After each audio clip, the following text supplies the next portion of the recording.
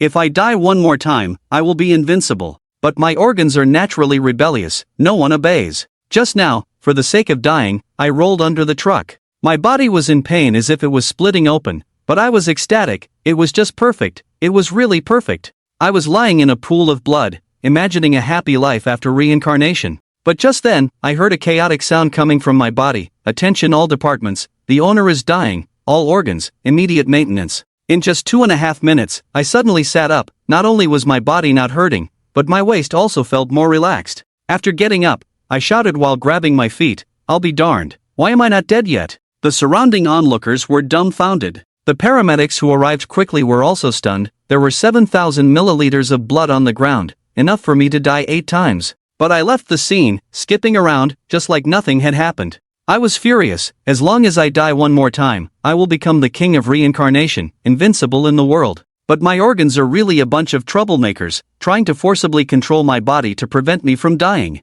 Can you really let me die once? I promise I won't die next time. 2.5 days later, a building in the Ikuan community caught fire. As the fire grew, I became more and more excited inside. Isn't this another opportunity? Throughout history, no one can escape death, leaving behind a loyal heart to illuminate future generations. Suddenly, a few strong young people couldn't bear to watch any longer. They threw away their phones and wallets and rushed into the fire to save people. In the blink of an eye, I stepped forward and kicked them down. I saw it first. Why should I let you go up? If anyone's going to hell, it's me. Let me handle this. Amidst the crowd's gasps, I rushed in. What are you doing? Coming in will cost you your life. Whose child is this? In such a rush to get cremated? Just as the smoke was about to engulf me, another voice echoed in my mind. Knowing there was a fire, he still headed towards it. Such chivalry, truly worthy of being my master. In that case, how can you all lag behind? All departments, please take note and start acting immediately. In an instant, I felt the discomfort in my body vanish. The stinging sensation from the thick smoke disappeared. Not only did my physical strength become abundant, even my breathing became indescribably wonderful. I looked up and howled. Why is it so difficult for me to die once? But at the moment, saving people is the priority. Whether I live or die depends on luck. If I'm lucky, I'll die. If not, I'll die next time. Soon, I climbed more than 70 floors barehanded. Just around the corner of the stairs, there lay a collapsed young man. It was clear he was in bad shape. If he went down the stairs, he might not make it to the end. So I thought to myself, I directly picked him up and jumped from the 70th floor, using myself as a cushion, to exchange for the young man's life. Sure enough, the unexpected happened. I turned into a pile of minced meat, while the young man was unscathed. At the moment of death, I seemed to see happiness beckoning to me. But my cells were working frantically, and in no time, they propped me up again from being minced meat. No way, I can't die like this.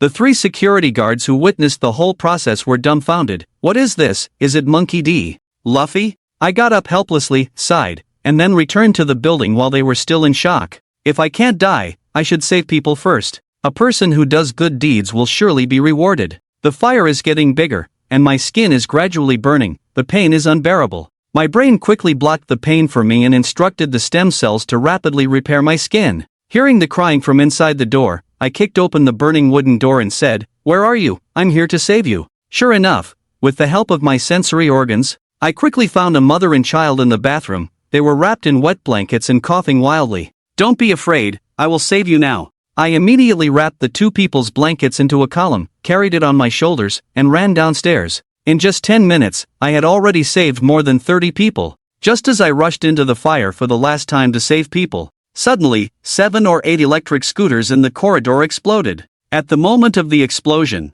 the fire truck arrived just in time. The firefighters who were putting out the fire were startled by the sudden explosion above their heads. The fire captain also realized that something had happened. He hurriedly rushed over. When he saw me covered in blood and flesh, he smiled. He quickly went up to support me and sent me down, urging, "Hurry, call the ambulance quickly. This is the young hero who just saved someone." 5 minutes later, the ambulance rushed over in a hurry. 2 medical staff hastily carried a stretcher and took me to the hospital. When they saw the miserable state of my whole body, it was a heartbreaking moment for them. But what everyone didn't know was that at this moment, lying on the hospital bed, my wounds were healing rapidly. The nurse in charge of taking care of me hurriedly knocked on the door of the head of the emergency department.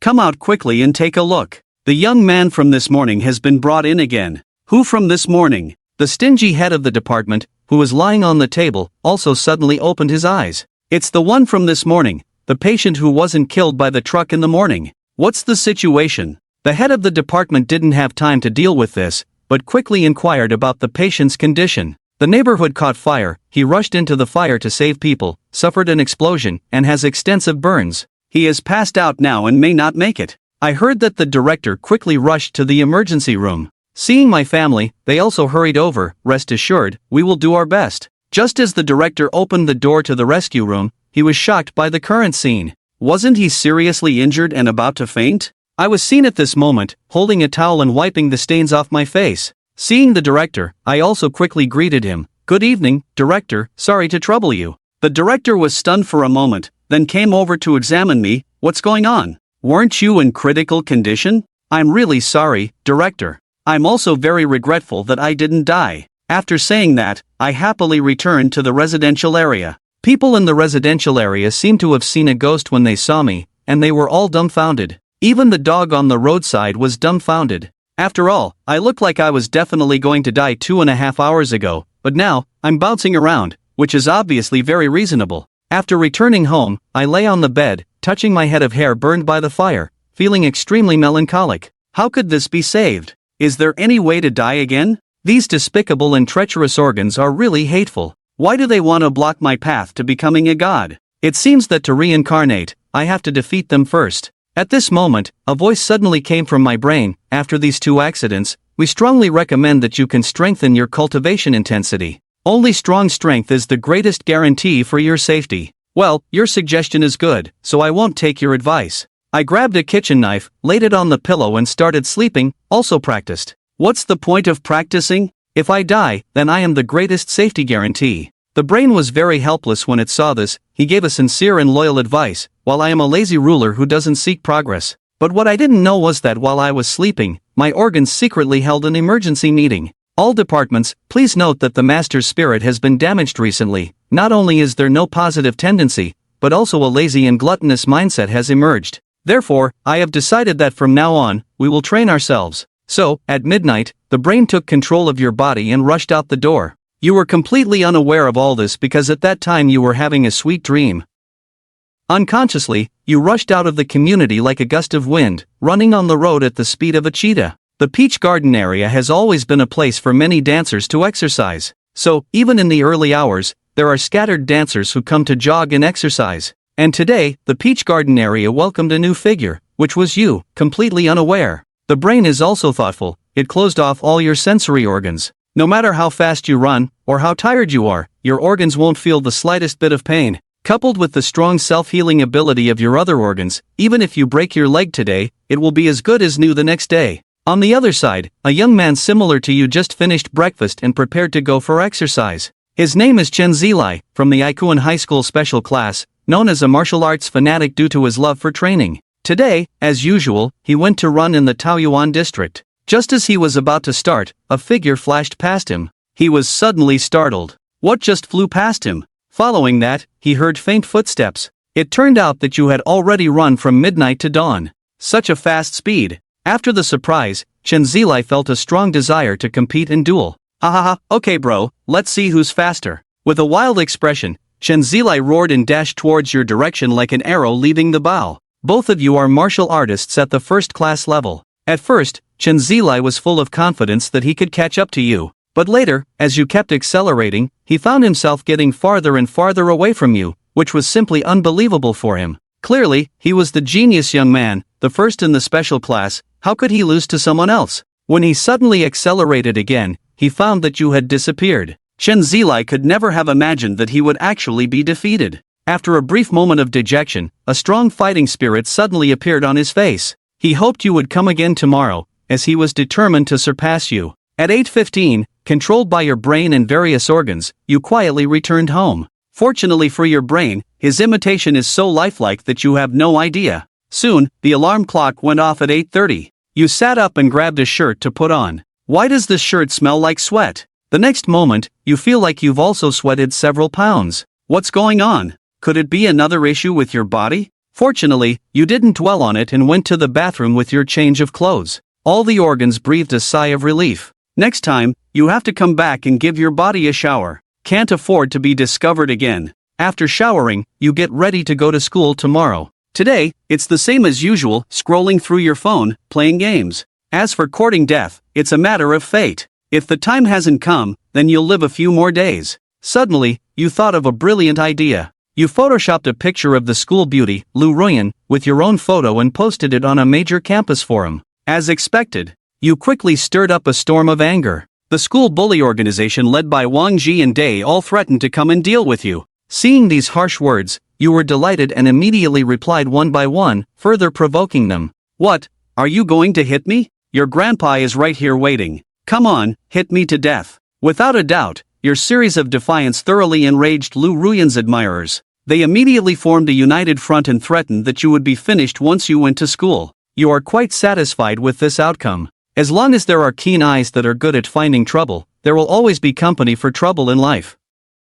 In the afternoon, your parents are still worried about your health and want you to go to the hospital for a checkup. You can't tell yourself that your parents are your organs, not letting yourself die. You can only nod helplessly and agree to go to the hospital. But this time is different. The previous 2 times you were brought in on the brink of death. This time, however, you walked in openly and above board. And as soon as you appeared in the lobby, a young nurse in the distance recognized you, which startled him. He hurriedly ran to the office of the head of emergency care. The head, Zhang Daxian, is here again. Hearing this name, the head is also from the emergency department. He suddenly stood up and rushed out alertly. What has this kid done today? Is he dying again? Hearing a familiar voice, he greeted the head who was walking towards him. Dr. Chang, look, I'm here again. Come with me to the emergency room. Can you still walk, or should I have someone carry you? Dr. Chang asked quickly. You were stunned to hear this. I just came for a physical examination. Do I need to go to the emergency room for that?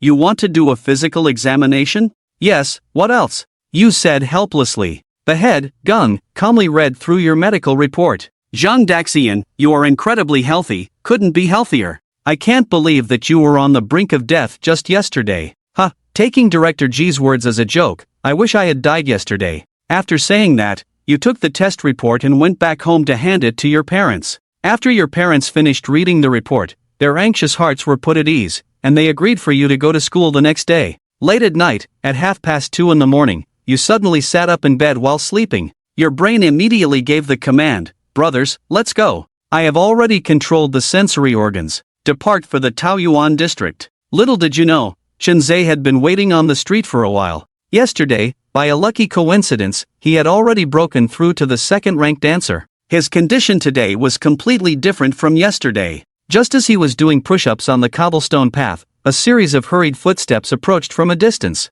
Chen Zhe instantly became ecstatic. He's here, he's here. This time, I will definitely win. In the blink of an eye, you had already rushed to Chen Zhe's side. And Chen Zhe, who was already prepared, immediately exerted force with his legs at that moment, running side by side with you towards the front. At that moment, your brain expressed confusion. Who is this jerk? Seems to be waiting for the master. Your eyes also looked puzzled. No impression. Seems like I haven't seen him before. So your brain gave another command to your legs. Shuezi, slow down a bit and see what this jerk wants to do. On the contrary, Chen Zhe was unaware of all this. Seeing his own full-speed sprint, about to catch up with you, he became extremely excited. In my peak state, I am invincible. I am no longer the me of yesterday. Just thinking about it, Chen Zhe burst into powerful energy again, instantly accelerating past you by 2 body lengths. However, at this moment, the heart discovered something unusual. Wait, this kid wants to race with us? The brain also felt speechless at the sight.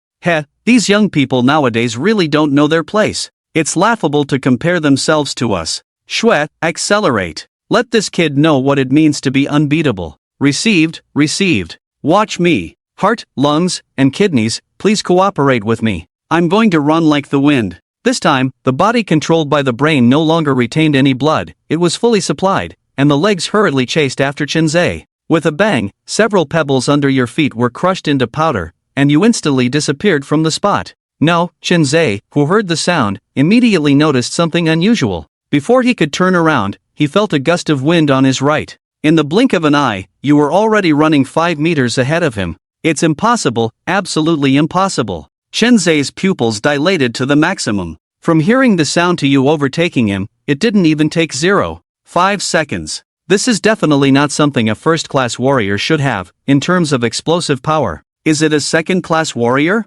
I need to be faster, I need to be faster. Chen Zhe's heart was filled with the thought that even though he had already broken through to become a second-class warrior yesterday, why couldn't he catch up with him? He only wants to win now, even if the current actions will harm his body, he still wants to win. So under this extreme running, the distance between him and you begins to slowly close again. The brain now shows a playful look. Yes, like this, slow down and wait. His legs asked inexplicably, why does the boss still want to give him a chance? Rarely encountered such a big fool, winning once is too boring, let's tease him first. Through continuous observation, Chen Zhe found that you have been sprinting at the limit speed of your body. But soon it will overdraw the body, and even cause breath disorder. This is the opportunity to turn defeat into victory. Just when Chen Zhe was chasing closely, he found that your speed slowed down. Indeed, your body can't take it anymore. Ha, Chen Zhe smiled confidently, and then suddenly accelerated. In an instant, the distance closed to 5 meters, 3 meters, 1 meter, finally surpassed me, finally surpassed you.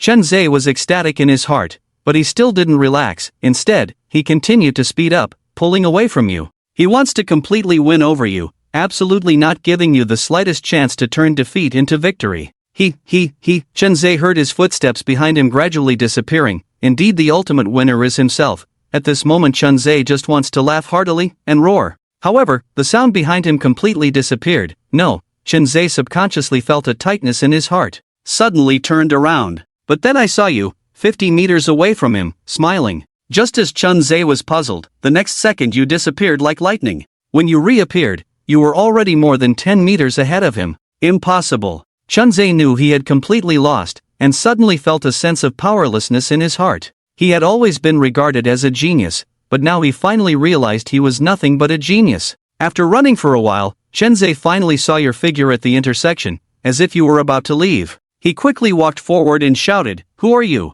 I've never heard of you in Jilate, my city." The heart saw that the brain didn't respond and curiously asked, "Boss, is this guy calling you?" "Don't mind him. Don't forget that the master is sleepwalking now. We don't have the right to communicate with others on behalf of the master." "Who am I?" "Hey, bro brain, didn't you say you couldn't communicate?" "Damn, I didn't give a verbal command. This is the master speaking, right?" The master seems a bit off. "Boss, quickly take back control of the body." The heart quickly said, "Stop. I tried, it's over. I can't take it back." The master's body is being controlled by a strange subconscious. Chen Zhe walked over and finally saw the person who had defeated him. While you had no expression, your eyes were confused. "Who am I? Who am I, really?" Sensing something wrong with Chen Zhe, I tried asking what's wrong with you, but you kept asking me who I am, with an increasingly aggressive and frantic tone. Suddenly, you stopped and then looked up at Chen Zhe. At that moment, your face turned icy, and your eyes seemed filled with a black mist, staring as if at a dead person. When Chen Zhe and you locked eyes, it felt like falling into an abyss, his body instantly covered in goosebumps, and he couldn't stop trembling. His instincts and sixth sense were sending him a dangerous signal to escape. I need to escape. Chen Zhe had the first thought of escape in his life. Others all said he was crazy about martial arts. Even he himself thought so. He had aimed for martial arts since he was young. Therefore, he gave up other pursuits in life. When he practiced alone, he often thought if one day faced with a life and death decision, as long as he could advance in martial arts, what fear was death? But now death was approaching. He realized that his previous fearlessness came from ignorance. Chen Zhe was afraid, scared. Afraid he would die here.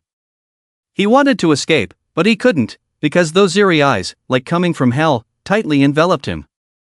Making him suffocate. Making him powerless. Making him unable to even beg for mercy. Even though the other party didn't make any moves, just silently watching him. Bang! Bang, bang! Bang! Bang! Bang, bang! Chen Zhe felt his heartbeat speeding up, blood filling his body. Although his body couldn't move, his heart seemed to be out of control, beating faster and faster. Unable to move externally, but internally surging and swelling. This made Chen Zhe feel like a huge mountain was on his back, and inside the mountain, a volcano was waiting to erupt.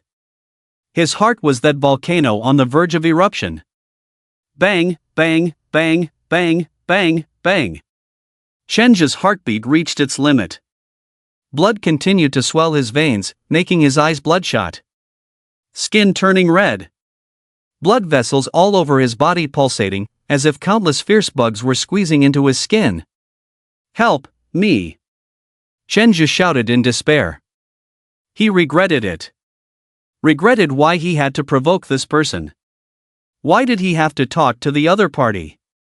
Heart, oh no, oh no, oh no, oh no. Something's wrong. That person is going to be seen by the master. Eyes, boss, think of a way. Brain, I want to save him too, but I can't control the master's body right now. Lungs, it's over, we've caused trouble, the master is going to become a murderer because of us. Brain, think of a way. What should we do, what should we do? Puff, suddenly, blood spurted from Chenja's 7 orifices. The light in his eyes gradually faded. The flow of time seemed to slow down, the surrounding air became viscous. The fallen leaves from the trees stopped in midair. In this situation, the pain in Chenja's body was constantly magnified. Childhood memories flashed through Chenja's mind, recalling those memories from the past. He had always practiced alone in solitude. Practice. Practice. Practice. And now, he saw his parents, they had always been by his side, and he had ignored them. Dad. Mom. I'm sorry. I really don't want to die here. Zhang Daxian looked up. Seeing the bright full moon in the sky, silent and peaceful. This night is truly beautiful. Zhang Daxian withdrew his gaze, looking at Chenja, the black mist in his eyes slowly settling. He emotionlessly opened his mouth, the heart immediately sensed something was wrong, screaming frantically, Heart, no! Don't let the master say it out. Zhang Daxian, goodbye. Heart, boss. There's no time. Bang, bang, bang, bang, bang dash. Inside Chenja's body, his heart swelled to the limit, bang, bang, bang, bang, bang, about to explode and shatter. The pressure enveloping Chenja suddenly disappeared. Bang, bang, bang dash. Bang, bang, bang. Chenja fell to the ground, his heartbeat slowly slowing down, the blood color fading from his face, and his chest gradually rising and falling. Zhang Daxian widened his eyes, looked at his hands and feet, and breathed a sigh of relief. Brain, holy cow, I was scared to death. Almost there. Heart, damn, boss is awesome. Did you really take back control? Stomach, boss is awesome. Eyes, boss is awesome. Organs, boss is awesome. Brain, haha, no, just lucky, haha. By the way, need to see if that kid is dead or not. The brain controlled the body to approach Chenja. When it comes to the body, they are professionals. After careful examination, they confirmed that Chenja was out of danger. It shouldn't take long for him to wake up. Brain, alright, let's call it a night, let's get out of here quickly. Not long after Zhang Daxian left, Chenja slowly opened his eyes on the ground. The familiar night sky and trees in his sight suddenly woke him up. I'm not dead? Chenja looked around alertly, the person was no longer there, he left? He didn't kill himself. Chenja couldn't figure out the reason for a moment. He wanted to run, but was worried that Zhang Daxian was nearby, so he dared not run, only dared to sit on the ground. The hellish torture just now still flashed in his mind from time to time. He never wanted to experience it again in his life. After nearly 10 minutes, Chenja finally confirmed that Zhang Daxian would not come back, so he ran away. He wanted to go home. He would never come back to Luoyan River, never, just to avoid encountering that terrifying presence again. On the other hand, due to this sudden accident, the organs decided to reduce the frequency of sleepwalking in the future. This way, the probability of losing control of the body will be reduced. Heart, boss, did you figure it out? What suddenly took control of the owner's body?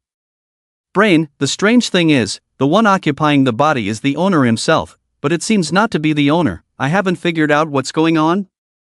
Liver, does the owner have multiple personalities? Lungs, it could also be schizophrenia?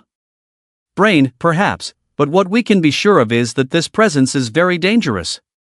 In the morning, the alarm clock rang, and Zhang Daxian woke up from bed.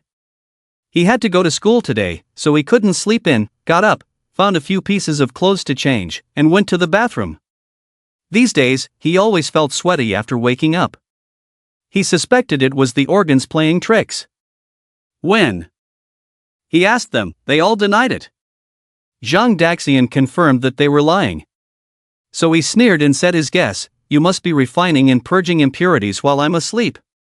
The organs fell silent collectively, and then the brain spoke. "Brain, master is truly extraordinary, with unique insight. Yes, we are indeed secretly purging impurities for you. Brain, but we are also doing it for your own good. Hope you won't be angry, I knew it. How could your little tricks deceive me? He.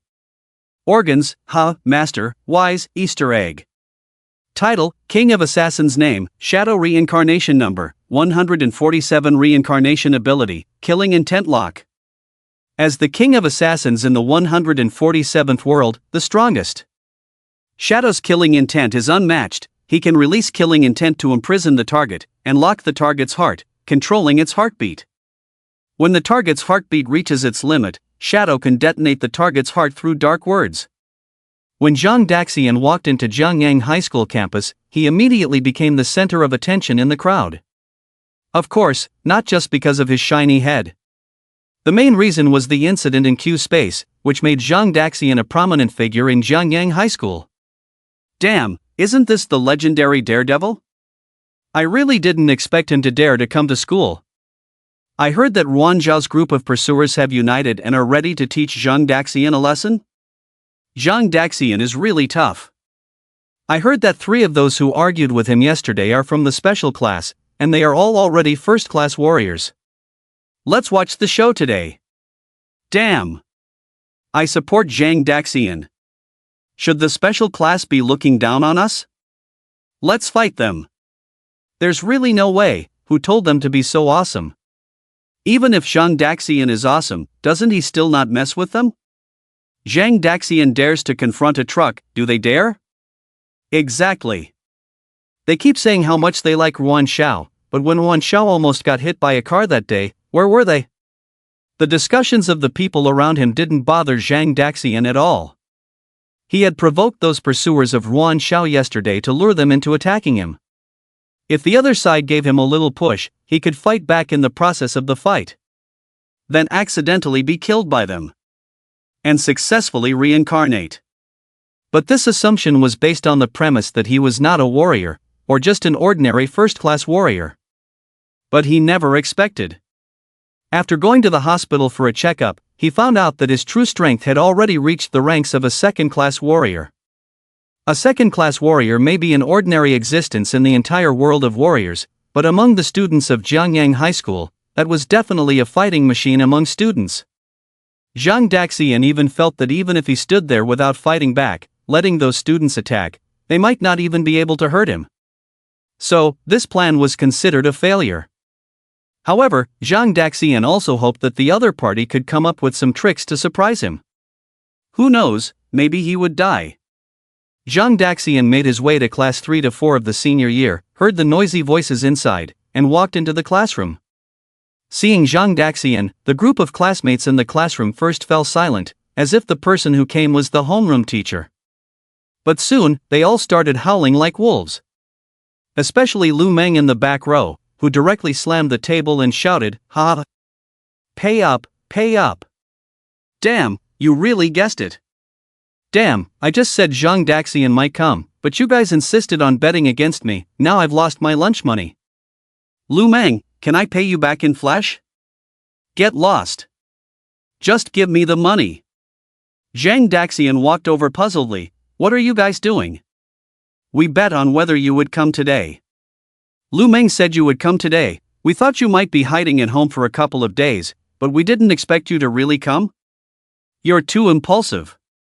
Zhang Daxian, a lot of people in our school are watching you. While they don't know yet, you better run. I agree. A friend of mine in class 7 said that 3 pursuers of Ruan Xiao from the special class, who have been at odds with each other, have now united because of you, just waiting to teach you a lesson. You guys don't understand, Zhang Daxian is like a peony under the moon, even in death, he is still romantic. Zhang Daxian, tell us how far you've gone with Ruan, the school flower? Zhang Daxian sat down at his seat and said, "Just so, we've only met each other's parents." Damn! Is it true? Have you two progressed so fast? Unbelievable, truly worthy of my buddy. From meeting to meeting the parents, it only took a few days. I guess before the college entrance exam, you'll have to pay the betrothal gifts. Zhang Daxian smiled, then you guys should also pay the betrothal gifts to Lu Meng and me, after all, we've also met each other's parents. The surrounding classmates finally understood Zhang Daxian's meaning and immediately teased, "That's not a bad idea, you two set a date, and our betrothal gifts will definitely not be few." Get lost, you scoundrels. I am a decent person. Upon hearing this, Lu Meng angrily rebuked, but then turned to look at Zhang Daxian. "Do you agree, sir?" After chatting for a while, the bell rang for class, and everyone immediately ran back to their seats, no longer chatting. The first class was math, and the math teacher was a man around 60 years old. He walked into the classroom and, although he didn't pay deliberate attention, he still noticed Zhang Daxian's shining head at a glance. "Oh, Zhang Daxian, is your injury healed?" "Yes, teacher." The math teacher nodded, asked a few simple questions, and then took out the textbook, preparing to start the lesson as usual. "Huh? Is the chalk used up?" "Wait a moment. Everyone, I'll go to the office to get a few boxes of chalk." The math teacher left the classroom, but it remained quiet inside, with everyone quietly working on problems. For students who were not planning to take the martial arts exam, or lacked confidence in passing it, cultural classes still took precedence. However, for students aiming to take the martial arts exam and had the means at home, their performance in cultural classes didn't matter. Especially for outliers like Lu Meng. Since high school, every time Lu Meng took a cultural class exam, except for Chinese, he had never scored above 10 points in other subjects. But the cultural class teacher would ignore him, and the class teacher would not have any objections. After all, this guy was born to practice martial arts. At just 18 years old, his chi and blood values already exceeded the first-class standard. As for physical strength, standing at over 2 meters tall, weighing over 300 kgs, he looked like a humanoid giant standing there. If you said his physical strength was lacking, even a blind person wouldn't believe it. For someone like him, making him study cultural classes was a waste of time and talent. Originally, Lu Meng was eligible to enter the special class. But when the classes were divided initially, this guy felt that the special class was not interesting, so he requested to be placed in class 4 to continue sitting with Zhang Daxian. Zhang Daxian had been his desk mate since junior high. Lu Meng's father was also in the Earth Cavern Army, but not in the same unit as Zhang Dahai, his own father, but they belonged to the same group of recruits. By a stroke of luck, the two became friends. So Zhang Daxian and Lu Meng naturally became friends and deskmates. In the blink of an eye, the two had been deskmates for 6 years. Although Zhang Daxian's chi and blood constitution was not as good as Lu Meng's, taking a chi enhancing pill before the exam would still get him into college. Of course, it was no longer necessary now. So for Lu Meng and Zhang Daxian, their performance in cultural classes was just icing on the cake. But there weren't many students like them in class 4. Besides the two of them, there were only 3 other students who signed up for the martial arts exam this year. So, most people still had to rely on their performance in cultural classes to stand out. While everyone was focused on studying, Lu Meng lightly tapped Zhang Daxian and whispered, "Are you sure you're not going to run?" "Not running. If you don't run, this is for you." Lu Meng took out a bulging cloth bag from the drawer of his desk and handed it to Zhang Daxian. "What is this?" "It's not really hell money, is it?" Zhang Daxian took the bag. Upon opening it, he found it filled with powdery chalk dust. Chalk dust. Lu Meng chuckled, "You take one, I take one." When the fight starts, find the opportunity to sprinkle this on their faces. The college entrance exam is coming soon, they won't dare to seriously injure you, or else they will lose their qualification for the martial arts exam, but with many opponents, some minor injuries are inevitable. With this, you can catch them off guard. Lu Meng tucked the bag of chalk dust into his pocket. "I originally wanted to use lime from home, but I was afraid of blinding their eyes, so chalk dust is more suitable. This is the result of my planning for a whole class. Be careful, keep your mouth open, facing up, put it in your pocket, so it's easier to sprinkle out. Zhang Daxian looked at the unreliable Lu Meng and said, Xiaomingzi, we are warriors, not thugs. Can you stop thinking about using such despicable means all the time?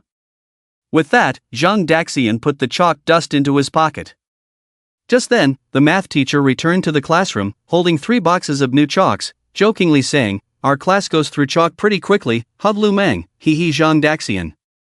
Soon, the first 3 classes ended, and it was time for the longest break of the morning. As soon as class was over, Lu Meng dragged Zhang Daxian to the school supermarket.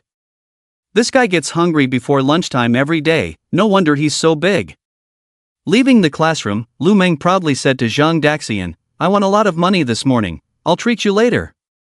Zhang Daxian narrowed his eyes, a strange smile on his face, that's what you said, I have a big appetite, don't blame me if you go broke.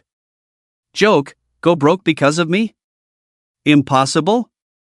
Just eat to your heart's content. As they were talking, a teenage boy's voice suddenly sounded behind them, Zhang Daxian. Zhang Daxian and Lu Meng turned around.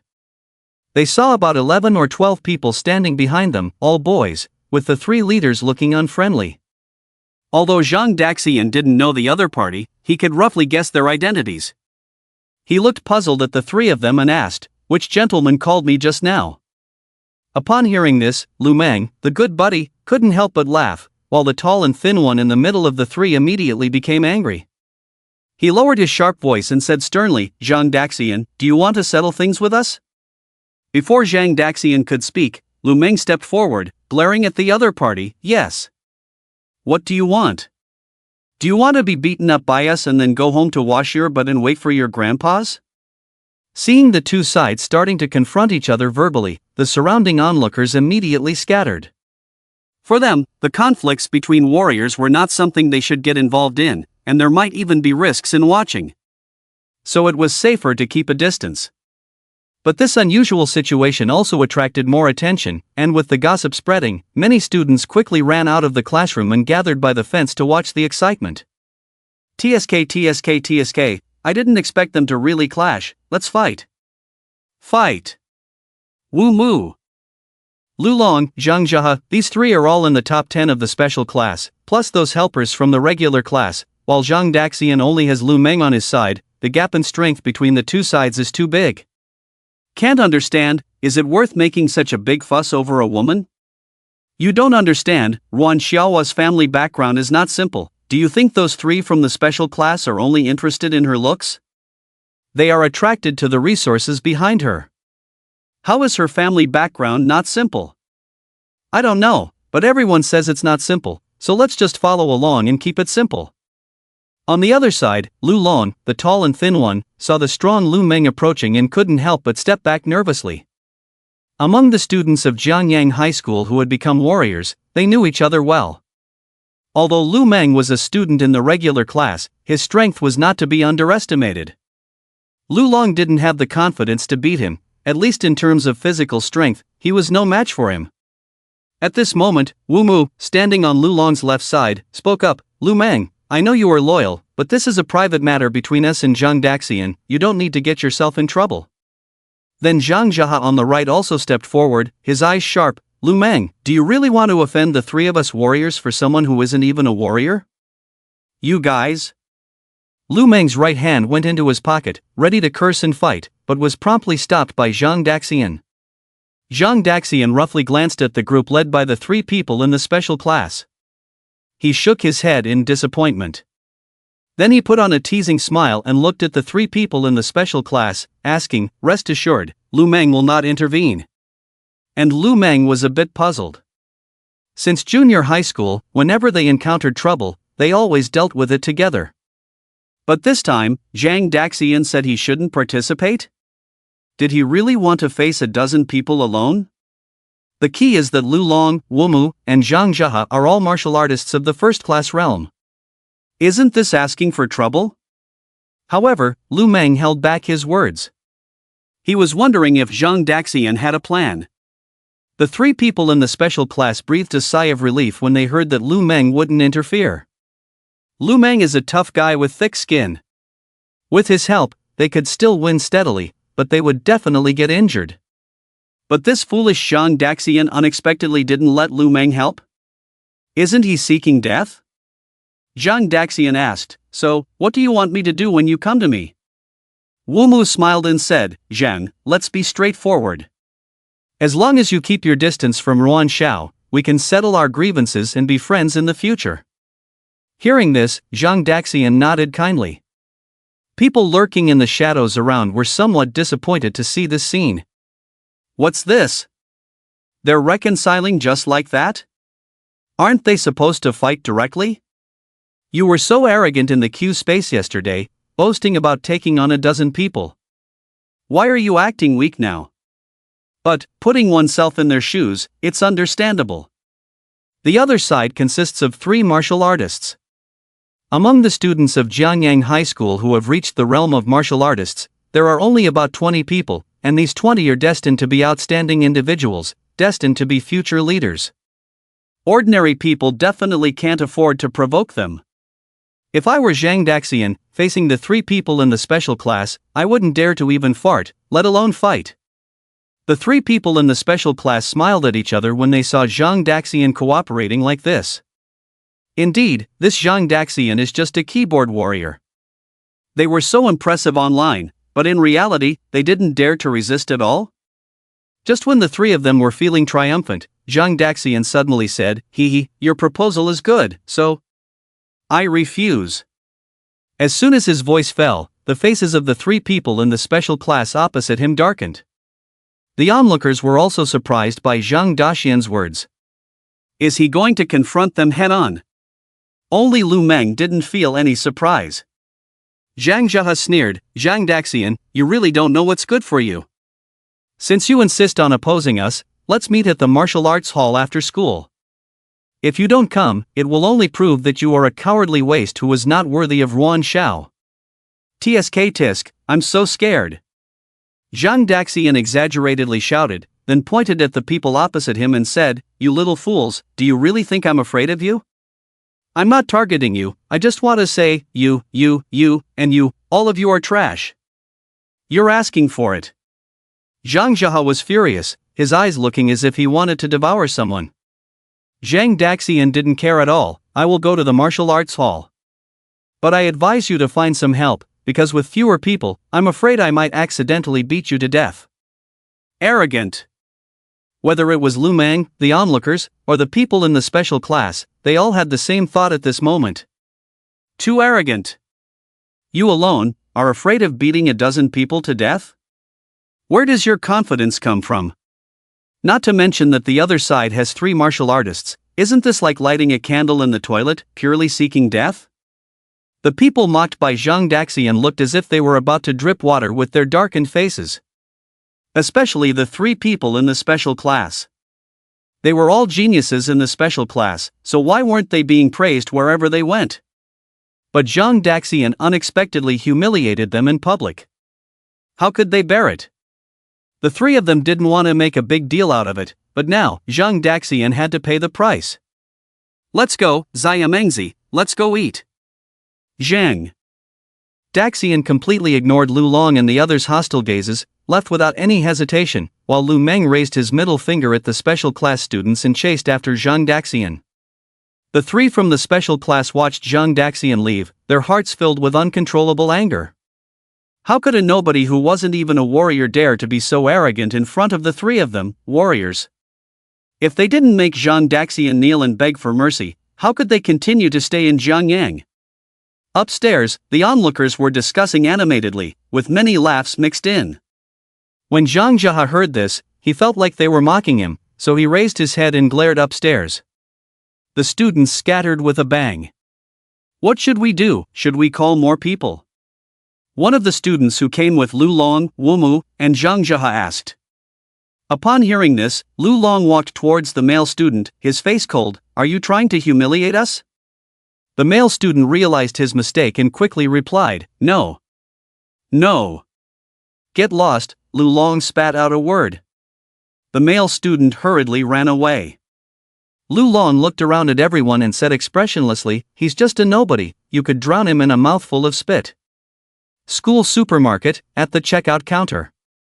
Lu Meng looked at the large plastic bag full of snacks in Zhang Daxian's arms, his pupils shaking continuously. My God, can you finish all of these? Lu Meng was full of doubt. Even as a big eater, it would take him about 3 days to finish such a big bag. Doubting me? If I can't finish it later, I'll give you the money back. Okay, you said it, let's pay. After leaving the supermarket, Zhang Daxian and Lu Meng went to the park next to the school playground, found a bench, sat down, and started struggling with the food. Students passed by from time to time. Seeing Zhang Daxian, they whispered to each other in surprise. Zhangyang campus was so small. So the incident between Zhang Daxian and the 3 from the special class, Lu Long, Wumu, and Zhang Jia, quickly spread. Of course, in the eyes of these onlookers, although Zhang Daxian's behavior was entertaining, it was clearly an irrational act of seeking death. After all, as an ordinary student, why offend Lu Long, Wumu, and Zhang Jia, the 3 warriors? And even boasting about forcing oneself into a dead end, no wonder they gave you the nickname Death Seeker. Lu Meng nibbled on a chicken leg and asked Zhang Daxian, tell me the truth, were you hit on the head by a truck last time? No, I'm perfectly healthy. I see, your brain must have been damaged, because people with brain problems always say they're healthy. Zhang Daxian stared at Lu Meng speechlessly, you're quite experienced. Lu Meng shook his head, you're still too impulsive, although those 3 guys are indeed idiots, they are relatively strong idiots. If you fight them alone, you'll be beaten up. No, I still have to go with you after school, otherwise if you get beaten to death, how can I explain to Uncle Zhang? Hey! Don't get involved. Zhang Daxian stopped him, I'm having a fair duel with them as men, how can I seek outside help? Lu Meng stopped eating the chicken leg and looked at Zhang Daxian dumbfoundedly, they have more than 10 people surrounding you, and you call that a fair duel? It seems like you're really crazy. I can't explain it to you, forget it, I'll show you with facts. After finishing speaking, Zhang Daxian put down the snacks in his hand and looked around. Soon, his eyes lit up, and he walked towards the wall, picking up 2 goose eggs of similar size from the ground. Each of the 2 goose eggs was about the size of an alarm clock, thick and smooth. Zhang Daxian returned to the bench and handed one of the goose eggs to Lu Meng. Here, I'll give you a chance to test your grip strength. Crush it, see how many pieces you can crush it into. Is that all? Watch me. Lu Meng swallowed the remaining chicken leg in one bite, then gripped the goose egg with both hands and exerted force. Crack! After a light sound, the goose egg in Lu Meng's hand shattered into about a dozen dice-sized pieces. Is that enough? Lu Meng threw away the goose egg in his hand and proudly said to Zhang Daxian. Zhang Daxian smiled slightly, did not say anything, just extended his right hand, opened his palm, and weighed the goose egg in his hand for Lu Meng to see that it was genuine. Then Zhang Daxian closed his right hand into a fist and exerted force. Crack, crack, crack, the surface of the goose egg instantly cracked with numerous tiny cracks. Zhang Daxian exerted force again. The goose egg completely shattered, turning into sand-like particles that fell from Zhang Daxian's hand. Wow! Damn! Lu Meng was dumbfounded. This. Lu Meng couldn't believe it as he picked up the goose egg powder scattered from Zhang Daxian's palm. He pinched it with his fingers. It was indeed goose egg. Damn, Zhang Daxian, did you take some kind of strength-enhancing pill without me knowing? This is called strength. How about it, do you realize how weak you are? Zhang Daxian sat back on the bench and continued to eat snacks voraciously. Oh my god, oh my god, oh my god. Lu Meng grabbed the goose egg powder on the ground, almost unable to believe his eyes. Geez. It's crushed into sand. I can't even do this. Zhang Daxian, what kind of power do you have now? Guess. 3rd rank? Guess again. 4th rank? Zhang Daxian shook his head. Damn, don't tell me you've reached the 5th rank. My heart can't take it. Zhang Daxian sighed, Little Meng, oh little Meng, what have I done to make you look down on me like this? Hiss. Lu Meng took a deep breath, cautiously looked around, confirming that there were no students nearby. 6th rank? Zhang Daxian, while eating snacks, said, "No choice, poor talent, only reached the second rank at 17, embarrassing." For martial artists. Lu Meng, you, cannibal flower? So did you eat some precious treasures from heaven and earth to suddenly jump to the second rank? Lu Meng asked again. Zhang Daxian replied, "The only thing that can be considered a precious treasure from heaven and earth is the bottle of jade marrow liquid from the principal, plus a blood spirit pill given by Ruan Shao." What is a blood spirit pill? A healing pill, worth over 10 million. How much? Over 1,000 million. Over 1,000 million? Lu Meng's eyes almost popped out. Ruan Shao is so rich? Have you hooked up with a wealthy woman? I knew it. How could you be so confident in handling a dozen people alone? Turns out you've secretly become a second-rank martial artist. Ah, Zhang Zi and the others are still idiots. They still think you're not a martial artist. If they knew they had provoked a second-rank martial artist, they would probably regret and want to slap themselves. By the way, be careful not to go too far later. Don't really kill someone, or you'll lose your qualification for the martial exam. Zhang Daxian stuffed snacks into his mouth. Don't worry, I know what I'm doing. That's good. Lu Meng turned his head. Oh my god, why do you eat so fast? He had only been distracted for a moment, and the large bag of snacks bought by Zhang Daxian had already disappeared by half. His appetite was even bigger than an animal's. I can't treat you to a meal in the future, otherwise I'll spend all this money in 2 days. Lu Meng flipped through his wallet, saying with a hint of pain, then suddenly burst into laughter. Business opportunity. Business opportunity. Lu Meng shook Zhang Daxian's shoulder. Now, almost half of the school knows that you are going to compete with Zhang Liuwu and the others at the martial arts hall, and they all don't know your true strength. So if I start a bet now, do you think they will bet on you to win or lose? I think they are more likely to bet on me to lose. Exactly, no time to waste, I'll start the bet now. How about it, do you want to bet? How much can I win with this? Zhang Daxian sneered. Lu Meng, so I bet all on myself to win. Can't let the money slip away. After school, Zhang Daxian was surrounded by numerous curious classmates as he arrived at the martial arts hall. They wanted to see how this biggest gossip of the school would end. Of course, some students followed because they had placed bets with Lu Meng.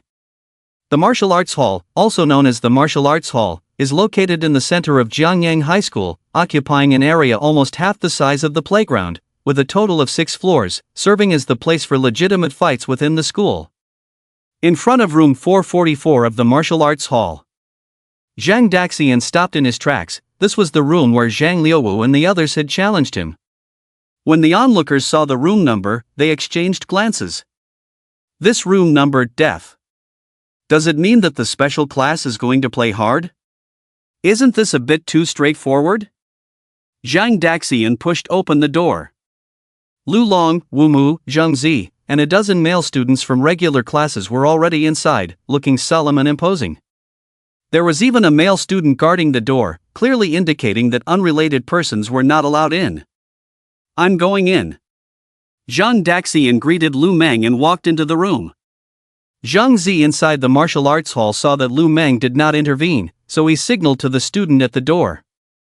The student understood, and as soon as Zhang Daxian entered the room, he closed the door of room 444. The soundproofing of the martial arts hall was very well done. Once the door was closed, people outside could no longer see or hear what was happening inside. Inside the room, Lu Long looked at Zhang Daxian mockingly. Zhang Daxian, I'll give you one more chance. Kneel here and admit you were wrong, and we'll let you go. Zhang Daxian smiled. It's not even dark yet, and you're already dreaming? Lu Long, enraged, lowered his voice. Attack. As soon as he gave the order, 5 students from regular classes rushed towards Zhang Daxian, swinging their fists and feet. However, just as the 5 students approached Zhang Daxian, a cloud of white dust suddenly rose in front of him, chalk dust. The chalk dust instantly obscured the vision of the 5 students. They cried out in pain from their stinging eyes. But before their vision cleared, Zhang Daxian threw 5 punches, sending the 5 students flying. Seeing this scene, the three special class students couldn't help but feel a hint of shock and surprise at the power of Zhang Daxian's punches. Ha! Do you think you can change your fate with such despicable tricks? Absurd! The slightly puzzled special class students didn't pay too much attention. Zhang Zi sneered, raised his right hand slightly, and the other students from regular classes beside him immediately rushed towards Zhang Daxian. In an instant, these dozen or so people surrounded Zhang Daxian. They blocked him from all sides. But what puzzled them was that Zhang Daxian, who was surrounded, showed no signs of panic. In fact, Zhang Daxian wore a smile that seemed to mock them, looking at them. This expression undoubtedly made them feel underestimated. Filled with anger, they roared and attacked Zhang Daxian together. On the sidelines, Lu Long, Wu Mu, and Zhang Zi, seeing this scene, all smiled. Lu Long shouted with a smile, "You must pay attention to your limits, don't go too far." Before he could finish his sentence, the smile on his face suddenly disappeared. The ordinary class students, not knowing what kind of attack they were under, were all sent flying in all directions. These people crashed into walls, crashed into wardrobes, screamed in pain, and fell to the ground. Even two people rushed towards Wu Mu and Zhang Zi. The two of them dodged to the side, then reached out to grab the flying people, unloaded their force, and placed them on the ground. Then, the three members of the special class stood together, all looking at Zhang Daxian with serious expressions. "You have become a warrior?" Zhang Zi spoke up. Zhang Daxian still stood in place, the previous siege did not make him budge an inch. He clapped his hands to dust off the chalk powder, and said with a smile, "Congratulations, you finally figured it out. You are not as stupid as I imagined." Hearing Zhang Daxian's sarcasm, Lu Long angrily said, "Arrogant, do you think becoming a warrior can provoke us? Well, let me show you now. There is still an insurmountable gap between warriors of the same rank. That is experience." After Lu Long finished speaking, he immediately launched an attack. His arm was like a spear, his fist like thunder. With a loud bang, Lu Long's right fist, like a cannonball, directly blasted towards Zhang Daxian's chest. Faced with this incredibly powerful fist, Zhang Daxian's mouth showed a strange curve. He took a step forward, his body slightly tilted, his right arm pulled back like a bow. The bow was drawn to the limit, and the arrow-like fist burst out. Bang! The two fists collided, the fist wind exploded, and the force was surging. Such strong power. Lu Long was shocked. He instinctively tried to retract his fist, but it was too late. In less than half a second of the fist collision, a sharp pain came from the knuckles of his right fist. This stabbing pain felt like an electric shock. In an instant, it spread from his right fist to his forearm, then to his upper arm, and finally to his shoulder. The next second, this force spread throughout his body.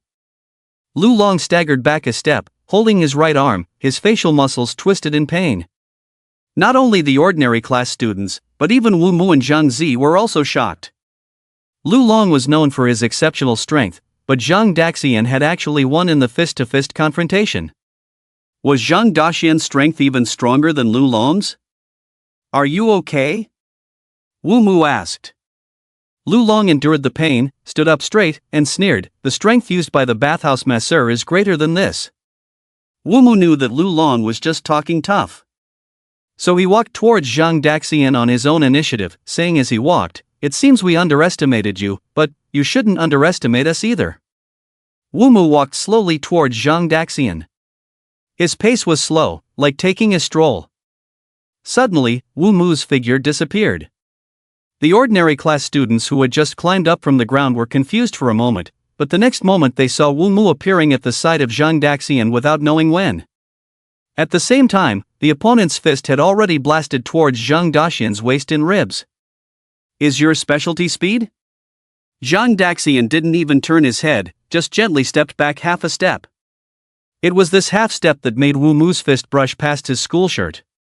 How is this possible? Wu Mu's pupils dilated, full of disbelief.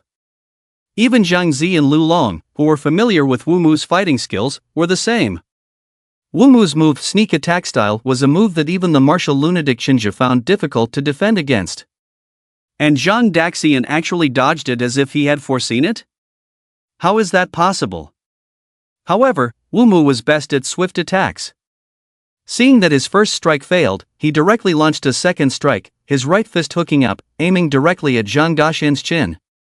However, this move also hit empty space. Once again, in the second before being hit, Zhang Daxian dodged the attack.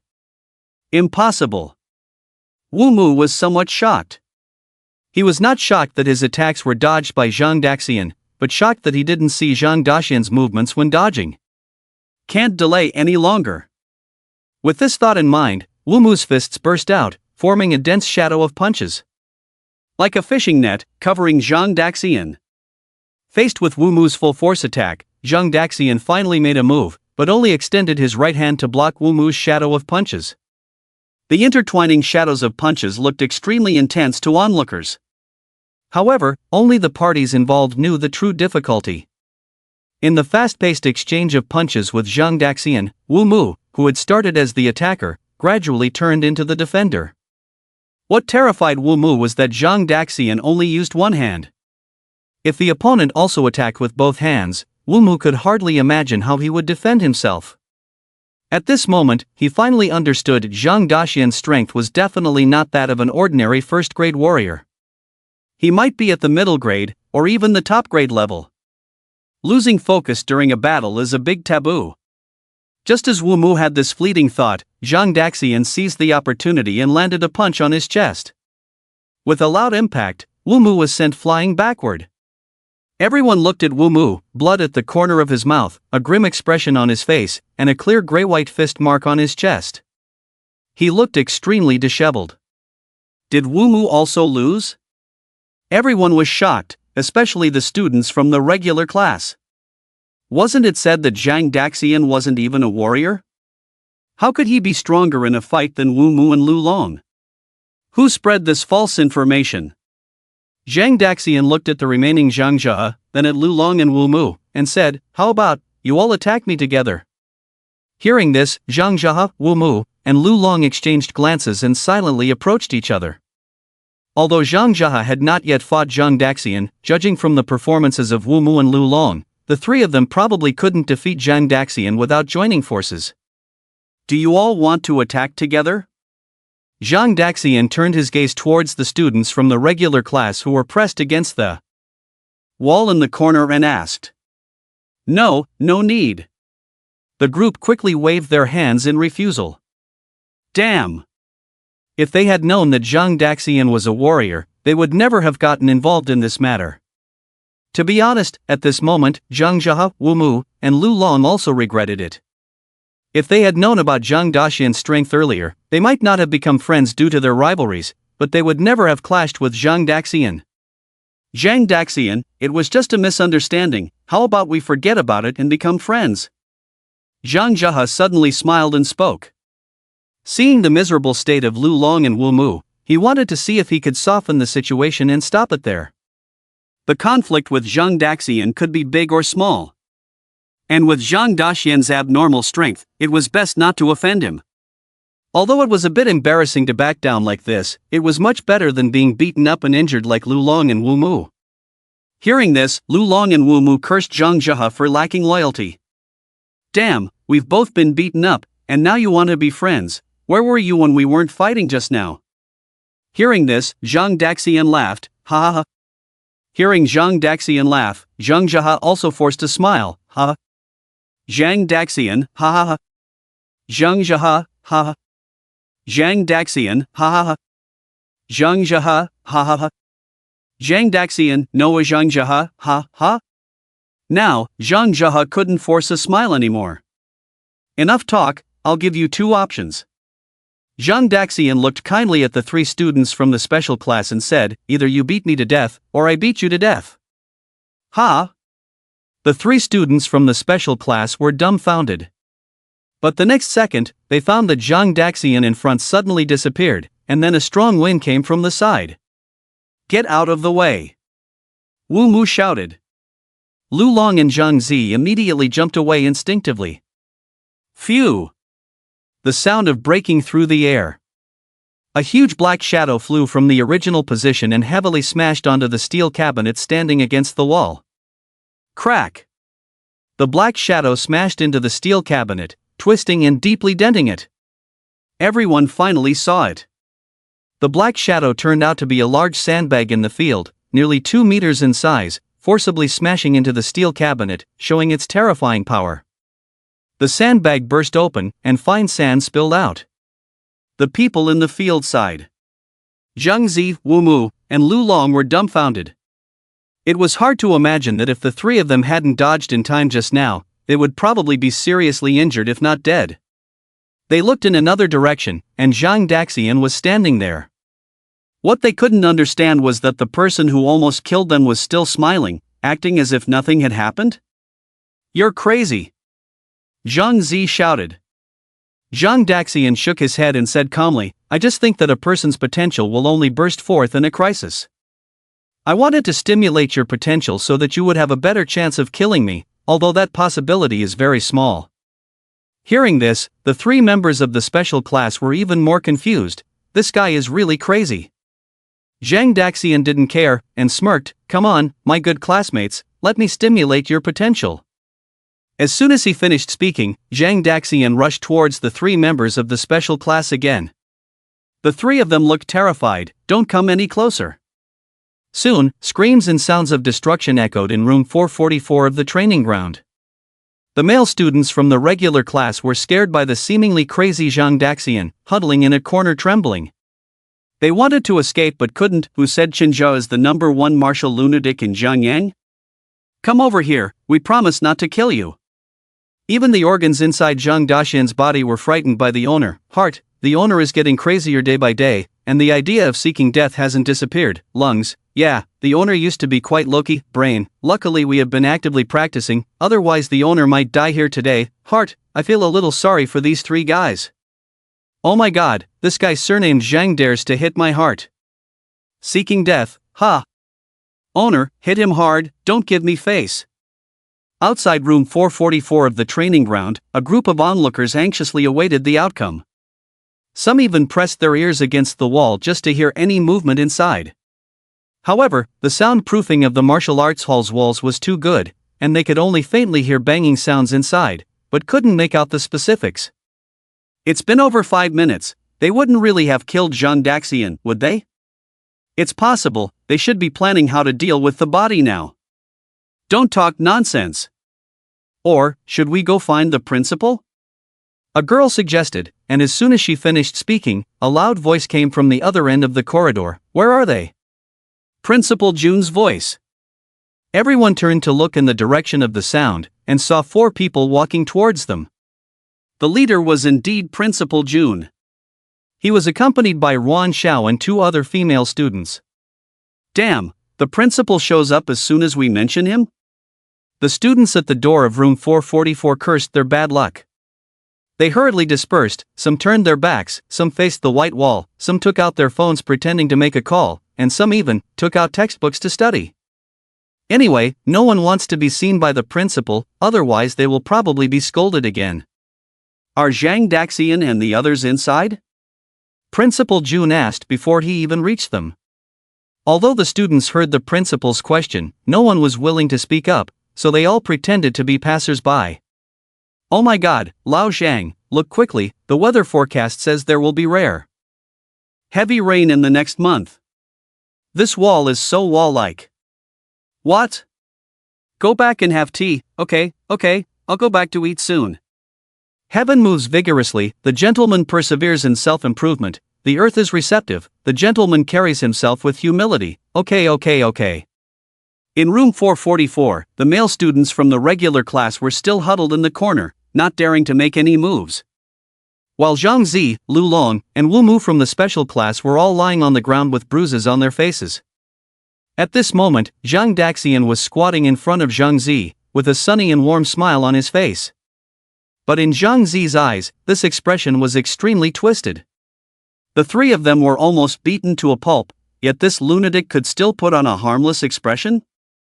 Seeing Zhang Daxian's fist about to strike again, Zhang Zi quickly begged for mercy. "Ange, I admit defeat, you must have vented enough after beating me for so long, can we just let bygones be bygones?"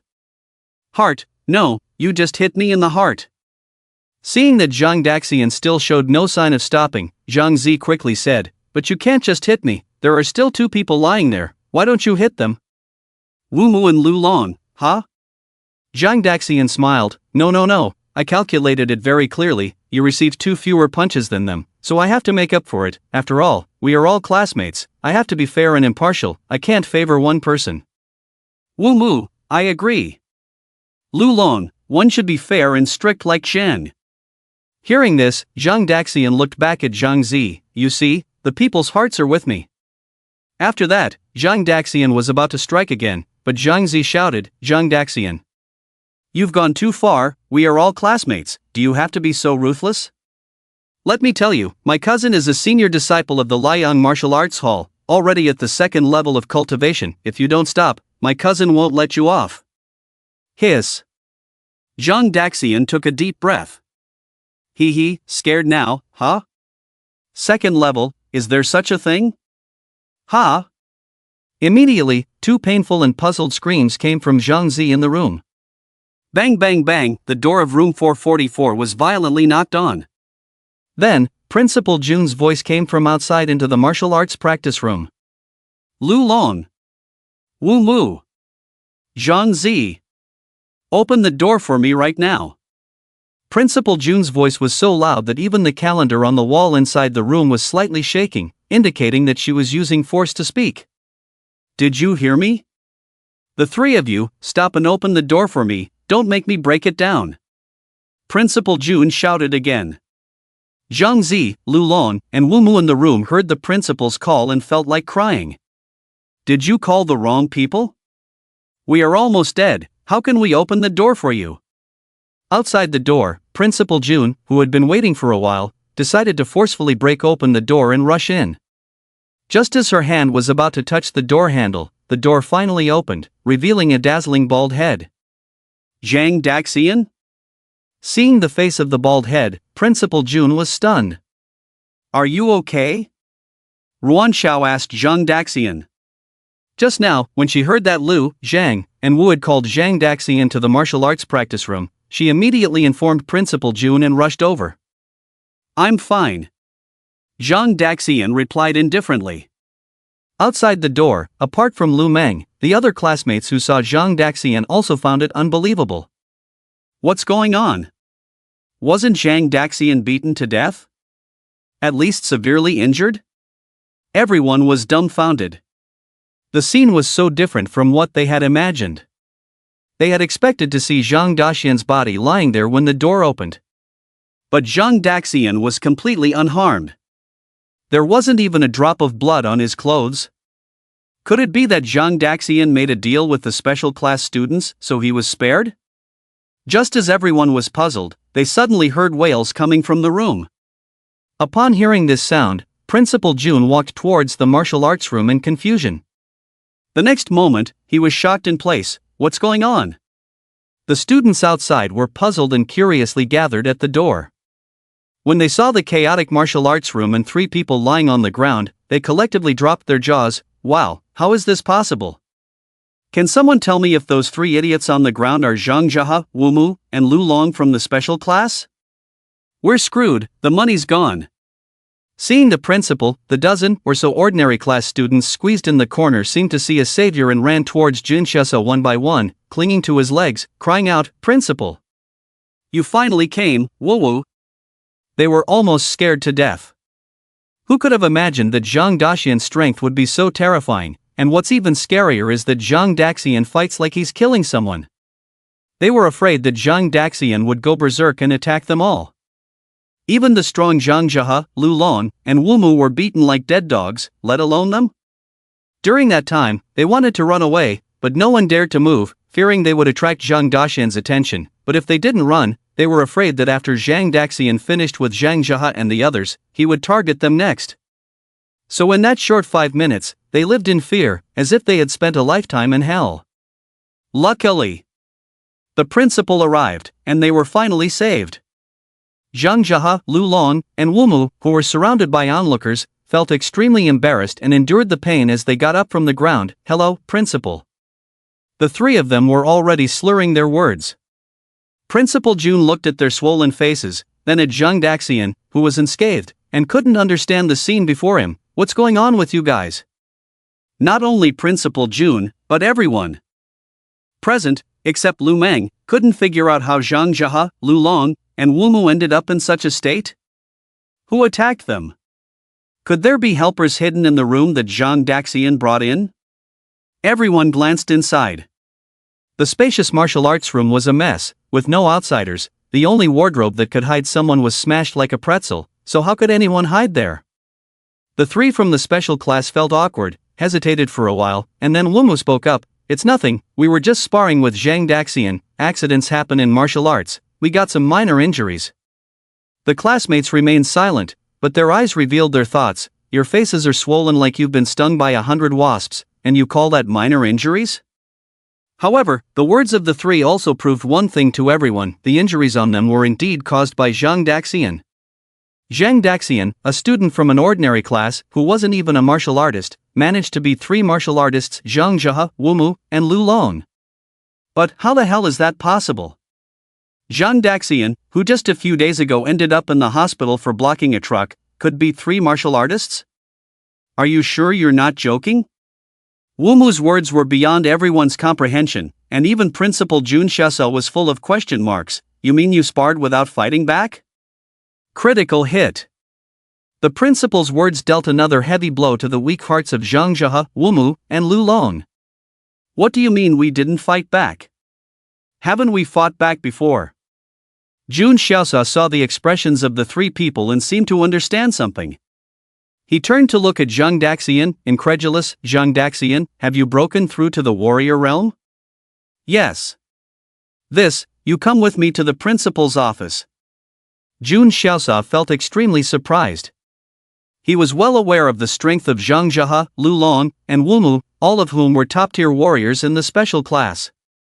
If Zhang Daxian could defeat them, it meant that Zhang Daxian's strength was probably more than just breaking through to become a warrior. Perhaps Zhangyang High School is about to produce another Chen Zhe. Jun Xiaosao said as he was about to leave with Zhang Daxian.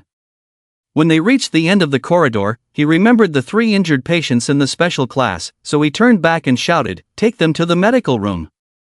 After that, Jun Xiaosao hurriedly left with Zhang Daxian, leaving behind a group of stunned people. Is he leaving just like that? Zhang, Lu, and Wumu felt their defenses break again. We are the injured ones, shouldn't they pay more attention to us? When the principal finally left, Lu Meng happily shouted, Come, I remember two people bet on Zhang Daxian to win. Who are they? Come to me to collect your money. Oh my god, I forgot about the bet. Ha, Lu Meng. I bet on Zhang Daxian to win. I bet on him to win, ha. Damn, I bet on Zhang Daxian to lose. I lost $600. I lost $1,000. Damn. Who would have thought Zhang Daxian could actually win? Yeah, they all said he was an ordinary person, turns out he's a warrior. Damn. Grandpa Lu, give me back my money, I'll be your servant. The crowd became noisy, while Zhang, Lu, and Wumu stood alone with swollen faces outside the crowd. Help, can someone lend a hand and take us to the medical room?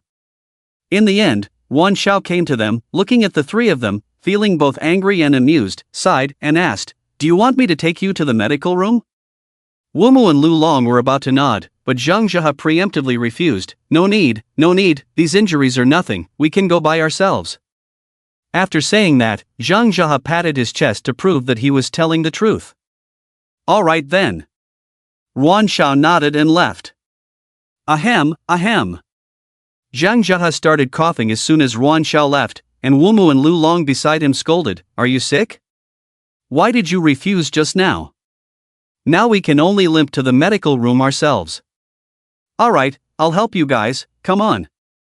In the principal's office, Zhang Daxian and Principal Jun sat face to face. Jun Xiaosao inquired about Zhang Daxian's blood and energy condition. Zhang Daxian answered truthfully. When Jun Xiaosao learned that Zhang Daxian's blood and energy had reached the standard of a second-tier warrior, he froze in place. Are you sure you're not mistaken? Your blood and energy value is over 200 now? The principal asked again in disbelief. Zhang Daxian nodded. Unless there's a problem with the blood and energy machine at Zhangyang Central Hospital, it should be correct. Then it shouldn't be wrong. I knew it. If you were only at the first-tier warrior level, how could you have beaten Zhang Jia, Lu Lon, and the others so badly? Principal Jun paced back and forth excitedly. Zhang Daxian, you've really given me a huge surprise. He had originally thought that Zhang Daxian had only broken through to the middle first-tier level. As for the upper first-tier level, he didn't dare to think about it. But how could he have imagined that Zhang Daxian was not in the middle first-tier or upper first-tier, but a second-tier warrior? Now Zhang Daxian has surpassed the strongest senior Chenju and has become the #1 student at Zhangyang High School. Before the college entrance examination, he had already broken through to the second-grade martial artist level, a feat never seen in the history of Zhangyang School, or even the entire city of Zhangyang. Zhang Daxian has broken this record. At this moment, Jun Xiaoso feels very fortunate that he took out the jade marrow liquid to save Zhang Daxian that day. It turns out he didn't save the wrong person. Zhang Daxian not only has the heart of a martial artist but also exceptional talent. In just a few days, he has transformed from an ordinary person into a second-grade martial artist. This speed, even if he took drugs, would still be considered a genius. Because if there were such potent drugs, the outcome for ordinary people who took them would only be one spontaneous combustion and death on the spot. Jun Xiaoso was excited for a long time before calming down and sitting back in his chair. Zhang Daxian, now that you have become a martial artist, and a second-grade one at that, let me tell you about our school's rewards policy for martial artist students. Generally, if you can become a martial artist, you can enter the special class for study. The special class has better teachers and resources, but this won't be of much use to you, especially with the college entrance examination approaching. Whether you enter the special class or not doesn't make much difference. Zhang Daxian, I'll stay in class 4, I'm used to it after all. Jun Xiaosa nodded. In addition, there are rewards for the college entrance examination. Generally, students under the age of 20 who have already reached the level of a martial artist during the college entrance examination can basically be admitted to a second-tier or higher-key university. Our school's policy is that if you get into a second-tier university, you will receive a cash reward of 500,000 yuan. If you get into a first-tier university, you will receive a cash reward of 1 million. If you get into a top-tier university, you will receive a cash reward of 2 million. With your current strength as a second-grade martial artist, once the college entrance exam results are out, getting into a top-tier university is almost guaranteed. Moreover, when you really get into a top-tier university, not only will our school reward you, but the city will also reward you, such as transferring 1 million to your account every semester as a practice subsidy. In addition, you can choose a villa for free at the Warrior's Home, which is a residential area protected by the Martial Administration Bureau, exclusively for outstanding martial artists and their families. Whether it's security or comfort, it's absolutely guaranteed. Not to mention the monthly martial artist allowance from the Martial Association, and some other miscellaneous preferential policies, you will naturally understand once you get into a top-tier university. After listening to Principal Jun's words, Zhang Daxian truly realized the respect and status of martial artists, the 2 million reward from the school. The city of Zhangyang has been providing 2 million in subsidies for 4 consecutive years. Plus a villa worth tens of millions. Of course, places like the Warrior's Home cannot be simply measured by money, because it is directly protected by the Martial Administration Bureau. The preciousness lies in its security. Who can guarantee that a martial artist will not encounter enemies? What if the enemies target your family, and you are not with them? What would you do? Helplessly watch your family being threatened? I'm afraid most people wouldn't want such a thing to happen. So, if your family can move to the Warrior's Home, the probability of such incidents can be minimized. After all, the Martial Administration Bureau has professional personnel and dedicated equipment. And these are just the rewards for simply getting into a top-tier university. When you advance to higher grades in the future, 3rd grade, 4th grade, the rewards will be even more unimaginable. It's also good to secure some benefits for your family before the cycle of reincarnation. Zhang Daxian was pondering, and Principal Jun spoke again. In addition, there is one more thing that I think we need to discuss. Principal, what is it? Zhang Daxian, do you know about Longshan Academy? The top-tier university built next to the number 9 cave? I know, I heard it's very difficult to get in. Principal June smiled and said, yes, Longshan Academy is the only university among the top-tier colleges founded by the Cave Army. Once the students graduate from there, they can directly enter the Cave Army for service. Moreover, the resources provided by the Academy for Student Cultivation are the most abundant among the top-tier universities. After all, backed by the Cave Army, they can directly access first-hand cave resources. However, opportunities and dangers coexist. Longshan Academy implements a strict education system, and the school often sends students into the caves for training. Therefore, among the top-tier universities, their student mortality rate ranks first. Longshan Academy even has the nickname Hell Academy. Principal June pondered for a moment and said, the reason I suddenly mentioned Longshan Academy to you is because last month all the municipal-level universities received a notice, and this notice is directly related to Longshan Academy. So, I wanted to ask, do you have any thoughts of applying to Longshan Academy? If not, then you don't need to worry about this matter. Zhang Daxian immediately nodded and replied, yes. Principal June did not expect Zhang Daxian to answer so decisively. Although Longshan Academy is a dream college for many people, for some students or their families, the highest student mortality rate at Longshan Academy still makes many students and parents keep their distance. Principal June advised, Zhang Daxian, you don't need to rush to make a decision. This is not a small matter, you can discuss it with your family first. No need to discuss. Zhang Daxian smiled, my father has always hoped that I could get into Longshan Academy, and it's also my wish. It's just that I didn't meet the physical requirements before, so I didn't have much hope for Longshan Academy. But now that I meet the requirements, I will definitely apply. Zhang Daxian was not lying. However, the reason he was so determined to apply to Longshan Academy at this moment was because Longshan Academy had the highest student mortality rate. The first rule of courting death in a situation where the logical behavior is reasonable, run towards the danger. To others, Longshan Academy is Hell Academy, but to oneself, it is paradise. After a while, Zhang Daxian walked out of the principal's office, thinking to himself, master class selection tournament? Yes, this was the matter that Principal June had told him about. Longshan Academy was preparing to open a master class. Students admitted to the master class would receive teachings and unlimited resources from the masters. This was absolutely unprecedented.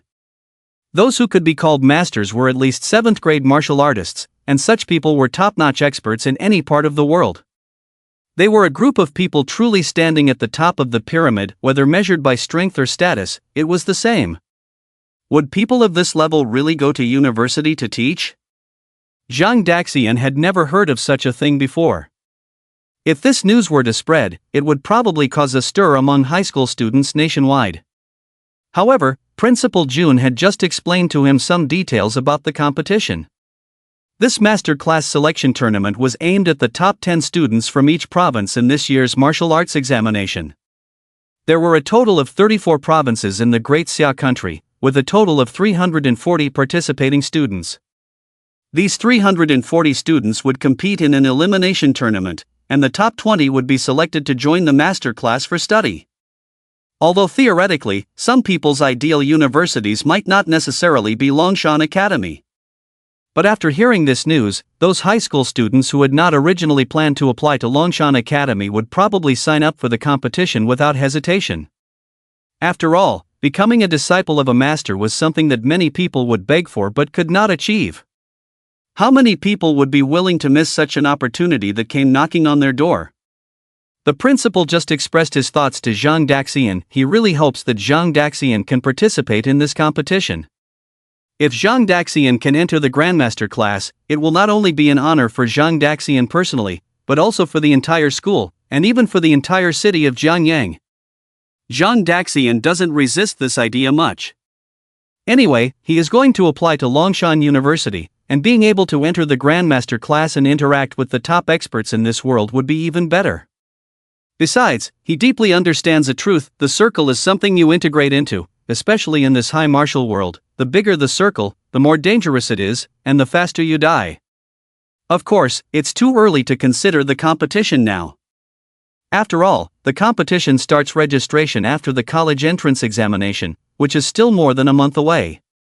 If something unexpected happens during this period and he reincarnates due to some accident, then applying to Longshan University, participating in the Grandmaster class selection competition, all of that would be in vain.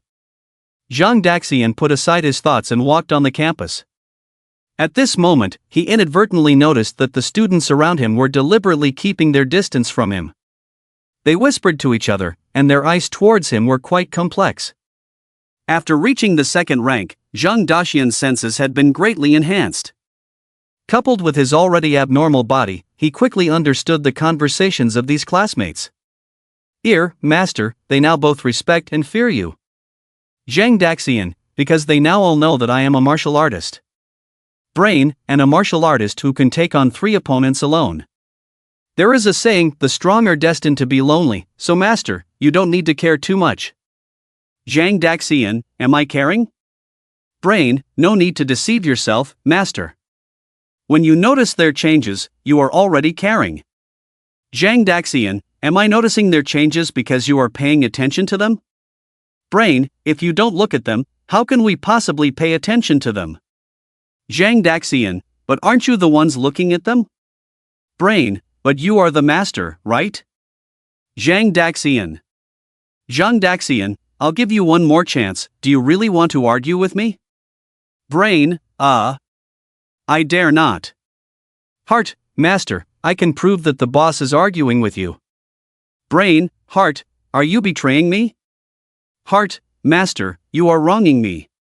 I am an honest and kind heart, as a part of the body, my duty is to obey the master's orders, follow the master's will, how can speaking the truth be considered betrayal? Zhang Daxian, heart, are you really obeying my orders and following my will? Heart, of course. I, the heart, am loyal to the master, always obedient to the master's will. Zhang Daxian, very well, then stop for 10 minutes and let me see. Heart, this. Deaf one, did you hear that? The master wants you to listen for another 10 minutes. What's it got to do with me? Heart, nonsense. If you don't even listen to the master's orders, fine. You have, then I won't listen either. Organs, Zhang Daxian. Zhang Daxian. Lu Meng's voice rang out. Zhang Daxian turned his head and saw this guy carrying his green canvas backpack walking towards him from the corridor of the teaching building. Guess how much money? Lu Meng caught up with Zhang Daxian, walking and weighing the canvas bag in his hand, smiling like a bear holding honey. 5,000? Zhang Daxian casually said a number. Lu Meng smiled mysteriously, guess again. 10,000? Wrong. 20,000? It's 100,000. We both hit the jackpot. Lu Meng shouted in a low voice, almost jumping with excitement. So much? Zhang Daxian was somewhat surprised. It seems that there are quite a few wealthy people in the school. It's mainly because of the argument you had in Q space yesterday that spread. Plus, there are many people who want to suck up to those 3 idiots in the special class, so betting heavily shows where you stand. More than 500 people came to me to place bets, only 2 bet $100 on you winning, and you ended up causing an upset. Those who wanted to suck up to Zhang Zhahe, Wumu, and Lu Long, are now left with nothing, huh? Zhang Daxian chuckled and said, they lost so much, didn't they ask for a refund from you? Refund? You've already made those 3 in the special class look like fools, do you think they dare to ask for a refund? Lu Meng waved his iron fist, besides, it's not like I forced them to bet, it's their own gambling mentality, wanting a refund. Ask Lord Lu if my fist agrees. Very well, that suits your style. By the way, this is for you. What? Oh my god. Blood chi pill. And it's a top grade? This is the blood chi pill promised to Ruan Xiao by the principal when she was saved last time. With my current 2nd grade strength, whether I take this blood chi pill or not doesn't really affect the results of the college entrance examination. So you take it, you are at the next level, taking it should help you break through to the middle level. The difference between a first-tier university and a special university is just this small step. Aren't you keeping it for Anshin? Anshin? She's only in elementary school now, at least she has to wait until she's in high school to take pills.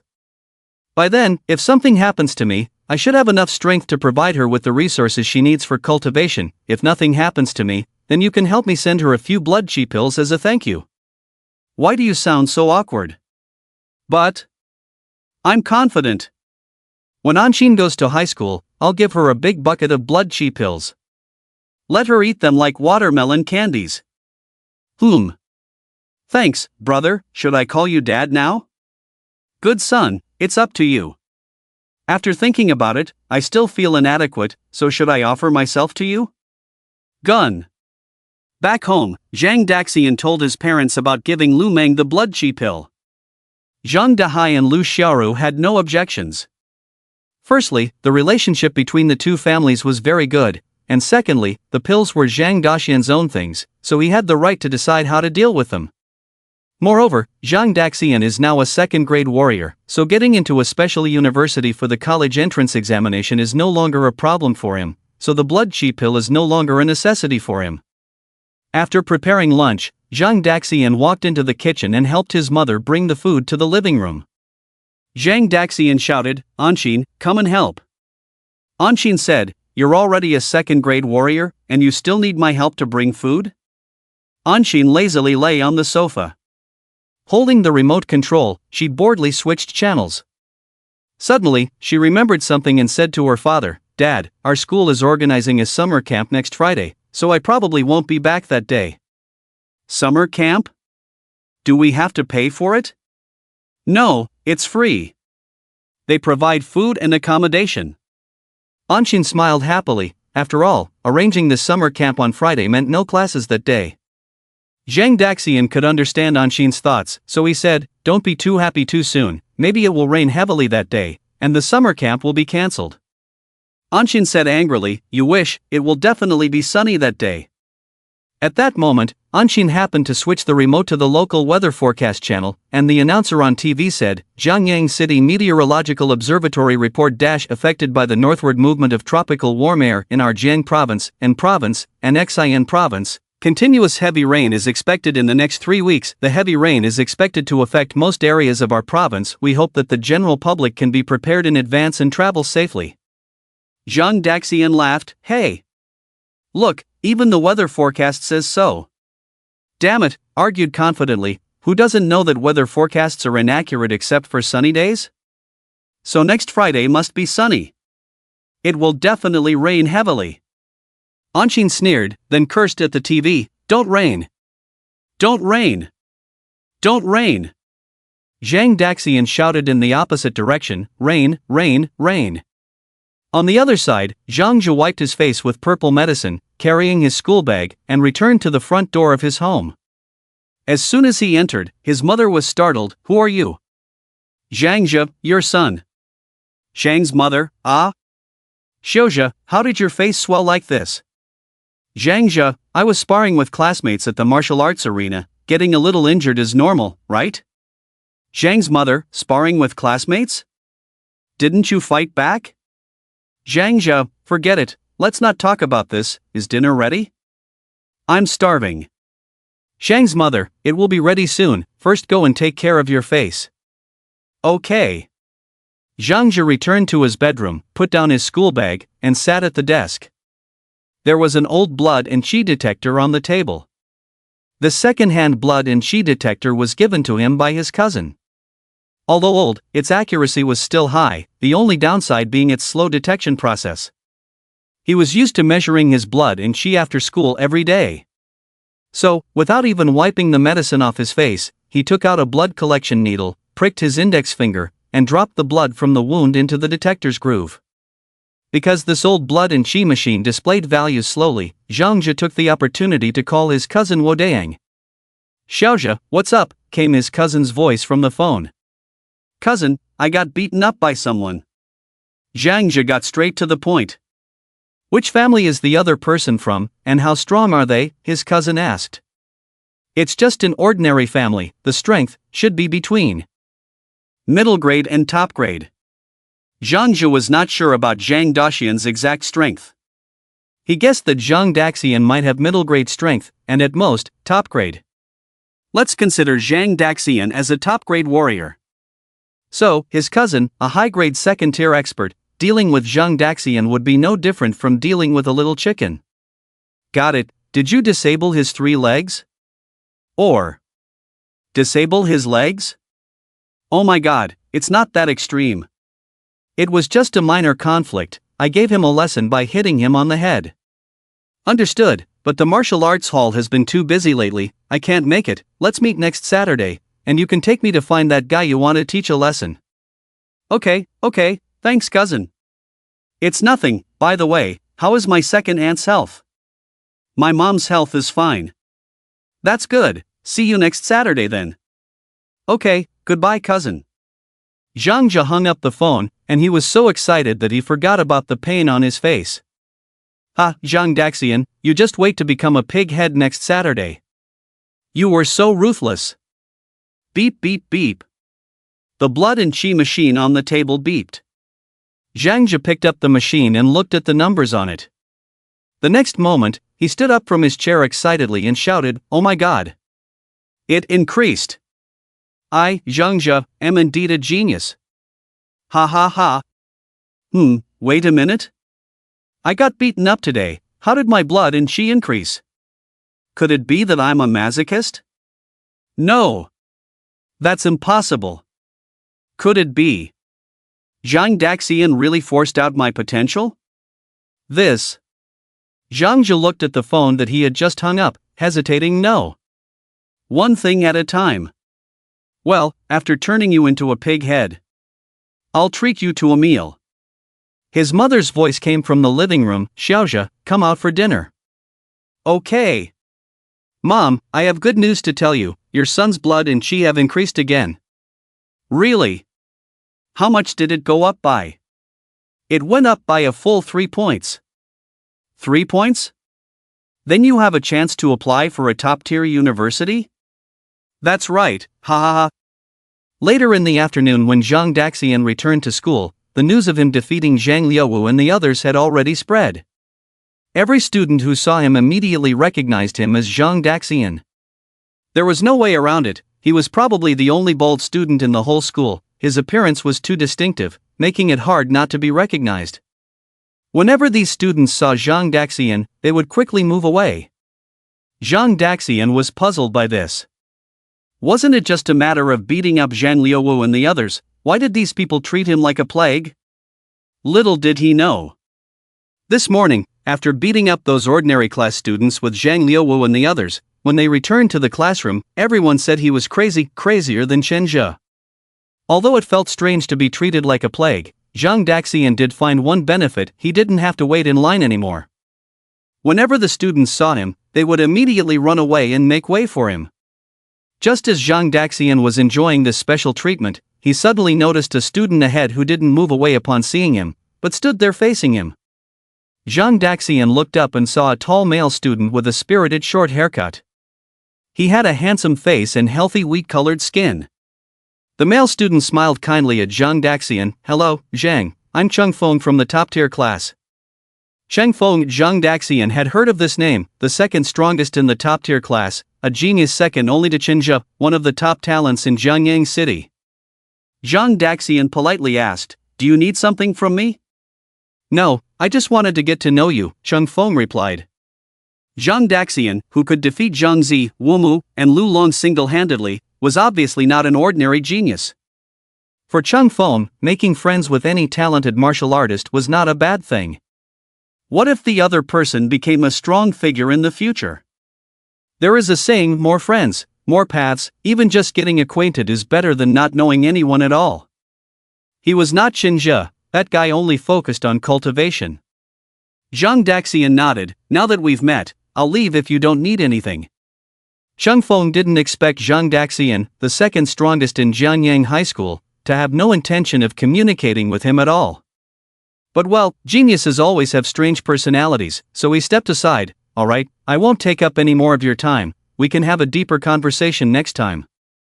Zhang Daxian was about to leave, but upon hearing this, he couldn't help but turn back and give Cheng Feng a strange look. Is this guy a homosexual? Better run, better run.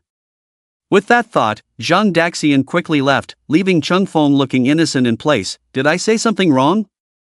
That shouldn't be, I was quite polite just now, right?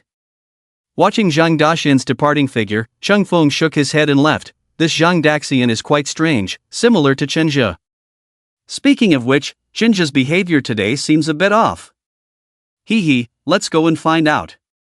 Cheng Feng made his way to the spacious classroom exclusive to the top-tier class. As he arrived at the classroom door, he saw Chen Zhe sitting in a chair with his eyes closed, meditating. Cheng Feng walked over quietly and lightly tapped Chen Zhe's desk. Speak. Chen Zhe didn't even open his eyes, he just uttered a word. Boring. Chen Zhe continued to be concise with his words. Chung Feng didn't care and continued, in the regular class, there is a student named Zhang Daxian. After school this morning at the martial arts hall, he challenged Zhang Zi, Lu Long, and Wu Mu alone. Oh, I forgot, there were also more than 10 other male students from the regular class. I heard that Zhang Zi and the others were beaten badly. This time, Chen Zhe opened his eyes, hesitated for half a second, and looked up at Cheng Feng. So what? Can you do something like that too? Cheng Feng smiled and did not deny, he keenly noticed a faint blood vessel in Chen Zhe's right eyeball. For a martial artist, especially a genius martial artist like Chen Zhe, having blood vessels in the eyes was definitely not a normal sign. He was sure that Chen Zhe must have encountered something. He just didn't know if it was physical or psychological for Chen Zhe. But regardless of which one, Cheng Feng believed this was his chance. It had been almost 3 years since he entered high school, and he had always been overshadowed by Chen Zhe. Whether in grades or strength, Chen Zhe had always been first, and he had always been second. The eternal second. He really wanted to defeat Chen Zhe once, with high school coming to an end. If he didn't win now, he might never have another chance. And now, this was the opportunity. Cheng Feng didn't know what Chen Zhe had encountered, but he understood that Chen Zhe must not be in his peak state now. He had a vulnerability. Although it was somewhat unethical, this was the best time to defeat him. Thinking of this, Cheng Feng smiled and casually said, let's go to the martial arts hall and have some fun. Not in the mood, Chen Zhe said expressionlessly. Cheng Feng joked, what, afraid of losing to me? When Chen Zhe heard this, he looked up at Cheng Feng, locked eyes with him, and only after a while did he say, then I'll accompany you for a while. 10 minutes later, in a martial arts practice room on the 3rd floor of the martial arts hall, Chen Zhe knocked Cheng Feng down. Cheng Feng lay on the ground, feeling a mix of emotions, and after a while, he sighed, I even used some underhanded tricks, but I still couldn't beat you. Chen Zhe, standing nearby, walked silently to the window, finding weaknesses in striking with one blow is a martial artist's instinct. There are no so-called underhanded tricks or gentlemen. Cheng Feng smiled, got up from the ground, and said, no wonder they say you're a genius, right? In our teacher's words, you are a pure martial artist, so you practice more focused than others, which makes you stronger than others. But that doesn't change the fact that in my eyes, you're a freak. How long has it been since you broke through again?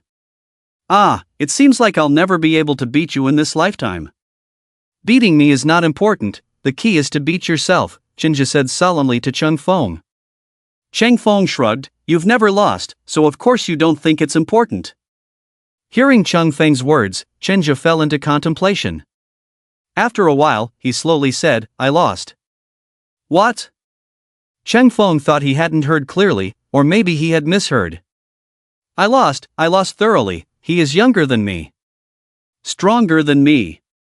He made me feel suffocated. Cheng Feng could hardly believe his ears, how is that possible? Someone can beat you, Chen Zhe? Who is that person? Who is he? Who is he? Chen Zhe murmured, thoughts rushing through his mind, memories seemed to pull him back to that terrifying night yesterday. Who is he? Who is he? Suddenly, Chen Zhe seemed to see those haunting eyes from last night. The black substance with a faint glow, drifting and settling in those eyes, like mist and dust. This gaze made him feel enveloped by the sea of death, unable to break free. Unable to breathe. Only able to wait for death in despair. Suddenly, Chen Zhe's heart began to beat faster. Bang, bang. Bang, bang, bang. In the next moment, Chenja clutched his chest and fell straight to the ground. Chang Feng was startled and hurried to Chenja's side. He bent down and saw Chenja's eyes turn bloodshot, with veins bulging on his neck. Chenja? Chenja! What's wrong with you? Chenja! Chenja! Inside the school's medical room, Chenja lay on the bed, staring at the ceiling with no expression on his face and no emotion in his eyes. Chung Feng withdrew his gaze from Chunju at the door and asked Nurse Chen, "Aunt Chen, what's his condition? He fainted so suddenly." Aunt Chen, who was in her 40s, smiled and said, "Don't worry, Chenju is fine, maybe just under too much pressure. But I still want to remind you all, while the college entrance examination is important, you should also pay attention to your mental state and not put too much pressure on yourselves." Cheng Feng felt relieved. "Thank you for the reminder, let him rest here for a while, I'll go inform the teacher." Aunt Chen nodded, "Sure, I'll watch over him." Cheng Feng left the medical room and headed towards the top-tier class, lost in his thoughts along the way. Too much pressure? Perhaps. But Chenja fainted right after mentioning that mysterious person. Younger and stronger than Chenja? Does such a person really exist? Class 3 to 4. In the back row, Lu Meng nudged Zhang Daxian with his elbow and whispered, "I temporarily left the 100,000 at home. I'll go to the bank to get 2 cards and deposit the money in a couple of days, then I'll give it to you." "Okay," Zhang Daxian agreed with a nod. "By the way, I heard that Chung Feng from the top-tier class approached you, is it true? There's some truth to it. What did he want from you?" "Just to get acquainted." "To get acquainted? Ha, this guy acts like he's meeting his own father every time he meets someone." Lu Meng ruthlessly mocked. "Did he approach you too?" "Yes, about what happened in the first year. Damn, he even said he wanted to have a deep conversation with me, can you believe it? Made me shiver every time I saw him later." After school, Zhang Daxian and Lu Meng left the school together. When they reached the school gate, they suddenly noticed a few familiar figures in the distance. The person at the front was Ruan Xiao. She was accompanied by 2 female classmates, followed by 3 foolish-looking guys. The 3 guys were Zhang Zi, Wu Mu, and Lu Long. Seeing this scene, Lu Meng sneered, "These 3 dead followers. Following blindly until they have nothing left." Ruan Xiao also saw Zhang Daxian and Lu Meng, so she walked over and greeted them, "Zhang Daxian, Lu Meng." Ruan Xiao, Zhang Daxian responded, then looked at the 3 guys behind her and asked, "Do you want me to help you?" Ruan Xiao smiled helplessly, "It's fine, they haven't bothered me." "Alright then," Zhang Daxian dropped the idea. But Lu Meng, on the side, shouted at the 3, "Can you stop following like idiots? Not afraid of someone calling the police? What's it to you?" Lu Long shouted, but when he looked at Zhang Daxian, his confidence wavered. "Zhang Daxian, fair competition among us all, that's not illegal, right?" Zhang Daxian took a step forward. "How about the 3 of you take turns hitting me, fair enough?" Seeing this, the students passing by stopped in their tracks and looked over. Earlier in the morning, Zhang Daxian and Zhang Luwu had just fought. Were they going to fight again now? The onlookers took out their phones, ready to capture what was about to happen. The wounds on Zhang Luwu's faces hadn't healed yet, how could they dare to confront Zhang Daxian now? Even if they were injured, they didn't dare to fight back, the gap in strength was there, they didn't want to seek trouble. Zhang Jia grabbed Lu Long and said, "A wise man knows when to retreat." "Then I'll let you go." Lu Long shouted to save face, then quickly ran away with Zhang Jia and Wumu. The onlookers were disappointed. What's going on? Why didn't they fight? What a waste of time. Thought they were tough, but ended up running away? Warriors? Ha! Although these people didn't capture the intense fighting scene they wanted, they did capture the embarrassed escape of Zhang, Lu, and Wu. Soon, these images were turned into memes and spread rapidly in various class groups on campus. The 3 of them were all labeled as cowards. After Zhang, Lu, and Wu left, Ruan Xiao also felt relieved. Having 3 boys following her all the time made her uncomfortable. "Well, since there's nothing else, we'll be on our way." Seeing the situation resolved, Zhang Daxian said goodbye and prepared to leave with Lu Meng. Okay, goodbye.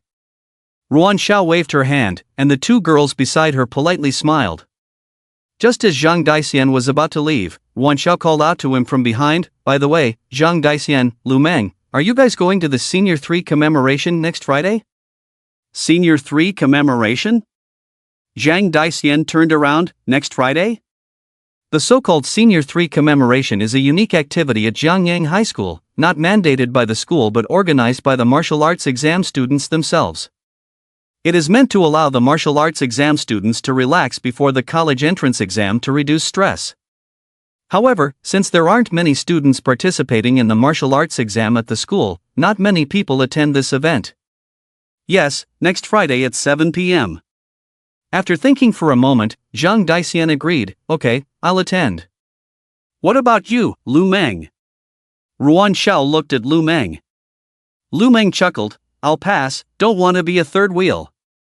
Lu Meng continued, "The main reason is that I want to focus on my cultivation recently, don't have much time." Zhang Daxian probably understood that Lu Meng was preparing to take the blood qi pill. After taking the pill, he needed time to digest and refine it. High-quality blood qi pills are not ordinary pills, so it's normal for digestion to take a while. "Okay, then." Ruan Xiao looked at Zhang Daxian, "If you're sure you'll attend, I'll sign you up." "Sure, thank you." At night, during dinner, it suddenly started to rain outside. Anqin hurried to the window upon hearing the rain. She reached out her hand, and the raindrops quickly wet her palm. "Ah! Please stop raining." Anqin couldn't accept it for a moment. "The summer camp is ruined." Zhang Daxian teased. Lu Xiaoru tapped Zhang Daxian's head with chopsticks and comforted her daughter, "This light rain will stop soon, come eat quickly." Anqin encouraged herself, "Yes. It will stop soon." However, the light rain continued all night. The rebellious organ's sleepwalking exercise plan was thus suspended. The next morning, Anqin woke up in disbelief. How could this light rain keep falling? It didn't stop all night? Perhaps the heavens heard Anqin's thoughts because that night, the weather immediately changed from light rain to heavy rain. Helplessly, Anqin found a new way to console herself. "It's good that it's raining now. The heavier, the better." By Friday, the rain should have stopped. Once again, the heavens heard Anqin's thoughts, and the weather changed. Heavy rain turned into a downpour. It was just continuous heavy rain, even continuing until Friday, showing no signs of stopping. So on Friday morning, when Anqin woke up, she cried. Whoa, Anqin couldn't stop crying once she started. After all, she was full of expectations at first, but the heavy rain poured cold water on her plans, and it kept pouring, stronger and stronger each day. Until now, the scheduled summer camp date had arrived, but the heavy rain hadn't stopped. Even though the school teachers hadn't notified yet, Anqin could guess without being told that the summer camp for today was definitely cancelled. Lu Xiaoru sat on the sofa, comforting her daughter softly. Zhang Daxian happily ate breakfast until his father, Zhang Dahai, received a phone call. "Hello, is this teacher Xiao Yang?" Okay. Got it, goodbye." Zhang Dahai hung up the phone and shouted to his daughter, "Anqin, stop crying. Your homeroom teacher called to say that due to the heavy rain last night, the classrooms on the first floor of your school were flooded, so today is a holiday, and classes will resume next Monday." "Really?" Anqin suddenly jumped up from the sofa, looking surprised. "Of course it's true, why would I lie to you? Let me see." Anqin took out her phone and saw that her classmates in the class group were indeed discussing the holiday today. Zhang Pai, yeah. Lu Yan, a day off, so cool. Gu Xiaoda, thank God, please rain harder. Zhang Qi, please flood our school. Zhang Rulong, I agree, flood the teacher's office and the principal's office. Zhang Qi, ha ha ha. Teacher Yang, Zhang Qi, Zhang Rulong, come to my office next Monday. Zhang Qi, Zhang Rulong. Jiang Pai, ha, Gu Xiaoda, ha, Anqin relaxed, yeah. We really don't have classes today. Lu Xiaoru stood up and rubbed Anqin's head. I'm making dumplings this afternoon, help me at home. Dumplings. Great. Zhang Daxian, who had finished eating next to them, put away his phone. He had just checked the messages. Confirmed that his school hadn't issued any notice of class suspension. So he reluctantly picked up his school bag. Okay, I have to go to school in the heavy rain. This time, Anshin gloated, I hope it rains harder, I love the rain the most. Zhang Daxian rolled his eyes at his sister, said goodbye to his parents, and left home. When he got downstairs, he could truly feel how heavy the rain was today. The air was filled with raindrops the size of beans, and the sound of pouring rain was deafening. The cold wind howled. Before he even left the corridor, the rain was already splashing on his face. Zhang Daxian looked at the heavy rain in amazement. After a moment of thought, he slung his school bag to his chest and opened his umbrella, rushing out of the hallway. Papa, the umbrella was hit by the raindrops, sounding like beans being scattered. This weather is unbelievable. I guess even the books in the bag under the umbrella will get wet. Luckily, I didn't bring any books in my bag. Zhang Daxian quickly left the residential area and ran towards the nearest bus stop. Fortunately, as soon as he arrived at the bus stop, the bus arrived, and Zhang Daxian quickly got on the bus. To be honest, he was hoping that school would be cancelled today. It's not that he didn't like going to class. It's just that Luming had been on leave at home for the past few days, practicing, and no one talked to him during class, so he was a bit bored. Do I really not like going to class? Should I also practice to relieve boredom? Zhang Daxian, oh Zhang Daxian, how could you be so decadent as to want to practice? Does this have anything to do with you? Soon, the bus arrived at the station, and Zhang Daxian got off. Just a short walk through 2 streets and he would reach the school. Holding an umbrella, Zhang Daxian walked briskly towards the school. Perhaps because of the heavy rain, a person walking in front of him, who wasn't paying attention, accidentally bumped into him. The umbrellas collided, and rainwater splashed onto Zhang Daxian's backpack. The person who bumped into him was a middle-aged man, with a bald head like his, wearing a loose-fitting dark green checkered shirt.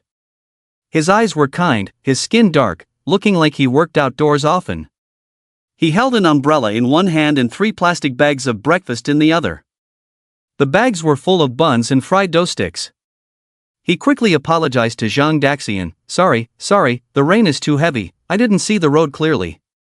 Zhang Daxian wiped the rainwater off his backpack and replied, It's okay. The middle-aged man nodded with a smile and then left. Zhang Daxian took a deep look at the man's back, shook his head with a smile, and continued walking towards the school. Jianyang High School was located south across 4 streets, in a secluded alley. The middle-aged man with breakfast arrived at the door of a single-story house. Instead of immediately opening the door, he stood in front of it, carefully looking around. With heavy rain pouring down, there was no one else in the alley except him. Feeling relieved, the middle-aged man knocked on the door 5 times, and within 3 seconds, the door opened. The person who opened the door was another bald middle-aged man, but stronger, with 3 fierce scars on the left side of his face. The middle-aged man with breakfast said, Big brother. You're back.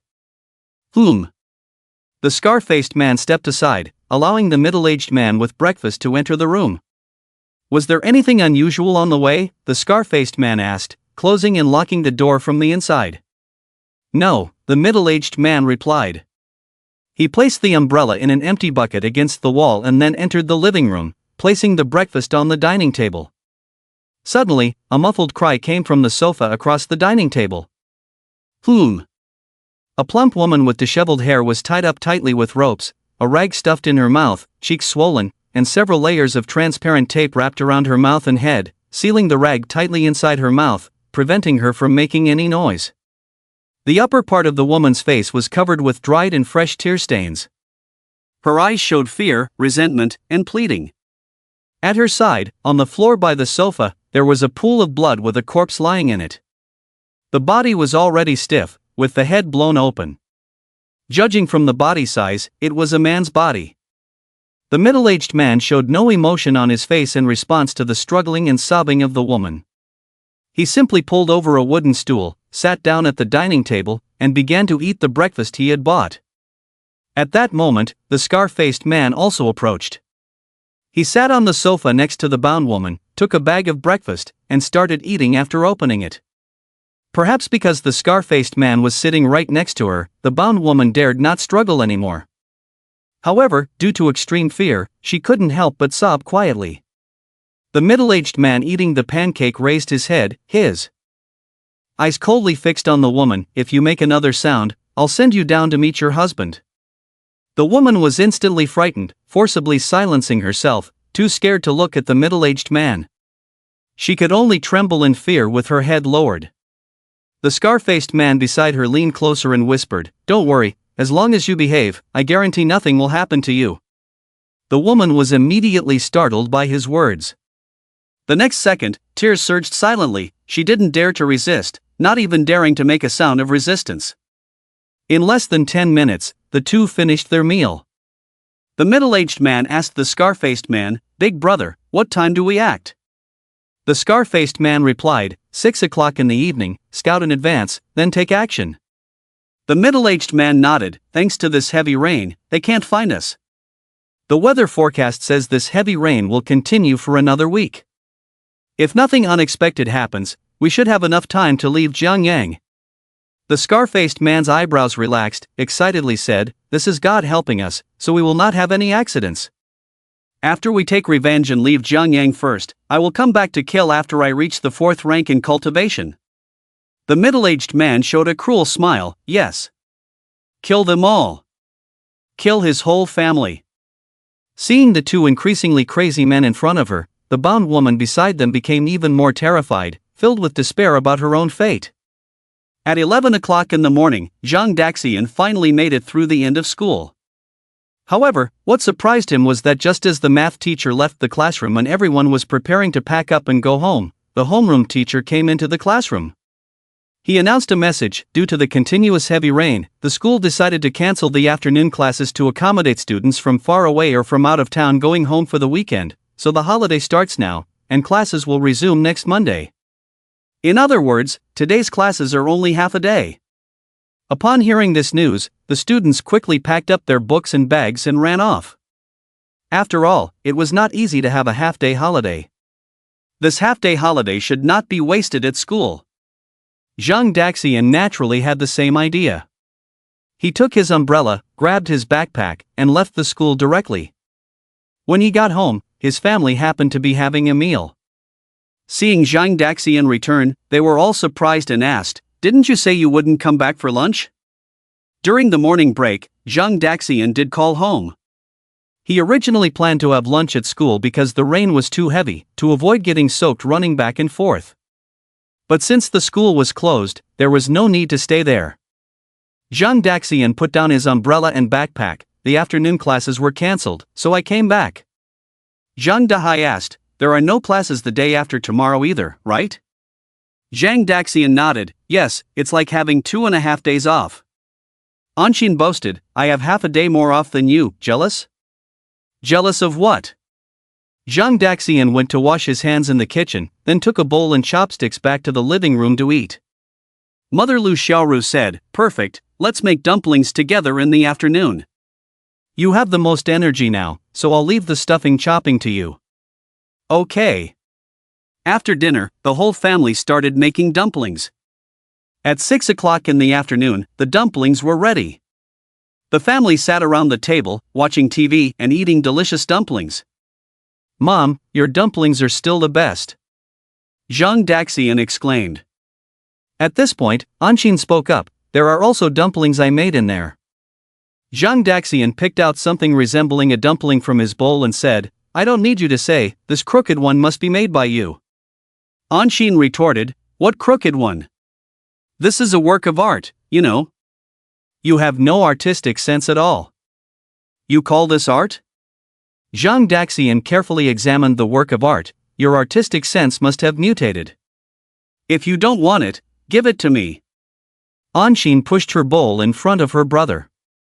Zhang Daxian put the work of art in his mouth in one bite. "Forget it, I'll help you avoid poisoning." At that moment, Zhang Daxian's phone on the table suddenly vibrated. Zhang Daxian opened his phone and found a Q message from Ruan Xiao.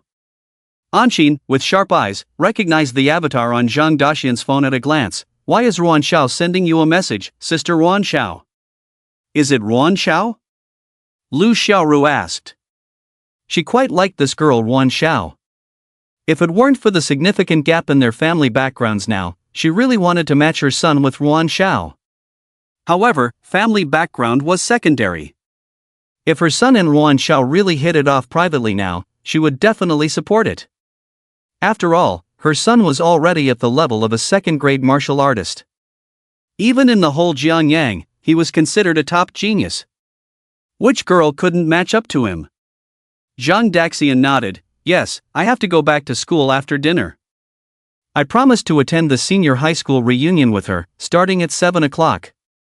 I estimate I can come back around 9 o'clock in the evening. What is the senior high school reunion? Anshin asked curiously. It's when the martial arts exam students gather together, sing songs, eat melon seeds, chat and relax, Zhang Daxian explained. Anshin laughed. Do you still need to relax? I see you sleeping all day, that's relaxing enough. Zhang Dahai interjected, it's good to participate in these activities more, deepen relationships with classmates. After all, once you graduate, these opportunities will be rare. Lu Xiaoru also agreed, yes, take this opportunity to chat more with Ruan Xiao. That child is quite nice, beautiful, polite, and talented. Zhang Daxian was speechless. Mom, are you thinking too? Much? I've only met her a few times, at most we're just ordinary friends. Lu Xiaoru said, you don't understand. You two are already close friends. By the way, later I'll pack 2 bowls of dumplings in a thermal lunchbox for you to take to school and give to Ruan Xiao. Do you have to, Mom? By the time the dumplings get to school, they'll probably be mushy, Zhang Daxian said. Don't worry about that, just do as I say. The important thing is the thought, understand?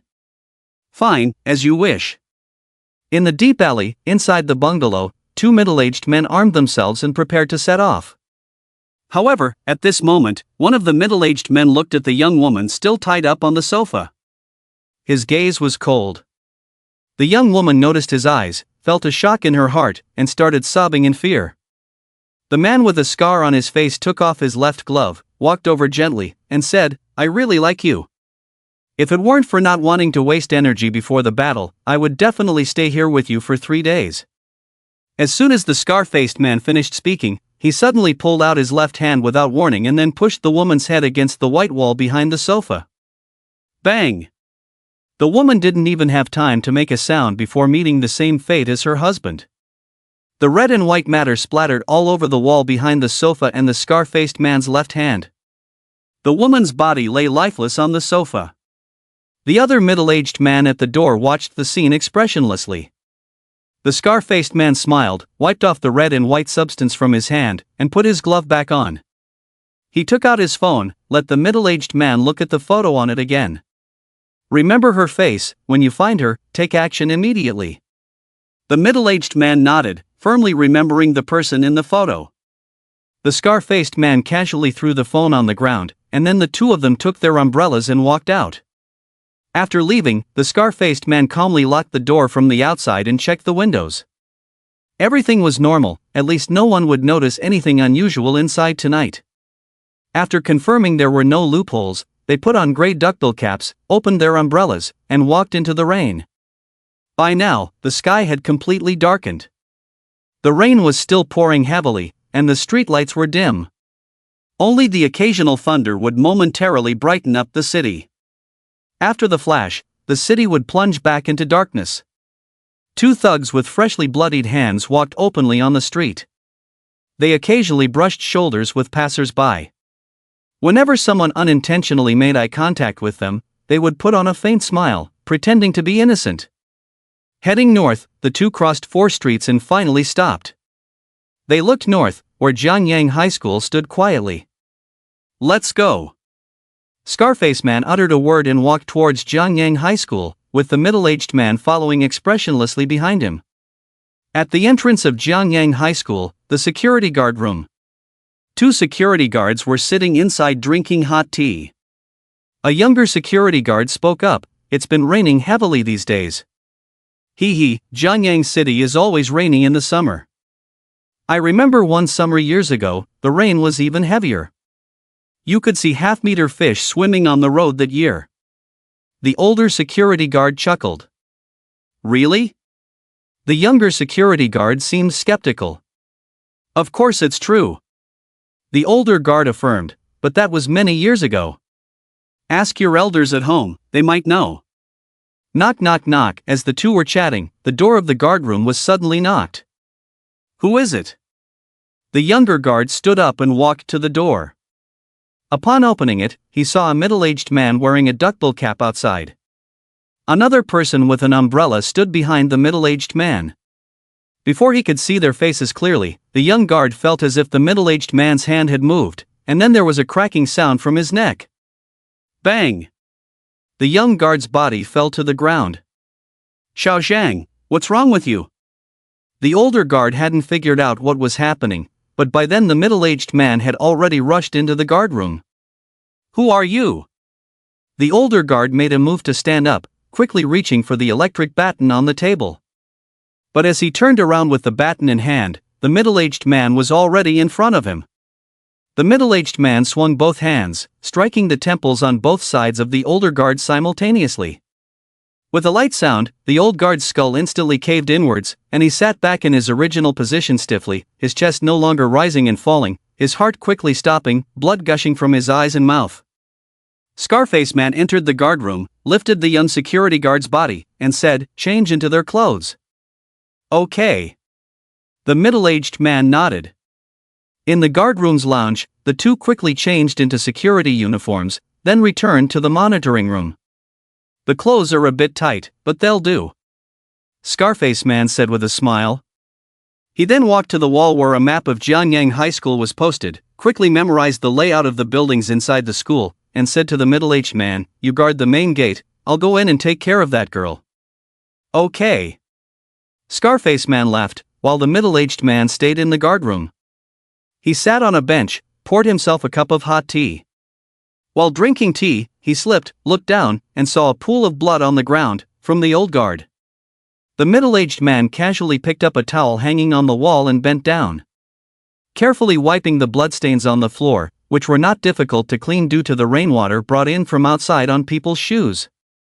Once the floor was clean, the middle-aged man bunched up the towel, threw it in the trash can.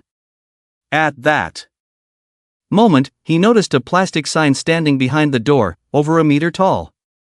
After some thought, the middle-aged man carried the sign outside. After looking around, he indeed found a hook on the wall of the guardroom. He hung the sign on it. On a rainy night, the fluorescent letters on the sign were glowing with colorful light. Holiday time, school prohibits entry and exit. The middle-aged man then returned to the guardroom and pressed the access control remote on the table. With a series of mechanical door rolling sounds, the school gate closed. Inside the school's main control room, a man with a scar on his face sat in front of a computer, operating the keyboard rapidly with both hands. Soon, the scar-faced man found the program he wanted. It was a program that blocked the network during school exams, aimed at preventing cheating. A smug smile appeared on the scar-faced man's lips as he placed his right hand on the mouse and clicked the left button to confirm. After completing these tasks, he left the main control room. Through the window of the corridor, separated by the pouring rain, the scar-faced man could vaguely see the 4th, 5th, and 6th floors of the opposite teaching building, each with 5 or 6 classrooms lit up. He knew clearly that the person he wanted to kill must be in one of those classrooms. Building 4 of the teaching building, a classroom on the 5th floor. Ruan Xiao and 3 female students were in front of the computer at the platform, selecting the songs to be played later.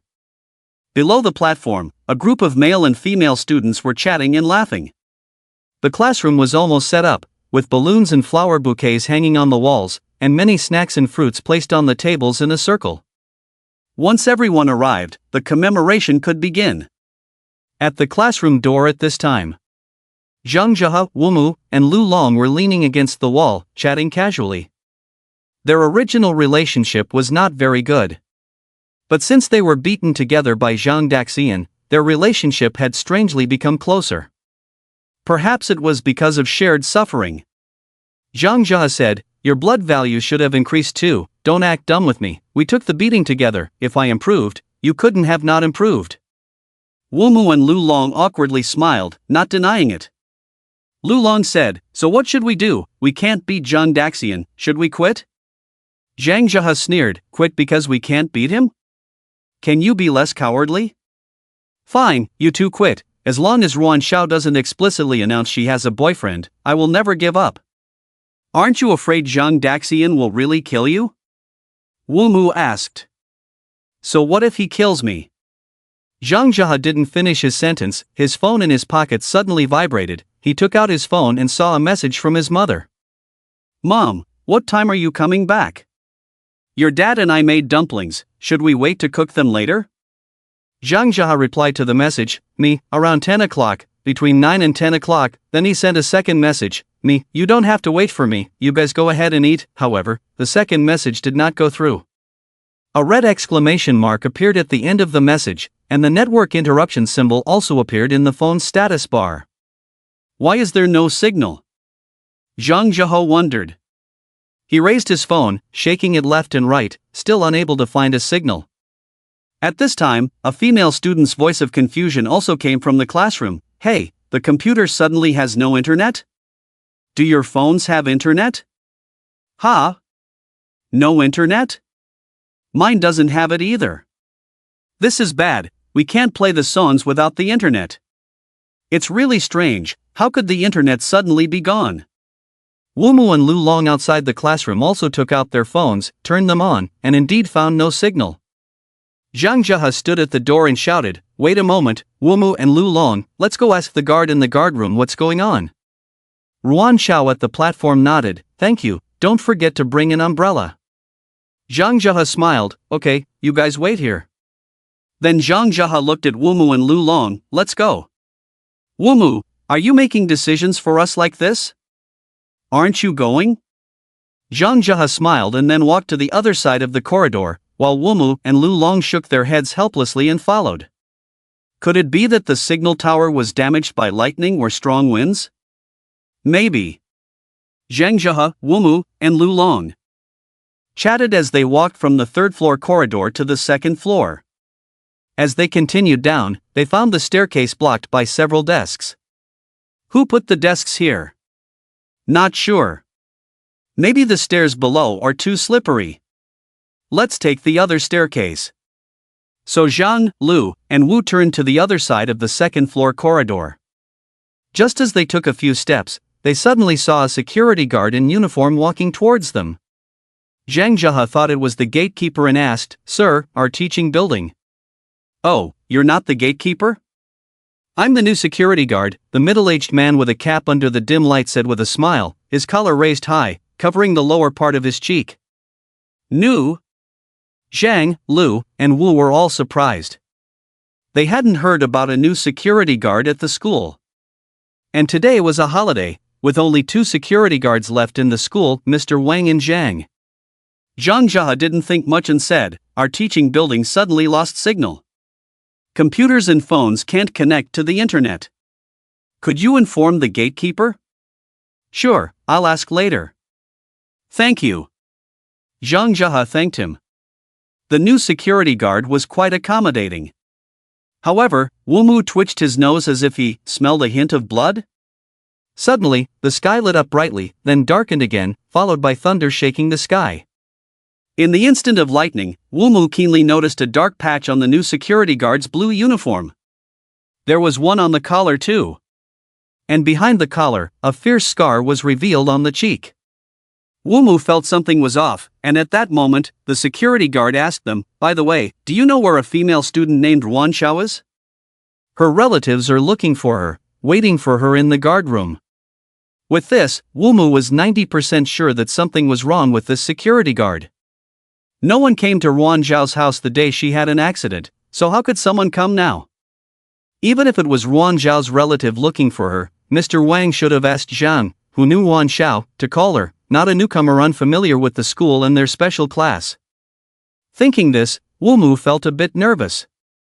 But he remained calm on the outside and spoke first, Ruan Xiao? She just went to the martial arts hall to get her clothes. She should be on her way back now, right?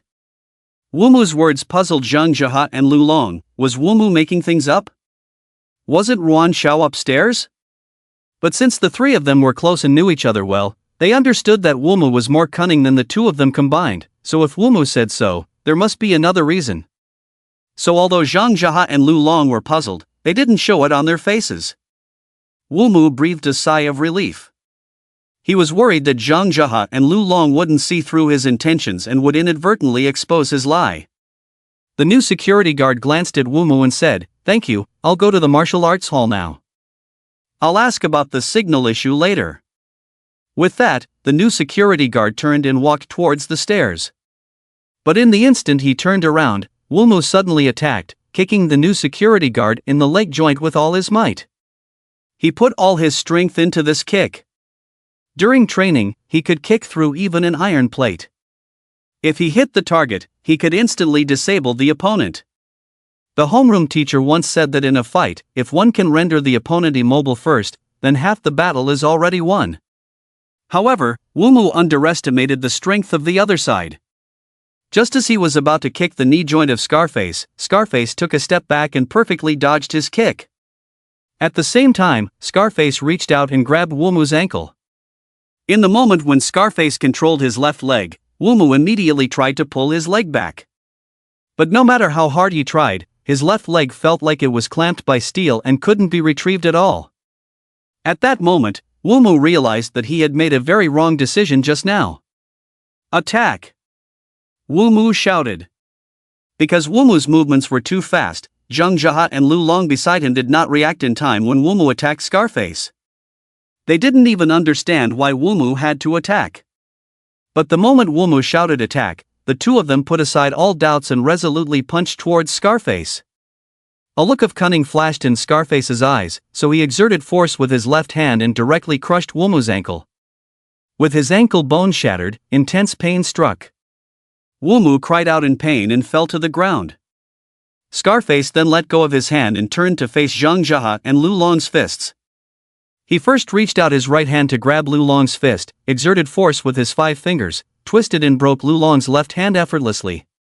After breaking Lu Long's left hand, Scarface then swung his right fist towards Zhang Jia's chest. His speed was extremely fast, his strength was immense, and with just a light force, Zhang Jia's chest ribs were broken, causing him to spit blood and fly backwards. Zhang, Lu, and Wumu were all just high school students. Although they had strict training and had sparred a lot, they had never suffered such serious injuries before. Just in a brief encounter, the three of them, one had a broken hand, one had a broken foot, and one had a broken sternum.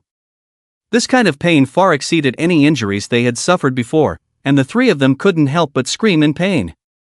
However, their screams of pain, in the midst of the fierce rain, did not cause any ripples.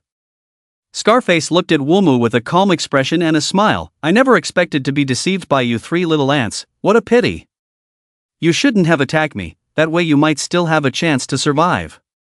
Wumu's face was full of horror, he severely underestimated the strength of the other party. This person was not someone they three could deal with. Even if the three of them joined forces. Even if all the students in the school joined forces now, they would not be able to handle it. The strength of the other party had likely reached the level of a second grade, no, a third grade warrior. In the rain, Zhang Daxian held a blue thermal lunchbox in his hand, walking on the sidewalk with an umbrella. Swish, swish, swish, various cars swiftly passed through the middle of the road, washing the rainwater to the sides. Zhang Daxian carefully avoided them, trying not to let the rainwater splash onto him. Originally, Lu Xiaoru wanted Zhang Daxian to wear a raincoat. But he found the raincoat too bulky, so he insisted on using an umbrella, resulting in most of his clothes getting soaked. So, Zhang Daxian regretted a bit. He wasn't a big star, why bother with such style? Next time, he must wear a raincoat. Zhang Daxian switched the umbrella to the hand holding the lunchbox.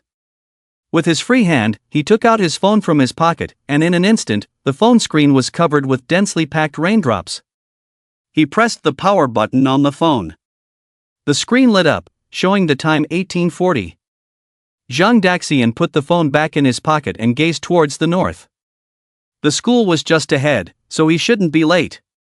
As he walked the remaining distance, Zhang Daxian pondered in his mind how he would phrase his words when he met Ruan Xiao later. In front of everyone, he inexplicably gave Ruan Xiao a box of dumplings. Thinking about it feels awkward. Before long, Zhang Daxian arrived at the school gate. But he suddenly stopped in his tracks. A deep intuition made him feel danger, an extremely strong danger. He has experienced nearly 1,000 lifetimes. In these lifetimes, memories and emotions may become blurred during the transitions, but intuition does not. Intuition accumulates and becomes more accurate and perfect with the accumulation of lifetimes and experiences. Especially in all his lifetimes, 9 of them have become the strongest of their time, and the intuition forged in these 9 lifetimes, or sixth sense, far exceeds ordinary imagination. And when the sixth sense of all lifetimes is merged together, this ability can no longer be called a feeling, it's more like divine guidance. So at this moment, his intuition warned him of danger. There is definitely danger in the school. And this time, the feeling of danger is much stronger than when he saved Ruan Xiao last time, or when he rushed to save people in a fire. Zhang Daxian casually scanned the school and noticed several anomalies. All the school gates were locked. There was a sign on the wall of the guardroom that said no entry during holidays. But the teaching building in the distance was clearly lit up. If there were students inside, Mr. Wang would not have locked all the doors. Suddenly, Zhang Daxian caught a whiff of a strange smell. At the same time, Nose spoke up, "Nose, master, there's a smell of blood." Very subtle, but very strong. The guardroom was lit up, and the warm light shone out from the window. After a meaningful glance, he walked over. When he reached the door, he casually put down his umbrella and lunchbox, then turned the doorknob. The door was not locked. After opening the door, a burly middle-aged man stood straight in front of him, expressionless. Upon seeing the man's face, Zhang Daxian felt a surge of anger and regret, but his face still showed a natural sense of confusion. "Mr. Wang." "Oh. Hello, is Mr. Wang not here?" "Old Wang is on patrol, I'm new here." The middle-aged man suddenly showed a kind smile on his face, but his hand slowly emerged from the right pocket of his uniform. "Nose, the smell of blood is coming from inside the room. Very strong. Ears, master. This person's heartbeat is strong and vigorous. He's stronger than you. Ears, wait. He's going to attack you. Run quickly." The nose and ears frantically warned Zhang Daxian, but he showed no sign of panic. Instead, he suddenly smiled and interrupted the middle-aged man. "Oh, it's you. Are you working as a security guard at our school? We met this morning." The middle-aged man looked surprised, and his hand stopped moving. Zhang Daxian continued, "This morning when I was going to school, I bumped into you, and you were carrying breakfast." This time, the middle-aged man recognized Zhang Daxian, and he made a surprised expression. "Oh, it's you. I'm really sorry about this morning. Are you a student at this school?" While apologizing, the middle-aged man cautiously sized up Zhang Daxian and glanced outside the door.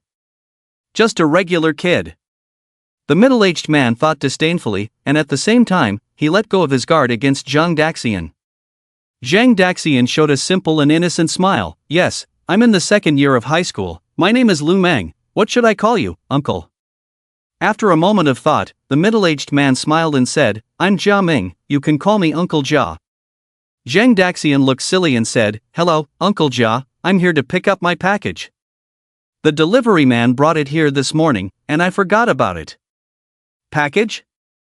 Middle-aged man Jia Ming turned around and saw a pile of packages in the corner of the room. He turned back to Zhang Daxian, pretending to be enthusiastic. "Let me help you find it." Zhang Daxian gratefully said, "Thank you, Uncle Jia." Then the middle-aged man Jia Ming walked to the corner and searched through the pile of parcels. "Lu Meng, let me see. It's really pouring outside." Zhang Daxian at the door naturally walked into the room and reminded, "The parcels that arrived this morning should be at the bottom, right?" "At the bottom? Let me look." Middle-aged man Jia Ming squatted down. He didn't pay attention to Zhang Daxian entering the room. Of course, a brat like Lu Meng wasn't worth his attention. "Hey, I think it's that one." Zhang Daxian suddenly spoke, pointing to a parcel. "Which one?" Middle-aged man Jia Ming glanced in the direction indicated by Zhang Daxian, then shifted his gaze over, a hint of confusion flashing in his eyes. In that moment of his distraction, Zhang Daxian made a move. Zhang Daxian swiftly flashed behind him, his arms swiftly wrapping around his neck like lightning, and tightened with all his might. The middle-aged man now knew he had been deceived by this Lu Meng. He roared ferociously, like a wild beast gone mad, using all his strength to break Zhang Daxian's arms. However, what shocked the middle-aged man was that this brat behind him was not much weaker in strength than him. Second rank, warrior. I'll kill you. Kill your whole family. The middle-aged man's throat emitted a roar of anger, his pupils spewing flames of fury. He began to struggle to break free from Zhang Daxian's stranglehold. Zhang Daxian knew he couldn't hold the other party for long with his own strength.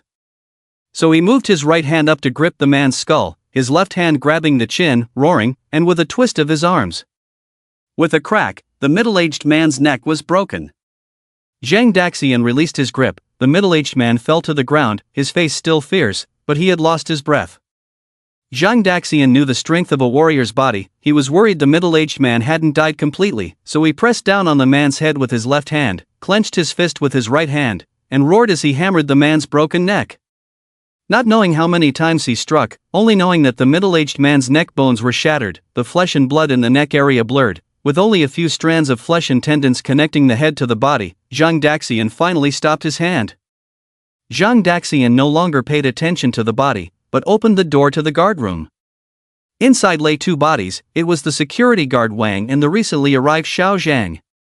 Seeing this scene, Zhang Daxian clenched his fists, feeling uneasy. When he accidentally bumped into this killer in the morning, his sixth sense told him that this middle-aged man was probably a killer. After all, they had only met briefly, their encounter was purely accidental.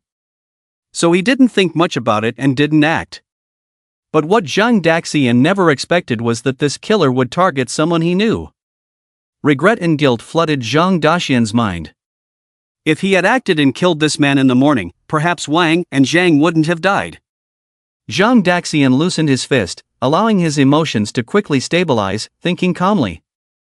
There must be more than one intruder in Jianyang High School. He should have accomplices in the school, one or more. Although he couldn't see any signs of other killers. But the security uniforms of Wang and Zhang were taken off, the killer in the guard room wore one, and another one was taken away. Moreover, Zhang Daxian didn't believe that this killer on the ground killed Wang and Zhang just for the thrill of being a security guard. Their target must be the students still in the school. Ruan Xiao. Ruan Zhao's face appeared in Zhang Daxian's mind. He realized where the problem lay. Ruan Zhao's father is the director of the Martial Arts Bureau, Ruan Heng. Ruan Heng had been the director of the Martial Arts Bureau for many years, accumulating many enemies. Were these killers here for revenge? Or were they kidnapping Ruan Xiao to blackmail Ruan Heng? If it's a kidnapping, it's okay, but if it's revenge... Zhang Daxian can only think of the worst-case scenario. If even a gatekeeper is this strong, the other assassins inside will be even stronger. Call the police first. Zhang Daxian frowned, quickly took out his phone, and decisively dialed the number of the Martial Arts Bureau. However, the call did not go through, and he realized upon closer inspection, there was no signal on his phone. It must be the work of these assassins. Zhang Daxian immediately rushed outside the guardroom with his phone, picked up an umbrella to shield the phone from the rain. Because time was of the essence, he didn't even have time to fully open the umbrella. Braving the pouring rain, Zhang Daxian looked at the phone signal while moving away from the school grounds. The pouring rain was the best shield. So Zhang Daxian was not worried that the assassins inside the school would see him.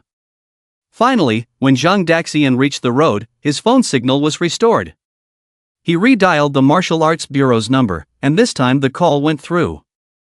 Zhang Daxian shouted loudly, "Hello, this is Jianyang First High School. I am a student of Jianyang First High. Thieves have invaded our school. They have already killed 2 security guards at our school. Send people over immediately, the more the better, the stronger the better. Don't be in a hurry, young man. Don't be in a hurry, your uncle. Your bureau chief Ruan Heng's daughter Ruan Xiao is in the school right now. Those thieves are likely targeting her." Tell your bureau chief that my name is Zhang Daxian, and ask him to bring people to rescue his daughter immediately. Remember, this is Jianyang First High. Jianyang First High on Tiannan Road. After speaking, Zhang Daxian hung up the phone directly. If he had known that something like this would happen today, he should have asked Ruan Hong for a phone number when he was at the hospital entrance last time. Oh. I don't have Ruan Heng's number, but I have the principal's number. Zhang Daxian hurriedly ran to the outside wall of the guardroom, where the phone number of the school's admissions office was hanging, and the principal Jun Xiaosa's mobile number was among them. Zhang Daxian pressed the principal's number on his phone, then returned to the road to make the call. Answer quickly. Damn, principal, answer quickly. Hello, I am Jun Xiaosa. The lazy voice of Principal Jun came from the phone. Principal. I am Zhang Daxian. Hurry back to the school.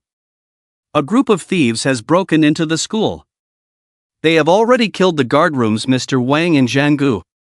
Oh, I see. What? On the other end of the phone, Principal Jun suddenly woke up and shouted. Thieves in the school? And they killed people. Yes. There was a second-rank warrior among the thieves in the guardroom, and I have already taken care of him, but there are still his accomplices inside the school. I don't know how many people there are. In addition, there are still many students in the classrooms. Those thieves are probably heading towards them. Why are there still students? Didn't I announce a holiday? Why aren't they going home? Jun Xiaosa was both anxious and angry. Zhang Daxian felt a headache coming on, but he was also getting angry, so he directly scolded the principal. Why do you care why they're not going home? Anyway, the fact is that they are all in the school now. And Ruan Xiao is also inside. Quickly call Director Ruan Hong and ask him to bring people over to rescue them. What? Ruan Xiao is also inside? On the other end of the phone, upon hearing the name Ruan Xiao, Principal Jun went crazy, almost ascending on the spot. I will call Ruan Hong immediately. I will return to the school immediately. By the way, Zhang Daxian, don't act impulsively. Wait for me where you are. Protect yourself, don't do anything reckless. Principal Jun emphatically instructed over the phone. Zhang Daxian was now the school's precious egg. If something happened to him, he would definitely be in big trouble. I understand. Zhang Daxian dealt with a sentence, hung up the phone, and then returned to the guardroom, rummaging through the drawer.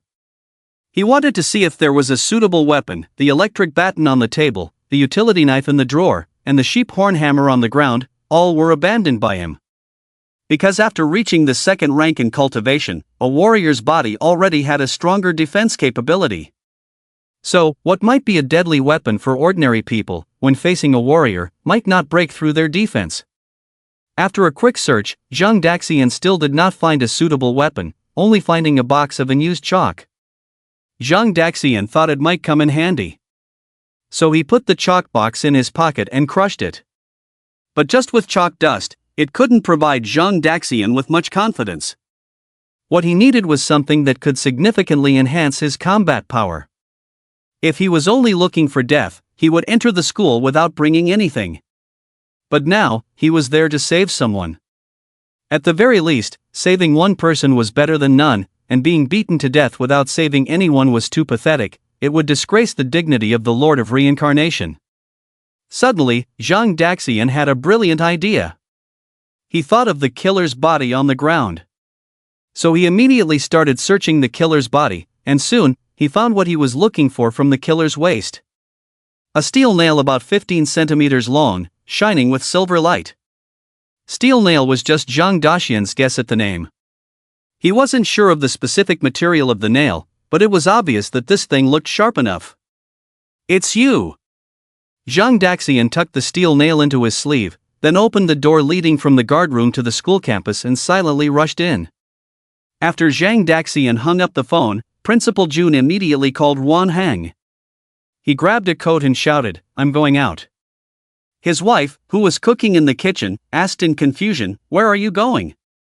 But she didn't get a response from her husband, as he had already jumped from the balcony.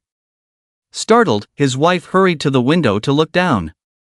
Fortunately, her husband was unharmed, but he seemed to be in a hurry as he ran towards the direction of the garage. Perplexed, his wife asked, "What's going on?" In the office of the director of the Jiangyang Martial Arts Bureau, the door was pushed open by a flustered secretary. Before the secretary could speak, he saw his director walking towards him with a look of anger. "The incident at Jiangyang High School?" Director Ruan Hong asked. "Huh?" The secretary was taken aback, not expecting the director to already know what he was about to report. The secretary quickly replied, "Yes. Notify a team to go to Jiangyang High School immediately. Arrest the escaped prisoners from Panshan Prison." Ruan Hong left the office quickly, leaving behind a command. Escaped prisoners? They hadn't left Jiangyang, but had gone to Jiangyang High School? The secretary was shocked for a moment, then shouted, "Understood." He quickly ran off to inform the first team. Jiangyang High School, teaching building. Scarface knocked down Zhang Liwu and two others, but didn't rush to kill them. Instead, with a smile on his face, he asked the three where Wan Xiao was. However, Zhang Zi, Wu Mu, and Lu Long, none of them answered him, even though they were very afraid. He. Scarface laughed, took a step forward, and Zhang Zi, Wu Mu, and Lu Long immediately panicked and stepped back. "If you don't tell me, then I'll kill you first, then go up floor by floor, kill all your classmates, until I find Wan Xiao." Scarface's calm words made the three students feel hopeless. They never expected to encounter such a situation, and couldn't understand. Why did a madman suddenly break into the school, threatening to kill them all, while the teachers and principal were not around, and the strongest students in the class, Chenju and Changfeng, were also absent? They three can't beat him. If they don't reveal where Wan Xiao is, they will be killed by the lunatic. What should we do? What should we do? Teacher, please come quickly. The man with a scar on his face stopped and said gently, "Speak up, and I will spare your lives. Your innocent classmates, other than Wan Xiao, can also survive. To speak or not to speak?" At this moment, Wu Mu, who was closest to the scar-faced man, hesitated in his heart. He didn't want to die, even though he knew the scar-faced man might be deceiving them. Even if he revealed where Wan Xiao was, he would still kill the three of them. But, what if? What if the other side has a change of heart, or if his enemy is only Wan Xiao? He didn't want to harm the other students. Sacrifice Wan Xiao for the others to live. If Wan Xiao is here, she would definitely choose this. Moreover, even if the three of them don't speak, it's only a matter of time before he finds Wan Xiao. Wan Xiao is up there, she can't escape. Don't speak! Zhang Zi suddenly shouted at Wu Mu from behind. Wu Mu shuddered. Zhang Zi saw through his thoughts, which made him feel ashamed and helpless. The scar-faced man looked at Zhang Zi, smiled, then looked down at Wu Mu. "You are good at leg techniques, talented, and became a warrior at a young age. Your family must be proud of you, they would never want you to die here, so, where is Wan Xiao?" In. Wu Mu gasped for breath, his eyes filled with guilt, struggling in his heart to the extreme. He thought of his parents, his teacher, and his years of hard training. In the end, he gritted his teeth and said, "I don't know." "Well, it's okay." The scar-faced man smiled at Wu Mu and said gently. However, the next moment, a heart-wrenching scream erupted from Wu Mu. The scar-faced man broke his other leg. Wu Mu! Zhang Zi and Lu Long looked at the convulsing Wu Mu, their eyes filled with extreme sorrow. "He doesn't know, you speak." The scar-faced man suddenly walked up to Lu Long, smiling, and asked, "I?" Lu Long was frightened and kept retreating, his eyes shifting between the scar-faced man and Wu Mu, not knowing what to do. Lu Long. Zhang Zi looked at Lu Long with complex emotions.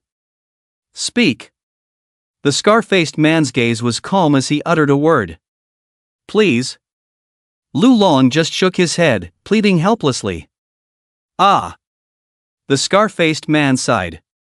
The next moment, Lu Long screamed, "Ah!" He had his other wrist kicked off. Now he had lost both hands, while Wu Mu had lost both feet. The scar-faced man walked slowly to Zhang Zi, lifted him up with his left hand, pressed him against the wall, and said, "You are the most disobedient. But, I am still willing to give you a chance. Tell me, which floor is Ruan Shao on, which classroom? Zhang Zi stared with wide eyes, trembling, and tightly closed his mouth. The scar-faced man smiled. Why are you so afraid but refuse to speak? Are you just trying to delay a bit of time, to let Ruan Shao live a few more minutes? Is your life worth her few minutes? Is it worth it? As the scar-faced man's voice fell, Zhang Zi's pupils dilated instantly. He clenched his teeth tightly, only letting out a muffled groan. Zhang Zi.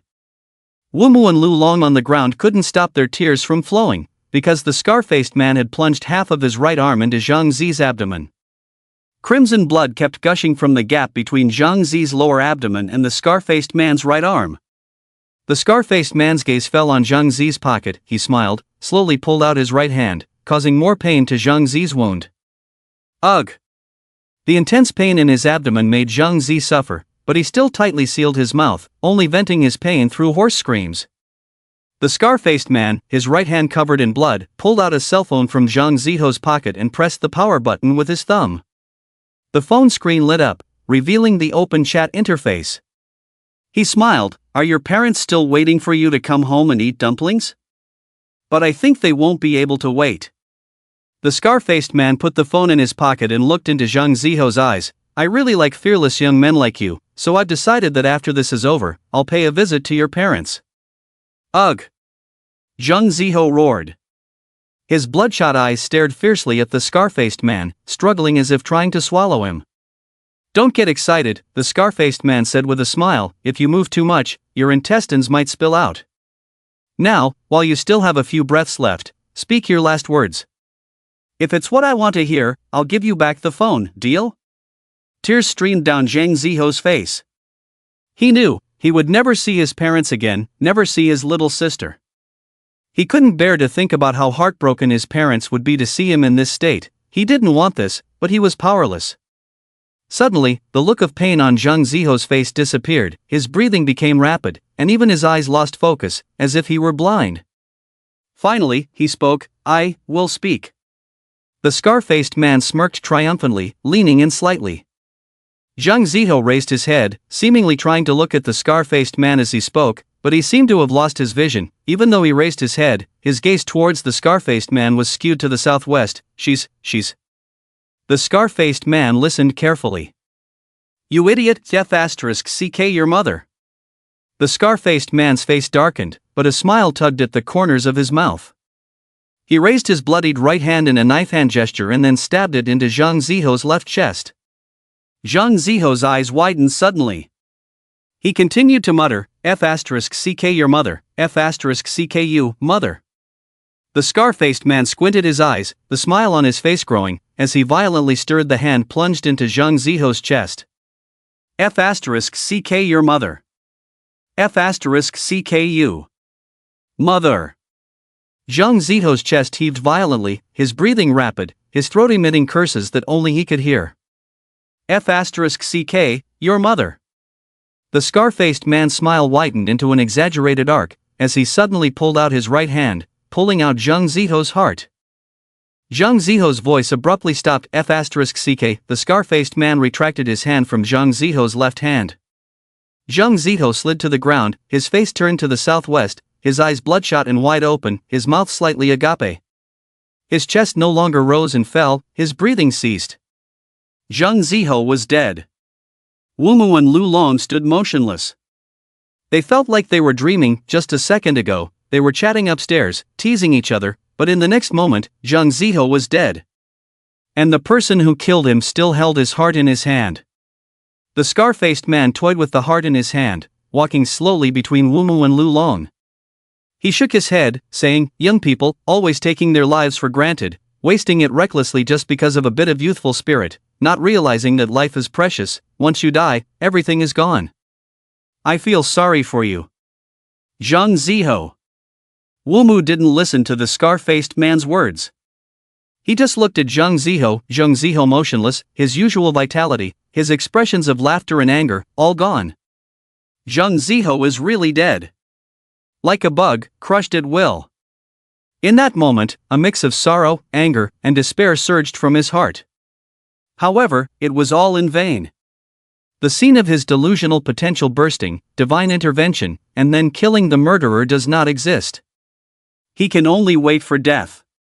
Wumu lay on his side, looking at Zhang Zhehe's frozen face, tears streaming from his eyes, unable to imagine how painful Zhang Zhehe's death would be. Lao Zhang, don't be afraid, it won't hurt when you're dead, it will all be over when you're dead. He murmured, not sure if he was comforting the deceased Zhang Zhehe or himself who was about to die. I guess you two won't talk anymore. Since you're not afraid of death, I'll send you on your way for free. Don't worry, soon all your friends will come back to accompany you, you won't be lonely. The scar-faced man cruelly laughed and casually dropped Zhang Zhehe's heart. Wu Mu! Wu Mu! Lu Long shouted in horror, tears falling incessantly.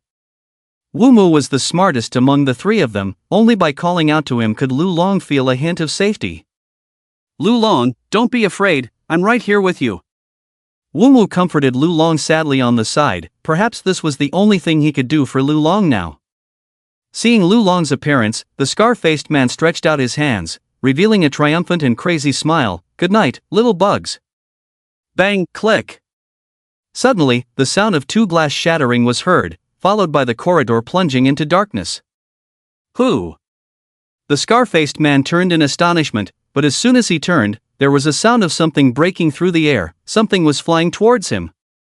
The scar-faced man took a step forward, throwing a straight punch at the same time. Crack! He split that thing in half with one punch, it was a table. The first table was split by him, and then another table flew towards him. At the same time, the scar-faced man heard a swift sound of footsteps behind that table, rapidly approaching him. The scar-faced man's eyes flashed with a fierce look. He was not sure if the person coming was a police officer from the Martial Arts Bureau or someone from upstairs. But either way, it was not what he hoped to see. In the darkness, the frightened Lu Long suddenly woke up. Someone had smashed the corridor chandelier. That person was here to help them. Now is the chance. Lu Long endured the pain in his wrist, propped himself up and quickly picked up Wu Mu next to him. He ran towards the east staircase. Because both his hands were broken, he could only hold Wu Mu with one arm. As Lu Long passed by Zhang Zhehe's body, Wu Mu, who was held around his waist, said somewhat frantically, "Don't forget Zhang Zhehe, take him with us." Zhang Zhehe is dead. Lu Long shouted, and Wu Mu instantly fell silent. Lu Long ran upstairs, and when everyone saw him and Wu Mu, they were all stunned. Wu Mu? Lu Long? What happened to you two? Why are you covered in blood? Is this some kind of cosplay? Where is Zhang Zhehe? What's happening outside? Ruan Xiao hurried to the door. Others also realized that something was wrong, so they all gathered around. It was only then that they noticed the injuries on Lu Long and Wu Mu. Wu Mu, your leg. Lu Long, what happened to your hand? Who has medicine and bandages? Several people quickly came forward to support Wu Mu and Lu Long. Lu Long didn't know how to explain to them. He knew there was no time to explain, so he could only shout to everyone, "There's no time, let's run. Run! There's a madman downstairs trying to kill you all. He's trying to kill you. Ruan Xiao. No, he's trying to kill everyone. Zhang Zhehe has already been killed by him. He broke my hand. And he kicked Wu Mu's leg. He's downstairs. We need to run. A madman? Zhang Zhehe is dead? How is that possible?" Lu Long's words were a bit chaotic, and for a moment, everyone found it hard to believe, but the injuries of Lu Long and Wu Mu made it impossible for them not to believe. "Call the police. Call the police quickly," someone shouted. "No signal, how do we call?" "Then let's run downstairs." "Run for what?" "Fight him. There are so many of us, can't we handle him alone?" At this moment, Wu Mu, who was being supported, suddenly shouted, "We can't go downstairs." Wu Mu seemed to have regained his spirits, and he analyzed, "The strength of the person who saved us is below that madman. Otherwise, he wouldn't have smashed the chandelier, giving us a chance to escape. Going downstairs won't help him, but will only burden him. How strong is that lunatic killer? Can't all of us handle him?" A classmate asked in confusion. At this point, Lu Long next to him gave a bitter smile. How strong? He is at least a third-grade warrior, otherwise we wouldn't have third grade? The surrounding classmates fell silent for a moment. If the opponent was only second grade, there was a possibility of winning if they all fought together, but if the opponent was third grade, 2 major realms higher than them, they had no chance of winning. Even if their numbers doubled, they would only be doubling the cannon fodder. The gap brought by the realm of warriors was so distinct, there was no such thing as crossing realms in battle. What should we do now? We can't go downstairs, where else can we escape? If it's really impossible, should we hide in different classrooms? No, the classrooms are so small, there isn't even a big enough cabinet to hide in. Seeing themselves in a dilemma, many students couldn't help but panic, each suggesting their own escape methods. However, without a doubt, the escape methods they came up with all had problems to some extent, and couldn't get the agreement of others. At this moment, Ruan Xiao suddenly remembered something, and quickly spoke up. Let's leave from the corridor on the 7th floor. The corridor on the 7th floor is connected to the old boys' dormitory building, let's go from there. The old dormitory building. Many students immediately remembered that this teaching building was connected to the adjacent boys' dormitory building. However, in the past 2 years, because the school had built new dormitories outside the campus, the adjacent building had been abandoned and turned into a place to store miscellaneous items. But the door on the 7th floor leading to the boys' dormitory building has been sealed off, a female student reminded. Because her classroom was on the 7th floor, she was very clear that the corridor leading to the old boys' dormitory had been walled off, not even water could seep through. Hearing this, Ruan Xiao said seriously, so if we want to survive, we have to break that wall. After thinking about it, everyone showed a determined look. Let's do it this way, we have no other choice. So the group of students didn't hesitate and started running towards the 7th floor. Wu Mu and Lu Long, because of their injuries, were each carried by 2 male students from the special class. As they were leaving, Wu Mu suddenly shouted, "Break all these lights!" Ruan Xiao instantly understood his meaning. She took out several coins from her pocket, and as she retreated to the 7th floor, she smashed all the chandeliers in the classrooms and corridors she passed by. Without the lights, even if the killer came upstairs, he wouldn't be able to find them so quickly. On the 2nd floor, Zhang Daxian and Scarface were engaged in a fierce battle. Due to the huge gap in strength, Zhang Daxian did not choose to confront Scarface head-on, but instead used his smaller figure to his advantage, engaging in guerrilla warfare with the extraordinary Scarface. Zhang Daxian is like an eel. Although Scarface's fists have hit his body several times, he can never catch Zhang Daxian. His powerful punches are effortlessly deflected by Zhang Daxian. In Scarface's ruthless eyes, there is a hint of surprise. He thought Zhang Daxian was just a clueless kid, but Zhang Daxian's strength clearly reaches the level of a second-grade martial artist. Such a young second-grade martial artist is unheard of. What astonishes him even more is Zhang Daxian's combat experience. Every attack he makes is dodged perfectly. Even a slight raise of the hand or an unintentional step back seems natural. He doesn't resemble a student nurtured in a school greenhouse but rather someone who has mastered combat skills to the extreme. A killer?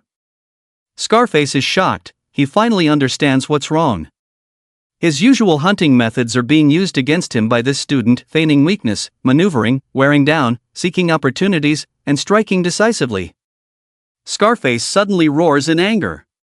Then, without warning, a straight punch strikes Zhang Daxian's chest, sending him flying. However, Scarface doesn't show a relaxed expression, instead, his face reveals deep fear and luck. It was close. He was almost led by this bald student into his hunting rhythm. If he hadn't reacted in time, forcibly breaking the opponent's hunting rhythm, he might have been killed by this kid. Damn it, at such a young age, where did this bald guy get such terrifying combat experience? Was he born a killer? Scarface looks at Zhang Daxian getting up from the ground and decides not to hold back anymore, to go all out and try to kill Zhang Daxian in one move, without needing a second. Lungs, master, I can't hold on much longer with my chest heavily injured, my breath holding time is limited. Heart, retreat, master, Scarface is much stronger than you. Brain, master, don't be foolish, at this rate, you'll definitely be beaten to death by him. Just a little longer. Zhang Daxian replied and charged again. The students upstairs are still unaware. He can only try to delay a bit longer to give them time to escape. Ears, master, watch out for his left fist. The ears shout a warning, and Zhang Daxian quickly dodges Scarface's ordinary punch.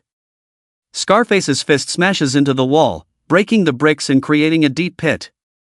With a little more force, the cement wall would probably have been pierced by Scarface. Zhang Daxian takes a deep breath, feeling indescribable relief.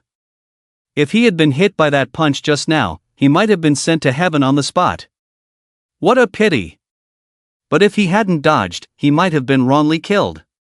Just as Zhang Daxian was dazed, a lightning bolt lit up the sky, illuminating the entire campus as if it were daytime. And in that instant, Scarface saw Zhang Daxian's state and location clearly, so he immediately swung a second punch towards Zhang Daxian's forehead. Eyes, be careful! But not only Scarface was waiting for a thunderbolt, Zhang Daxian was also waiting. With his evolved senses, even in the dark and in this pouring rain, he could still see Scarface's movements clearly. But Scarface couldn't. Scarface needed the lightning to appear, to brighten the school for that split second to see himself and pinpoint his vital points. Die! Scarface's eyes gleamed with triumph as he laughed wildly, swinging his fist towards Zhang Daxian's left temple. The wind of the punch hit his face, and the fist was about to strike. Zhang Daxian did not panic, but instead took out the hand that he had secretly put in his pocket just now, and then suddenly punched Scarface in the face. Ignorant, just as Scarface was about to mock Zhang Daxian for being foolish enough to challenge him to a fistfight, he saw Zhang Daxian's fist suddenly open, followed by a white smoke dust spraying out from the palm of his hand, drilling into his eyes. This was the chalk box that Zhang Daxian found in the guardroom. He had been waiting for the opportunity, and the best opportunity was undoubtedly when Scarface widened his eyes to see clearly. In the instant the chalk dust was sprinkled into his eyes, Scarface immediately felt a sharp pain in his eyes. He roared, involuntarily closing his eyes, retreating and roaring. Damn it! I'm going to kill you! As Scarface roared, Zhang Daxian rushed towards him and leaped up. Scarface vaguely saw Zhang Daxian's movements with his narrowed eyes, and also heard the urgent sound of Zhang Daxian's footsteps. He quickly reached out his hands to block, but his speed was ultimately slower than Zhang Daxian, who had planned ahead. Zhang Daxian's right hand wrist slightly flicked, a flash of silver appeared in his sleeve. Concealing the silver light in the palm of his right hand, Zhang Daxian pierced through Scarface's arm trying to block in front of his face. In the moment he felt the warmth of the opponent's face with his fingertips, the silver light shot out from his palm straight into Scarface's eyes. Scarface grimaced in pain, screaming miserably, immediately reaching out his hand to grab Zhang Daxian's arms, but Zhang Daxian did not evade. He gripped the silver nail tightly and desperately stabbed it into Scarface's left eye, as deep as he could. Finally, Scarface grabbed Zhang Daxian's arms with both hands, but Zhang Daxian continued to move the nail in his hand, stirring it wildly in Scarface's eye, knowing that if he wanted to win, this was his only chance, because Scarface's physical strength was too strong, ordinary attacks could not break through his defense. Only by using this nail, and by using it to pierce Scarface's eye, shatter his brain, and make him either drop dead or lose his ability to move, would he have a chance to win. Scarface screamed, tightening his fingers, and with a slight sound, Zhang Daxian's two arms were directly broken. How dare you stab my eye! How dare you stab my eye! Go to hell! Scarface roared like a madman, releasing one of his right hands that had grabbed Zhang Daxian's arm, clenching it into a fist, and then fiercely striking Zhang Daxian's chest. With a muffled sound, Zhang Daxian's chest caved in, spraying a stream of blood from his mouth onto Scarface's face. Die! Die! Scarface unleashed two consecutive punches, smashing all the ribs in front of Zhang Daxian's chest. Finally, he turned his fist into a knife and stabbed it into Zhang Daxian's chest. With a swish, Zhang Daxian's chest was pierced, Scarface let go, and Zhang Daxian fell to the ground, his eyes filled with disbelief. Zhang Daxian couldn't understand. He clearly felt the nail had shattered Scarface's brain tissue, so why was Scarface not lying on the ground, and even able to move freely, giving him 3 punches? Damn it! Zhang Daxian showed a bitter smile, realizing that he had underestimated this world, underestimated the physical strength of a third-grade martial artist. Even with his brain shattered, he could still move? This was beyond his expectations. The result of a failed plan was obvious. Zhang Daxian spat out blood wildly, clearly seeing his sunken chest and the blood hole in his chest. And his arms, broken into pieces above the wrist. But because the brain had already shut down his pain receptors during the battle, even though his body was now in tatters, he couldn't feel any pain. To be honest, at this moment, he really wanted to thank his brain, because it allowed him to die without pain. But the brain probably didn't have time to listen to his nonsense. It was still trying hard to revive itself. Brain, full self-check. Full self-check. Kidneys, release all stored blood reserves. Brain, heart, keep beating. Brain, lungs, don't stop breathing. Heart department damaged 59%, lung department damaged 67%, liver department damaged. Brain, however, even though he couldn't feel pain, the sensation of life force draining away was very clear. It's a pity that I couldn't kill you before I died. Zhang Daxian looked at the scar-faced man who was slowly pulling out the steel nail from his eye, regretfully saying. The scar-faced man roared like a beast, and finally, he pulled out the nail from his eye. He looked at the nail with one eye, recognized its origin, and for some reason, he suddenly calmed down. You killed Jiaming? Zhang Daxian smiled, then coughed up blood again. So his name is really fake name. Who would give their son that name? He's my real brother. Zhang Daxian, oh, so you're also the son of a fool. You shouldn't have touched him, shouldn't have touched him. The scar-faced man clenched the steel nail in his hand, his whole arm trembling. I will make you bury my brother with you. As soon as he spoke, the scar-faced man suddenly flashed in front of Zhang Daxian, bent down, and struck with a hand chop. This time he pierced Zhang Daxian's heart. Heart department damaged 100%. Brain, heart?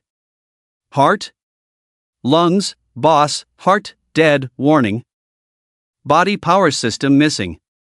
Stomach department damage worsens.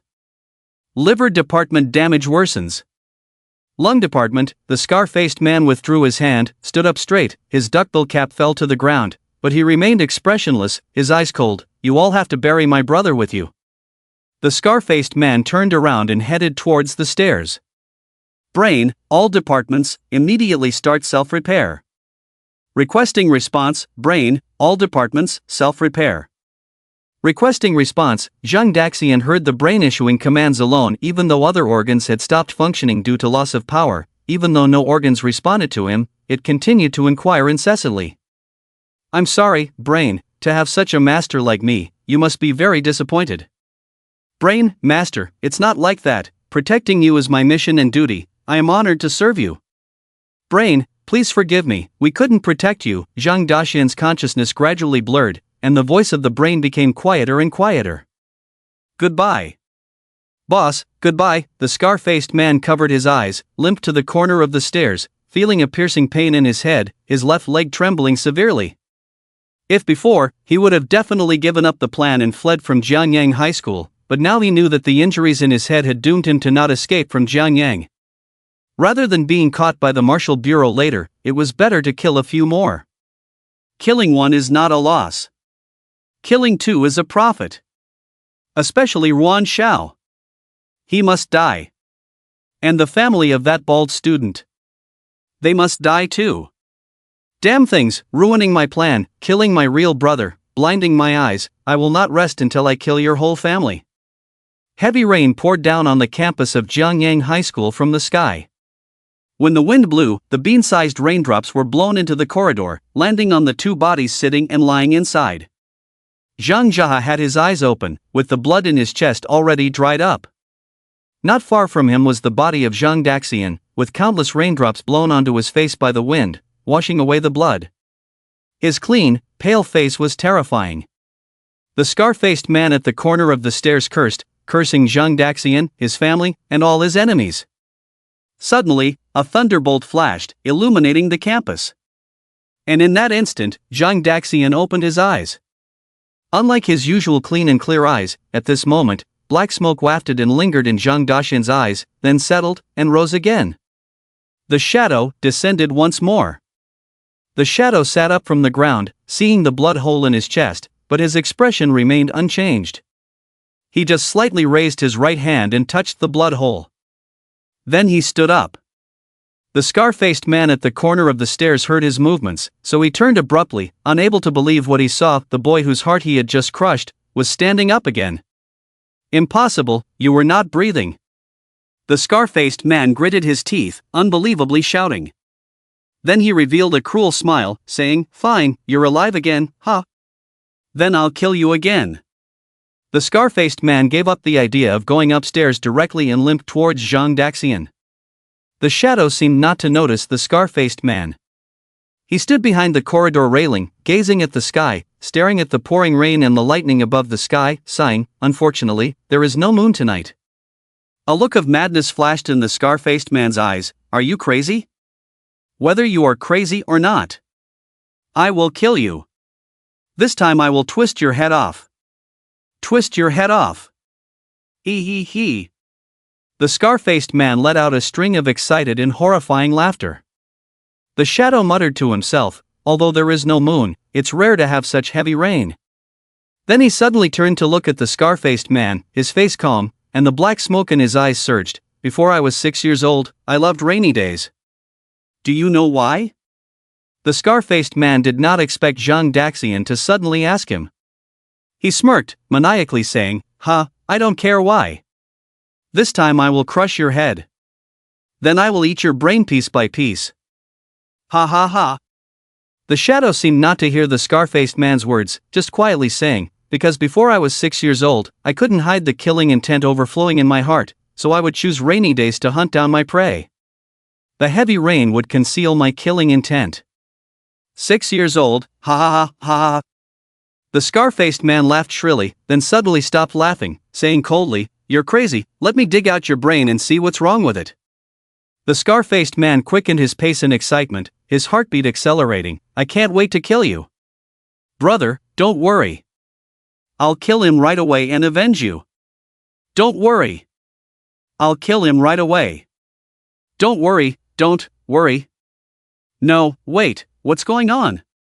The ferocious smile on the scar-faced man's face suddenly froze, and he screamed in horror.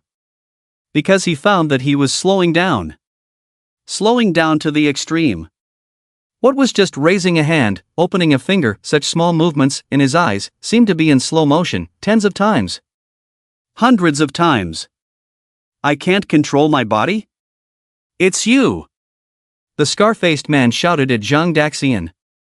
Then, he couldn't even say the two-word sentence, feeling his mouth slowly opening at an extremely slow pace. Body and soul had separated. How could this be? The scar-faced man panicked, never having experienced this situation before, not knowing how to deal with it at all. His heartbeat accelerated as a result. Heartbeat. No, my heartbeat shouldn't be this fast. The scar-faced man finally discovered the anomaly within this strange body abnormality. All movements of the body were slow as if time had stopped, but only the heartbeat kept accelerating.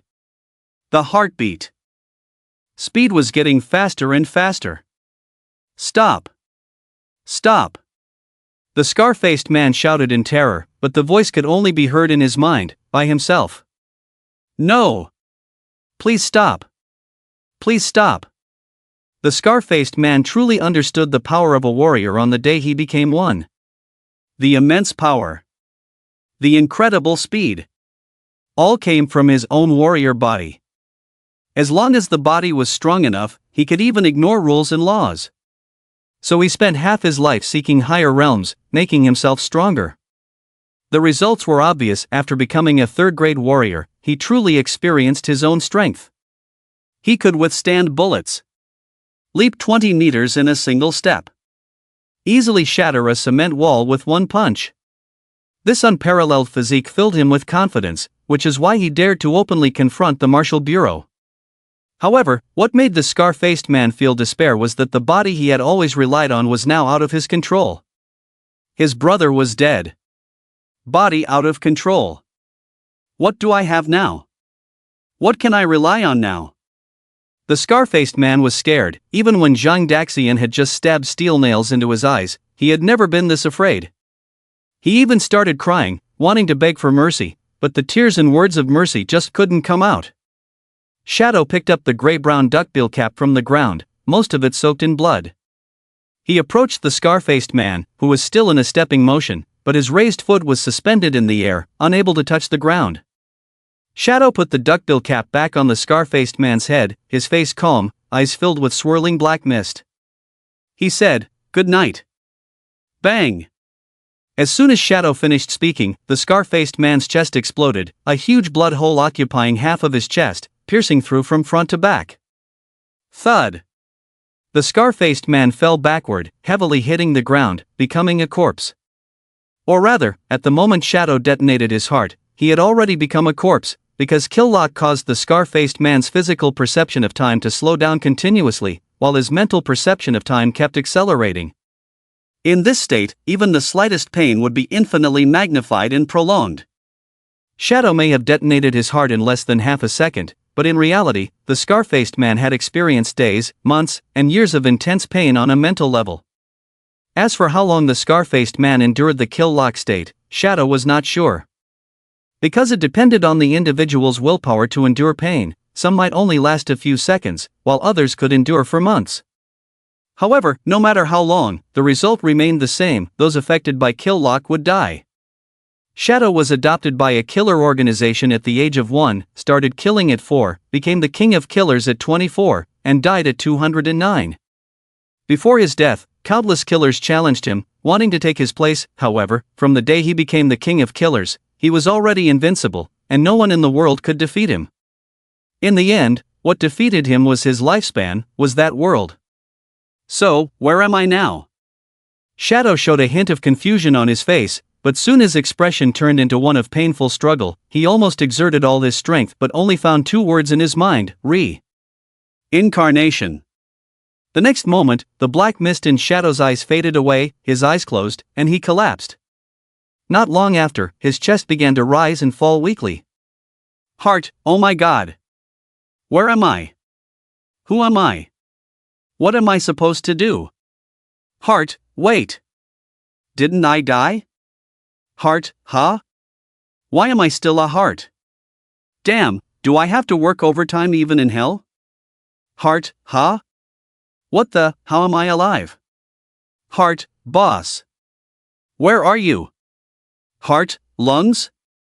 Liver? Deaf guy? Blind guy? Little bro? Why do you all look half dead? Lungs, power, heart, right. I need to provide power. Don't worry. Watch me. Power is coming soon. Outside the school, a group of students from Jiangyang High School finally escaped outside the school. Many of them were injured, with cuts and blood flowing. They relied on their fists to break through the teaching building and the old dormitory building. As a precaution, after leaving the dormitory building, they did not leave through the front and back gates of the school, but chose to climb over the wall. Because Womu said that the lunatic was wearing security guard clothes, so it was very likely that the other person had killed the school's gatekeeper and entered the school. At this time, it was hard to guarantee that the school gate would not be guarded by the lunatic's accomplices. After arriving outside the campus, Ruan Shao immediately took out his phone and called his father, and the call was quickly answered. Upon learning that his daughter and other students had already escaped outside the school, Ruan Hong finally felt relieved. He then asked for Ruan Zhao's location and said, "Stay where you are and find some hidden things to hide, don't move around, I'll be there soon." Soon, Ruan Heng's car appeared on Tiannan Road. Coincidentally, at this time Principal Jun's car also came speeding from the west. Jun Xiaosa instantly recognized Ruan Heng's car, and Ruan Hong also saw him. Ruan Hong rolled down the car window and made a follow-up gesture to him. Jun Xiaosa immediately understood, so he drove behind Ruan Heng. Before long, the two arrived at the small bamboo forest where a group of students were hiding, and Ruan Heng shouted, "Ruan Xiao, I'm here." Ruan Xiao in the bamboo forest heard the voice and happily greeted her classmates, "My father is here, let's go out quickly." Upon hearing this, the other classmates followed Ruan Xiao and walked out of the bamboo forest. Outside, Ruan Heng and Principal Jun saw a group of students running out. All of them breathed a sigh of relief. "Dad!" Ruan Xiao saw her father and ran up to him excitedly.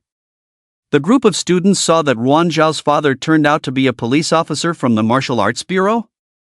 And when their principal also arrived, they were all ecstatic, several even burst into tears on the spot, sobbing. Finally a big shot came to rescue them.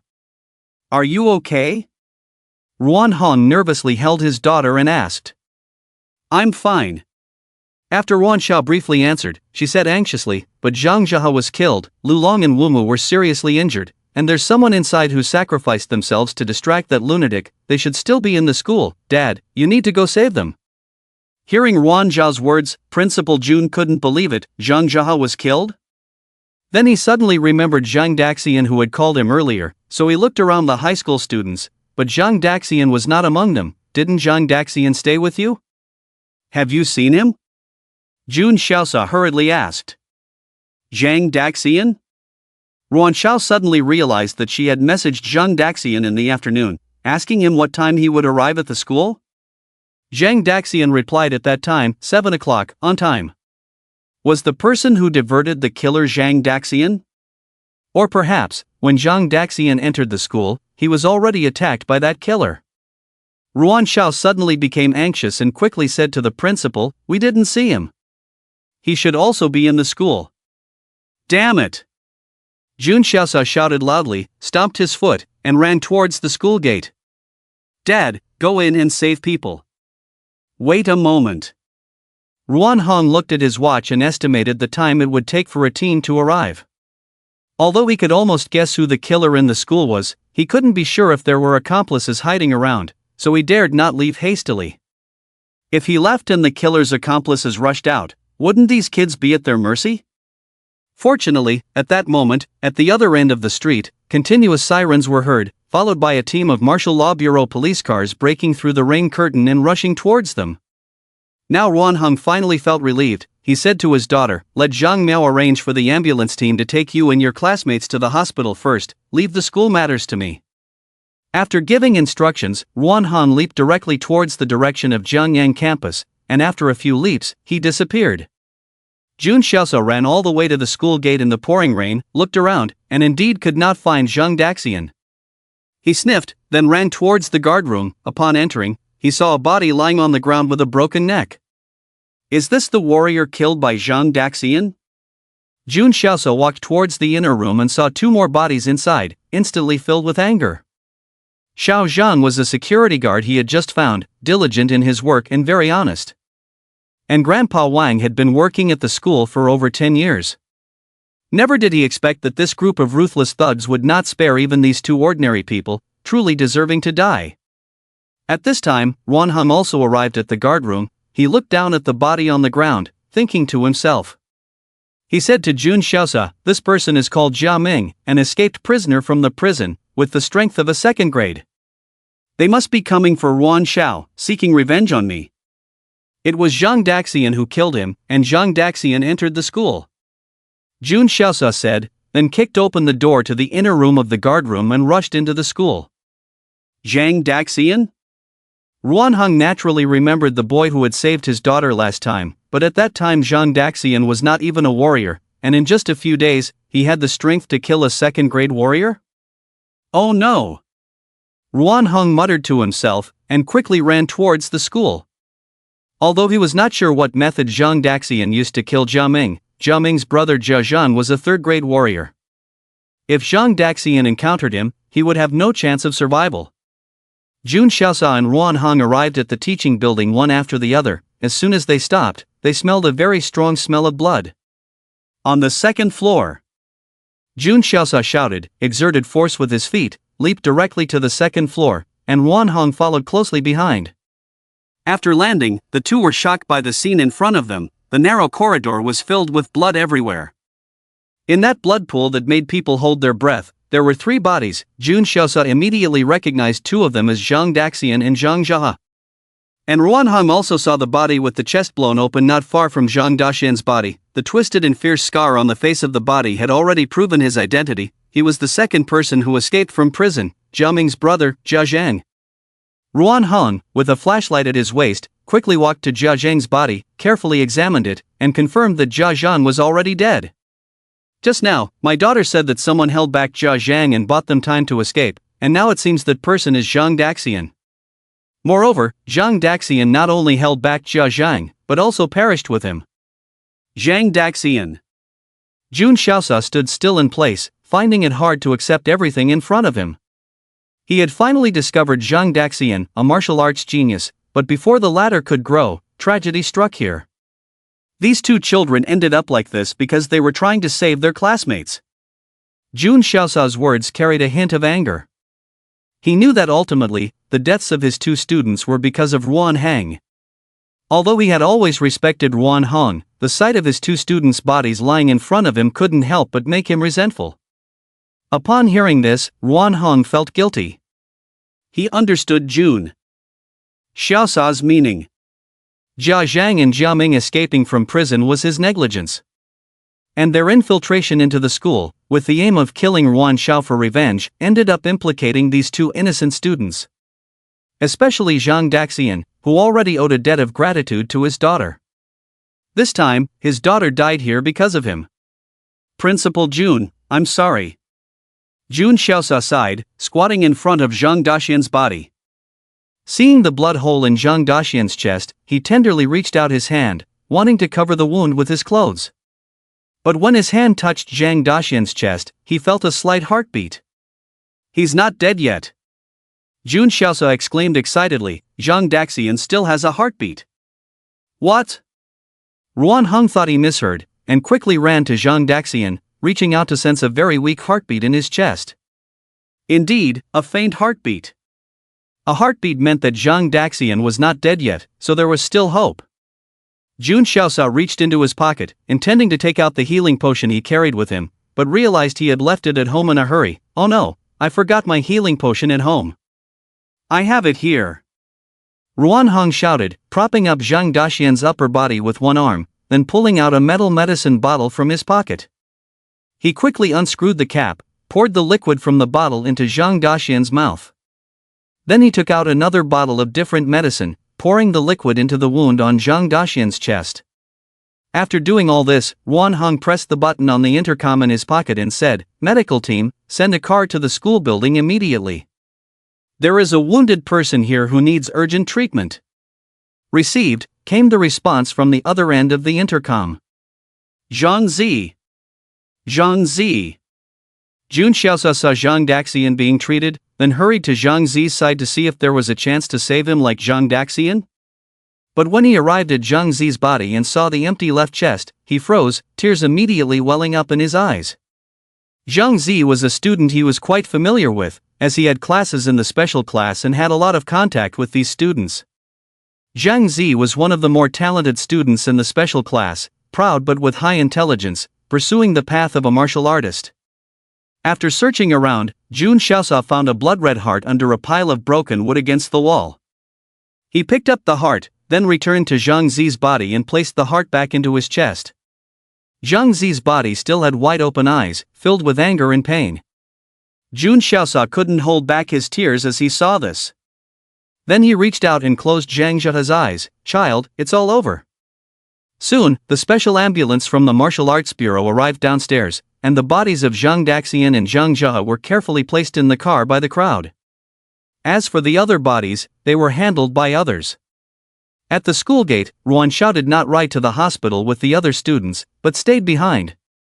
It wasn't until she confirmed that the person in the ambulance was indeed Zhang Daxian that she got into her father's car and followed the ambulance to the hospital. At the hospital, Zhang Daxian and Zhang Zhehe were taken to the emergency room, while Principal Jun, Ruan Hong, and Ruan Xiao stayed in the hospital lobby. The fugitive was dead, the students were dead, Zhang Daxian was still being rescued. After much hesitation, Ruan Hong called the secretary and made phone calls to the families of Zhang Daxian and Zhang Zhehe. Ankang Community, located on Longmen Road southwest of Jiangyang High School. At this time, in the Zhang Zhehe family in Ankang Community, Zhang Zhehe's father Zhan Long and mother Chu Qin were sitting around the table making dumplings. Beside the stroller, Zhang Zhehe's younger sister Zhang Yun, who couldn't walk yet, was holding her empty milk bottle and giggling nonstop. Did he reply to your message? Not yet. Maybe he's still busy. Put these dumplings in the fridge, I'll make fresh dough again. Chu Qin said to her husband. Why wait for him, let's eat first. Zhang Jiahe's father Zhang Long stood up straight and said. No, dumplings don't taste good when they're cold. Shu Qin rejected her husband's suggestion. How bad can they taste? Anyway, he's a big eater, he eats like a bear, he can't taste anything. Zhang Long said with a smile. Isn't it good to be a big eater? It means your son is getting stronger again. Shu Qin said as she walked into the kitchen to make dough again. Zhang Long picked up the freshly made dumplings and was about to put them in the fridge when his phone rang. Zhang Long stopped, ran to the sofa, and picked up the phone. It was an unknown number. Zhang Long answered the phone. Hello? I see, I'll be right there, yes, thank you. After hanging up the phone, Zhang Long's phone fell to the ground, and he seemed to have lost his soul, sitting down on the sofa weakly. Shu Qin came to the living room with a basin, curiously asking, Who is it Xiaoha? Zhang Long didn't say anything. Shu Qin asked in confusion, What's wrong? Did your boss ask you to go on a business trip again? Zhang Long picked up the phone, stood up, and said in a trembling voice, Let's go to the military hospital, Xiaoha is in trouble. When Shu Qin heard her husband's words, her spirit instantly faltered, the basin in her hand slipped and fell to the ground, shattering into pieces. Flowers scattered all over the floor. The sound of the basin breaking scared little Zhang Yun in the stroller, and she started crying loudly. At night, Zhang Dahai and Lu Xiaoru arrived at the hospital with peace of mind, their clothes already soaked. But they couldn't care less, they asked about the location of the emergency room, and then ran all the way there. When they arrived at the corridor where the emergency room was located, they saw several people standing in the corridor, Principal Jun, Director Ruan Xiao, and several others in martial arts bureau uniforms. How is he? Director Ruan, how is Zhang Daxian? When they reached the door outside the emergency room corridor, Zhang Dahai hurriedly asked Ruan Hang. He's being rescued. Why is he being rescued again? He was just rescued a few days ago. At this moment, a heart-wrenching cry suddenly came from the emergency room on the other side of the corridor. How could this happen? He told me he would come back to eat dumplings. Why was that person so cruel to kill my son? Zhang Dahai and a few others turned their heads to see a woman kneeling on the ground crying out loud. Standing beside her were several Martial Bureau police officers, and a man holding a child stood sadly on the side without saying a word. Upon seeing this scene, Ruan Heng and Ruan Xiao hurried over, while Zhang Dahai and Lu Xiaoru became even more worried about their son. The cold sunlight streamed into the ward, where Zhang Daxian was lying on the bed. By now, he had been in a coma for 3.5 days. Suddenly, Zhang Daxian on the bed opened his eyes, but he was too weak to fully open them. With his peripheral vision, he saw his sister Anxin peacefully lying at the head of the bed, seemingly asleep. Zhang Daxian's lips slightly parted, his voice weak, it seems. I'm not dead. But this faint voice still woke Anxin up, who widened her eyes and saw her brother's eyelashes moving slightly. Anxin quickly shouted, Mom! My brother is awake. Lu Xiaoru, who was resting on the sofa, immediately woke up and hurried to the bedside. Anxin pointed at Zhang Daxian's eyes and said, Look, my brother's eyelashes are moving. It's true.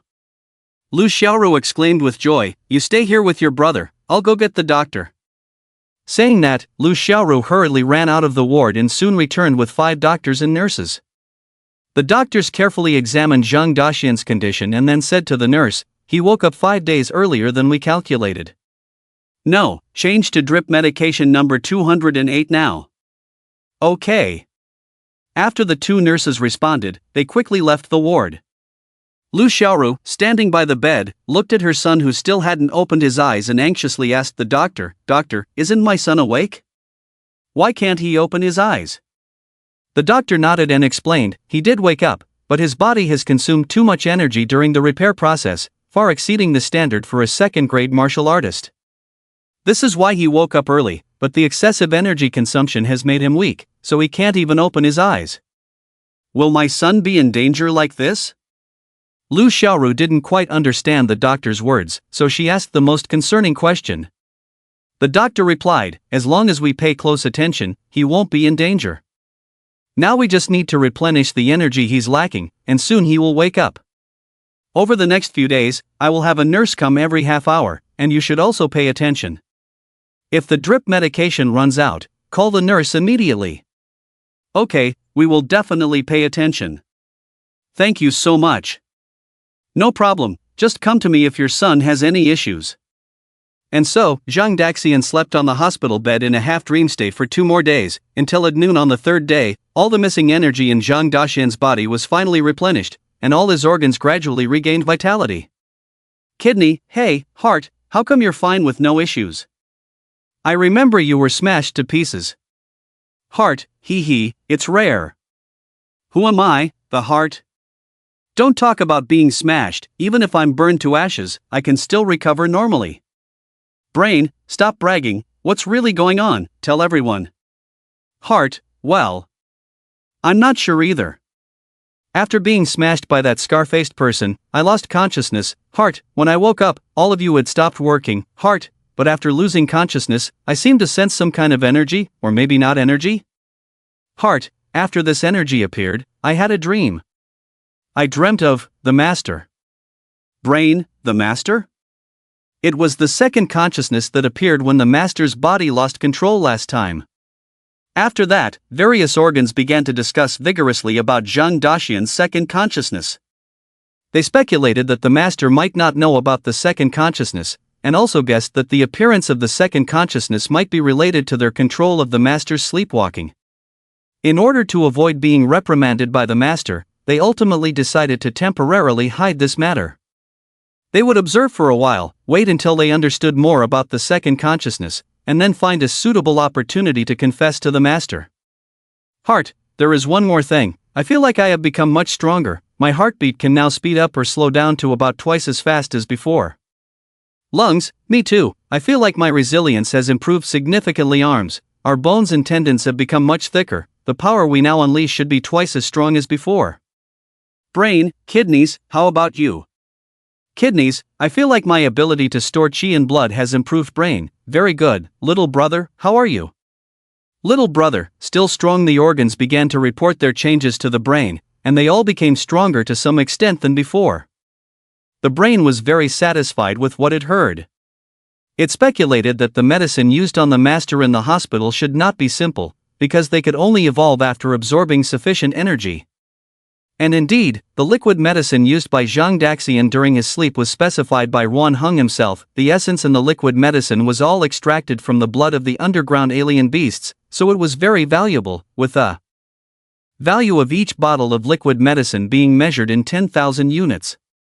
Liver, my detoxification technique has also been automatically improved. My detoxification ability has increased a lot, but it still lacks experimental evidence. Who is willing to cooperate with me for an experiment?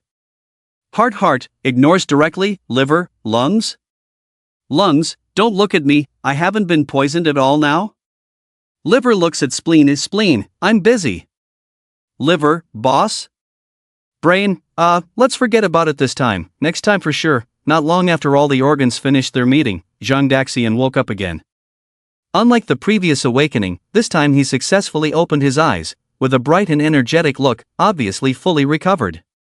Seeing Zhang Daxian wake up, the Yin family naturally rejoiced, and they called the doctor to examine Zhang Daxian. Finally, the doctor very affirmatively told them that almost all of Zhang Daxian's injuries had healed, and he could be discharged after 2 more days of observation. With the doctor's confirmation, the Yin family finally relaxed and let go of their worries. Lu Xiaoru asked Zhang Daxian if he was hungry again. Without waiting for Zhang Daxian's answer, she left the hospital to go home and cook a meal for Zhang Daxian. In Lu Xiaoru's eyes, Zhang Daxian had been lying in bed for so many days, surviving on intravenous drips, so he must be starving. In fact, Zhang Daxian didn't feel hungry at all, he didn't need to eat, but saying this out loud, his mother would definitely not believe it. Perhaps someone at the hospital notified Ruan Heng, or maybe Anxin sent a private message to Ruan Xiao, but not long after Lu Xiaoru left, Ruan Heng and Ruan Xiao, this father-daughter pair, arrived at the hospital. They naturally came to thank Zhang Daxian, but after expressing their gratitude, Ruan Heng curiously asked about the battle that night. Ruan Heng had already learned about Zhang Daxian's realm from Principal Jun and Zhang Dahai, and knew that Zhang Daxian had broken through to the realm of a second-grade warrior. He was truly shocked by this. After all, Zhang Daxian was only 17 years old. A 17-year-old second-grade warrior, this could no longer be simply called a genius. Because he has seen many geniuses, there are also young talents of the second rank, but like Zhang Daxian, who transformed from an ordinary person to a second-rank warrior in just over 10 days, there is no second person. If it weren't for the fact in front of him, he would find it hard to believe that in their small place of Jianyang City, there could actually be such a freak as Zhang Daxian. But, whether it's a genius or a freak, the gap in realm is always a huge divide. Especially for warriors, even a small gap in realm is extremely difficult to overcome. One rank is like a mountain apart, two ranks are like reaching the heavens. Ruan Heng hadn't figured out for several days how Zhang Daxian, with a strength lower by a major realm, managed to kill Jia Zhang. And even more so, Zhang Daxian survived. This is truly unbelievable. He investigated the surveillance within Jianyang High School campus, especially the surveillance in the corridor where the intense battle took place. He attempted to understand what happened during that night of the fight. However, to his disappointment, Jia Zhang not only blocked the entire campus's network signal after infiltrating the campus but also shut down all the school's surveillance. This left him with only rough information obtained from the people involved that night. In response to Ruan Heng's questions, Zhang Daxian just smiled bitterly and said, "To be honest, I don't know how Jia Zhang died. I stabbed a steel nail into his brain, but before I passed out, he still had the ability to move." What Zhang Daxian meant was, after blowing open Jia Zhang's chest, he then stabbed the steel nail into his brain through his eye? No, it could also be that there was something in Jia Zhang's chest that caused an explosion, but it only detonated after Zhang Daxian passed out. Ruan Heng speculated in his mind, but he felt that something was off, so he wanted to ask Zhang Daxian, the person involved, about Jia Zhang's chest.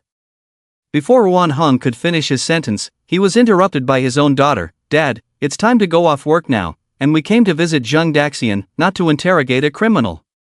He just woke up, don't make him think too much." Sorry, it's a professional habit, ha." Reminded by his daughter, Ruan Heng quickly apologized. Zhang Daxian had just escaped danger, and it wasn't appropriate to bombard him with questions in front of his family. After all, he entered the hospital to save his daughter. He was their benefactor, not a criminal. After chatting with Zhang Dahai for a while, Ruan Heng received a phone call. After hanging up, he apologized to Zhang Dahai and Zhang Daxian with some regret. "There's something urgent at the office, I have to leave first. When I have a day off, I'll come to thank you in person." "It's okay, Chief Ruan, if you have any issues at the hospital, give me a call." "Sure, I'll walk you out." Since their last meeting, Ruan Heng started calling Zhang Dahai Eng due to Zhang Dahai being older than him. Zhang Dahai felt very honored. As a second-rank disabled warrior, being called Eng by Ruan Heng, a fourth-rank strongman, was a great honor. There were probably not many people in Jianyang City who could bear the title of brother from Ruan Heng, but he could. Because he had a good son who earned him respect.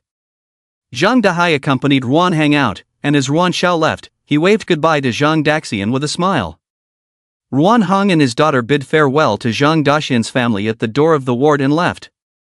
However, as they walked down the corridor, they ran into Zhang Daxian's attending physician. This doctor was an old friend of Ruan Heng's, a military doctor who retired from the underground army and now held a high position in this military hospital. The reason why he took the initiative to take care of Zhang Daxian was mainly due to Ruan Heng's influence. "Yen Haoren," Ruan Heng greeted. Ruan Xiao also politely called out, "Uncle Yen." The attending physician Yen Haoren walked over and asked, "Are you here to see Zhang Daxian?" "Yes, how is Zhang Daxian's recovery going? Will there be any lingering effects?" Yen Haoren smiled and said, "I was just thinking of telling you, we really have a freak in Jianyang City." "What do you mean?" Yen Haoren raised an eyebrow. "Zhang Daxian, where did you encounter this freak? His recovery ability is too terrifying." Ruan Heng said, "Indeed, Zhang Daxian had suffered several serious injuries before, but his body quickly recovered to normal. His self-healing ability has exceeded that of a normal second-grade martial artist." Yen Haoren raised an eyebrow and whispered, "Not just a second-grade martial artist, my goodness, even 5th or 6th grade martial artists don't have his level of horror. When Zhang Daxian was brought in, he had 2 very serious injuries, one to the heart and the other to both forearms. Especially the heart. When he was first brought in, his heart was full of cracks, almost shattered. But in just a few days, his heart has recovered completely, and the broken bones in his forearms even automatically fused back together. His physique is simply unbelievable. After hearing Yan Haoran's words, Ruan Hong realized that he had underestimated Zhang Daxian's potential. He asked Yan Haoran, "Have you ever heard of someone with this kind of physique?" Yan Haoran shook his head, "No, never seen anything like it." "What do you think of his physique compared to a psychic?" Psychic. Yan Haoran's mind stirred, envisioning those with telekinetic abilities and the power to levitate. Psychics were in a completely different dimension from ordinary martial artists. He said solemnly, "It's hard to say, there are fewer psychics than giant pandas, and Zhang Daxian's physique seems abnormal now, but it's hard to tell how much potential he has for development in the future." Ruan Hong pondered silently. But Yan Haoran looked into Ruan Heng's eyes, his expression becoming serious, and he said, "One thing is certain, this child is willing to sacrifice his life for his classmates." Showing his valuable character, he defeated 2 thugs stronger than himself, demonstrating his exceptional combat skills. With these 2 qualities combined, he is destined to become an outstanding martial artist in the future, even a leader among martial artists.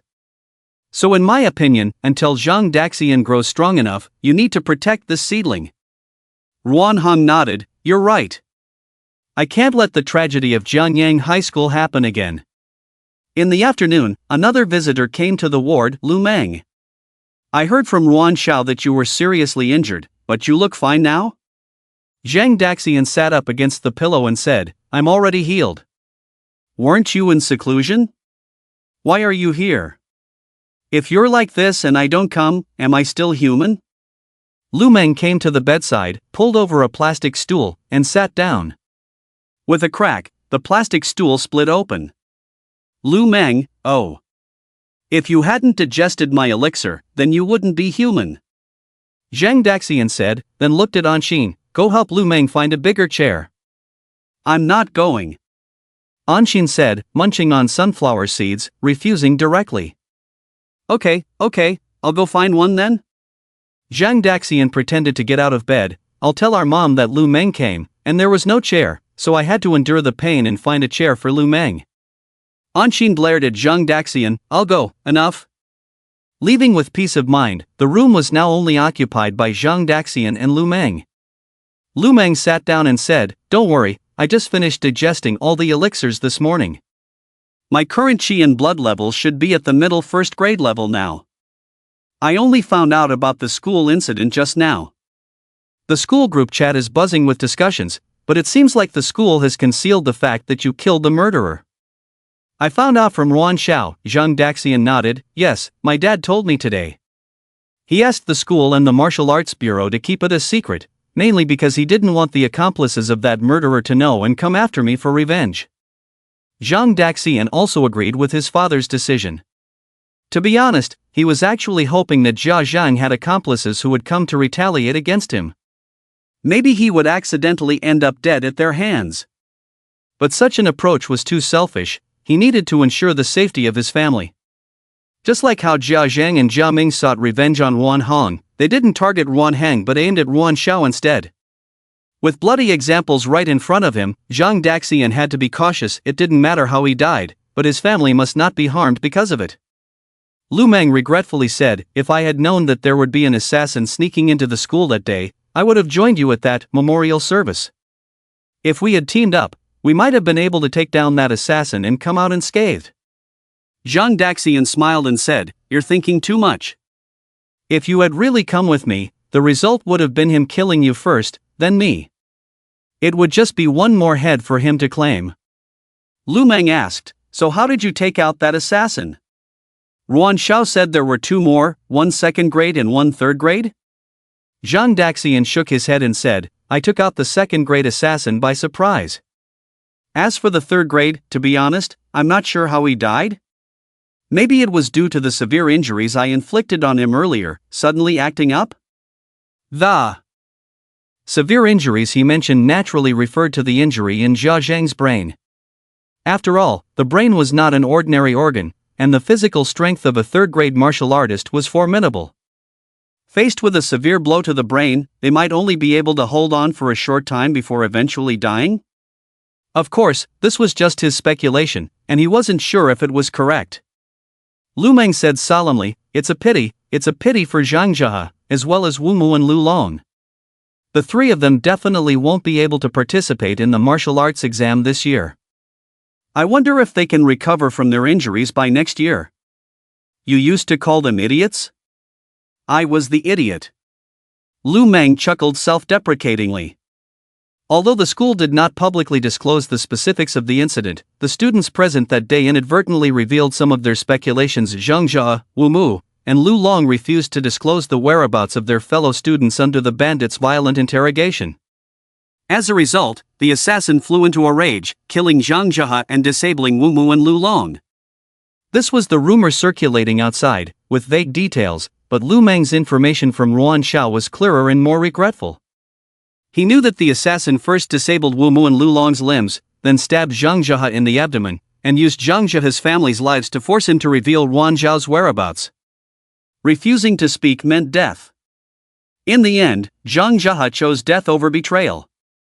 Lu Meng sighed, Zhang Jia was a true man. It's a pity I didn't see it before. Zhang Daxian was also somewhat silent. He never expected that Zhang Jia, who had begged for mercy in the martial arts hall, would show such admirable courage when faced with life and death decisions. Indeed, a person's character cannot be judged solely by appearances. After a while, Lu Meng suddenly took out 2 bank cards from his pocket, with the word 8 written on the card face 6 times. He handed one of them to Zhang Daxian and asked, I heard that Zhang Jia's funeral is in the afternoon. Are you going? I'll go. At 2 o'clock in the afternoon, Zhang Daxian and Lu Meng arrived at the location where Zhang Jia's parents were holding the funeral. There were already many people here. Among those Zhang Daxian knew were Ruan Heng, Ruan Xiao, Principal Jun, and the teachers of the special class. There were also some familiar faces who should be students from the special class, among whom the only one he knew was Cheng Feng, who ranked second in the special class. At this moment, Zhang Jia's coffin lay quietly on the platform to the north, with a photo of him placed in front of it, surrounded by flowers. People attending the funeral came forward to offer flowers and condolences to the family, starting with Zhang Jia's relatives, followed by his teachers, friends, and classmates. Mr. Zhang, Miss Chu, this is the honorary medal the school awarded to Zhang Jia. After a moment of silence, Principal Jun said, Zhang Jia was a true warrior, a pride of our Jiangyang High School. Zhang Jia's mother, Chu Qin, with tears in her eyes, tightly held the crystal box containing the golden medal, and tearfully thanked, Thank you, Principal Jun. Little River would have been very happy to receive this. Principal Jun nodded, then took one last look at Zhang Jia's photo before leaving. After Principal Jun left, Ruan Heng and Ruan Xiao approached Zhang Jia's parents. Ruan Xiao, with a guilty expression, said, Uncle, Aunt, please accept my condolences. Chu Qin did not respond, just nodded, her husband holding their daughter behind her, with a complex expression and remaining silent. Seeing this scene, Ruan Heng sighed inwardly. He had originally advised his daughter not to attend Zhang Jia's funeral because he knew how Zhang Jia's parents felt about her, and he was sure Ruan Xiao knew too, but she insisted on coming. Later, Zhang Jia's classmates came forward one by one to offer flowers. Lu Meng was ahead of Zhang Daxian. After Lu Meng offered his flowers, Zhang Daxian stepped forward. It was then that he noticed a bowl of dumplings placed next to the photo, and next to the bowl of dumplings was a bank card with 6 8s written on it. It was placed there by Lu Meng. Although Lu Meng had a carefree personality, he was actually very meticulous in certain matters. Zhang Daxian set down the flowers in his hand. As he did so, a bank card slipped out from his sleeve and fell onto the bank card placed by Lu Meng.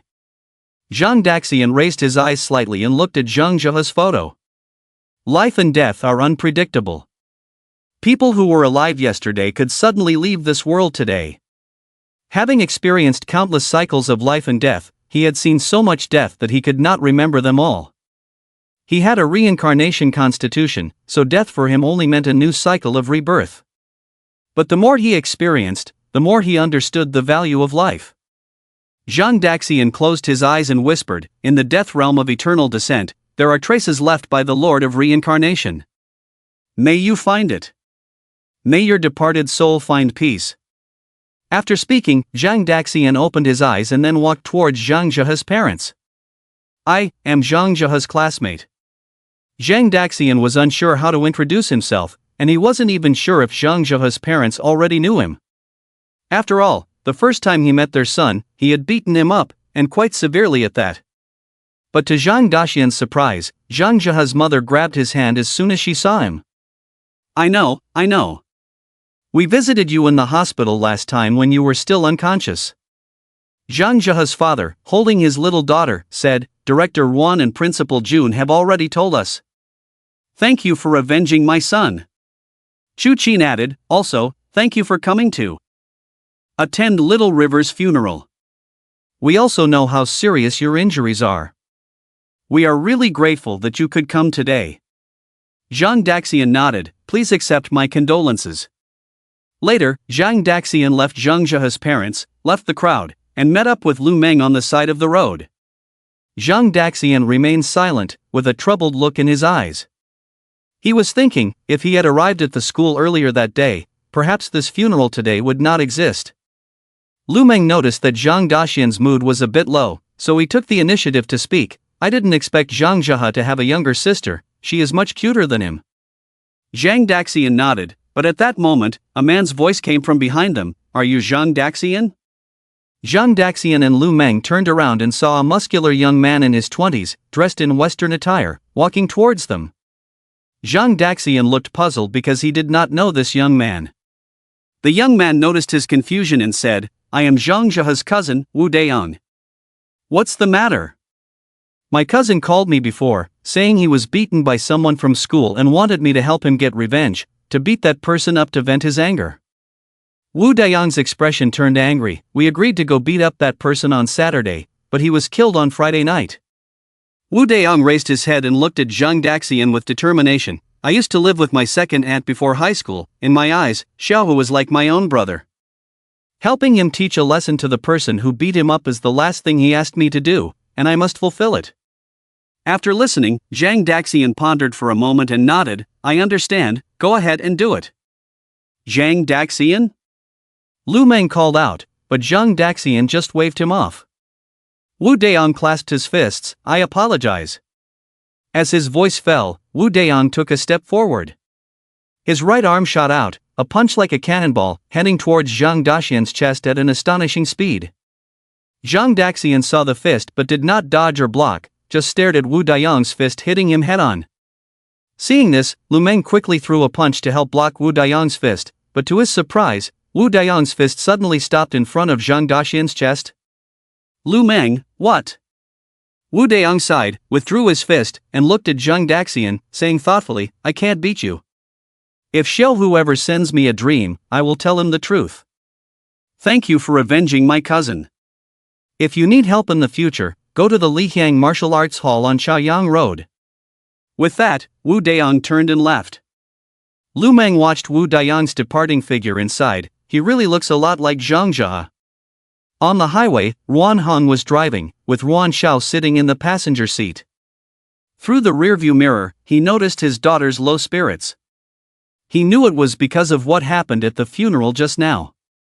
Ruan Hong also felt helpless, but he advised, "This has nothing to do with you, you don't have to blame yourself.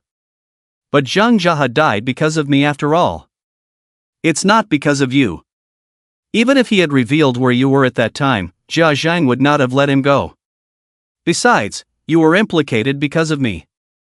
Ruan Xiao remained silent and did not speak. After a while, Ruan Hong changed the topic. "The college entrance exam is coming soon. Have you decided which school to apply to?" Ruan Xiao thought for a while before saying, "Tiancheng Police Academy." Ruan Hong frowned slightly. "You didn't say that last time. Did Jia Zhang's incident change your original plan?" Ruan Xiao looked out the window without denying it. Seeing this, Ruan Hong wanted to advise his daughter, but didn't know how to start. After hesitating for a while, he suddenly turned the steering wheel and changed direction.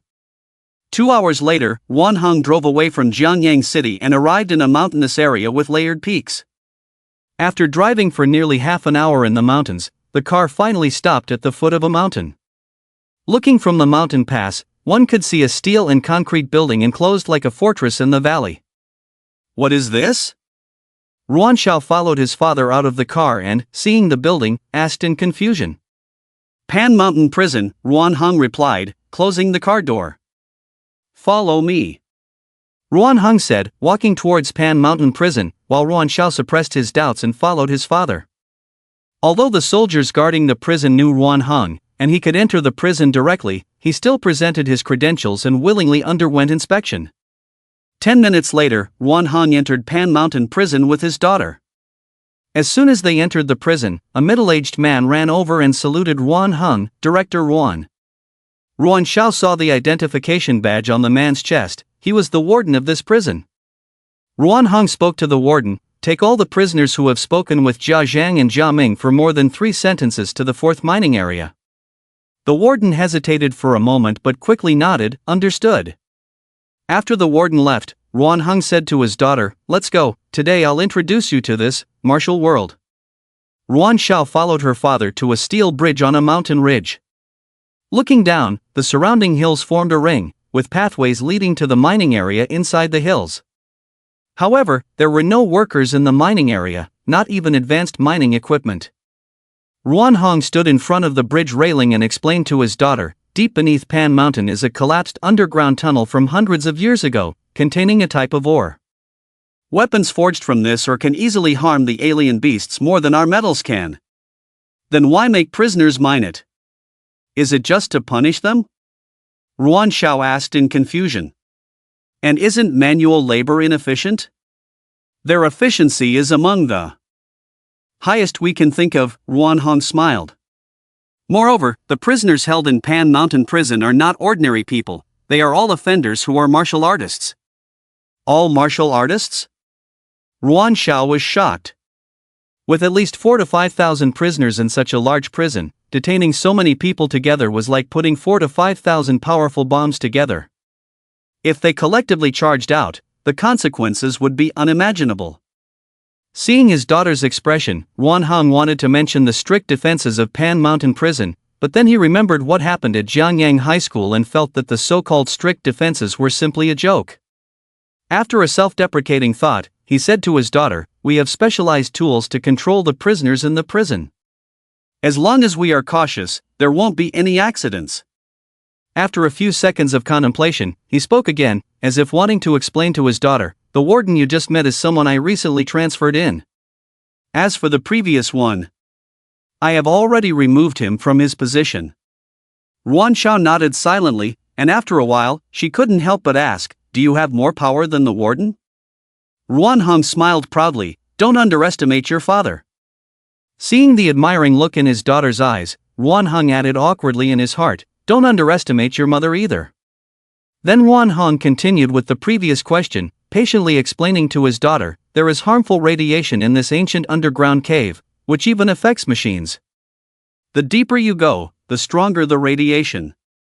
So, whether it's professional miners or our advanced mining machinery, they can't work properly in the tunnels.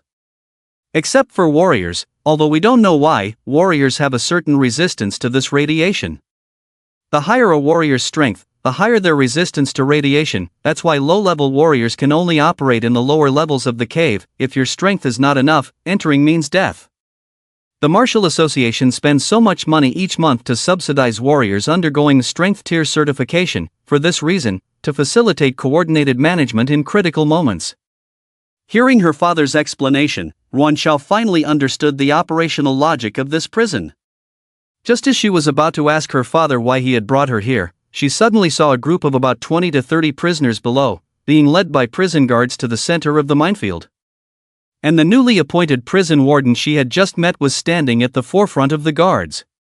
The warden walked to the back of the prisoner group, then suddenly raised his right hand high and forcefully brought it down. The next moment, the 20 to 30 prison inmates collectively convulsed and fell to the ground. The guards then picked up the motionless prisoners one by their legs and dragged them away to an unknown location.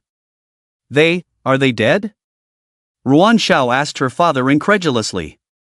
Ruan Hong nodded, neither deceiving nor concealing, yes. Just because they talked to Jia Zhang and Jia Ming and only said 3 sentences? Ruan Hong nodded. But this? Ruan Xiao couldn't understand her father's actions. What if someone among them sincerely repented? Do you think this is not humane? Ruan Hong asked his daughter in return. Ruan Xiao did not answer. If a prisoner is sent to Pan Mountain Prison, it means that the crimes they have committed do not allow them to leave alive. Is it better to die now? Or to die from radiation sickness in the tunnels? It's all the same. Not even a chance for them? They didn't give Zhang Jia a chance either.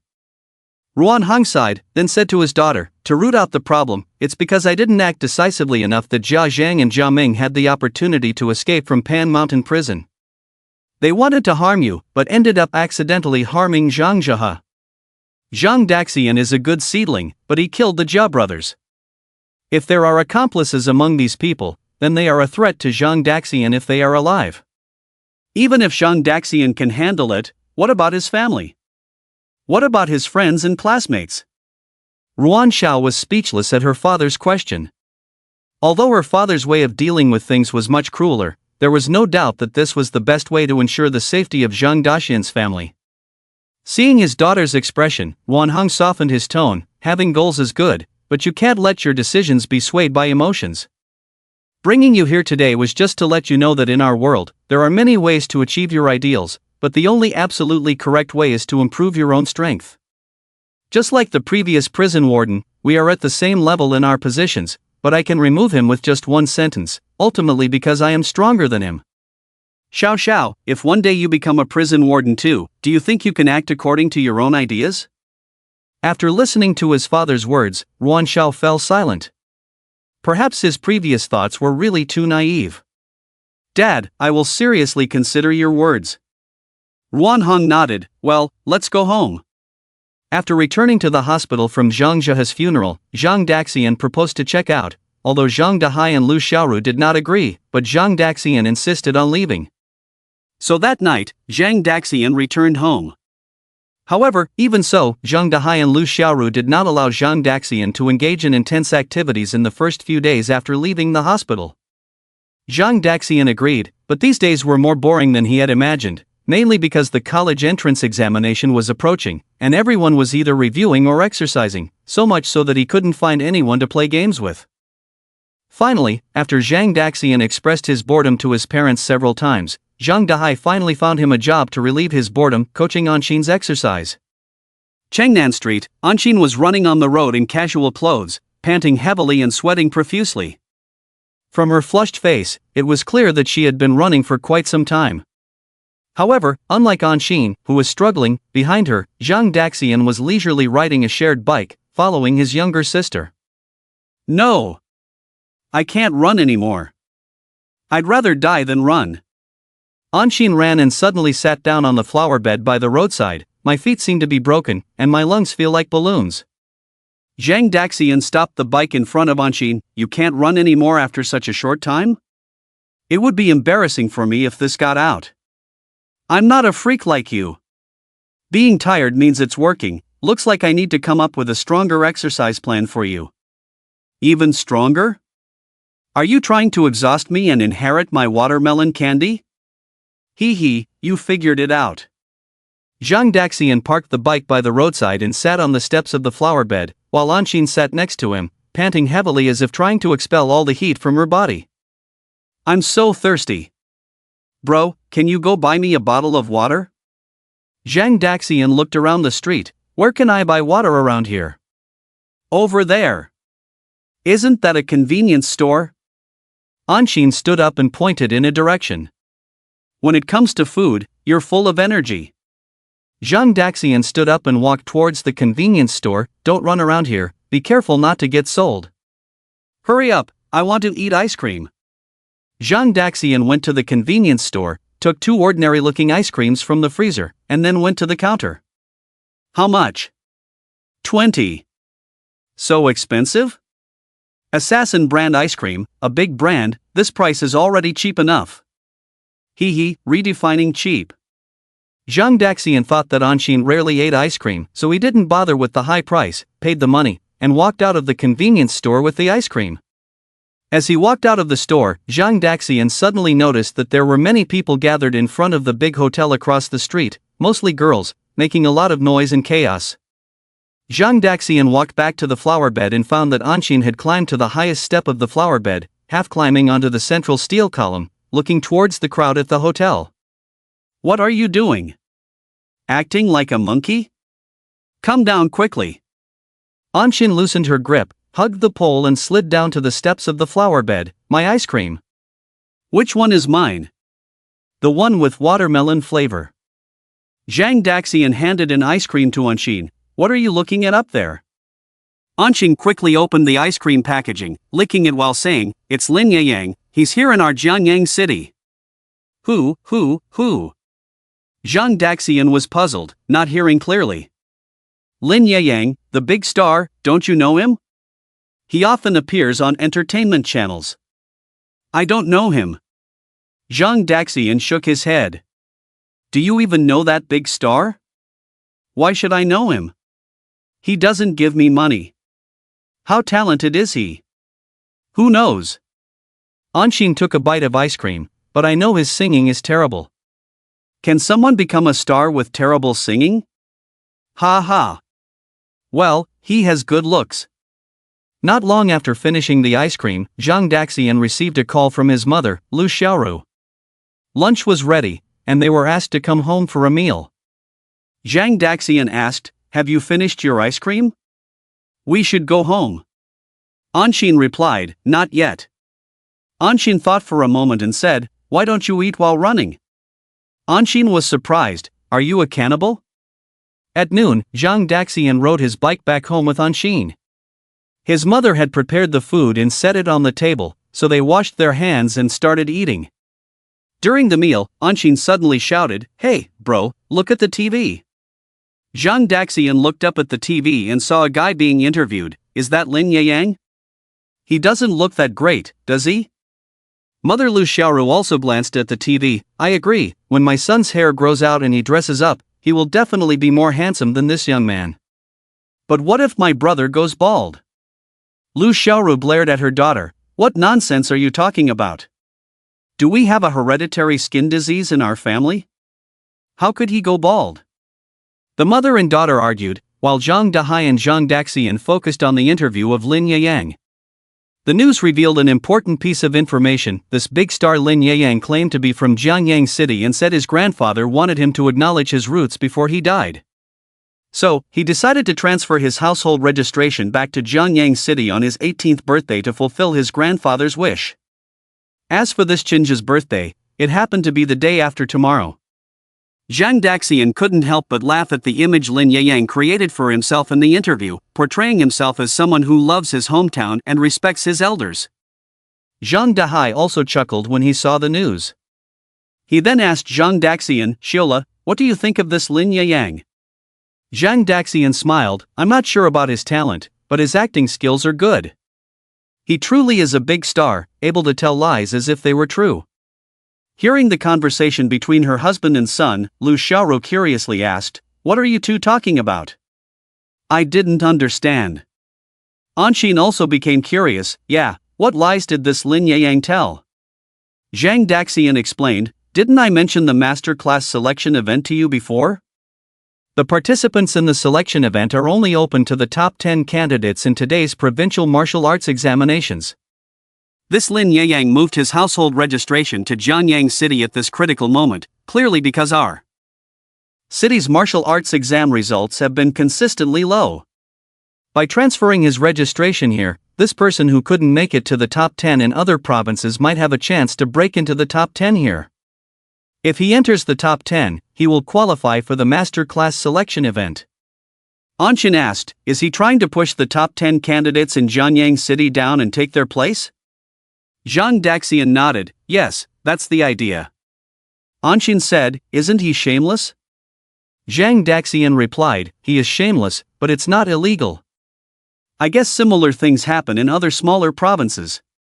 "Bro, what if he pushes you out of the qualification?" Anshin asked with some concern. Lu Xiaoru, upon hearing her daughter's words, also showed a worried expression. Zhang Daxian laughed, "It depends on his skills if he wants to push me out." I don't think it's very likely. Zhang Dahai also laughed, "You should have confidence in Zhang Daxian. He can defeat even a third-rank martial artist, let alone this young guy who only knows how to exploit loopholes." In the hotel, the famous star Lin Yeyang comfortably finished a bath and came to the living room. At this time, his agent was sitting on the sofa, looking at something on his laptop. Lin Yeyang affectionately hugged the agent's waist and asked, "Have you found out?" The agent, seemingly accustomed to this kind of action, replied, "Almost. The top 3 schools in Jiangyang City are Jiangyang First High School, Jiangyang Second High School, and Jiangyang Wenhua College. Is the first high school the best among the 3? Lin Yeyang asked. In terms of standards, the 3 schools are similar, but Jiangyang First High School is the oldest school in Jiangyang City, and the quality of teachers is slightly better than the other 2 schools. The agent pulled up an electronic spreadsheet on the computer and continued, "In the past 5 years, the top scorer in the college entrance examination in Jiangyang City has come from Jiangyang First High School." Lin Yeyang nodded in satisfaction, "Then let's go with the first high school, it barely matches my status. Talk to the school and get the enrollment procedures done as soon as possible." "Okay," the agent replied, then found the school's admissions email on Jiangyang First High School's official website and composed an email. "Should we mention your level of strength in the email?" the agent asked. Lin Yeyang thought for a moment and agreed, yes. He came to the small city of Jianyang for the martial arts examination. But participating in the martial arts examination also required conditions. First is a local household registration, which he had already taken care of.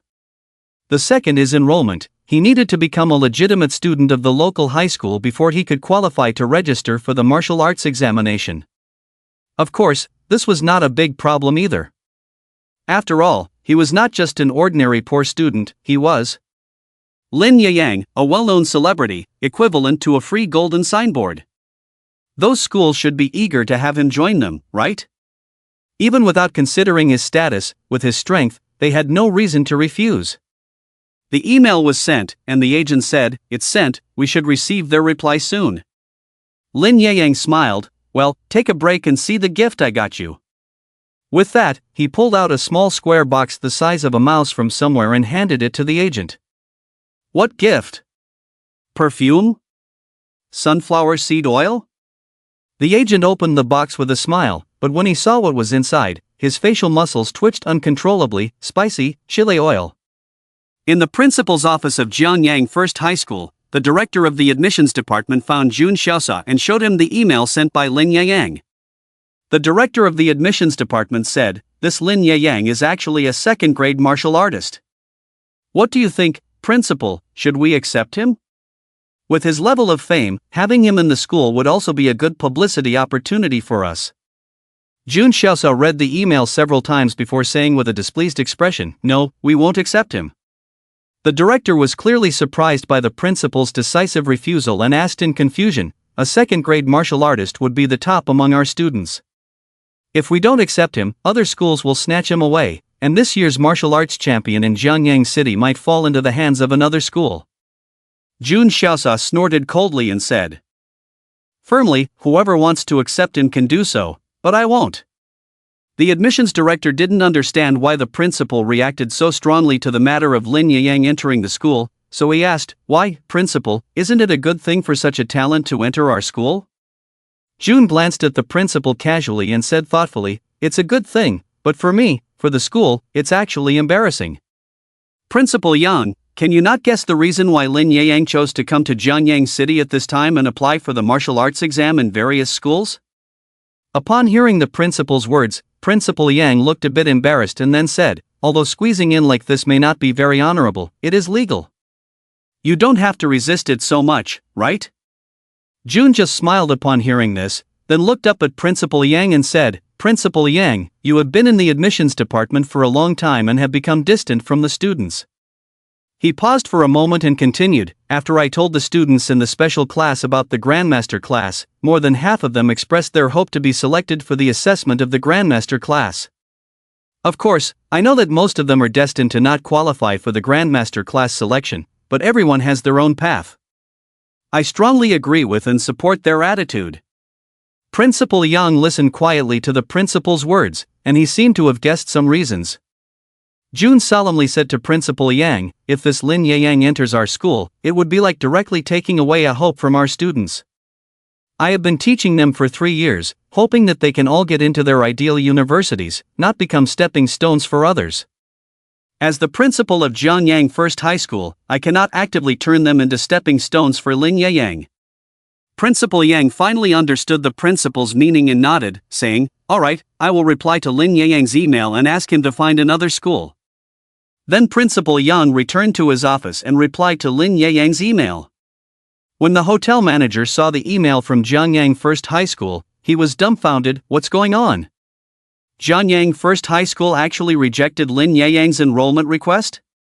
Why? Does this benefit them in any way? At this moment, Lin Yang looked over and asked smugly, "How is it? When are they going to hold a welcome ceremony for me?" "Well, see for yourself." Lin Yang frowned, walked to the manager's laptop, looked at the email on the screen, and suddenly became furious. "A second-rate school in a small city actually rejected my application. They really don't know what's good for them. I was considering attending your school out of respect. Damn it, stupid school." Lin Yang didn't expect to be rejected so quickly. He had thought that by voluntarily enrolling in Jianyang First High School, they would at least hold a thank you ceremony for him.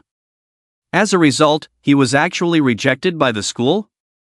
How could he, who had always been the center of attention, not be on guard against this? And he has to find another university for himself? Damn it, do they really think that sending an email is showing respect to him? Lin Yang was so angry that his chest heaved, and it took a while before he said to the manager, "Send an email to Second High School as well. I don't believe they will reject me too." The manager sent an email to the admissions department of Second High School and soon received a reply. "How is it?" Lin Yang asked. The manager whispered, "They agreed and asked when you would be available for a meeting." "He, as expected." Reply to them, "Arrange a meeting this afternoon." Lin Yang was very pleased. Second High School was still giving him face. Not like that First High School. Blind fools. However, although the issue of the martial arts exam qualification was temporarily resolved, Lin Yang, who had never suffered any grievances, still couldn't help but think about First High School. He couldn't understand why they had a reason to reject him. Could it be the principal's child is his anti-fan? In the afternoon, Lin Yang and the manager changed into casual clothes and left the hotel. They arrived at the agreed location with Second High School and met the people from the school. A middle-aged man is the director of the admissions department, the other is the president of the student union, a very beautiful female student. At first sight, the president of the student union showed a very enthusiastic attitude towards Lin Yang, claiming to be a fan of Lin Yang. In response, Lin Yang showed a friendly smile on his face and politely responded. But deep down, there was a strong sense of disgust, and he even thought to himself, "What a seductive and cheap woman." On the contrary, Lin Yang found the director of the admissions department at Erzhong to be quite impressive, despite his rough appearance. They chatted for about half an hour, and it went very harmoniously. Lin Yang even signed the application form for admission to Jianyang Erzhong on the spot. When the director of admissions went back to get the principal of Erzhong to stamp it, he would become a legitimate high school student at Jianyang Erzhong in Jianyang City. By then, there would be no obstacles to his martial arts examination. After signing the application form, Erzhong also proposed to hold a welcome ceremony for Lin Yang. After all, they didn't teach Lin Yang anything, yet they could benefit from having Lin Yang, a second-grade martial artist. Being a second-grade martial artist, in the martial arts examination, he was definitely among the genius level. Without any surprises, they could almost confirm that Lin Yang would be the martial arts champion of Jianyang City this year. The martial arts champion. The last time Erzhong produced a martial arts champion was 5 years ago. 5 years. Who knows how their principal spent these 5 years? Thinking about the martial arts champion every day, they were almost going crazy. And now, they didn't have to spend a penny, yet they could let Lin Yang help her Zhong earn honor for free. Where else could they find such a good deal? So, it was not unreasonable to hold a simple welcome ceremony. However, the only thing that puzzled Zhong was why Lin Yang did not choose the slightly better Zhong as his first choice, but instead chose Zhong as his second choice? Of course, they couldn't ask this question, and Lin Yang couldn't answer it either. How could he say that he was rejected by Zhong? With the matter resolved, Lin Yang returned to the hotel in a good mood. He asked his agent to order a table of food first, then lay on the sofa eagerly, took out his phone, opened Weibo, and posted a dynamic update about his successful enrollment in Jianyang City. Fans need to be managed. When he decided to transfer his household registration to Jianyang, he began to intentionally or unintentionally reveal this on Weibo. At first, there were comments questioning him, saying that he wanted to transfer his household registration to participate in the selection competition for the Grandmaster class. But soon, these comments were manually deleted by his management team. However, before the comments were deleted, they caused quite a stir in various circles, but he saw it as a good thing. Controversy also brings discussion, and discussion brings heat, and with heat, he can become more popular, and with popularity, he can earn more money.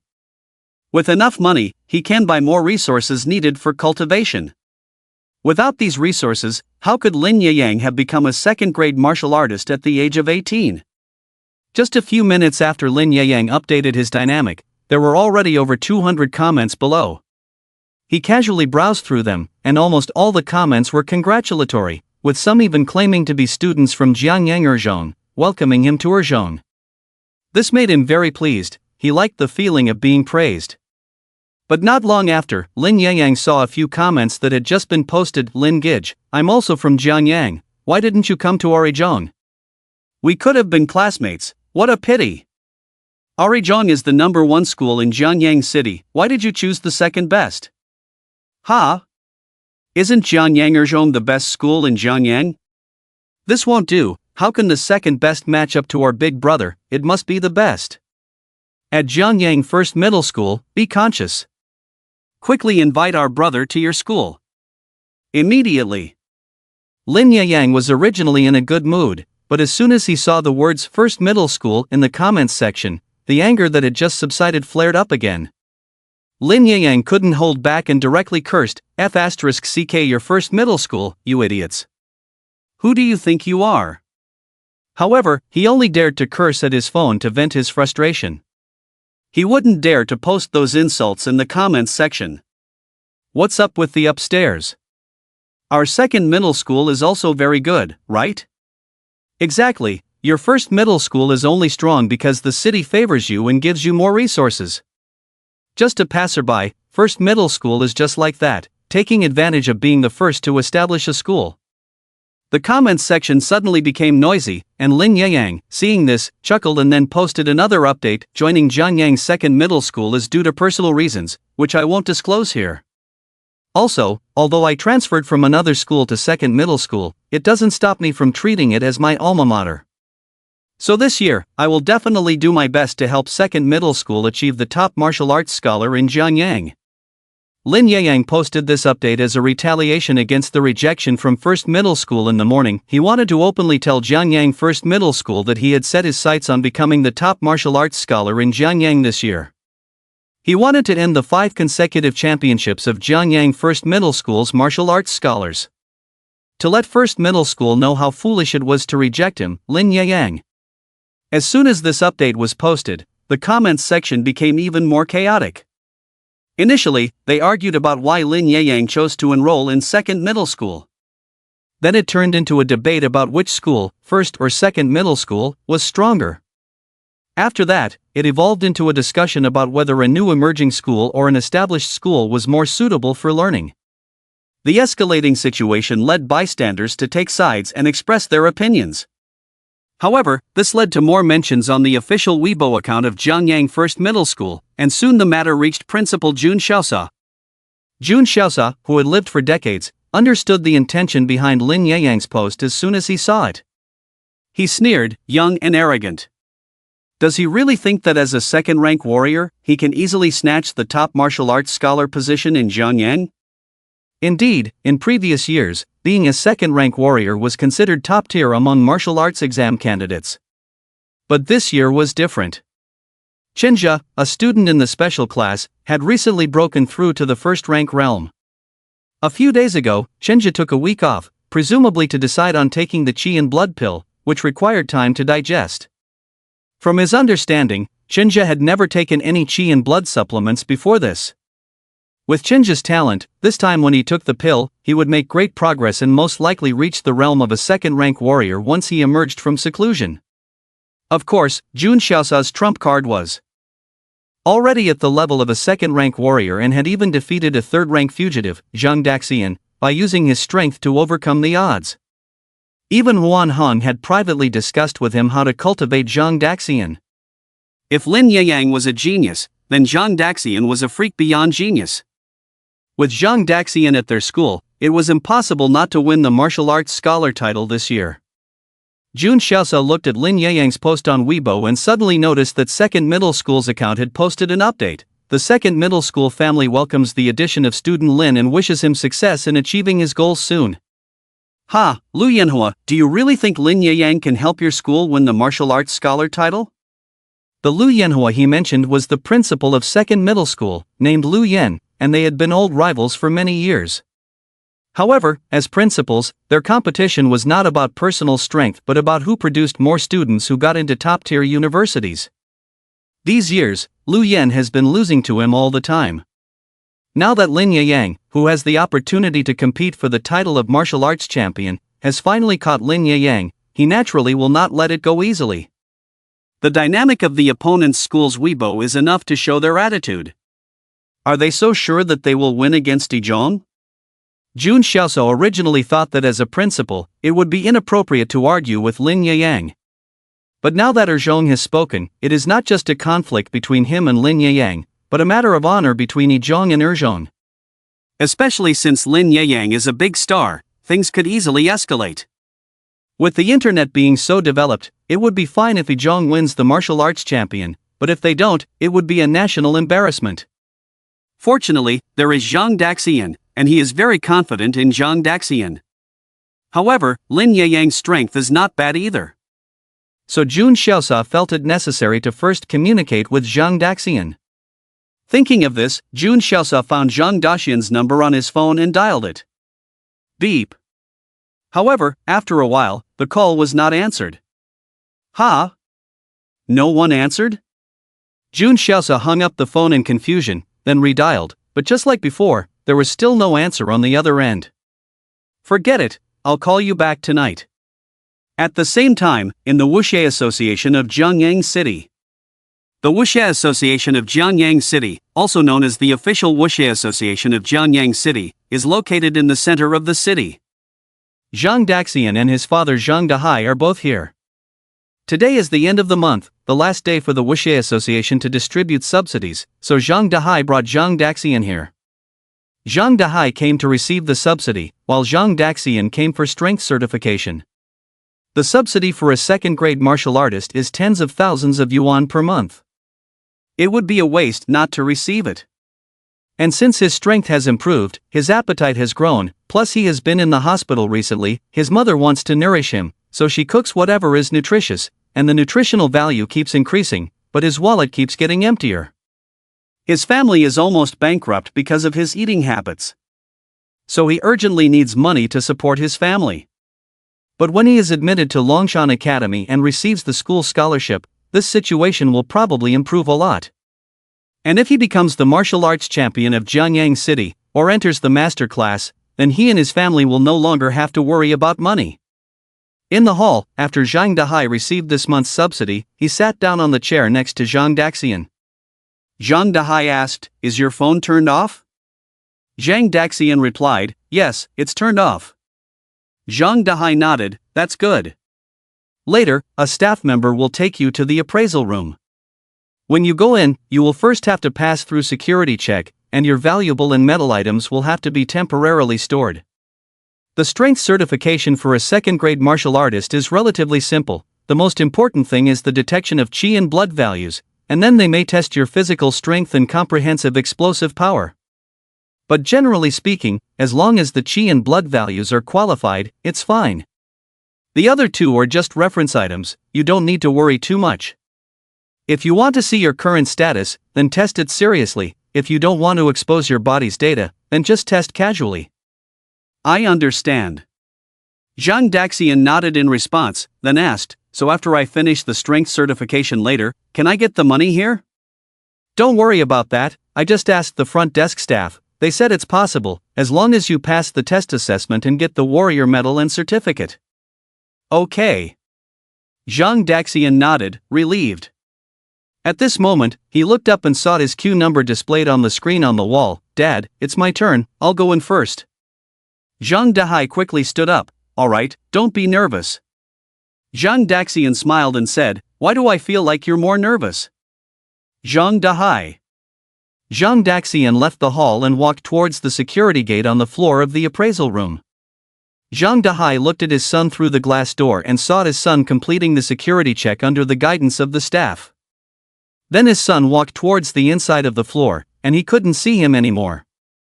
However, it seemed that everything was going smoothly, with no unexpected incidents for the time being.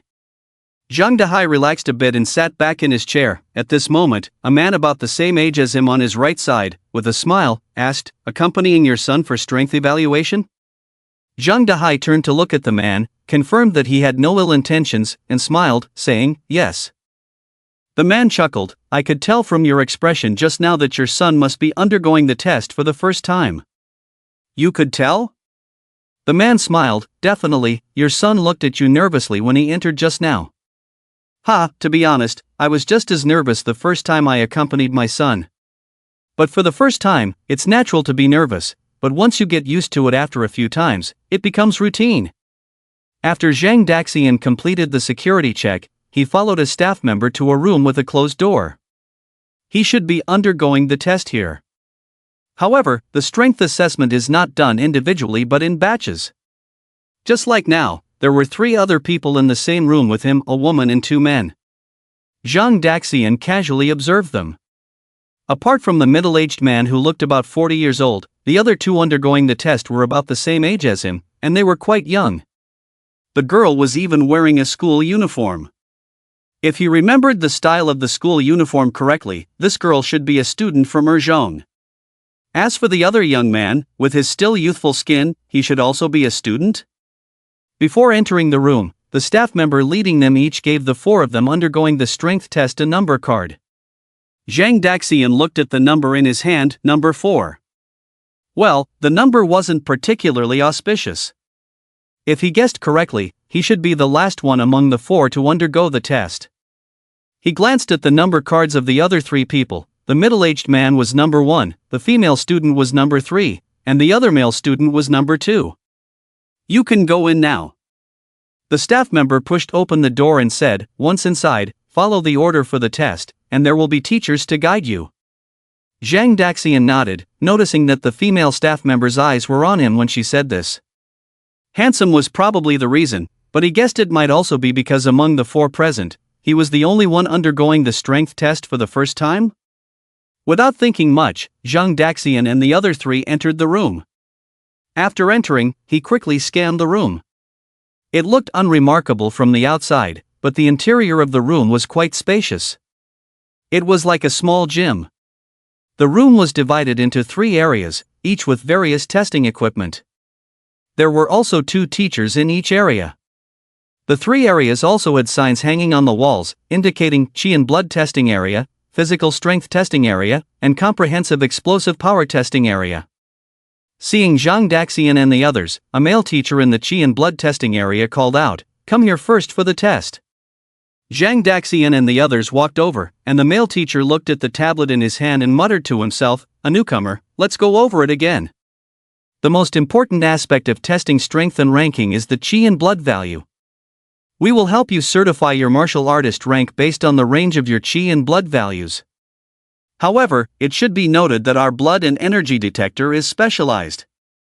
If you use banned substances to temporarily boost your blood and energy, our detector will immediately detect it. So, don't try to take shortcuts, let's be practical. Banned substances. Zhang Daxian has also heard of this. Some substances can temporarily boost a warrior's blood and energy, but the side effects are too severe. Some may cause discomfort for a few days when ingested, while stronger ones can directly harm the body. Some may lead to mental disorders and loss of control, which is the most dangerous because a warrior out of control can easily harm innocent people around them. The country has always strictly prohibited such substances. The male teacher continued, "Of course, I know you wouldn't do such foolish things. Alright, now you have 10 minutes to move around freely. Exercise can temporarily stimulate your blood and energy without side effects, and we do not prohibit this behavior." With that, the teacher pointed to a nearby area with exercise equipment. He finished speaking, and the man with the number 1 on his badge walked over, picked up a specially made dumbbell, and started exercising in place. Following him, another young male student entered the area, lying on the ground, twisting his body, doing basic physical exercises. The only ones in the field who didn't move were Zhang Daxian and the female student from the second school. The two teachers in charge of blood and energy detection looked at them and found it interesting. Those who didn't exercise to boost their blood and energy before testing fell into two categories: either fools or geniuses. The two teachers curiously pulled up the female student's past results from the Martial Arts Association's tests. They discovered that her blood and energy level in the previous test had reached the level of a first-grade warrior. She was indeed a genius. The two teachers' gaze towards the girl changed slightly. Many people came to them for strength tests every day. But among those people close to the girl's age, few could match her strength. Seeing the girl in her school uniform, the two teachers guessed that she must be a genius in the special class of the second school. Since she was already a second-grade warrior in her last visit, her strength must have improved this time. The second school has produced an exceptional student this year. The two teachers sighed in their hearts and then closed the girl's information profile. As for Zhang Daxian, they didn't even look at him. It was impossible to see his information because he was a newcomer, and his information was not in the Martial Arts Association's database for the first time. Soon, the 10 minutes passed, and the blood and energy detection officially began. The first person to step forward for testing was the middle-aged man. Inserting the needle, drawing blood, placing it in the detector. The man's movements were very skilled, and in less than a minute, he cooperated with the teacher to complete the test. The young man next to him was curious about the middle-aged man's blood and energy level. He stretched his neck, widened his eyes, and sneakily looked at the display screen of the detector. The middle-aged man and the two teachers noticed his actions, but didn't say anything. At this moment, the detector finally displayed a string of large numbers, 223. Oh my, so high! The young male student was clearly shocked by this number. The guiding teacher next to him also smiled. He said to the middle-aged man, 223, it meets the standard of a second-grade warrior, with only 7 points away. With a little more effort, you'll soon reach the second grade. The middle-aged man nodded, and the guiding teacher continued, you can now go to the other two areas in this room for the remaining tests, or you can wait here for a while until they finish testing. After thinking for a moment, the middle-aged man smiled and said, I'll wait for them for a while, I'm not in a hurry anyway. The guiding teacher didn't say anything and then called out to the next person, number 2, come for testing now. Upon hearing this, the young man quickly responded, then sat across from another instructor and rolled up his sleeves. Without hesitation, the instructor took out a specially made silver needle and inserted it directly into the young man's wrist. After removing it, the bloodied silver needle was placed into a testing machine, and soon after, the young man's chi and blood value appeared on the monitor. 132, the instructor glanced at the number on the screen and praised, not bad. Thank you, teacher, the young man smiled and thanked. With a chi and blood value of 132, he had increased by 4 points since his last test. This value was considered very good for his age group. The middle-aged man standing nearby, observing the number, also acknowledged the young man, saying, young man, your value is good. When I was your age, I remember not even reaching 100. The young man shyly smiled and replied, well, maybe it's because my family has been feeding me a lot of tonics since I was young. Although the young man was modest outwardly, he was secretly proud. Raising his chi and blood value by 4 points in a month showed his talent. Feeling pleased, he glanced slightly at the girl who was also undergoing the test with him. She had a good appearance, meeting his aesthetic standards. So he wanted to see if his impressive chi and blood value of 132 would impress her. If it did, maybe he could ask for her WeChat later. However, to his disappointment, the girl did not show the reaction he had hoped for. Her expression was blank, as if she was daydreaming. Disappointed, the young man exclaimed, "Seriously, 132 chi and blood value and no reaction from you?" He looked at Zhang Daxian again. Sitting in the chair, Zhang had a calm expression, showing no signs of shock or surprise. The companions he had encountered during the previous tests did not remain as composed as these two, did they? Could it be that my approach was wrong? No, it was definitely wrong. They must have been shocked by my terrifying chi and blood value. Comforting himself in this way, the young man felt much better. After the instructor entered the young man's chi and blood value into the database, she looked up at the female student and softly said, "Next, number 3. The girl walked forward blankly and followed the routine of needle insertion and blood collection. Soon, the chi and blood value of the third girl appeared 197. What the heck? 197? The young man was dumbfounded. He even rubbed his eyes, but he still saw 197. A top-ranked warrior? How is this possible? This girl didn't seem that strong at all? The middle-aged man beside him was also shocked. This girl has a high chi and blood value. Upon hearing the young man mention the third girl's value, the instructor turned and reminded him, "Don't speak out of turn." Chi and blood value was considered a personal privacy matter. While there was no issue with observing someone else's value in the same room, it was not appropriate to disclose it. Who knows if you might spread rumors about someone's value outside. The young man quickly apologized. "I was really shocked just now, teacher, rest assured, I won't say anything." The instructor nodded. He also mentioned that their work procedures provide a certain level of privacy protection for the warriors who come for testing, for example, using 1, 2, 3, 4 instead of names. Before entering, all electronic devices are confiscated to prevent anyone from taking photos, and hidden surveillance cameras with no blind spots. The instructor imported the blood and energy values of the female students into the computer, and a young male student next to him glanced at the third female student and quietly asked the instructor, "Teacher, how is the quality of our machine? How often does it malfunction?" The instructor glanced back at him and explained helplessly, "The machine is working fine. The last 2 times she came for testing, her blood and energy values were already close to 190. "Oh, really?" The male student smiled awkwardly. A blood and energy value of 197. With 3 more points, this girl could become a second-grade warrior. Seeing her wearing the uniform of Erzhong School, the male student speculated that she must be one of the top 3 students in the Erzhong martial arts examination, and it was not impossible for her to be the first. Soon, the instructor finished importing the blood and energy values data of the third female student, leaving only Zhang Daxian in the room who had not yet undergone the blood and energy value test. "Number 4, it's your turn," the instructor said. Zhang Daxian got up from his chair and approached.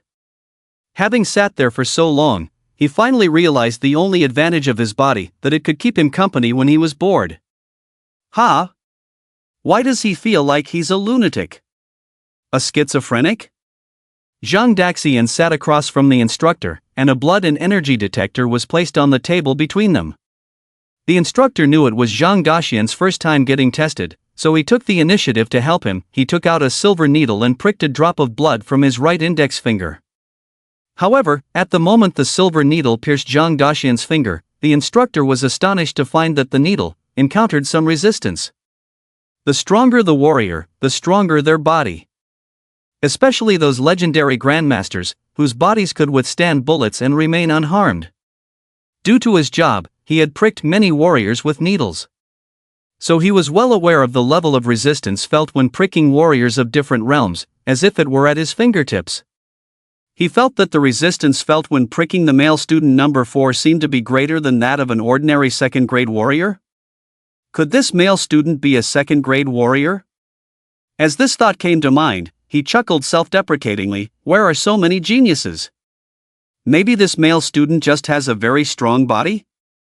Such people do exist, usually due to excessive exercise. Their blood and energy values may not be high, but their physical toughness is much stronger than their peers. As he thought this, his actions did not stop. He inserted the silver needle into the slot of the detector. Before long, Zhang Daxian's blood and energy values appeared on the display screen of the detector. And at the moment he saw the value, the instructor suddenly stood up from his chair, his eyes almost popping out. How is this possible? What's wrong? The second male student and the middle-aged uncle number 1 all looked curiously at the display screen, while another instructor who had been standing by the wall also walked over. When the second male student saw the value on the display screen, he couldn't believe his eyes. Is it fake? 288? The middle-aged uncle also looked shocked. 288, more than 60 points higher than his own. According to the standard rating rules, this child was already a second-grade warrior. How old is he? Lao Lu, take a look. The teacher in front of the detector pointed to the numbers on the screen for his colleague Lu, who looked over. The next second, Lu's eyebrows furrowed in confusion. I'm special. After a while, he recovered from his confusion and, after whispering to his colleague, smiled and said to Zhang Daxian, sorry young man, the machine may be malfunctioning. Can we use a new machine to test your blood and energy again? Well, now it's a machine malfunction when it comes to me. Although a bit speechless, Zhang Daxian still nodded in agreement. Okay. It's just a matter of getting pricked a few more times. Who made his blood and energy a bit beyond normal now? Even Zhang Daxian didn't expect his blood and energy to skyrocket so quickly. He remembered the last checkup result was over 250. In just a few days, his blood and energy had increased by over 30 points. Zhang Daxian speculated that the reason might be the 4 fluids he received during his hospital stay. However, the 4 fluids were just supplementary. What was even more strange was his own body. Let's not talk about their consciousness for now, just their appetite was exaggerated. No matter how much energy he supplemented, they could digest it as usual, as if there were no absorption limit. This is a bit outrageous. Not to mention ordinary people, even someone with a beast-like physique like Lu Meng, if they were to supplement blood and energy at the frequency he did, they would probably explode and die, but he was perfectly fine. It can only be said that dying is really difficult. Just as Zhang Daxian was lost in thought, the teacher named Lu brought a new blood and energy detector, and the second male student next to him thought to himself, that's right, how could I possibly encounter 2 people even more abnormal than myself at the same time? 1 female student, top grade, 1 male student, second grade, isn't this a bit ridiculous? After all the fuss, it turned out that the detector was broken, so their blood and energy values were falsely high. As the second male student thought this, a smile involuntarily appeared on his face. But suddenly, he realized a problem. If their values were falsely high, then wasn't mine the same? Could it be that my blood and energy hadn't actually increased this month? No, it must be that the machine broke after I used it. Yes, that must be it. Thinking this, the smile that had just disappeared from the male student's face returned. He had to admit, he had a knack for seeing through the truth of things. On the other hand, the teacher named Lu, in order to confirm that the new machine was not faulty, pricked himself first, checked his blood and energy value, confirmed it was correct, and then said to Zhang Daxian, alright, let's test you again now. Zhang Daxian nodded, then proceeded to take the needle and draw blood. At the moment the silver needle, stained with blood, was inserted into the groove of the detector, both teachers and the second male student tensed up. It was evident that both sides were very nervous. Tick! A slight electronic sound rang out, and Zhang Daxian's blood and energy value appeared on the new monitor, 288. Not more, not less, exactly the same as before. This time, everyone finally understood that the machine on stage was not broken at all, and this 4th male student's blood and energy value was indeed 288 points. 288 points, a second-grade warrior. How many people had practiced for half their lives and still couldn't reach that blood and energy value? This young man, who couldn't be any younger, had achieved it.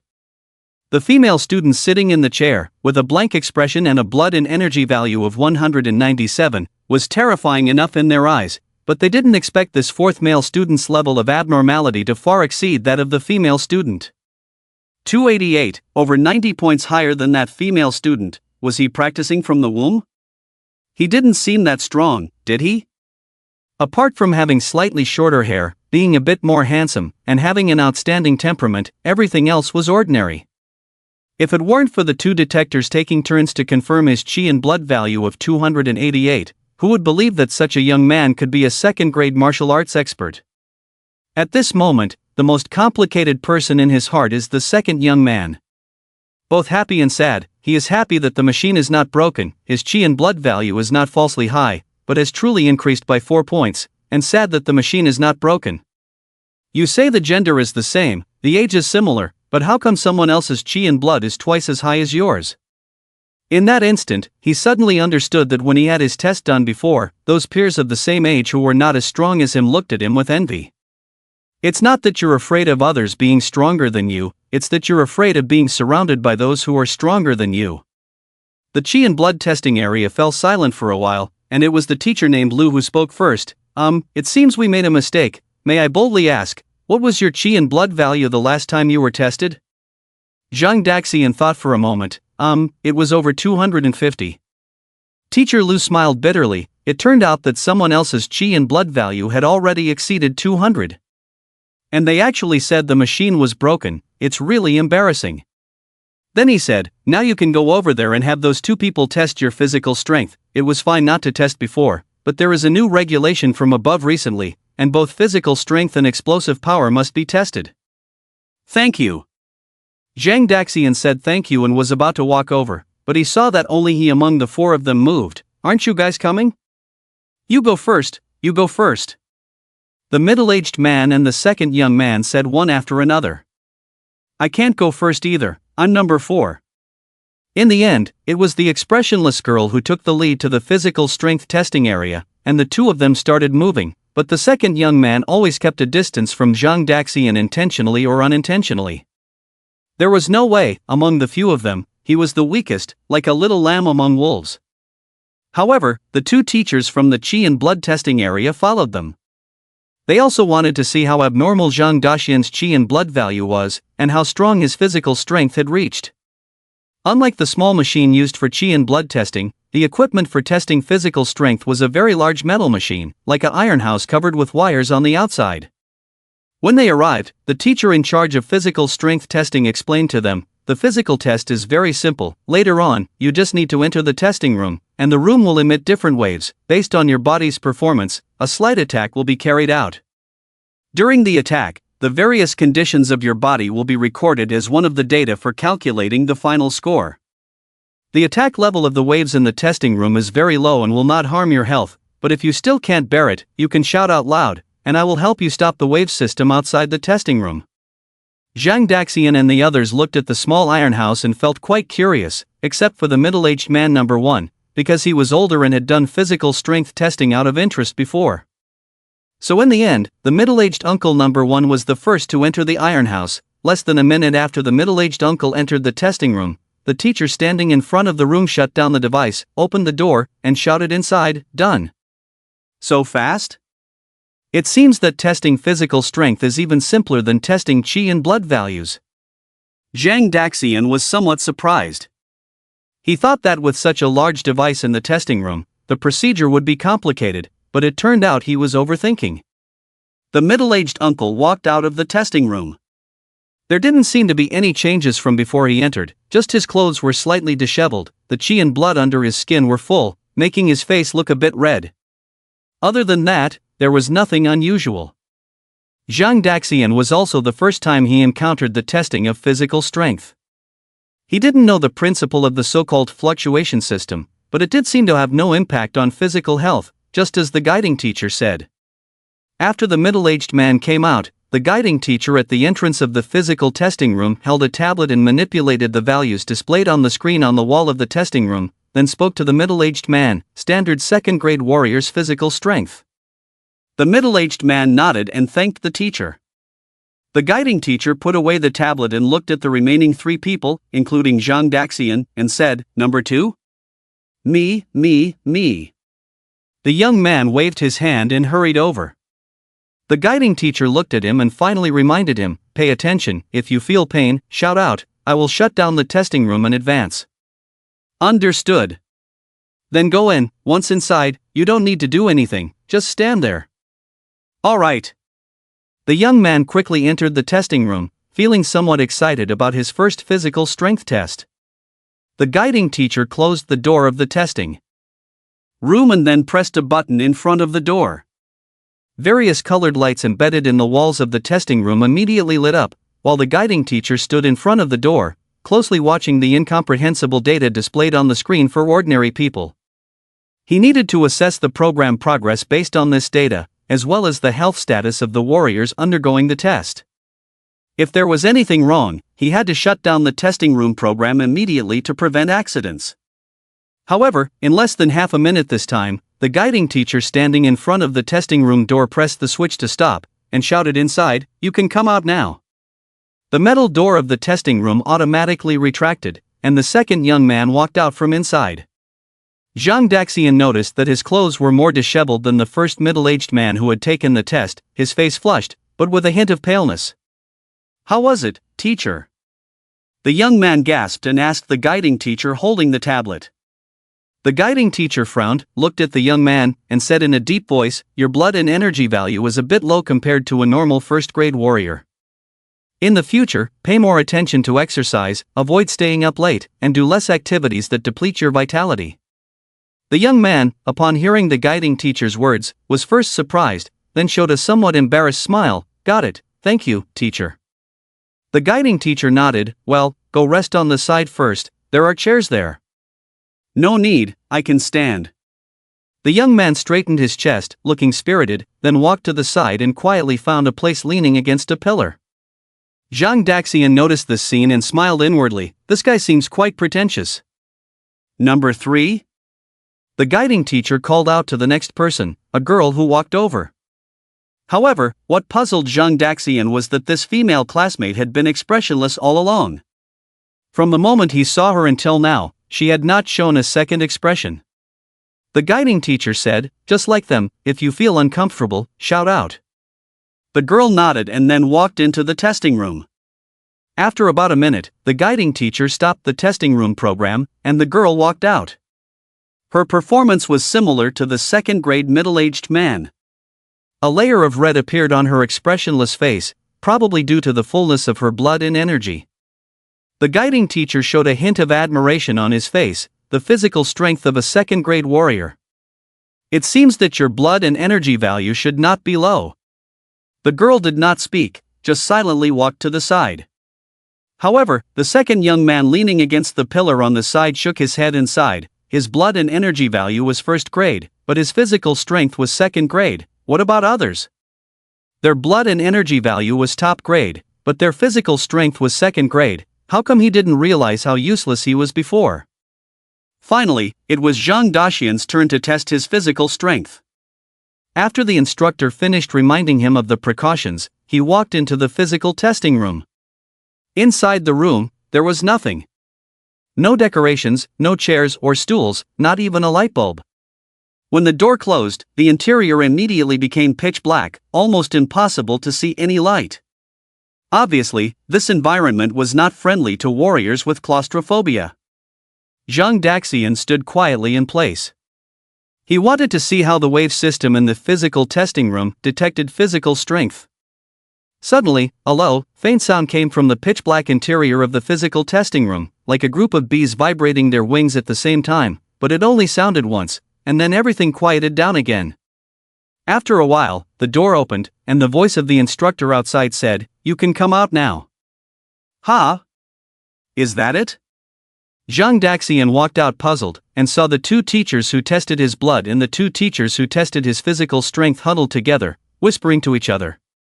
The 2 teachers responsible for testing physical strength hurried over to Zhang Daxian when they saw him come out, and one of them even touched Zhang Daxian's body, asking, "Do you feel anything wrong?" Zhang Daxian glanced at him and said, Everything's fine once you remove your hand." The instructor awkwardly smiled and withdrew his hand, saying, "Well, according to our tests, your physical strength should be at the level of a third-grade warrior." Upon hearing the instructor's words, the middle-aged man and the young man couldn't help but think to themselves that Zhang Daxian was abnormal. He was so young, with a blood value as high as 288 points, and his physical strength even reached the level of a third-grade warrior? They could understand if the third girl had a blood value of the first grade and physical strength of the second grade. After all, her blood value was already at 197, just 3 points away from the second-grade warrior, almost there. But the difference between Zhang Daxian's blood value and the third-grade standard was not 3 points, but 12 points. The number May 12 seems small, but when describing blood value, it is definitely a huge number. Even for some talented warriors, it would take at least 1 to 2 years to increase their blood value by 12 points. Yet Zhang Daxian had crossed 12 points of blood value and honed his body to the level of a third-grade warrior. Isn't this abnormal? And such an inhuman level of abnormality had already exceeded their imagination. Third grade? Zhang Daxian on this side asked in confusion, but I didn't feel anything inside. Is the machine broken? Should we check again? No need, no need. The instructor quickly waved his hand. The rule of the wave operation is that the stronger the warrior's body, the less impact they will feel, so you won't feel anything. Yes, just like him, his body is not strong, so his reaction is so strong. Another instructor suddenly pointed to the second person leaning against the pillar, using him as an example. The young man, in a stressed manner, stood up from the pillar and patted his chest, saying, No, actually my body is fine. Cough everyone. With the completion of the physical strength test, only the final test of explosive power remained. The two instructors at the explosive power testing site had been waiting in place. However, when they finally saw the 4 warriors coming towards them, they found that their 4 colleagues from the blood detection area and the physical strength detection area were also running over. What's going on? Without thinking too much, when the 4 warriors arrived, the tall and thin instructor took a step forward and softly called out, "From 1 to 4, line up in order for testing." As for the short instructor, he leisurely approached the colleagues in the other 4 areas. "What are you 4 doing?" "Nothing much, just curious about how powerful that young man's explosive force is." The short coach followed his direction and glanced over, seeing that he was pointing at Zhang Daxian, then smiled and waved his hand. "What's there to see?" "No need to test, I already know, it must be between the first and second grade." The 4 people smiled at each other, and then the coach surnamed Lu whispered, "Take a look, among the 4 people who came today, the 3 young ones are stronger than the other. That young man has a chi and blood value of 103, just his physical strength is a bit low. That girl has a chi and blood value of 197. Her physical strength has reached the second grade level, and that last boy is even more terrifying. Young as he is, his chi and blood value is 208. His physical strength has broken through the third grade." The short coach listened to the other party's words, his face full of disbelief. "Is it true? 208 chi and blood value? Are you sure you're talking about that boy with short hair, not the middle-aged one?" The other replied, "I'm not lying to you, that middle-aged man has a chi and blood value of 223, there is still some distance to go compared to him." The short coach raised his eyebrows. "Is it that exaggerated? Are you not kidding me? Well, everything will be clear once he finishes testing his explosive force."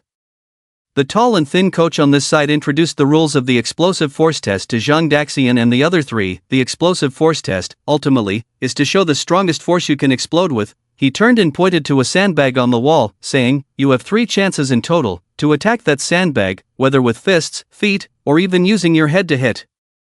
The goal is 1, to use the greatest force to attack the sandbag." After that, he asked Zhang Daxian and the others, "Any questions? If you have any, speak up, I'll help you answer." After he finished speaking, the second boy raised his hand. "Teacher, are the results of the 3 attempts added together?"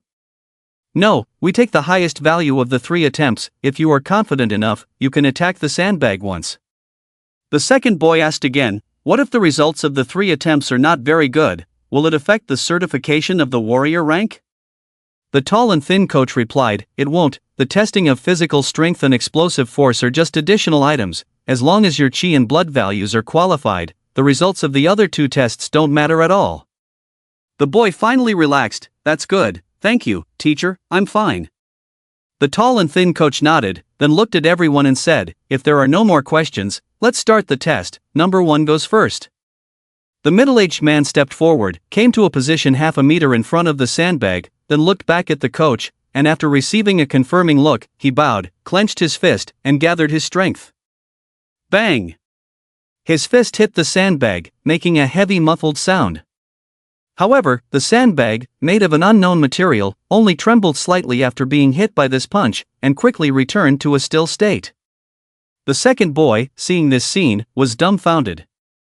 The middle-aged man was at least a second-grade warrior, his fist strength could even penetrate steel plates. But with such strong force, it only made the sandbag tremble slightly?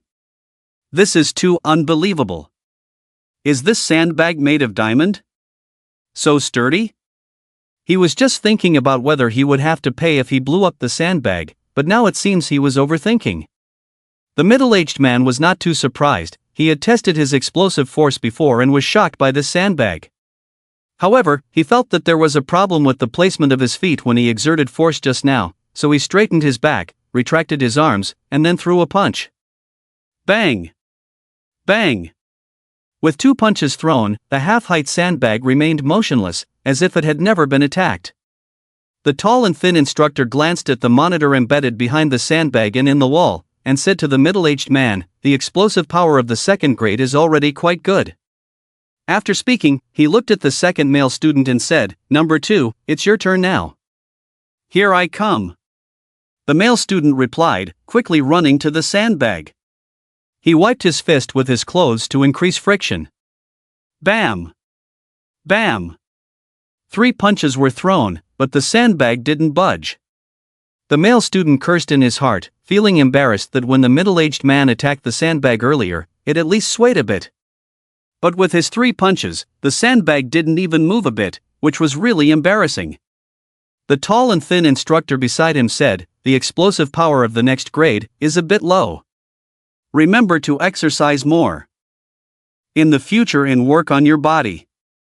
The male student awkwardly smiled, got it, thank you for the reminder, teacher. The instructor then called out, Number 3, who's next? The third female student didn't answer, she just walked over silently. The instructor nodded slightly and said softly, attack the sandbag with all your might, you have 3 chances. The girl nodded expressionlessly, then turned and kicked the sandbag with a sudden sidekick, so fast. Even the instructors didn't react in time to the girl's kick, only hearing a loud bang from the sandbag. When they looked over, the third female student had already retracted her leg and stepped back to the side. Let me check. The tall and thin instructor ran to the back of the sandbag, glanced at the values on the power sensor on the wall, and made a judgment, the explosive power of the next second grade. The people around sighed, especially the middle-aged man and the second male student who were also testing martial artists. One felt ashamed because despite his age, he couldn't match a young girl, while the other felt embarrassed for being outperformed by a girl in every aspect despite being a male. Even Zhang Daxian took a closer look at the third female student. He felt that her strength might be stronger than Ruan Xiao. As for why he compared her to Ruan Xiao, it was because among the people he knew of the same age, Ruan Xiao was the only female martial artist. After the tall and thin instructor recorded the explosive power data of the third female student, it was finally Zhang Daxian's turn to do the last test of this session, hitting the sandbag, or more precisely, testing explosive power. The 2 instructors in the explosive power testing area, one tall and one short, had learned from their other 4 colleagues about Zhang Daxian's consecutive victories in blood and body strength tests. So at this moment, these instructors and the 3 other martial artist companions who came to test all focused their attention on Zhang Daxian. For some reason, even though it was Zhang Daxian being tested, they themselves were nervous. Perhaps they all wanted to know how much explosive power this genius, who seemed to have come out of nowhere, would demonstrate? Zhang Daxian walked up to the sandbag and commanded his body organs to fully cooperate with him in delivering the next punch. Not for any other reason, but simply because he wanted to see how powerful his full-strength punch could be. Naturally, his organs fully supported any action other than seeking death. They began adjusting themselves, breathing techniques, senses, blood circulation, muscle coordination, until all conditions were optimized, the brain spoke up. Brain, master, we are ready. Zhang Daxian responded in his mind, then assumed a starting posture for a punch. Everyone present recognized Zhang Daxian's starting posture, the inch punch. A very simple and direct explosive boxing technique. This move is so simple that you don't even need to learn it. You can easily find the details of the starting move by searching online. However, knowing the move and being able to unleash its power are two different things. Although the inch punch is simple, very few people can actually execute it. This boxing technique greatly tests the martial artist's own strength and the skill of mobilizing qi and blood. Ordinary people cannot do it, nor can they learn it, they can only rely on accumulated insights and practice. If others were to mimic the inch punch stance, they would probably just laugh it off, but when Zhang Daxian assumes the inch punch stance, they wouldn't. A second-grade martial artist wouldn't joke around with them. Zhang Daxian's gaze locked onto the center of the sandbag, then decisively thrust his right fist forward. Bang! The sandbag didn't budge at all, but emitted a dull explosive sound. Seeing this scene, everyone present was stunned. Especially a few instructors immediately recognized the subtlety of this punch. Different from the punch thrown by the third female student. Although the female student also made the sandbag produce an explosive sound, the source of the sound could be clearly heard, coming from the contact between her foot and the sandbag, whereas the sound of the punch thrown by Zhang Daxian was not caused by the vibration between the fist and the sandbag, but from inside the sandbag. The sandbag remained motionless on the outside, but inside, it was blasted open by the force of the punch. This kind of striking technique is usually only used by masters who are well versed in martial arts techniques. And this young man, at such a young age, was able to execute it? Is this something a human can do? Did he start practicing boxing in the womb? Damn! Is he really not an alien? Just as everyone had not yet recovered from their shock, the sandbag that had been punched by Zhang Daxian suddenly exploded from the middle. Metal particles the size of sand grains flowed out like a flood from the gap. Zhang Daxian was dumbfounded, as were the others. Especially the second male student, who had just exerted all his strength but couldn't move the sandbag at all, yet Zhang Daxian had directly blown up the sandbag? Damn, indeed there is no harm without comparison. After a while, Zhang Daxian turned to look at the instructors and asked, "Do I need to compensate for this?" If it were just an ordinary sandbag, it wouldn't matter, but the sandbags used by the Martial Arts Association have the ability to absorb force, and their value is probably not comparable to ordinary sandbags. The instructors came to their senses, and one tall and thin instructor hurried over, saying, "No need, we'll just refill it with new sand." He then went to the wall and recorded the power data displayed on the screen. After quickly calculating, he couldn't help but take a deep breath and exclaimed, "Damn, the explosive power of a third grade." What? Third grade? The other instructors couldn't believe it and quickly ran over to the tall and thin instructor, snatching the tablet from his hand and looking at the data displayed on it. It's really third grade. The three people who were testing alongside Zhang Daxian, except for the third female student who showed no expression, felt like their worldview had been shattered at this moment. Wasn't Zhang Daxian a second-grade martial artist? Then how could he unleash the explosive power of a third-grade martial artist with one punch? And not just any third-grade martial artist, but a third-grade martial artist, crossing an entire major realm. Isn't it said that in the realm of martial arts, one level is like a mountain, two realms are like ascending to the heavens? This doesn't apply to him at all. Damn it! Not scientific at all. Several instructors gathered together and whispered, "Wow, if his qi and blood values were a bit higher, we could easily classify him as a third-grade martial artist. I never expected that our ninth house could detect such a freak. By the way, can this result be reported?" "Absolutely. I'll go inform the president right away." Soon, several instructors returned to normal, and one of them smiled and said to Zhang Daxian and the others, "The tests are all over now. The three of you can follow this teacher to the next room to update your warrior certificates. As for this warrior gentleman," he looked at Zhang Daxian, "we might need you to stay a bit longer because your test results were outstanding, and we need to report to the president. Not about the sandbag incident? No. That's fine. After that, the other 3 people besides Zhang Daxian were taken out of the testing room. Zhang Daxian stayed behind. The instructors brought him chairs, poured tea and water for him, afraid of neglecting Zhang Daxian. Before long, the tall and thin instructor returned with a middle-aged man in a suit. The middle-aged man had short gray hair and sharp, bright eyes like a sword. Under his tight black suit, you could clearly see traces of strong muscles. Most importantly, his demeanor was very similar to director Wan Hong, and Principal Jun. Zhang Daxian's intuition told him that this middle-aged man was definitely much stronger than director Wan Hong and Principal Jun. It seemed that he was the president of the Jianyang City Martial Arts Association. Unfortunately, his phone was outside, otherwise, he could have searched for information about the other party in advance. When the middle-aged president saw Zhang Daxian, he smiled with joy. "It looks like you are Zhang, right?" Zhang Daxian was stunned. This person knew him? The president came to Zhang Daxian, first gave a signal to the instructors, and they all left the room. After everyone left, the president explained, "Let's get to know each other first. I am the president of the Jianyang Martial Arts Association, named Nanshan Quan. I know you because Ruan Hong and Principal Jun mentioned you to me. They are both my friends."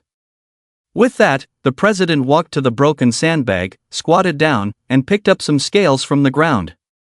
After careful examination, he couldn't help but show a look of amazement in his eyes. When Zhang Daxian heard the other party's self-introduction, he had a bunch of question marks in his head. Male 3 fist? 3 rights? Mountain spring? A bit sweet? Then Zhang Daxian noticed that the president of the 3 fist was assessing the sandbag that he had hammered. Damn, could it be that he's really here to claim compensation from me? Zhang Daxian calculated the amount of money he had on him in his mind and uncertainly asked, President Nan, so why did you ask me to stay?" President Nanshan Quan stood up, casually picked up a chair, and walked towards Zhang Daxian with a smile. "Directly getting started? Not going to discuss the price first?" Zhang Daxian thought the other party wanted to use the chair to hit him. If the Martial Arts Association president personally hit him, he wouldn't survive. If he had known earlier, he would have come here every day and smashed all the sandbags in his house. But to Zhang Daxian's disappointment, after President Nanshan Quan came to him, he just put down the chair and sat face to face with him. "It's like this." President Nan began to answer the questions Zhang Daxian had just asked. "In order to encourage more people to practice martial arts and for publicity, usually, as long as we find a very talented or outstanding warrior here, we will contact the media to promote this warrior. Of course, we will pay him a substantial commission."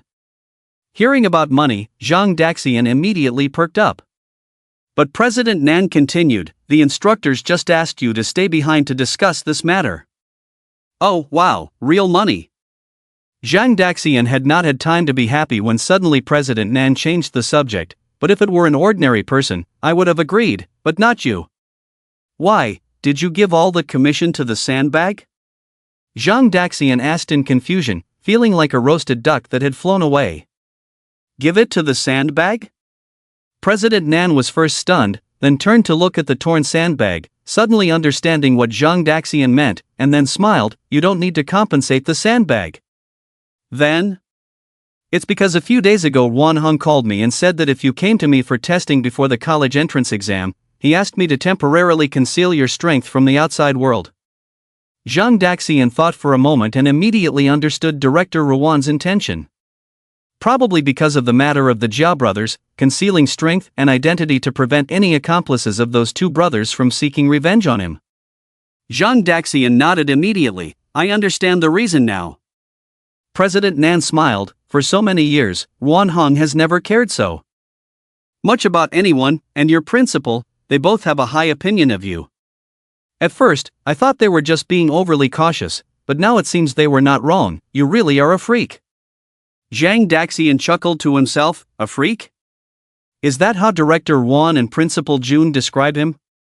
President Nan pointed to the half-broken sandbag on the ground next to him. "I never broke that sandbag. Didn't expect you to take it down in one go. Before I met you, I was still thinking that this year's martial arts champion in Jianyang City might go to someone else, but now it seems that the champion can only be you. In the waiting area of the Martial Arts Association Hall, Zhang Dahai was still chatting with the man next to him. The man was very talkative. Through their conversation, Zhang Dahai learned that the man's son was also undergoing strength testing inside. When talking about his son, the man appeared very proud. Obviously, his son's strength should be quite good. It's no wonder, if the strength was average, he wouldn't have come here for testing several times. Just then, a young man suddenly walked towards them from the stairs.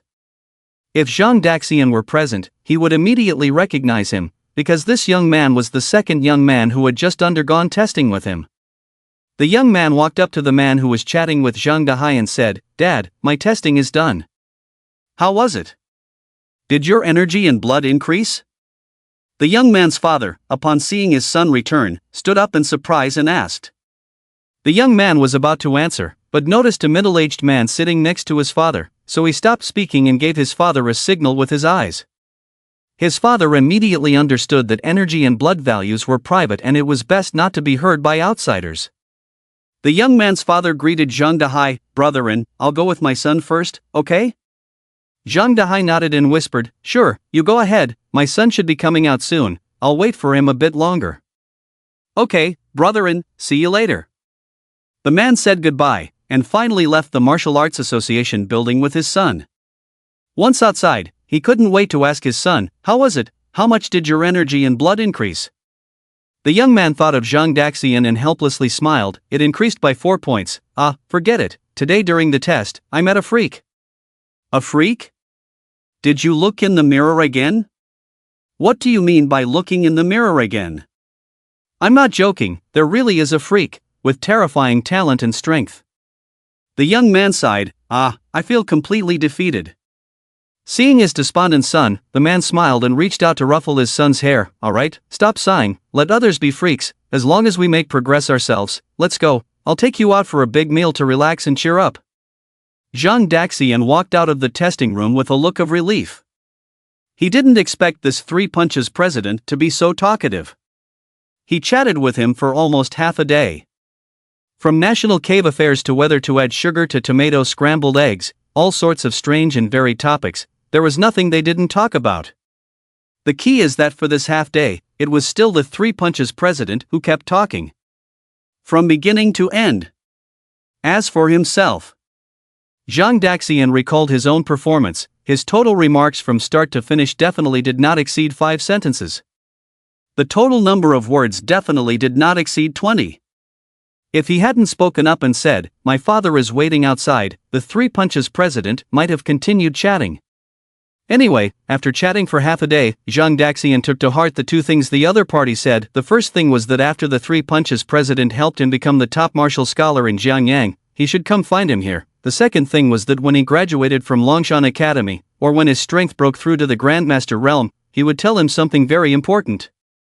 Besides telling him that the second thing was very important, the Three Punches president didn't reveal any other information in advance. This actually made Zhang Daxian curious, so he simply agreed to everything. However, he didn't dare to guarantee that he would definitely accomplish these 2 things. After all, who knows when he might suddenly die? Oh no, oh no. With such eloquence, no wonder he can be the president? After muttering to himself, Zhang Daxian walked towards the adjacent record room. Now, as long as he printed out the files in the record room, his test this time would be considered completely over. In the testing room, Nanshan Quan made a phone call to Ruan Hong. "Ruan Hong, that young man you mentioned has arrived. His talent is indeed very high, he even broke my test sandbag." "Yes, How do you think of his character?" "Pretty good, patient, polite, and very talkative.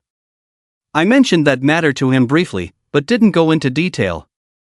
"Got it, see you." After nearly 15 minutes of filling out forms and waiting, Zhang Daxian finally received his warrior certificate and a silver warrior medal of the 2nd rank. The warrior certificate briefly described his name, age, identity information, home address, and his current strength level. The warrior medal was a silver medal, engraved with intricate flowers and a pattern of 3 crossed long swords. The symbol for a 2nd rank warrior is a long sword, with 3 long swords for the upper 2nd rank, 2 crossed long swords for the middle second rank, and only 1 long sword for the lower second rank. Zhang Daxian remembered that the symbol for a first-rank warrior is a fist, and symbols for ranks above the second rank include a shield, a long spear, a golden dragon, a star, a moon, and a day of the week. In short, the style of the warrior medal varies for each rank. Not only the style, but also the craftsmanship, material, and edging are all different. This thing is a representation of a warrior's strength. In some important occasions, warriors generally wear their medals so that when they meet, the other party's strength is clear at a glance. After receiving the certificate and medal, Zhang Daxian returned to the security checkpoint at the door, retrieved his belongings, and then quickly walked to the hall, where his father was indeed still sitting in the same spot waiting for him. "Dad, it's done." "How did it go?" "Smoothly." Zhang Dahai, seeing his son finally come out, stood up in surprise and asked. "Of course, take a look." Zhang Daxian smiled and took out the warrior certificate and warrior medal he had just received and handed them to his father. Zhang Dahai's eyes lit up, he took the 2 items, and then opened the warrior certificate. Second-rank warrior, Zhang Daxian, was written in small black characters. Good, ha ha ha.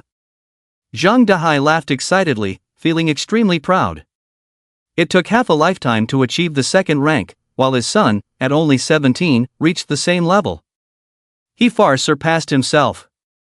If his son could also bring back the title of martial arts champion, it would truly be a glory for the family, and he would have no regrets in life.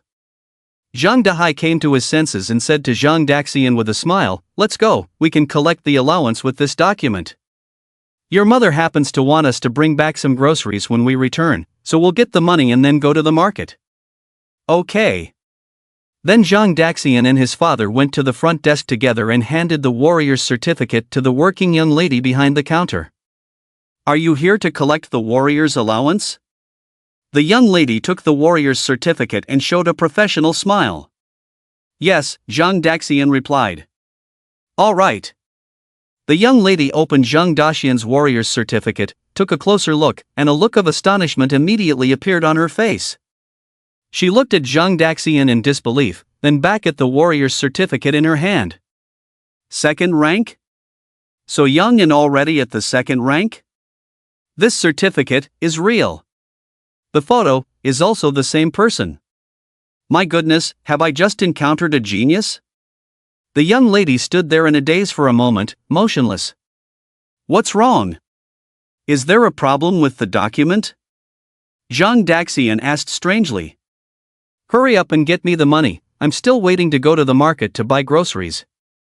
The young lady quickly came back to her senses, looked at Zhang Daxian's warrior's certificate in her hand, her eyes full of shock. Your rank is second rank. According to regulations, you can receive a subsidy of 58,000 yuan.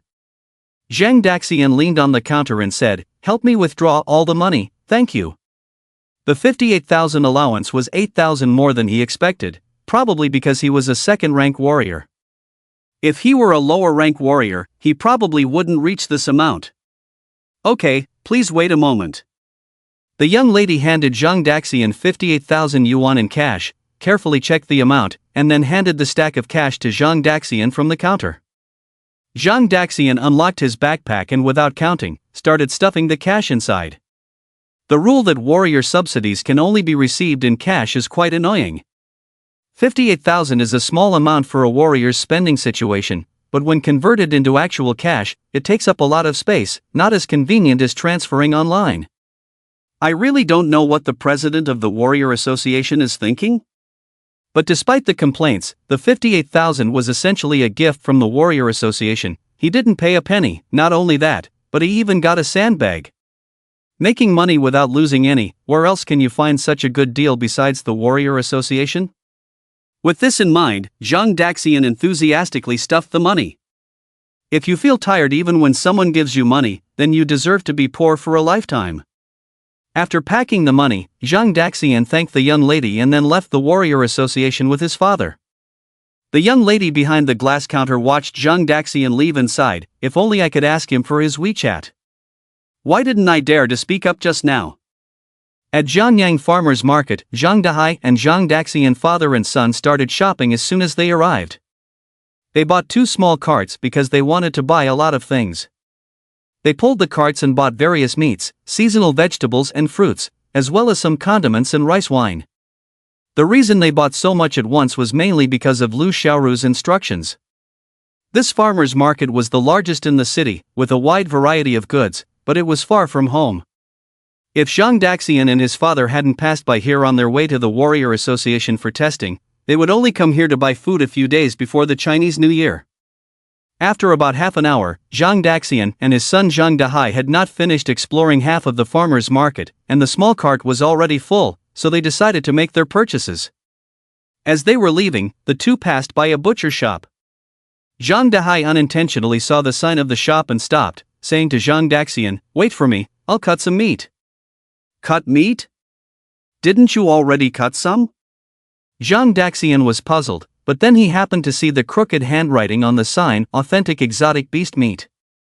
Authentic exotic beast meat? Are there inauthentic ones too? After a moment of contemplation, Zhang Daxian realized that the shop owner probably meant to write "authentic exotic beast meat" instead.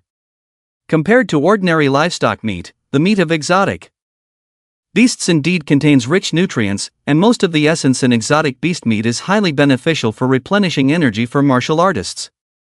After years of struggle between humans and exotic beasts, humans have learned how to maximize the use of exotic beast corpses. The bones, blood, and marrow can be used for alchemy, the meat and organs can be made into highly nutritious food, the teeth, horns, fur, and wings can be used to make armor and weapons. However, bringing down exotic beasts and introducing them into human society has come at the cost of countless lives sacrificed, so the value of authentic exotic beast meat goes without saying. Moreover, exotic beasts are not simple creatures. Although some companies or organizations are allowed to sell exotic beast meat, the Martial Management Bureau still strictly controls and monitors them. The likelihood of finding authentic exotic beast meat in a crowded and affordable farmers market like this is extremely low. To be honest, even those big companies may not necessarily be selling authentic exotic beast meat. What does authentic mean? Only the meat of man-eating exotic beasts is authentic. But most people are very averse to eating the meat cut from man-eating exotic beasts. It feels like indirectly consuming human flesh. The exotic beast meat introduced by a few companies on the market is mostly hybrid meat, or they raise some low-attack young exotic beasts as if they were pigs. Before long, Zhang Daxian saw his father coming out of the shop with a bag of fresh meat. Zhang Daxian walked over, took the handle of his father's cart, and said, "Dad, you bought this exotic beast meat without even knowing if it's real or fake? What if it's lab-grown meat?" "It's not." Zhang Dahai smiled. "Others might not be able to tell, but your old man has been killing exotic beasts in the underground caves for so many years. Can't I tell if this meat is real or fake?" "So, this is really meat from an exotic beast?" "Of course." Zhang Daxian asked, puzzled, "Isn't the Martial Management Bureau supposed to have strict supervision? Where did this owner get it from?" Zhang Dahai pulled out a thin rope from his pocket and tied the just-bought exotic beast meat to the cart. Smiling, he said, "This is humanity. No matter how insignificant a person is, they will always have their own way of living."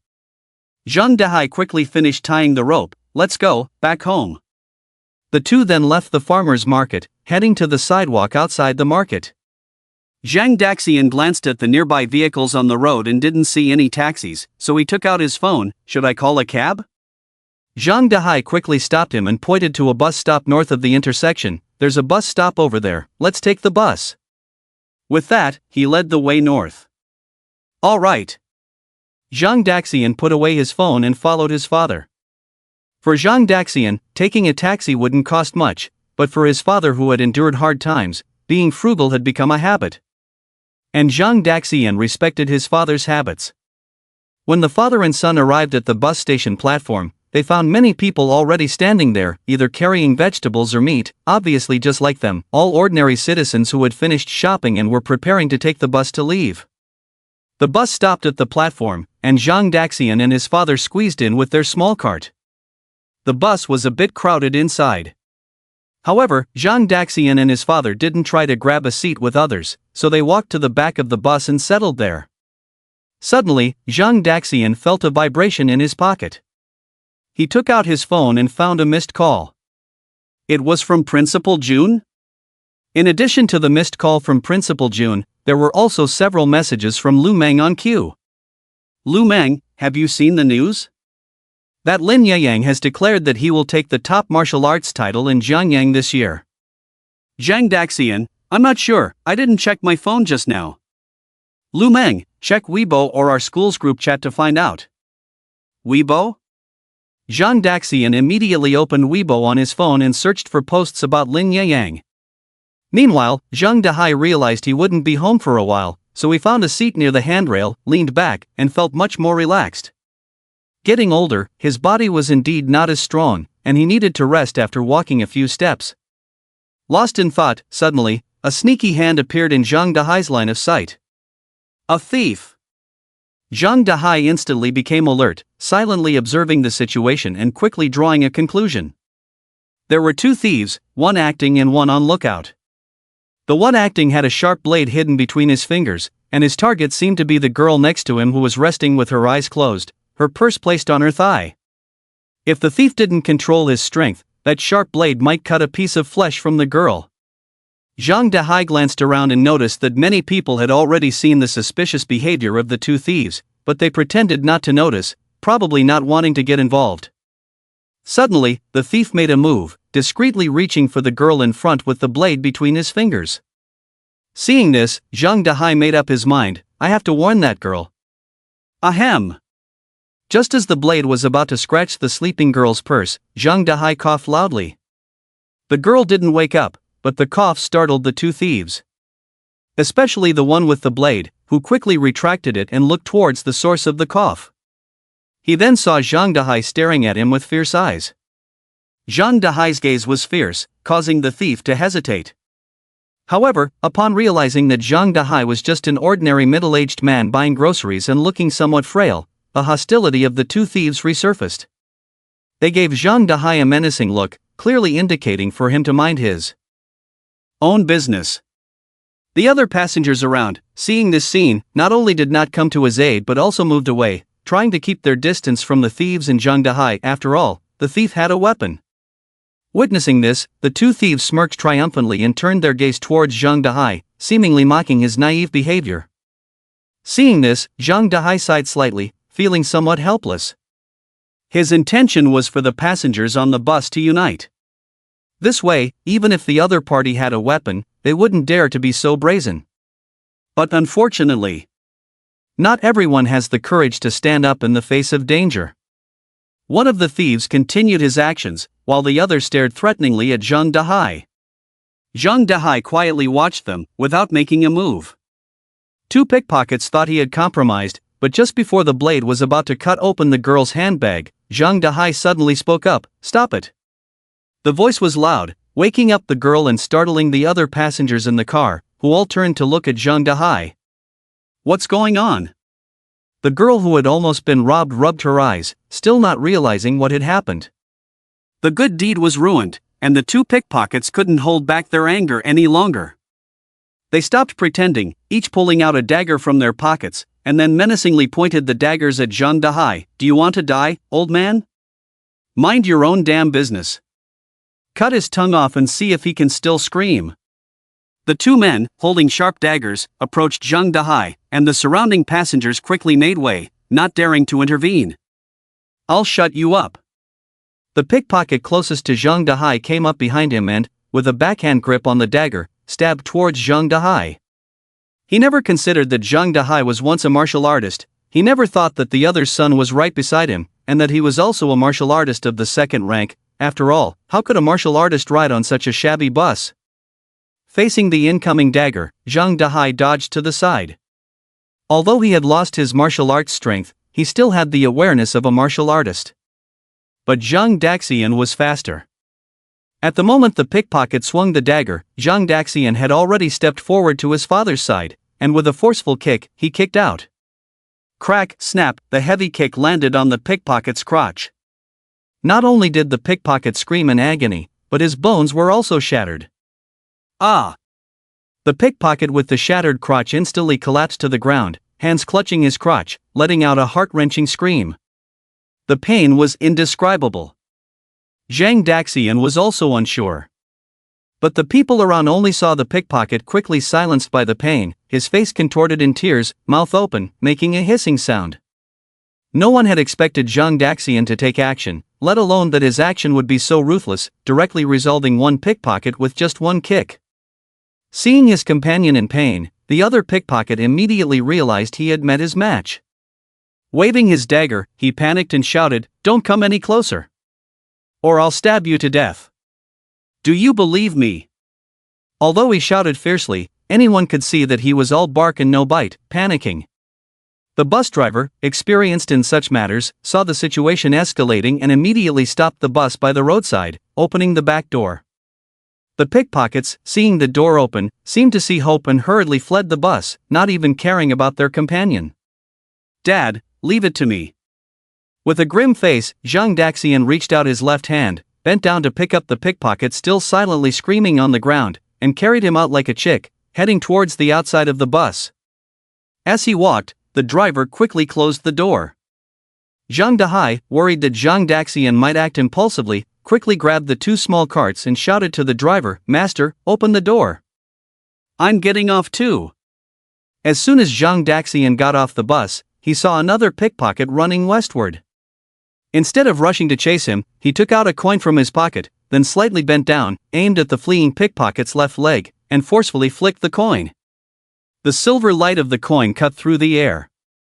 Like a bullet, it accurately hit the pickpocket's leg bone, breaking it through the denim and flesh, shattering his leg bone. "Ah!" The pickpocket screamed in pain, falling to the ground, struggling to look at his left leg, feeling the excruciating pain, but there seemed to be no visible injury. Confused, he tried to get up to continue running, but when he saw the youth who had shattered his companion's crotch standing in front of him, he forgot about the pain, quickly got up, and pointed the dagger at Zhang Daxian. Pedestrians passing by on the street were all shocked to see this scene. What's going on? Street fight? For a moment, some people quickened their pace to leave, some curiously stood at a distance watching, and some directly called the police. The thieves looked panic-stricken at Zhang Daxian, seeing Zhang Daxian's dark expression and his gaze as if wanting to devour someone, they were scared out of their wits. This time, Zhang Daxian was truly angry. Usually when others joked with him, he would just laugh it off, that was his personality. But there was one thing he wouldn't tolerate, and that was others insulting his family. The two thieves not only disrespected his father just now, but also dared to brandish a knife at his father. For this reason, Zhang Daxian would absolutely not let them off. Just then, the thief who knew he couldn't escape suddenly became desperate and fiercely stabbed at Zhang Daxian with his knife. He wanted to strike first. This way, he might still have a chance to escape. The people watching from a distance around were shocked to see this scene, exclaiming in alarm. At such a close distance, the young man on the other side was definitely going to be stabbed. However, facing the thief's dagger, Zhang Daxian made no attempt to dodge. He simply let go of the thief he was holding and stood quietly in place. The thieves on the other side were dumbfounded. Why wasn't he dodging? Not dodging and getting stabbed to death. The thief launched a fierce attack, gripping the knife with all his strength and stabbing towards Zhang Daxian's left chest. He got him. The thief showed a look of surprise, but the next moment, surprise turned into horror. The tip of the knife pierced through the opponent's clothes, but that was it. No matter how hard he tried, the knife couldn't penetrate the other's body. Are you a martial artist? The thief looked at Zhang Daxian in despair. Zhang Daxian glanced at his torn clothes, then looked back at the thief on the other side. Congratulations, you got it right, so I've decided to reward you with a slap. With that, Zhang Daxian's right hand struck out. The next moment, the thief on the other side was sent flying backwards, then fell to the ground, twitched a few times in place, and then fell silent. Is that person dead? My goodness, he killed someone. Call the police. Quick, call the police. Seeing that a life had been lost, the onlookers immediately became noisy.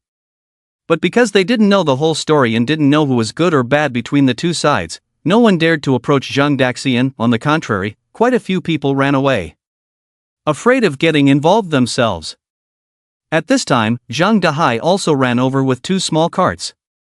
Before he even reached the scene, Zhang Dahai saw the person lying on the ground, and his heart couldn't help but skip a beat. So he hurried over. He bent down, checked. Sure enough, the person was beyond help. Shala, you were too impulsive. Zhang Dahai stood up, sighed and said. Zhang Daxian said, Dad, they just tried to harm you and me. If I weren't a martial artist, I might have been stabbed to death by them. The main thing is that you're about to take the martial arts exam. Getting involved in a murder case at this critical moment, I don't know if it will have any impact. Zhang Dahai stood up, his voice low and meaningful. Zhang Dahai, can't even handle two small thieves now. If I still had my strength, you wouldn't have to deal with this trouble. Zhang Daxian saw his father's disappointment and immediately comforted him. Dad, you forgot that I just got my martial artist certificate. According to the law, these two thieves intended to harm a martial artist's family. Killing them is fine. Besides, isn't there one still alive? It was only then that Zhang Dahai remembered the other thief lying on the ground, clutching his groin, screaming in pain. Seeing this scene, he couldn't help but laugh. That kick you just gave was too harsh. He's probably feeling worse than death right now, but he's still enduring the pain and shouting so loudly, not something an ordinary person could do. Zhang Daxian walked up to the thief in front of him and kicked him. Be quiet, if you keep wailing here, I will also give you a slap. The thief heard this and didn't care how much pain he was in below. He tightly closed his mouth, forcing himself not to make a sound. He had just witnessed the horror of Zhang Daxian's slap. Although enduring the pain was agonizing, it was better than losing his life. Zhang Daxian originally wanted to eliminate both of them, but since his father had arrived, he didn't want to kill anymore. He walked up to his father and said, Dad, when I enter the Dragon Mountain Academy and explore the underground cave, I will find a way to heal your injuries. According to his understanding, the reason his father lost his strength was not due to external injuries, but because he was poisoned by a mysterious beast. Not only his father, but many members of the underground army who were with his father had unknowingly been affected by this poison. This poison was peculiar. It didn't directly harm the body, but once the qi and blood were activated, the poison would consume the generated qi and blood. This poison was discovered, and many martial medical experts began researching antidotes. However, 6 or 7 years had passed, and the antidote had not been discovered. The power of a martial artist originates from qi and blood. Losing qi and blood is equivalent to losing power. For a martial artist, this is no different from becoming a useless person. Zhang Daxian thought, if he could retain detailed memories of his past lives, perhaps he could cure his father's poison now. But unfortunately, during the cycle of reincarnation, memories of past lives would become blurred. This was a self-defense mechanism of the reincarnation body. As the saying goes, memory is the root of pain. If memories were not blurred, the accumulation of hundreds of painful memories from past lives would erupt, causing him to completely collapse, go insane, lose control. So at this moment, even if there were powerful medical skills hidden deep in his memory, he couldn't recall them. Although he knew the hope was slim, when Zhang Dahai heard his son's words, he was still filled with joy. He said, it doesn't matter if it's good or not, as long as I have you, I will rely on you to protect me in the future. As a martial artist, Zhang Dahai naturally hoped to remove the beast poison and resume training, but as a father, he hoped to see his son surpass him and achieve great success. Being protected by one's children, isn't that a kind of happiness? Onlookers were puzzled. They didn't understand why the young man had killed someone and could still chat and laugh with the middle-aged man. Could he be a psychopathic killer? The crowd discussed fervently. But the father and son paid no attention to this situation. Zhang Daxian was fearless, and Zhang Dahai knew that his son had not committed a crime. Even if he openly admitted it, it would only be considered rough tactics. From a martial artist's perspective, his son's methods were not overly brutal, otherwise, he would have left long ago. The reason they stayed here was simply to wait for the police to handle it publicly, so that the spectators could see that his son was not a bad person. Soon, the sound of police sirens rang out. 2 police cars appeared, slowly stopping in front of Zhang Dahai and Zhang Daxian. After the police cars stopped, 4 police officers got out of the cars. The leader was a middle-aged man, and the other 3 were 2 men and a woman, all looking young, around 25 years old. Officer, I was the one who reported it. You're talking nonsense. I was the one who reported it. It was me who reported it. As soon as the 4 police officers appeared, the onlookers immediately gained courage and started shouting as if seeking credit. "Quiet, everyone!" The young female police officer among the 4 shouted loudly, and the crowd immediately fell silent. Then the middle-aged police officer who seemed to be a squad leader position glanced at the body, then looked at the thief clutching his crotch and howling in pain, and said to a young police officer beside him, "Call an ambulance immediately." He then looked at Zhang Dahai and Zhang Daxian, furrowing his brow and asking, "What's going on?" Zhang Dahai was about to speak, but was stopped by Zhang Daxian. Zhang Daxian walked up to the middle-aged police officer, pointing at the body and explained, "These 2 wicked thieves used a blade to harm a young girl on the bus, not only stealing her money but also cutting her. Thanks to my timely intervention with justice, I saved the girl from their clutches. Originally, after saving the poor girl, I was planning to let them go, but they repaid kindness with enmity. One of them stabbed me with a knife. See the hole in my limited edition global shirt, it was him. I was forced to resist, accidentally knocking one unconscious. The other, I don't know if he's sick, kept bumping his belly into my foot, and then, he ended up like this." The thief lying on the ground, upon hearing Zhang Daxian's words, looked shocked. He glanced at the innocent-looking Zhang Daxian, his expression blank for a while, until he regained his senses. He hugged the middle-aged police officer's leg, crying out, "Officer, it's not true. It's not like he said." The words of Zhang Daxian left the middle-aged police officer stunned, shaking his leg, pointing at the body on the ground, and asked Zhang Daxian in amazement, "You call this being knocked out?" Zhang Daxian pretended to be puzzled and asked, "Isn't he knocked out?" The middle-aged police officer took a deep breath. "This is making me lose confidence." At this moment, a young police officer walked over and said to the middle-aged police officer, "Captain, the inspection is complete. The deceased died from severe head trauma." The middle-aged police officer nodded knowingly, then took out handcuffs, and solemnly said to Zhang Daxian, "You are suspected of." His voice abruptly stopped. Because Zhang Daxian handed him a black booklet, with 3 golden characters on it, "Warrior Certificate." A warrior? Such a young warrior? The middle-aged police officer took Zhang Daxian's warrior certificate with suspicion, then opened it, and immediately saw the words "second-rank warrior" on it, standing there as if struck by lightning. Second-rank warrior? Oh my, is this real? He carefully checked the stamp on the first page of the warrior certificate, and verified the photo on the identification. It was undoubtedly a genuine warrior certificate. And it was just printed out, because the date on it was today. Without a doubt, when did Jianyang City produce such a young second-rank warrior? Never heard of it. However, if he is a warrior, then this case has a different nature. Just as he was thinking, the middle-aged police officer suddenly noticed the name on the warrior certificate, Zhang Daxian. Zhang Daxian, a familiar name. Wait. Isn't this the name mentioned earlier? The middle-aged police officer was suddenly shocked, looked up at Zhang Daxian, and in the next moment, an image of a person appeared in his mind, then completely overlapped with the young man in front of him. Just a few days ago, the chief specially summoned all the second-level squad leaders and above police officers for a meeting. During the meeting, the chief summarized some recent homicide cases in Jianyang, and at the end of the meeting, projected an image of a person, a young man. That person's name was Zhang Daxian. The chief's purpose was only one: in the future, when encountering this young man in Jianyang, to handle with discretion and give special attention. Each squad leader consciously extracted the key information, discretion and attention.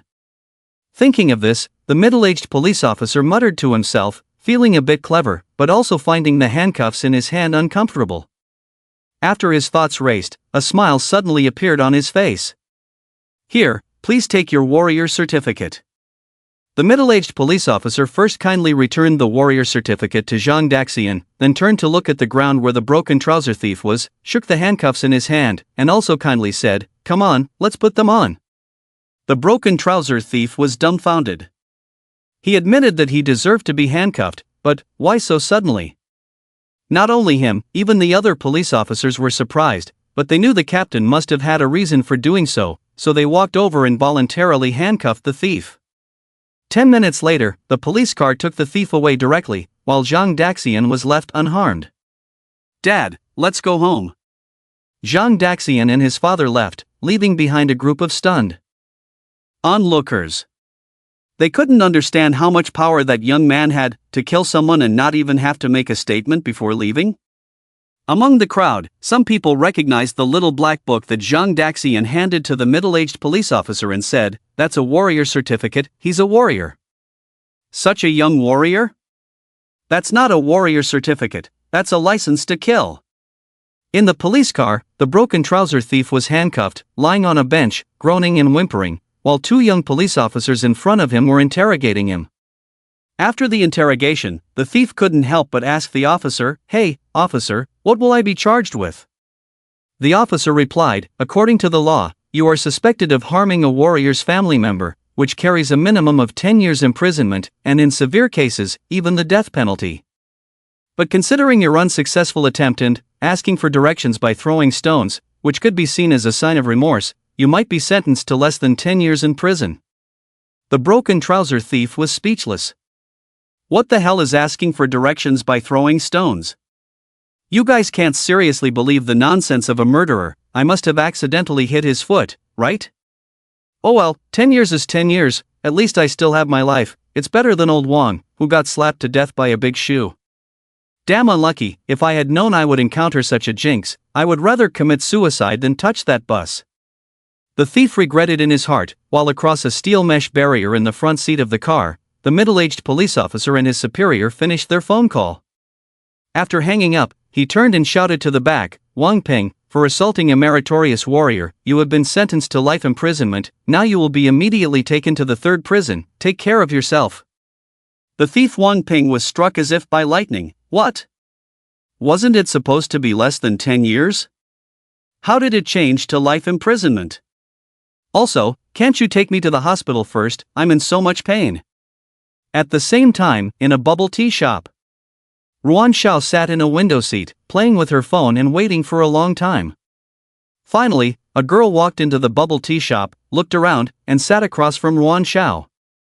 Ruan Xiao showed a surprised expression. "Tayo, how did it go?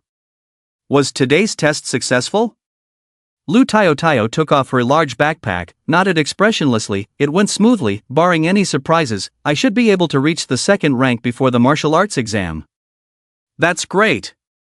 Ruan Xiao smiled, then got up and said, "I'll go order 2 cups of bubble tea. Do you want them with ice?" Lu Tayo thanked her emotionlessly. "With ice, thank you." "Okay."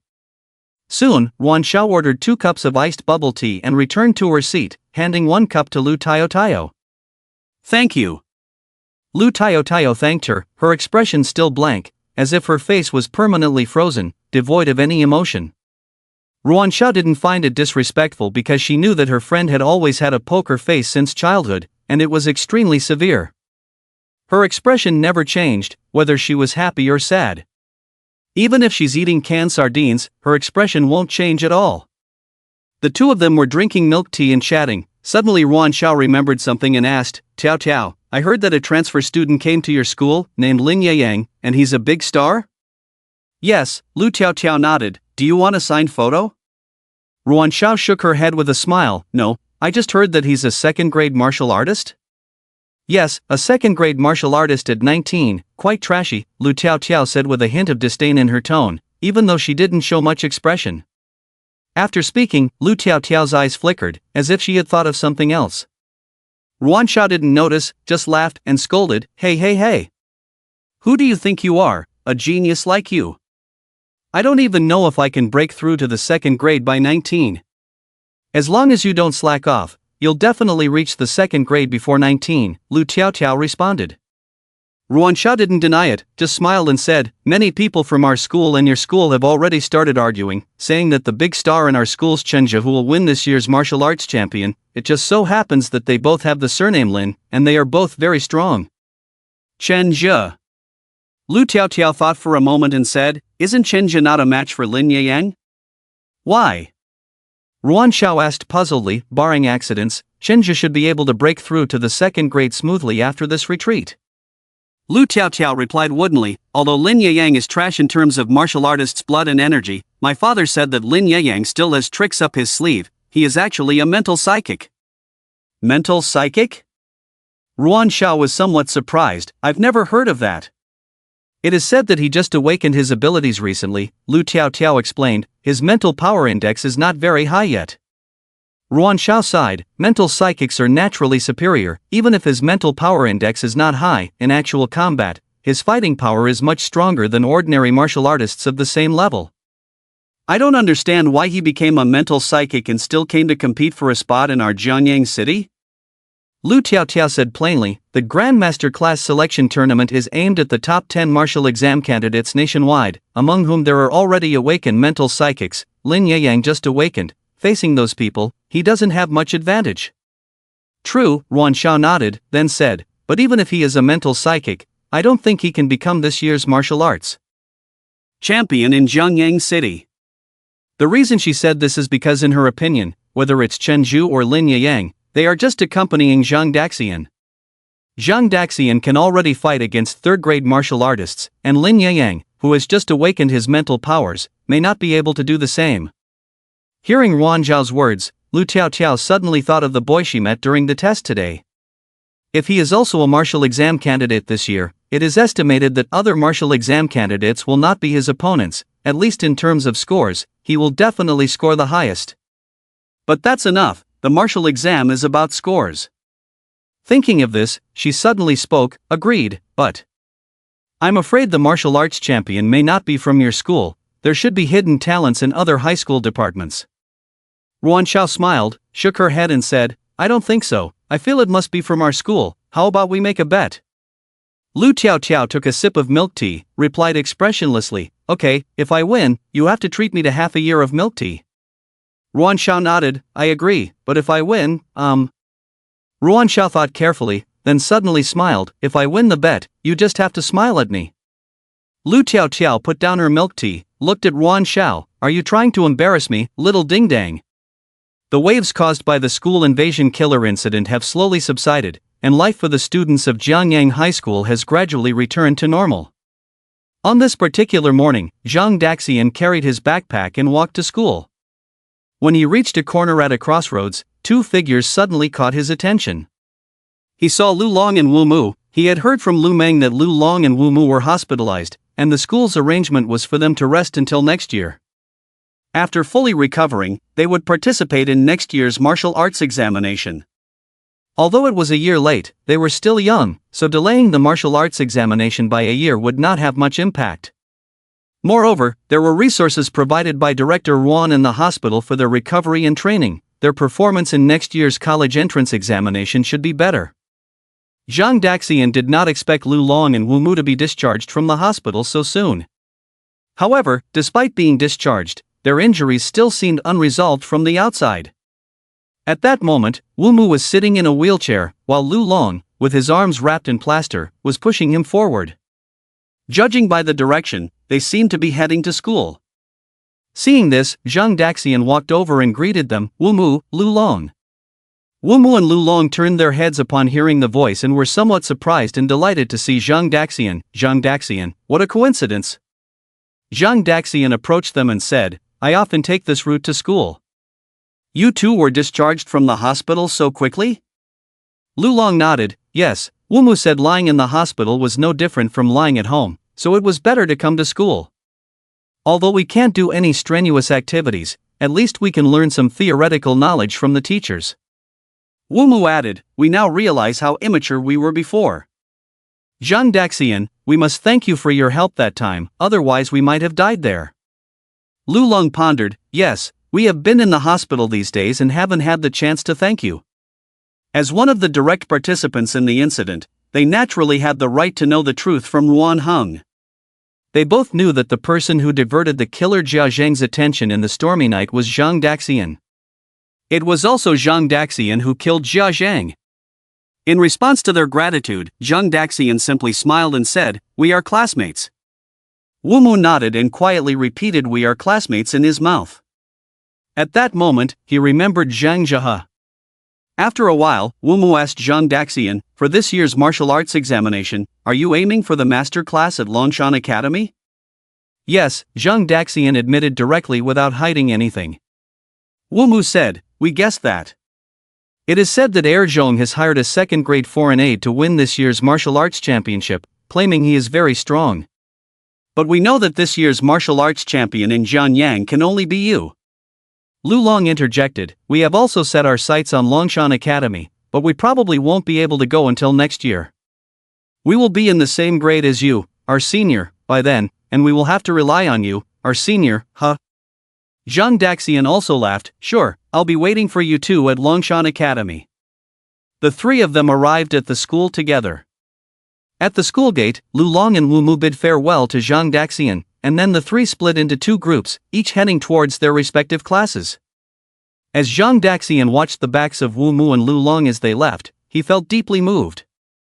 Wu Mu and Lu Long, who had experienced life and death, had changed a lot, or rather, they had grown, they had transformed from ordinary students into true martial artists. Suddenly, Zhang Daxian heard a rough and familiar voice behind him, hey buddy, have you eaten? If not, take a punch from me. Zhang Daxian turned around and saw that the person behind him was none other than Lu Meng, so he smiled and said, I haven't eaten, come on, give me a punch. Lu Meng grinned, extended his fist like a hammer, quickly tapped Zhang Daxian, and said in a high-pitched voice, look at my little fist pounding your chest, ugh. Zhang Daxian almost vomited, don't do this, it makes me nauseous. The two stopped joking and walked towards the school side by side. On the way, Zhang Daxian praised Lu Meng, you came quite early today. Lu Meng did come early today, in the past, this guy was always late for school, counting the seconds to enter the classroom. It was common for Lu Meng to enter the classroom just before the bell rang, making others think he was a teacher. Upon hearing Zhang Daxian's words, Lu Meng immediately made a bitter face, don't mention it, I had a rough night yesterday. What happened? Zhang Daxian asked with a puzzled frown. Look at my eye circles. Lu Meng pointed to his eyes in front of Zhang Daxian, who then noticed Lu Meng's dark circles, as if he had been punched. Zhang Daxian asked, what's going on with you? Lu Meng sighed, it's all because of that Lin Yang. Zhang Daxian asked, did he hit you? Lu Meng tilted his head and thought, sort of, he attacked me mentally. Zhang Daxian was puzzled, mental attack, is Lin Yang a psychic? Damn, he's way scarier than a psychic. Lu Meng's expression was as if he had eaten shit, then suddenly asked Zhang Daxian, have you heard Lin Yang's songs? No, Zhang Daxian didn't understand why Lu Meng asked. Don't listen. Never listen. Last night, following the principle of knowing your enemy, I planned to investigate Lin Yang's background. Lu Meng said solemnly, so I listened to his, let's call it a song for now. I forced myself to listen to half of it, and then I couldn't bear it anymore. It was sung so badly, no, calling it shit is disrespectful to shit. At this point, Lu Meng seemed extremely indignant. I, for the first time in my life, was broken by Lin Yang's song. I hate it. Is it that serious? Zhang Daxian was astonished. He remembered Anshin saying that Lin Yang's singing was terrible, but he didn't expect it to be this exaggerated. Of course, it's serious. Lu Meng said, after listening to his song, I couldn't sleep. Every time I closed my eyes, I had nightmares. I dreamt that he was leering at me, ugh, it was terrifying. Lu Meng shivered as he spoke. Zhang Daxian couldn't help but laugh at the situation, his half a song made you unable to sleep, that's a talent. Not really. Lu Meng continued, I fell asleep later in the night, but then the bed suddenly collapsed, damn. Ha? Your bed collapsed again? Zhang Daxian couldn't hold back his laughter this time, as it was the third time this year that Lu Meng's bed had collapsed while he was sleeping.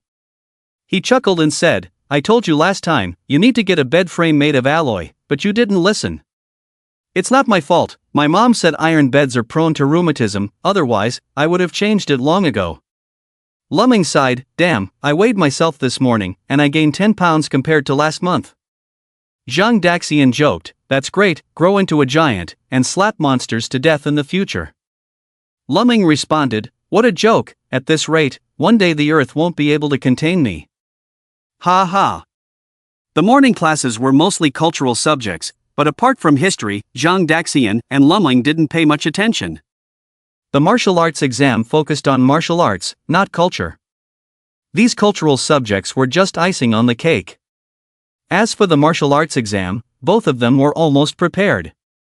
During break time, Zhang Daxian asked Lu Meng, Which school are you planning to apply for in your martial arts exam preferences? Lu Meng replied, Longshan, I'll go with you. Zhang Daxian asked, Are you planning to join the Grandmaster class? Lu Meng responded, I'll pass on the Grandmaster class. The top 10 in each province will compete for the Grandmaster class, and I'm sure I'll be eliminated. I'll just join a regular class. Zhang Daxian nodded in agreement. The regular class at Longshan Academy should be good too. After all, they were the first school to offer a Grandmaster class. Even if the regular class doesn't have Grandmaster level teachers, being close to the water's edge will still get you some benefits. Hearing Zhang Daxian's words, Lu Meng chuckled, Don't I have you? When you join the Grandmaster class and learn the Grandmaster's techniques, you can show off to me. Zhang Daxian gave him a knowing look and asked, You want to learn second-hand skills from me? Lu Meng nodded, You could say that. Zhang Daxian thought for a moment, Well, I guess you could, but have you ever heard the saying, a day as a teacher, a lifetime as a father? Lu Meng slammed the table and then looked at Zhang Daxian, Hey, Dad. Just as Lu Meng finished acknowledging his new father, Zhang Daxian burst out laughing, and Lu's new dad was touched. Suddenly, the class teacher walked into the classroom and shouted to the students planning to take the martial arts exam, please go to the school auditorium now. Why go to the auditorium? Lu Meng stood up in confusion, patted Zhang Daxian, and said, Let's go check it out. It's perfect timing to skip the next class. Let's go. Zhang Daxian, Lu Meng, and the other 2 students in the class who wanted to try the martial arts exam all left the classroom and headed towards the school auditorium. On the way, Zhang Daxian saw many students rushing towards the auditorium, so he and Lu Meng became even more curious about what was happening at the school. When they arrived at the auditorium, they saw the school principal, vice principal, and several teachers from the special classes sitting on the main stage. Most of the students had already taken their seats below. It seemed that they were all students taking the martial arts exam this year. Zhang Daxian and Lu Meng walked to the back together and found 2 empty seats to sit down. He noticed Ruan Sha not far away. She also noticed him and greeted him with a smile.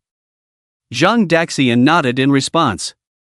Lu Meng, who was sitting next to them, looked suspiciously at the scene. Something's not right, something's not right. What's not right? The 2 of you are exchanging glances, isn't that considered not right? Are we? Trust me, go get your eyes checked. About 10 minutes later, most of the students had arrived at the auditorium. Then a teacher closed the auditorium doors. At this moment, the elegant Principal Junsa stepped up to the microphone, blew into it, checked if it was working fine, and then began to speak. Today, I called you all here mainly to talk about the martial arts exam. The martial arts exam is less than 10 days away, but we just received a message from the Martial Education Department that there are 2 major changes to this year's martial arts exam in Jianyang. The first one is that this year's exam will include simulated battles. This should not be unfamiliar to you. In previous years, only the provinces of Dayang and Tiancheng used the new simulated battle format for the martial arts exam. However, starting this year, simulated battles will gradually be introduced nationwide, and Jianyang City is one of them. As for the specific operation of the simulated battles, I will explain later. For now, let's focus on the second change. The spiritual power index will be a significant bonus point in the martial arts exam. Bonus points? As soon as the students in the auditorium heard these words, they immediately perked up, but when they realized it was about the spiritual power index bonus points, they were instantly disappointed. Spiritual power index, isn't that something studied by spiritualists? It has nothing to do with us ordinary martial arts exam candidates. And there aren't many mentalists to begin with, as rare as giant pandas. Seeing the reactions of the students, Jun Xiaosa continued, I know, you may all think that mental power index may not have anything to do with you. But it doesn't hurt to take a test in your spare time, right? If you test positive for mental power, that's definitely a bonus, even if it's just 1 point, but it might be the difference between a second-tier university and a first-tier university, or between a first-tier university and a top-tier university. Upon hearing this, the students felt it made some sense. Although it's unlikely to detect oneself as a mentalist now, it's like buying a lottery ticket, just buy one and keep it. What if you win? If the mental power is not detected, at most you'll be laughed at for daydreaming, but if it is detected, it's like soaring during the day. Thinking of this, many students couldn't help but envy those born mentalists. Mentalists are already stronger than peers in the same level, and now they are getting extra points? This. It's like lemons on a lemon tree, you and me under the lemon tree, sour and that's it. Jun Xiaosa continued, so, remember to test your mental power index before the deadline for the martial arts exam. Time is running out, the sooner the better. The students all shouted in agreement, except for Ruan Xiao, who was thinking about something at this moment. Lin Yang is a mentalist. Now that the policy has changed, wouldn't Lin Yang be able to score more in the martial arts exam? In that case, Zhang Daxian might really need a rival. After Jun Xiaosa finished talking about the bonus points for mentalists, he began to introduce the simulated combat situation. Simulated combat, in plain terms, is putting on a helmet and fighting against virtual characters. This assessment method may be more rigid compared to real people, but the scoring rules are more precise and scientific. The martial arts students in the hall also learned for the first time that this year's martial arts exam has changed to virtual combat, a test method similar to playing games, which made them very excited. However, at this time, the organs in Zhang Daxian's body were discussing. Heart, so why hasn't the master awakened his mental power? Lungs, I don't know, shouldn't the boss be responsible for this kind of thing? Heart, boss, what do you say? Shouldn't you reflect on why the master hasn't awakened his mental power? Brain, how would I know why? The master was born without it. Heart, sigh, embarrassing, why can others awaken their mental power, but you can't? I'm not talking about you, boss, I'm talking about these students. Heart, usually acting all high and mighty, but messing up at crucial moments, so embarrassing. Boss, I really mean those students, not you. Brain, heart, such rubbish. Brain, alright, stop blaming others, I'll think of a way to see if we can awaken the master's mental power. Heart, boss, I really wasn't talking about you. Brain, shut up. Late at night, under the starry sky, after Zhang Daxian fell asleep. The organs took control of his body again, using sleepwalking to gain control of Zhang Daxian's body. The controlled Zhang Daxian cautiously went to the kitchen first, then quickly left home. But this time, the body didn't go as far as the Luoyan River, but found a nearby park. The park was dark, with no one around. Zhang Daxian walked to the park's pavilion and sat on a stone bench. Then he took out an iron spoon from his pocket and placed it on the stone table. Brain, the master used to watch TV and said that if he could bend the spoon without using his hands, it means he has awakened his mental power. Heart, damn, why didn't you say so earlier? Just let someone step on it and it's done. Brain, heart, are you brainless? You can't even use your hands, let alone your feet. Heart, how about using your knees? Brain, no. Heart, how about using your shoulder blades? Brain, no. Heart, if that doesn't work, how about farting to bend it? Brain, that's worth considering. Heart, are you serious, my dear boss? The brain began trying not to touch the spoon, but to bend it. Brain, why won't it bend? Brain, bend for me. Brain, The nearby Heart couldn't stand it and asked directly. Heart, boss, forgive me for asking, are you constipated? Brain, I'm just trying, okay? Heart, trying constipation? When did you develop such a weird taste, boss? Brain, sighs heavily, phew, liver huatua, quickly detoxify the heart, it seems pretty toxic liver, hee piece of cake. Heart, no. Just kidding, okay? Boss. I'm just trying to help you out, finding problems is the first step to solving them, that's being righteous. Liver, hee don't worry Heart, I'll be gentle. Heart, gentle my foot, get lost, you old pervert. Liver, the more you resist, the stronger I become. Heart, help. Heart assassination. Kidneys, lungs, spleen, brothers and sisters, come save me.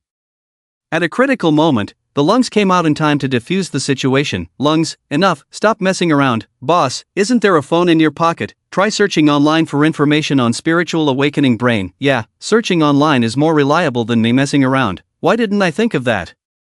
Upon hearing this, the heart wanted to retort, but seeing the liver watching closely, it closed its mouth and held back its words. The brain took out the phone and searched for the words spiritual awakening. The lungs reminded, lungs, don't forget to clear the search history later. Brain, don't worry. Hey, I found a post.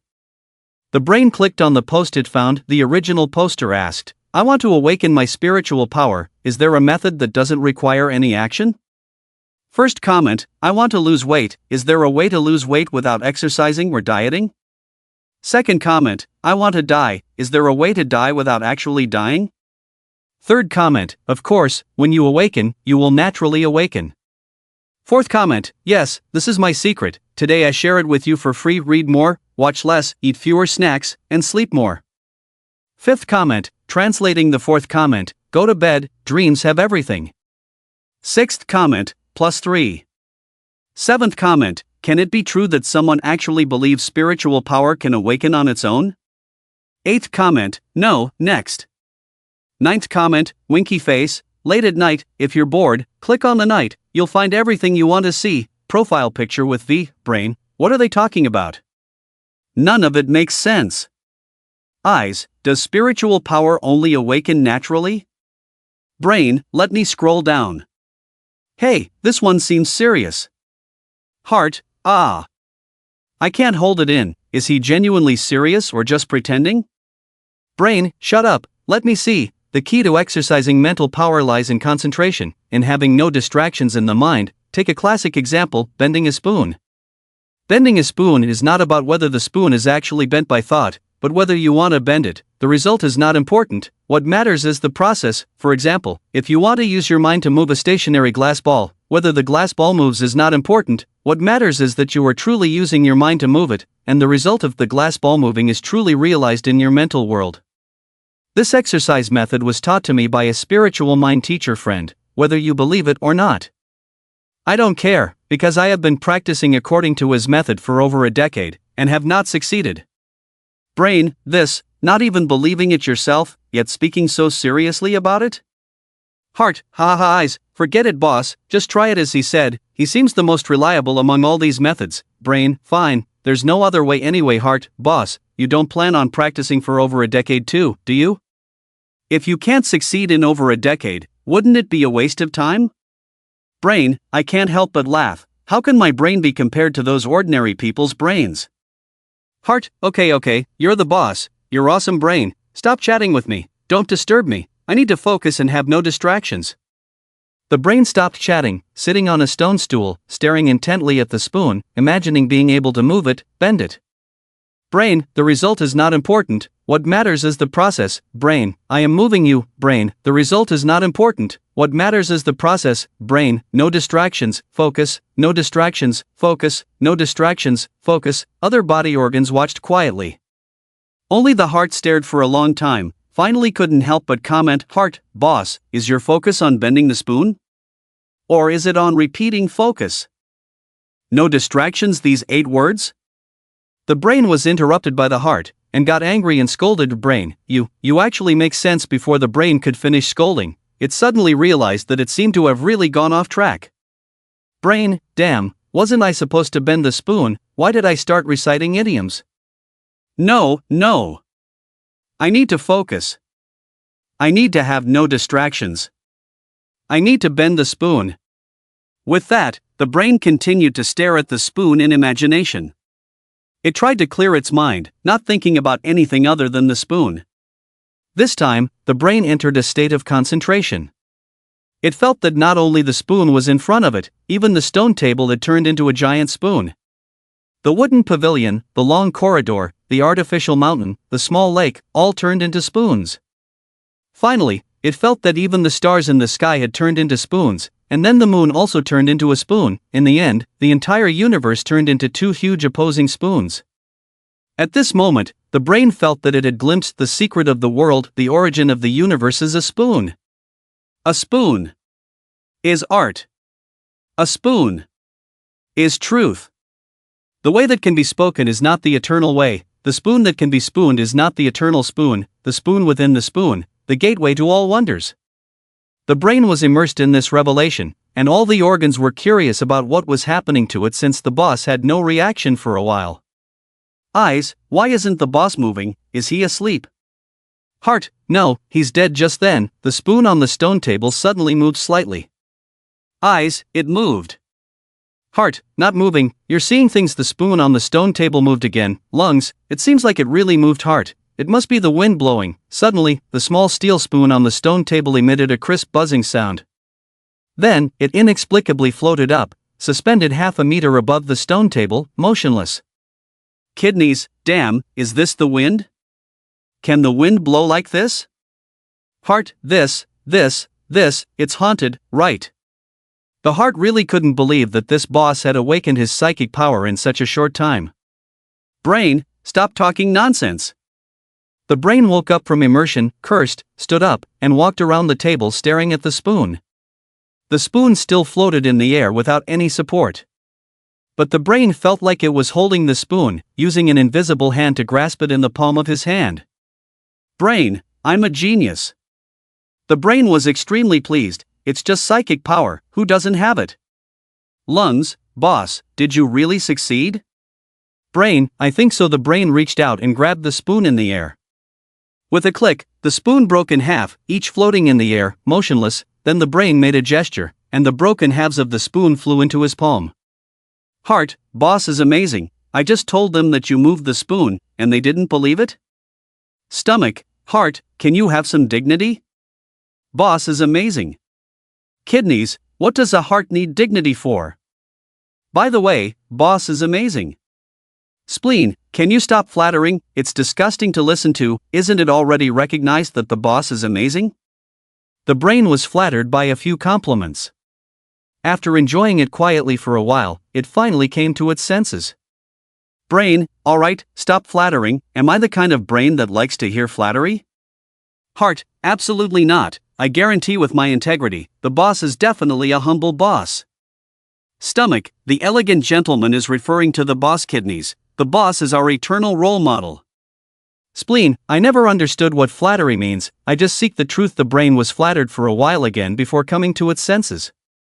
Brain, stop it, too much flattery is harmful, we have to go back. If you keep flattering, we won't be able to return by dawn. With that, the brain stepped forward, ready to leave. But after the left leg stepped forward, the brain found that the right leg seemed to be stuck to the ground and couldn't be lifted. Brain, lame, what's going on? We have to go. Legs, I'm not sure. The right leg suddenly lost control. Brain, what? Heart, you, brain, actually messed up the owner's body. You wait to apologize.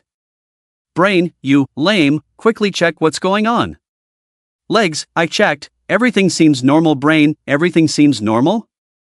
The brain tried to lift the right leg, but no matter how much force it used, the right leg seemed to be welded to the ground and couldn't be lifted.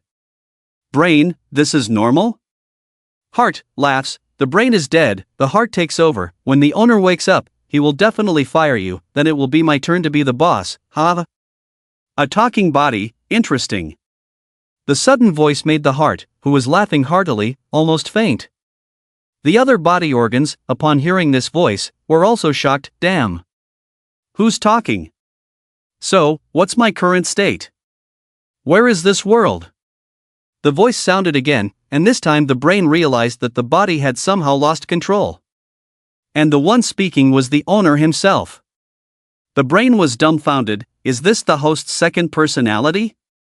No. Not that one. That one has black eyes. At this moment, Zhang Daxian scrutinized his body. Young, strong, full of vitality. Strange clothing. Have I finally died? A profound smile appeared on Zhang Daxian's face. Mist danced in his eyes, shimmering with a deep blue crystal-like color. Each organ felt as if struck by lightning, dumbfounded in place. It's over. It's over. Another one popped up. And this one is even more outrageous than the last. Can actually hear them talking? Eyes, boss, what should we do? This one seems even more uncontrollable. Brain, heart, you handle it, aren't you?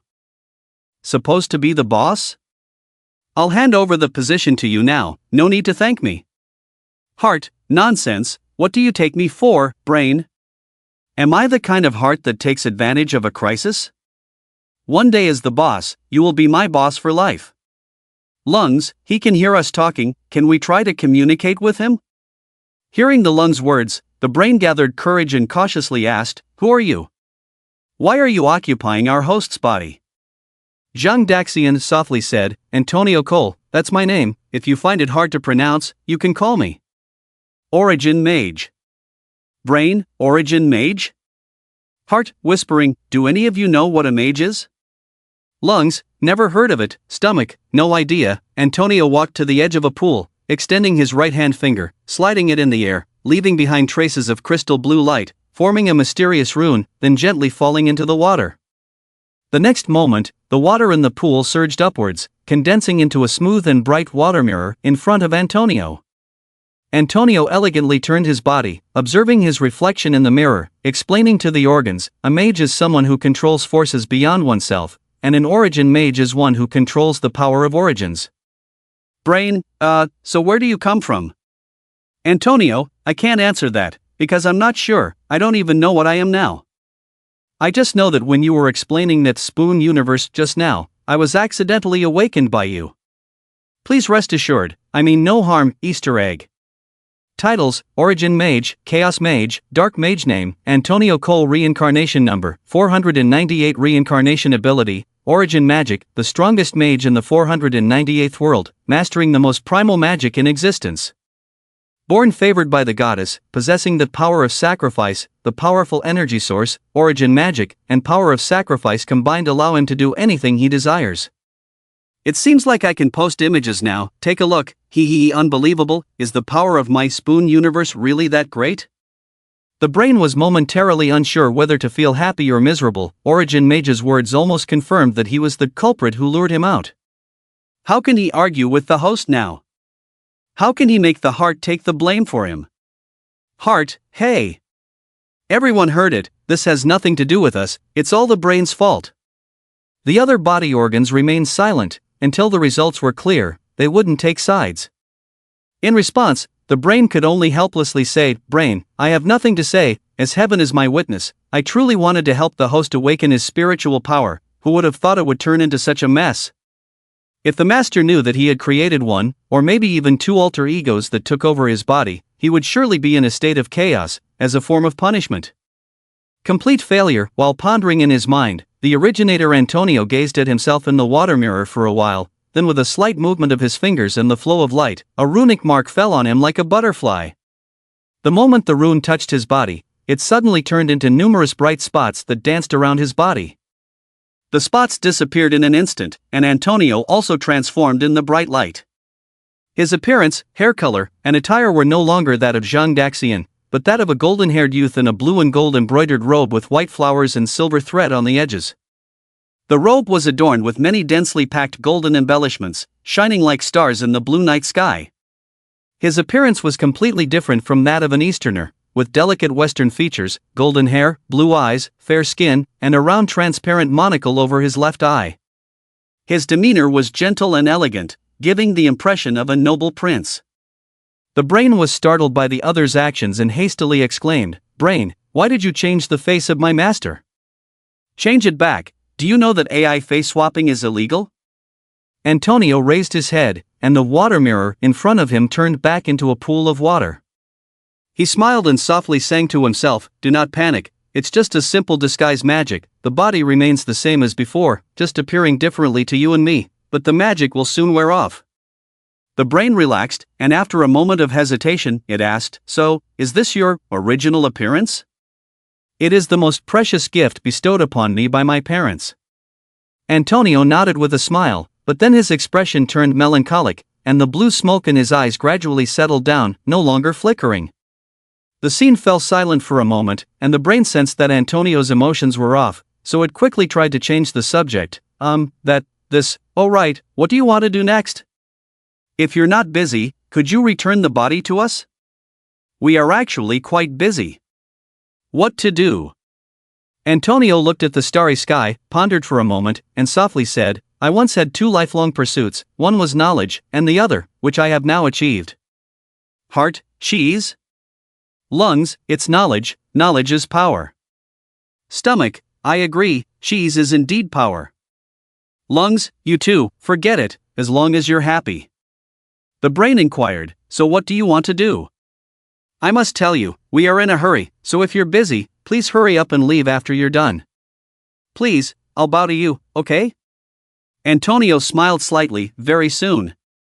After that, Antonio deftly flipped his hands, making various strange gestures. With his hand movements, a series of rosy lights appeared in the surrounding space, converging into numerous mysterious origin runes that kept shimmering. Finally, with a wave of his hand, Antonio connected all the origin runes with a golden light, forming a spherical runic web that tightly enveloped him. The spherical runic web spun rapidly, illuminating the entire pond with a bright light. The organs within were already dumbfounded. The terrifying roar produced by the rotation of the runic web around them made them tremble with fear. What the heck is going on? Is this guy going to blow up the earth? The brain couldn't help but ask, Brain, what are you doing? How about we call it a day today and you can be busy another day? But as soon as the brain finished speaking, it fell silent. The network of runes by the pond, along with Antonio inside it, disappeared without a trace. They vanished into thin air from this world. Heart, thick ritual, crab. In the endless sea of stars, the heart let out a scream. It could hardly believe what it was seeing, and the other organs felt the same.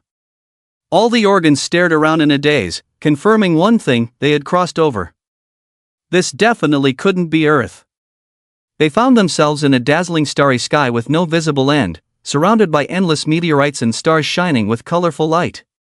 Far in the distance, within their sight, were many spheres of varying sizes emitting red light. Those were blazing stars. Heart, holy cow! Are we still on Earth? I remember the Milky Way doesn't have two stars stuck together, right? Brain, totally screwed.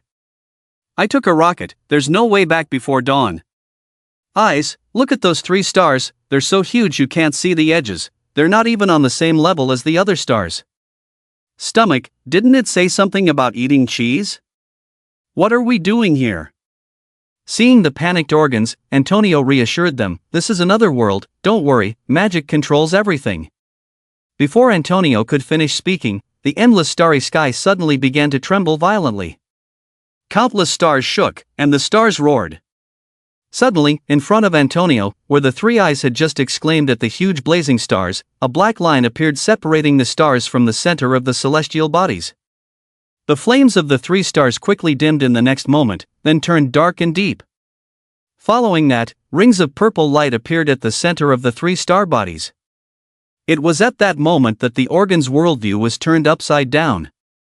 Because those three bodies, larger than all the other stars, were not stars at all, but three eyes. Three vast and boundless eyes.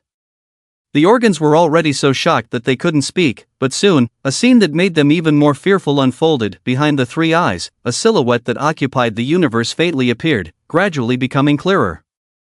It was a black dragon head, and the three eyes were the eyes of this cosmic dragon.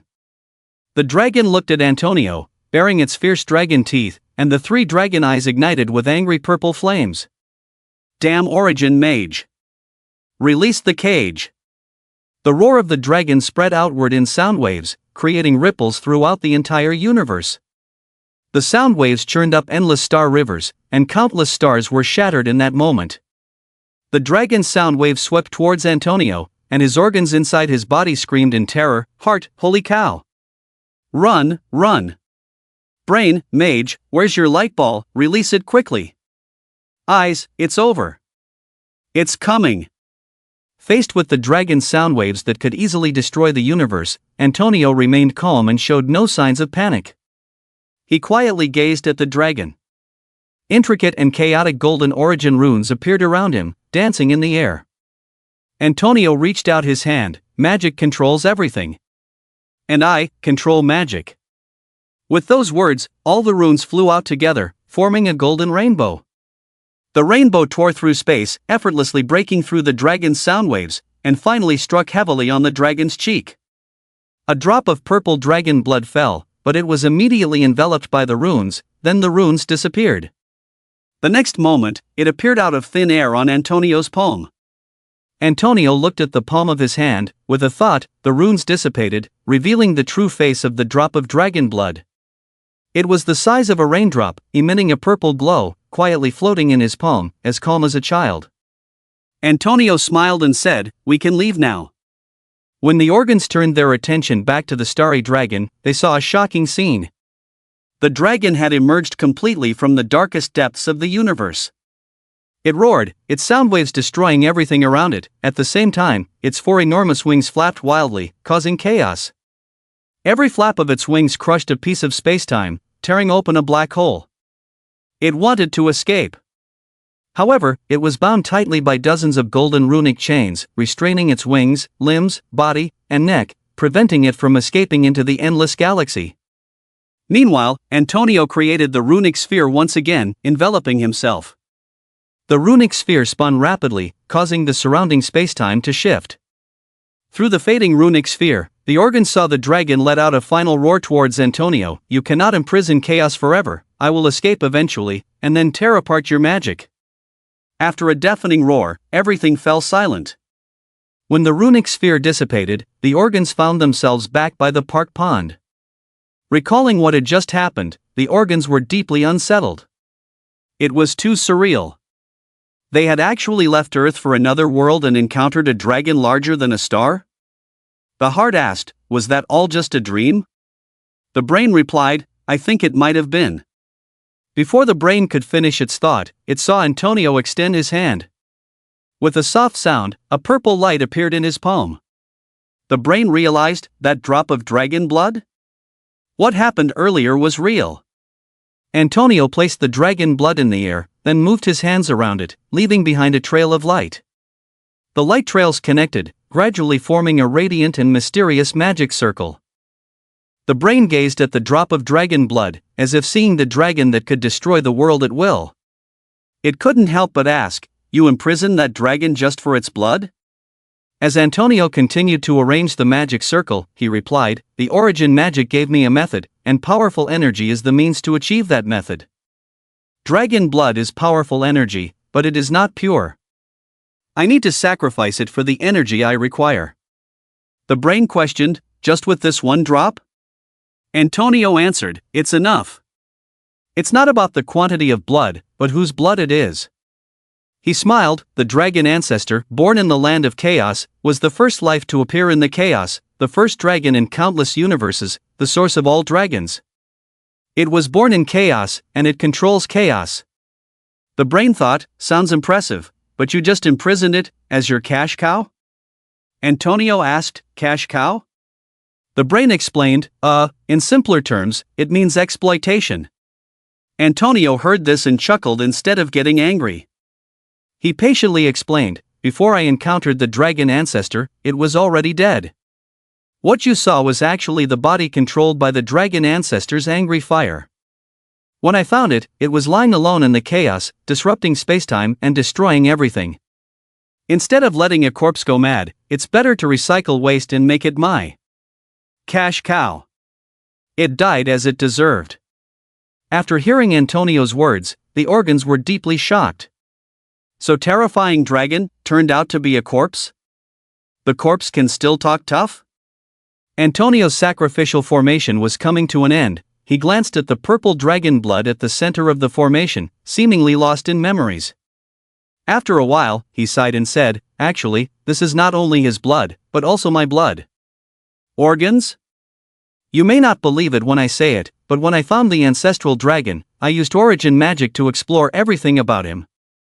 In the end, I discovered an interesting truth, a ridiculous farce. A tear suddenly fell from the corner of Antonio's eye, but his voice remained calm. "The ancestral dragon is my past life, he died.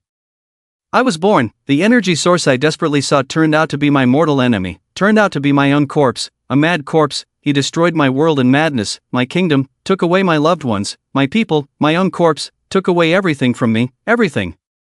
This story is not small, hey, winky face. the organ suddenly felt a lot of information. And it really subverted the three views. Antonio's meaning is, he was a dragon in his past life? The dragon turned into him after death? And the corpse after death went mad? The mad corpse destroyed the world where he was reincarnated? Including his loved ones? What's even more outrageous is that just now his own corpse even threatened to tear him apart.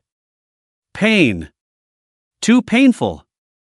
The organs couldn't understand how there could be such a rebellious body in the world. Although the body of a dragon and a human may have some differences, but no matter what, you should still obey the master's command, right? This ancestral dragon is really something, not obedient at all. It even wants to go against its master? Want to kill its master? Damn it, is it trying to rebel? We represent the entire universe. The whole world. All life's bodies despise it. After thinking for a while, the brain couldn't come up with comforting words. Antonio's sacrificial ritual finally completed. The purple fresh blood at the center of the formation had now turned into a shining seven-colored light. He pointed with his hand, and the light shot straight into the sky. Until the end of the sky, the light suddenly exploded, turning into hundreds of stars shining with 7 colors. The next moment, those colorful stars suddenly revolved around their center points, rotating clockwise, leaving colorful star marks in place. They spun faster and faster, and the 100 star marks turned into a huge vortex spinning rapidly. The vortex grew larger and larger, stirring the entire night sky of Jiangyang City. At this moment, the entire night sky of Jiangyang City turned into a rainbow color, like a sea of 7 colors, with the center of the sea being a mysterious and magnificent vortex. Under this light, the entire Jiangyang City also turned into a colorful city of the night. Unfortunately, at this late hour, countless sleeping people missed this strange spectacle, but there were also some who stayed up late, or got up early for work, witnessing this magical and magnificent scene. In the bedroom. A boy was curled up in bed, holding a phone, with earphones connected to the phone in his ears. Crystal! Crystal! Jungler, come back to defend the base. Defeat, damn. Stupid jungler. Stupid mid laner. Stupid top laner. All of you are idiots. Hee hee, the idiot Guan Yu bought 6 shoes? Are the 4 shoes for your mom? Guan Yu is on the other team? Then it's okay. Stupid teammates. Guan Yu with 6 shoes can get a pentakill? I give up, you guys are really good at feeding. Seriously, stop playing games, go sit in jail. The boy grumbled as he threw off the covers, then turned on the bedside lamp. Playing games, how did he end up hoarse from shouting? It's strange. Quickly drink a glass of water to moisten your throat. The boy walked to the window, picked up the cold water jug on the table, and poured a glass of water into the cup. And at that moment, the boy suddenly noticed that the water he poured out had turned into a rainbow color? He widened his eyes. Wow, could it be that this is not a water jug, but Aladdin's magic lamp? Thinking this, the boy hurriedly shouted at the water jug, "Magic lamp, magic lamp." I wish those idiots who just got a pentakill to never have toilet paper in the bathroom. When showering, the water will always stop halfway. When asked a question in class, they will always be called by the teacher's name. After several consecutive wishes, the boy finally opened his eyes. It was then that he noticed a colorful beam of light shining into the room from outside the window, landing directly on his water cup. Ha! The boy curiously pulled back the curtain, and the next moment, he saw the magnificent starry sky. Wow, amazing! A young man and woman stood in front of a fountain pool outside the hotel, looking at each other affectionately. Suddenly, the young man took out a red box from his pocket, half-knelt, handed the box to the girl, and gently said, "Eileen, will you marry me?" Ah, this. The girl covered her mouth with her hand, her eyes shimmering with incredulous joy. "Marry me, Eileen, I promise, I truly love you." The young man said again. The girl had actually been looking forward to this day for a long time, but due to the shyness of a young girl, she gently asked, "Will you always be good to me?" "I will always be good to you." The young man firmly replied, "I will always stand by your side, protect you, make you happy, make you joyful, even if it's the end of the world, nothing can stop me from loving you." The young man's cheesy words intoxicated the innocent girl. So the girl responded excitedly, "I do." The young man was overjoyed and quickly tried to put the ring on the girl. At that moment, both of them suddenly noticed a burst of colorful light shining above their heads. They looked up and saw a rainbow of stars. The stars then spun and turned into a huge vortex that seemed to cover the sky. The two stood still in shock. Suddenly, the young man shouted in terror, "The end of the world!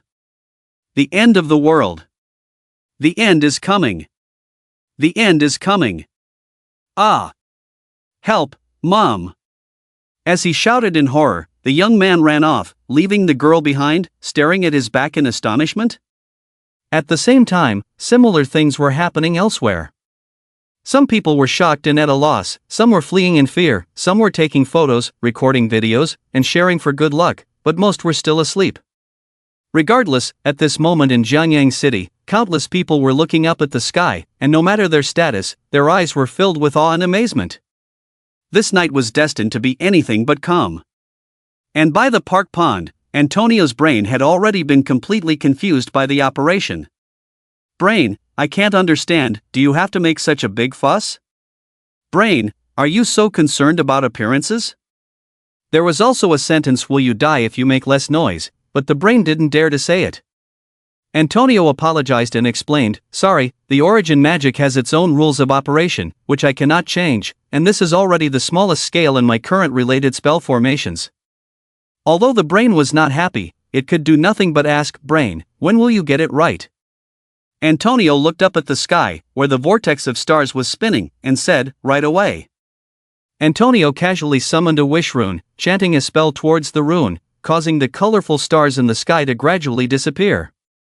As each colorful star in the sky diminished, a stack of densely packed golden papers would appear out of thin air on his palm. The fewer colorful stars there were, the thicker the stack of papers in his hand became. Until all the colorful stars in the sky disappeared, Antonio's hand was holding a stack of golden paper half a meter thick. Done. Brain, is this what you wanted, knowledge? Yes, knowledge about this world. Antonio looked at the tall stack of golden papers in his hand, with a golden rune lighting up in each of his eyes. The runes disappeared in an instant, and the next moment, the papers in his hand compressed into the size of a normal book. Knowledge is infinite, but at this moment, all the knowledge of this world has been recorded in this book. I have enough time to decipher it. Goodbye, I won't disturb you anymore. With that, Antonio fell silent, and the brain also realized that the body had returned to its control. Brain, Mr. Mage? Brain, are you there? Brain, really gone? Lungs, looks like he's really gone. Phew, I was nervous the whole time. He's a powerful person, but luckily he's reasonable to talk to. Brain, indeed. I won't forget tonight. But since it's over, let's talk about serious matters. I say, Heart, you were quite enthusiastic about selling me earlier, weren't you? Heart, Brain, Heart? Heart, Brain, don't play dead with me, show me that enthusiasm you had when selling me earlier. You wanted to be the boss, right? Come on, let's talk. Heart, oh my, working overtime is so enjoyable. Brain, come on, let's talk. Heart, what are we talking about, dear boss? I don't understand what you're saying. Brain, weren't you talking about being the boss? Come on, show me what you've got. Heart, what being the boss? I've been working diligently overtime today, haven't said a word, you must be hallucinating, boss, I know you're hardworking, but you should also take care of yourself after work. What if something happens to you, how will I survive? Brain, still pretending, huh? Lungs, boss, there's no time left, hurry back. Brain, right, let's go back first. Heart, you wait for me, I'll settle the score with you later. With that, the brain hurriedly left the park. The heart secretly breathed a sigh of relief. Heart, damn, luckily I'm quick-witted. Zhang Daxian, get up and have breakfast. Mother Lu Xiaoru's voice came from outside the bedroom.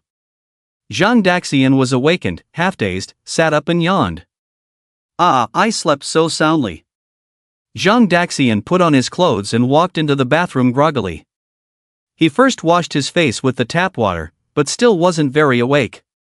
Zhang Daxian turned around to get his toothbrush and toothpaste from the cabinet. Just as he was thinking about it, the toothbrush and toothpaste flew into his hand. Oh, quite thoughtful. Zhang Daxian squinted, dazed, then squeezed out toothpaste and then turned on the tap to rinse his mouth.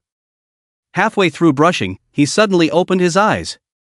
Looking at the toothbrush and toothpaste in his hand, a hint of confusion appeared in his eyes. Did he just walk to the cabinet? Zhang Daxian turned to look at the cabinet, trying to recall the process of getting the toothpaste, but couldn't remember. Hiss. I'm only 17. How did I get early onset dementia? Isn't this precociousness a bit too much? Zhang Daxian had toothpaste foam all over his mouth, staring at the toothbrush in his hand, unable to believe this fact. However, before he could react, there was a loud bang, and the top half of the toothbrush in his hand suddenly exploded, scattering a pool of plastic debris and toothpaste foam.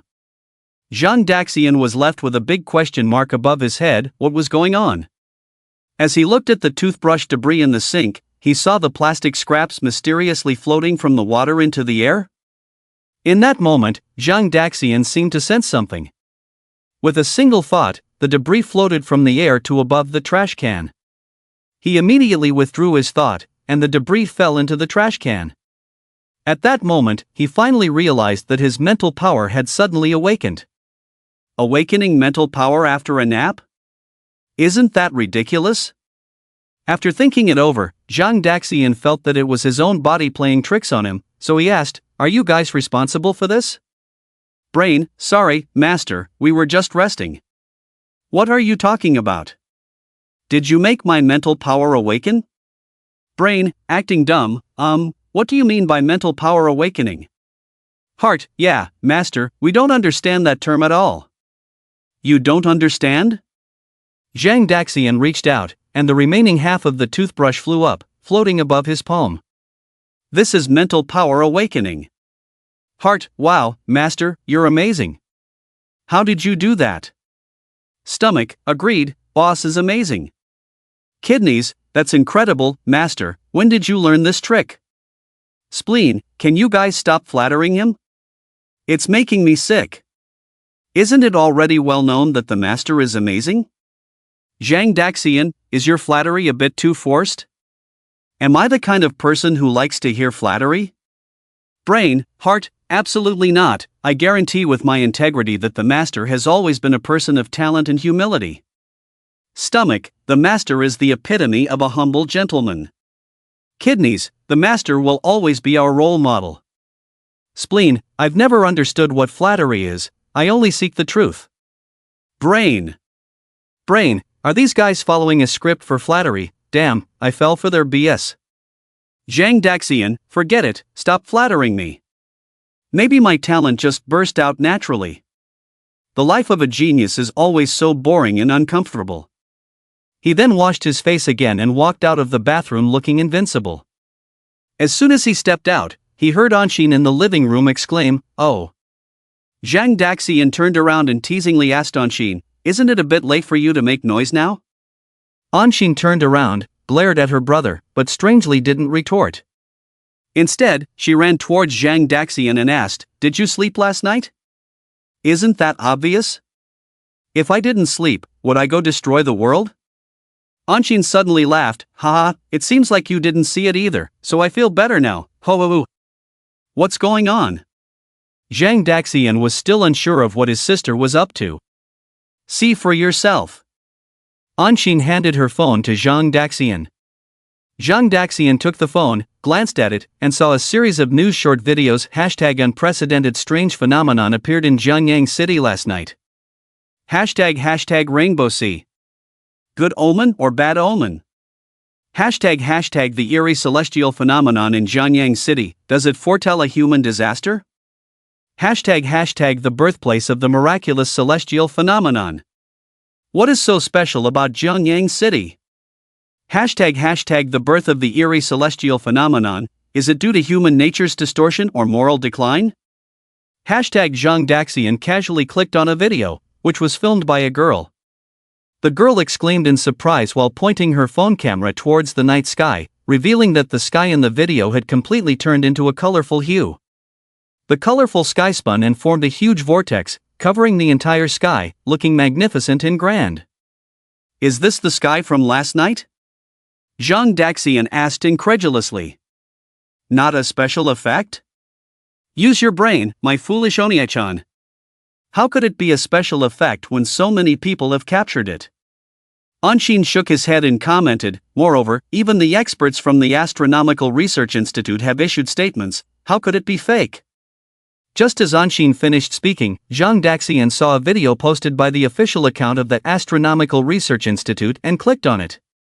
In the video, there was a very elegant-looking old professor.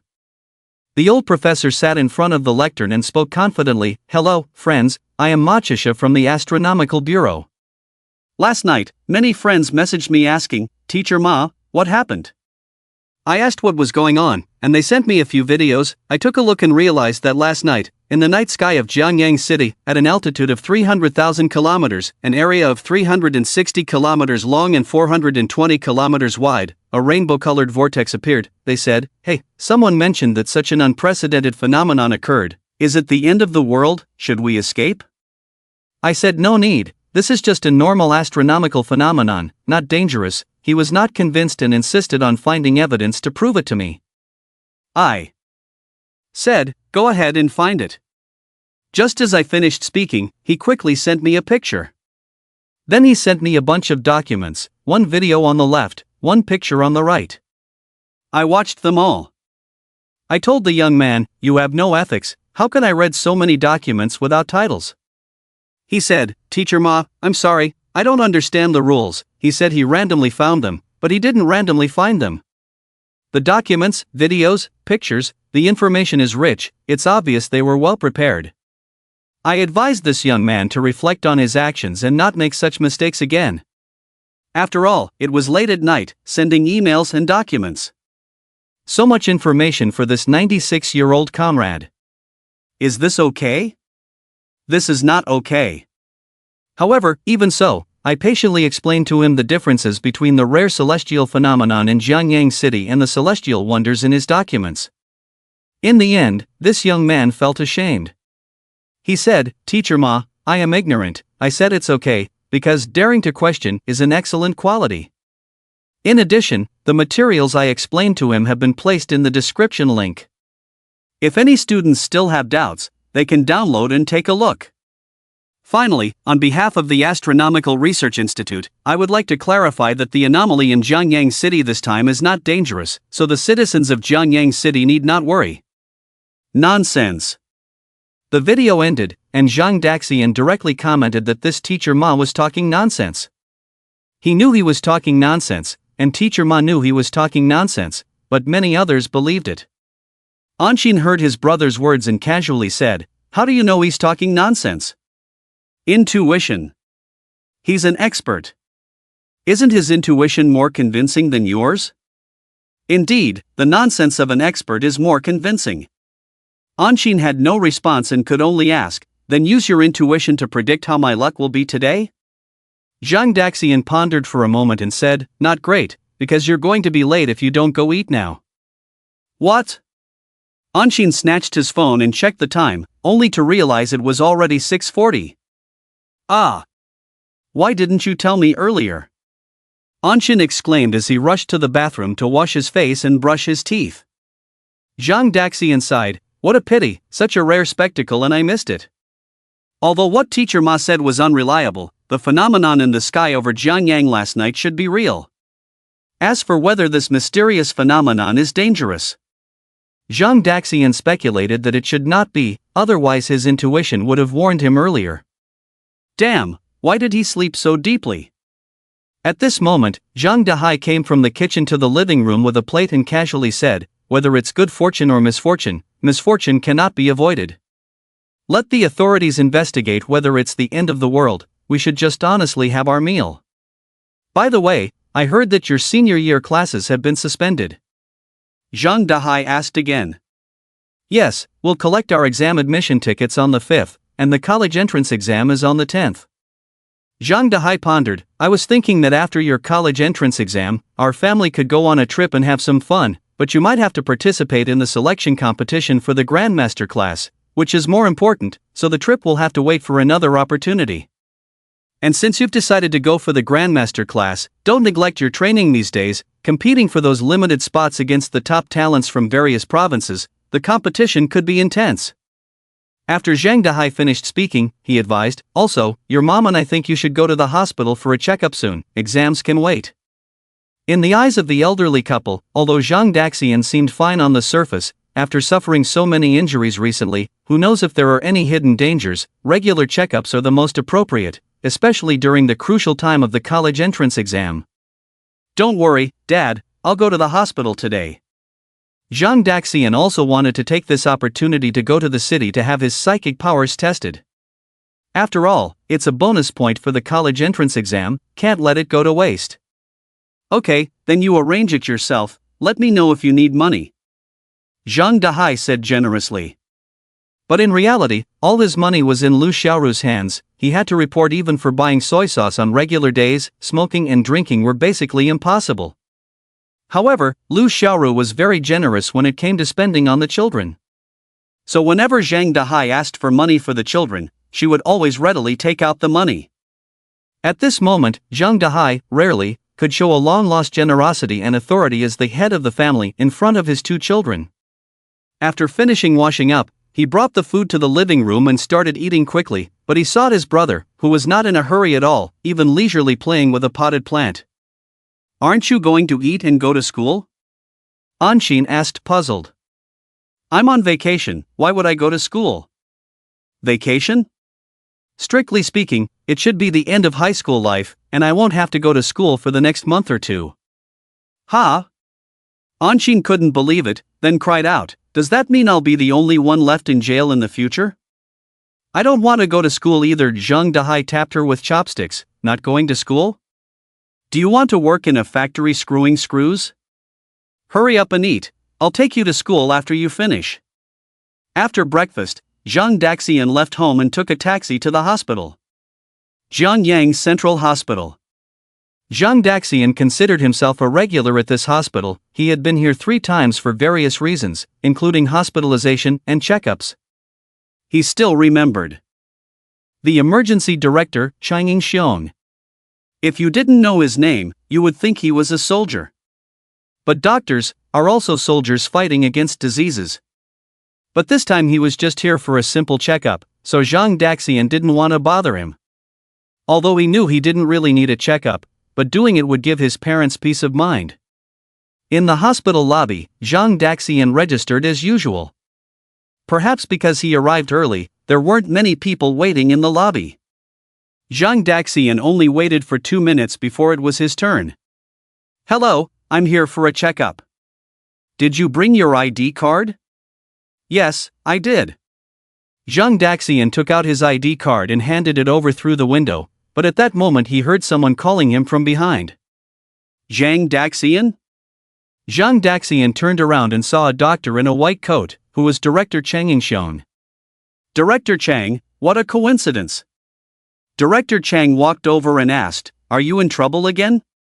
If not in trouble, who would come to the hospital every day, except for doctors? No, just here for a physical examination. Director Chang, a physical examination? I remember you had one not long ago, and you were very healthy. More than healthy, I was too healthy. Zhang Daxian smiled. I had a little incident recently, spent a few days in the hospital, but it was at the military hospital. Hearing this, Director Chang showed a knowing expression. He couldn't understand if Zhang Daxian had a sarcastic nature, or why he always encountered danger. Director Chang thought for a moment and asked, do you want to get a membership card? There are great discounts for medical treatment, very suitable for someone with your frequent health issues. After getting the membership card, Zhang Daxian went for the physical examination, but Director Chang insisted on accompanying him. Zhang Daxian initially refused, but Director Chang insisted on following him. Zhang Daxian had no choice but to let him come along. However, Zhang Daxian was curious why an emergency doctor like him had the time to watch him get a physical examination. To this, Chang Yingxiong said, "A hospital doesn't have emergencies every day." Later, Zhang Daxian followed the procedure and completed various examinations on different floors until there was one examination left. "Why? Aren't you going to do the blood and qi test?" Director Chang asked, curious to see how much Zhang Daxian's qi had increased, as the last time his levels were unusually high. "I won't do it," Zhang Daxian replied. Director Chang asked in confusion, "Why? Are you afraid your results will be leaked?" "Don't worry, our hospital has strict confidentiality measures. If you're still concerned, I can do it for you. Mainly, I'm afraid it will affect you." Seeing through Zhang Daxian's thoughts, Director Chang couldn't help but smile awkwardly. "You underestimate me. I've lived for over 40 years, seen many experts, can I still be affected by you?" Seeing his confident demeanor, Zhang Daxian nodded, "All right, as you said." Then Director Chang led Zhang Daxian alone to do the final blood and qi test. "Do you really want to see?" Just after the test, Zhang Daxian suddenly covered the display screen of the device.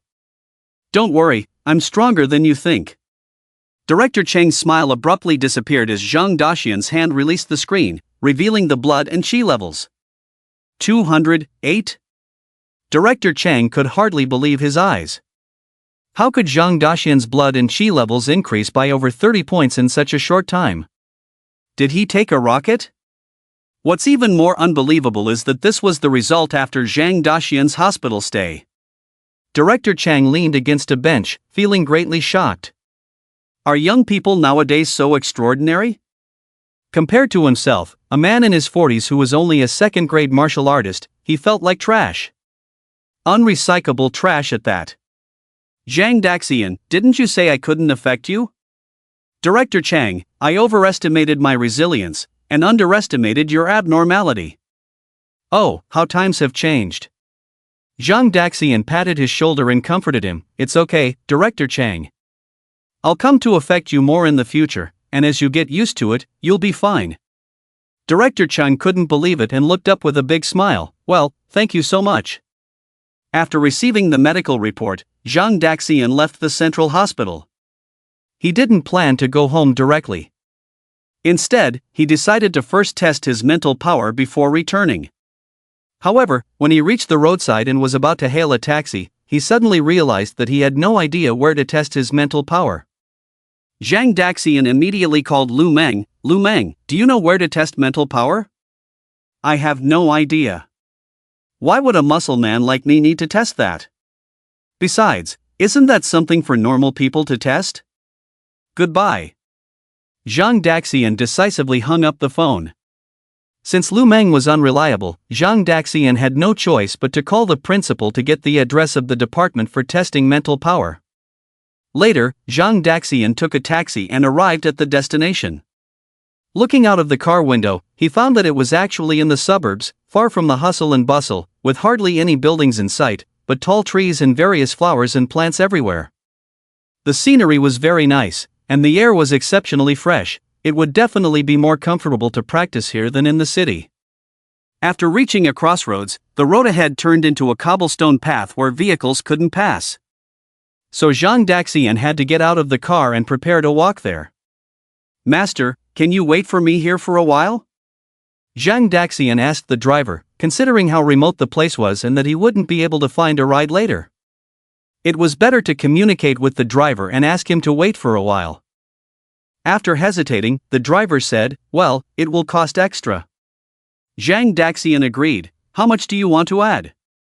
After some thought, the driver said, "Wait for an hour, how about 20 yuan? I won't charge you if it's less than an hour." "Okay." Zhang Daxian agreed. "You wait here, and I'll be back as soon as possible." The driver quickly added, "Actually, you don't have to rush. I have a tent and snacks in the car. I can stay here for a day or two, even a couple of months, it's totally okay."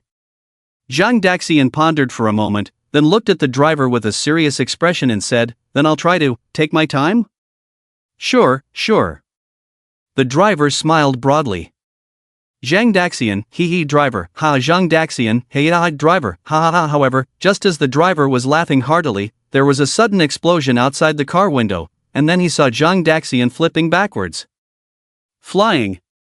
Zhang Daxian was like a wild goose, drawing an arc in the air and landing steadily about 20 meters away. The driver was dumbfounded. Meanwhile, Zhang Daxian, from a distance, asked with a smile, "Was that too fast? I'll go slower this time." With that, Zhang Daxian jumped northward. This time, he jumped higher than the treetops, but by the time he descended, he was already so far away that the driver couldn't see him anymore. Inside the car, the driver's eyes almost popped out. After a while, he exclaimed in shock, "Damn! A warrior! Jumping so high, how strong must he be? Today, I encountered a great god." In the forest, Zhang Daxian fell heavily from the sky, and at the moment of landing, the cobblestone road cracked open, raising a large cloud of dust. Zhang Daxian emerged from the dust, brushed off the dirt from his body, and then turned to look at the ground behind him. He had left 2 deep footprints in the shape of his feet on the cobblestone path. The surrounding road was shattered and broken. Zhang Daxian looked around and, seeing no security cameras on the road, continued on his way. As he walked towards the distant building, he muttered angrily, "Who dug this hole? No sense of public morality." Soon, the righteous Zhang Daxian arrived at the entrance of the building. He surveyed the surroundings. The building inside was a 4-story high tower, surrounded by a lawn outside. There was a metal fence around the perimeter, with a simple iron gate to the south, bearing a sign that read Zhangyang Spiritual Mind Master Association. There were no security guards at the entrance, just a doghouse made of wood behind the iron gate, which was empty. "Where's the dog?" Zhang Daxian wondered, when suddenly an elderly and strong voice sounded beside him, "The dog is here." Zhang Daxian turned to see a small, smiling old man looking at him. He. Zhang Daxian was dumbfounded. He looked at the old man, then at the doghouse, and nodded repeatedly, admiringly saying, My apologies, my apologies." It turned out that the spiritual mind masters played like this. No wonder Lumming said they were not serious. The old man suddenly realized something was wrong, looked around, then turned abruptly. Zhang Daxian then noticed a large golden retriever squatting behind him. The old man patted the retriever on the head twice, saying, "You rascal! Why are you standing behind me? Why are you standing behind me?" Hearing this, Zhang Daxian silently stepped aside. The retriever, after receiving 2 pats, grinned widely and ran off, while the old man turned to Zhang Daxian, Are you here for a spiritual power test?" Zhang Daxian nodded, "Yes." The old man smiled, "All right, follow me." The old man then led Zhang Daxian into the building. Along the way, the old man suddenly asked, "By the way, have you awakened your spiritual power intensity, or are you here to check if you have awakened your spiritual power?" Zhang Daxian replied, "I have already awakened my spiritual power." "Is that so? Oh my, oh my. By the way, are you from Zhangyang?" "Yes." "Not a migrant worker?" Zhang Daxian didn't understand why he was being asked this, so he replied, "No, I am a native of this place." The old man widened his eyes, looking particularly surprised and delighted, and quickly grabbed Zhang Daxian's arm, urging him to hurry inside. Quickly test me." Zhang Daxian, somewhat puzzled, was pulled by the old man into the lobby on the 1st floor. Upon entering the lobby, Zhang Daxian saw a wooden table placed about 3 meters from the main entrance. Various snacks were placed on the table. Behind the table, a girl who looked only a few years older than himself sat in a chair, happily playing with her phone.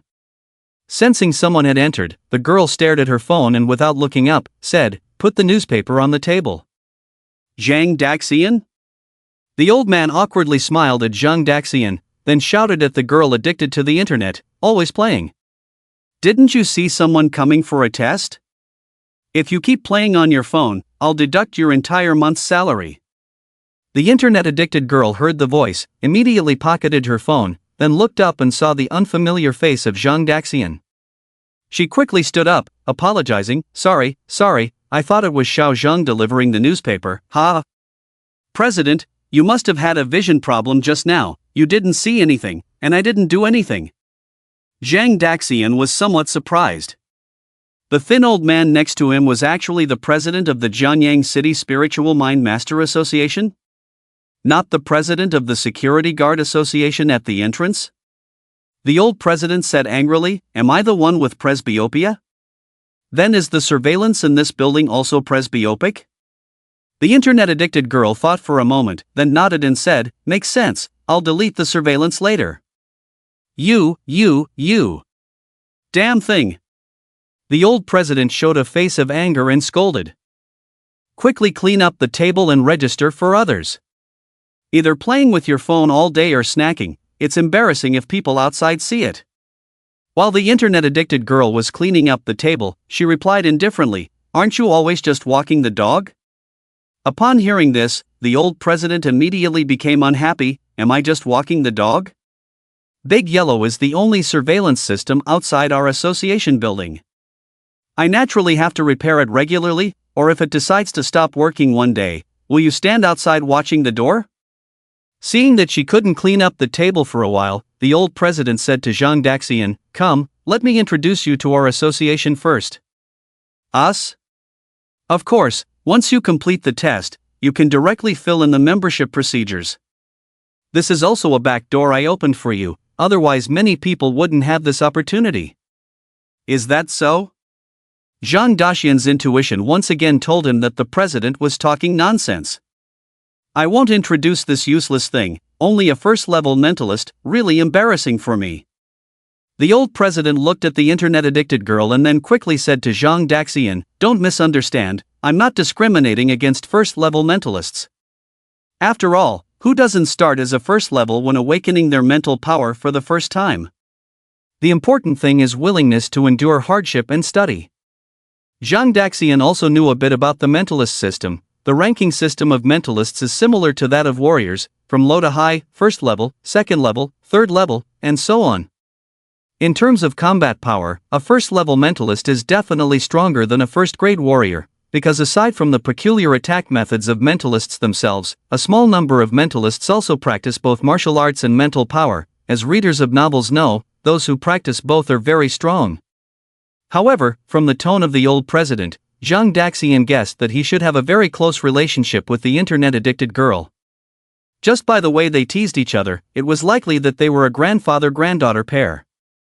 Of course, this one little troublemaker won't ruin the good atmosphere of our association. There are many talented individuals in the association, and each of them is hardworking. If you have any questions about your cultivation in the future, you can ask them. The old president said as he walked into the hall. Zhang Daxian followed behind him. "Oh, I haven't introduced myself yet. I'm Ren Xinghai, the president of our association.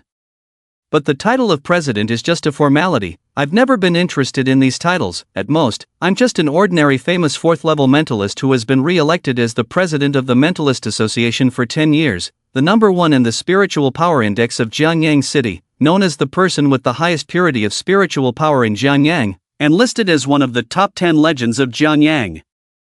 It's all just titles. I don't like others giving me these titles, ha ha ha."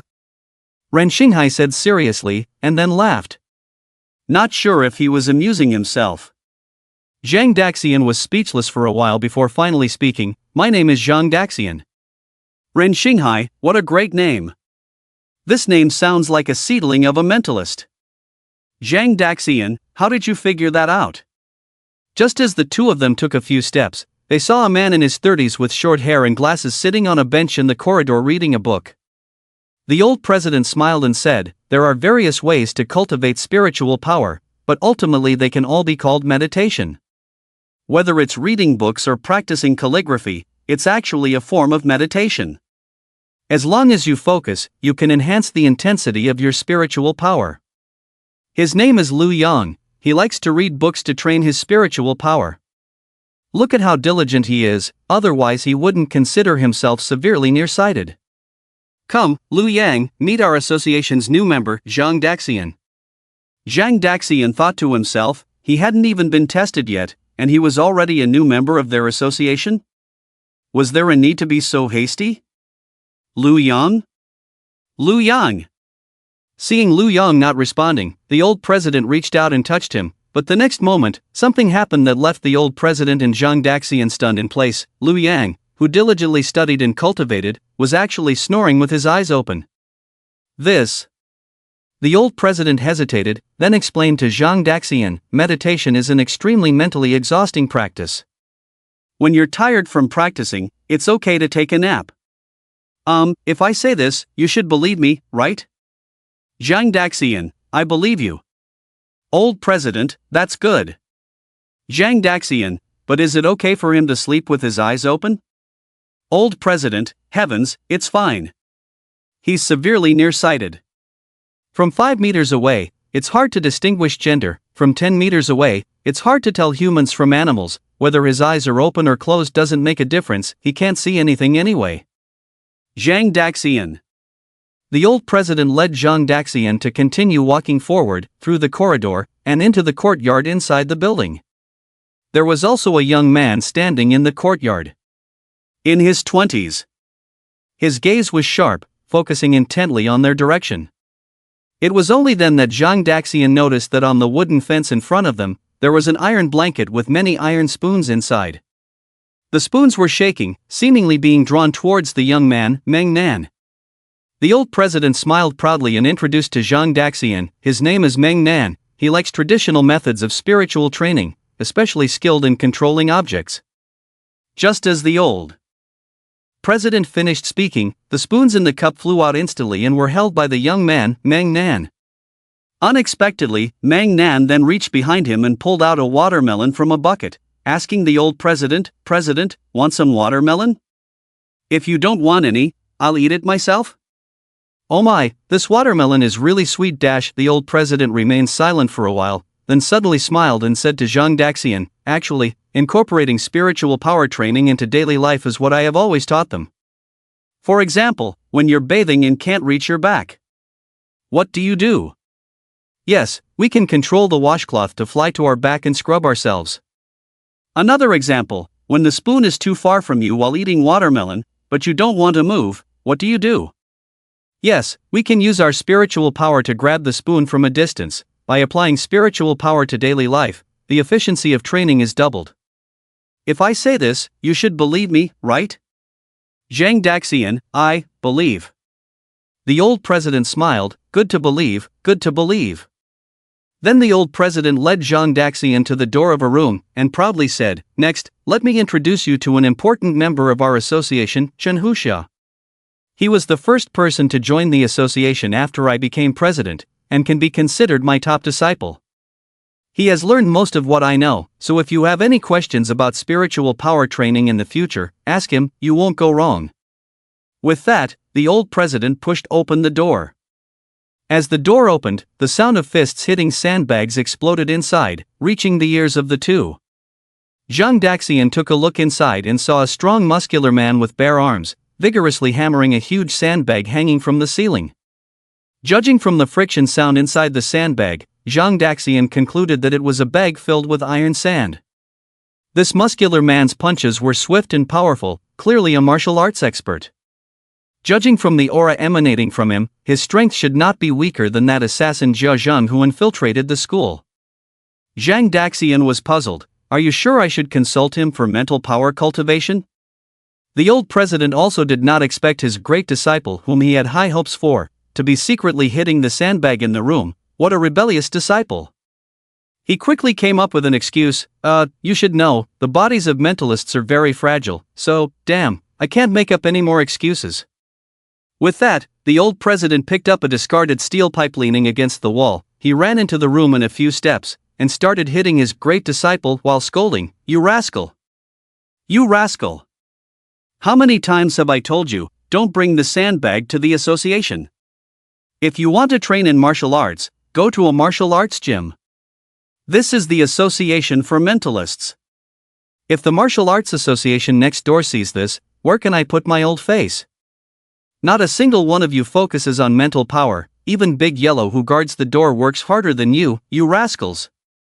Teacher, please stop hitting me, I know I was wrong." After being beaten up by the old president, the great disciple Chen Huxia was introduced to Zhang Daxian. "Alright, this stubborn girl should clean up the hall now," have her register, and then we can proceed with the testing. After the old president finished speaking to Zhang Daxian, he angrily scolded Chen Huxia, "You come along too. When guests arrive, you don't even know how to greet them. Is this how a great disciple should behave?" Then the three of them walked towards the hall together. The old president walked in front, while Zhang Daxian and Chen Huxia walked side by side behind. On the way, Zhang Daxian noticed that although Chen Huxia had been beaten half-naked with a steel pipe, he didn't have any injuries at all, lively and energetic, indicating that the painful mask he had just shown was all an act. Seeing Zhang Daxian's expression, Chen Huxia grinned and whispered, "I placed the steel pipe there, otherwise if the teacher had nothing in his hands, I would have been in even more trouble." Zhang Daxian immediately understood. It seemed that this guy had been through a lot of beatings and had learned from them. Upon arriving at the front hall, Zhang Daxian noticed that the dozing Lu Yang, the onlooker Meng Nan, the internet-addicted girl, and the hard-working guard dog Big Yellow were all gathered together. It was only then that Zhang Daxian realized, after looking around, that this association seemed to consist of just these few people, plus a dog? The old president took a step forward and said to everyone, "All of you come and get to know each other. He is Zhang Daxian. If everything goes well, he will be a member of our association family in the future. Come and say hello." Lu Yang was the first to come over. Squinting his eyes, he shook hands with Zhang Daxian. "Hello, I'm Lu Yang. You must be Zhang Daxian. What a great name. Sounds like a seedling destined to be a mentalist." "Did you hear that from the old president?" But Zhang Daxian politely replied, "Hello, nice to meet you." Next was Meng Nan. "I'm Meng Nan. If you want to eat melons in the future, come to me, whether it's from the field or online, I have them all." Zhang Daxian, "Hello, nice to meet you." Then came the internet-addicted girl. "Hello, I'm Sister Ren, just call me Sister." "Hello, nice to meet you, huh?" The old president interjected, "Don't listen to her nonsense, she's called Little Sister Ren." The internet-addicted girl immediately became unhappy. "I don't want to be called Little Sister, anyone who sees me takes advantage of me." The old president scolded, "Have I taken advantage of you? I call you Little Sister, that's you taking advantage of me." "I don't care, I want to change my name." "As you wish. If you can convince your parents, no one will care if you change your name to Ren and I."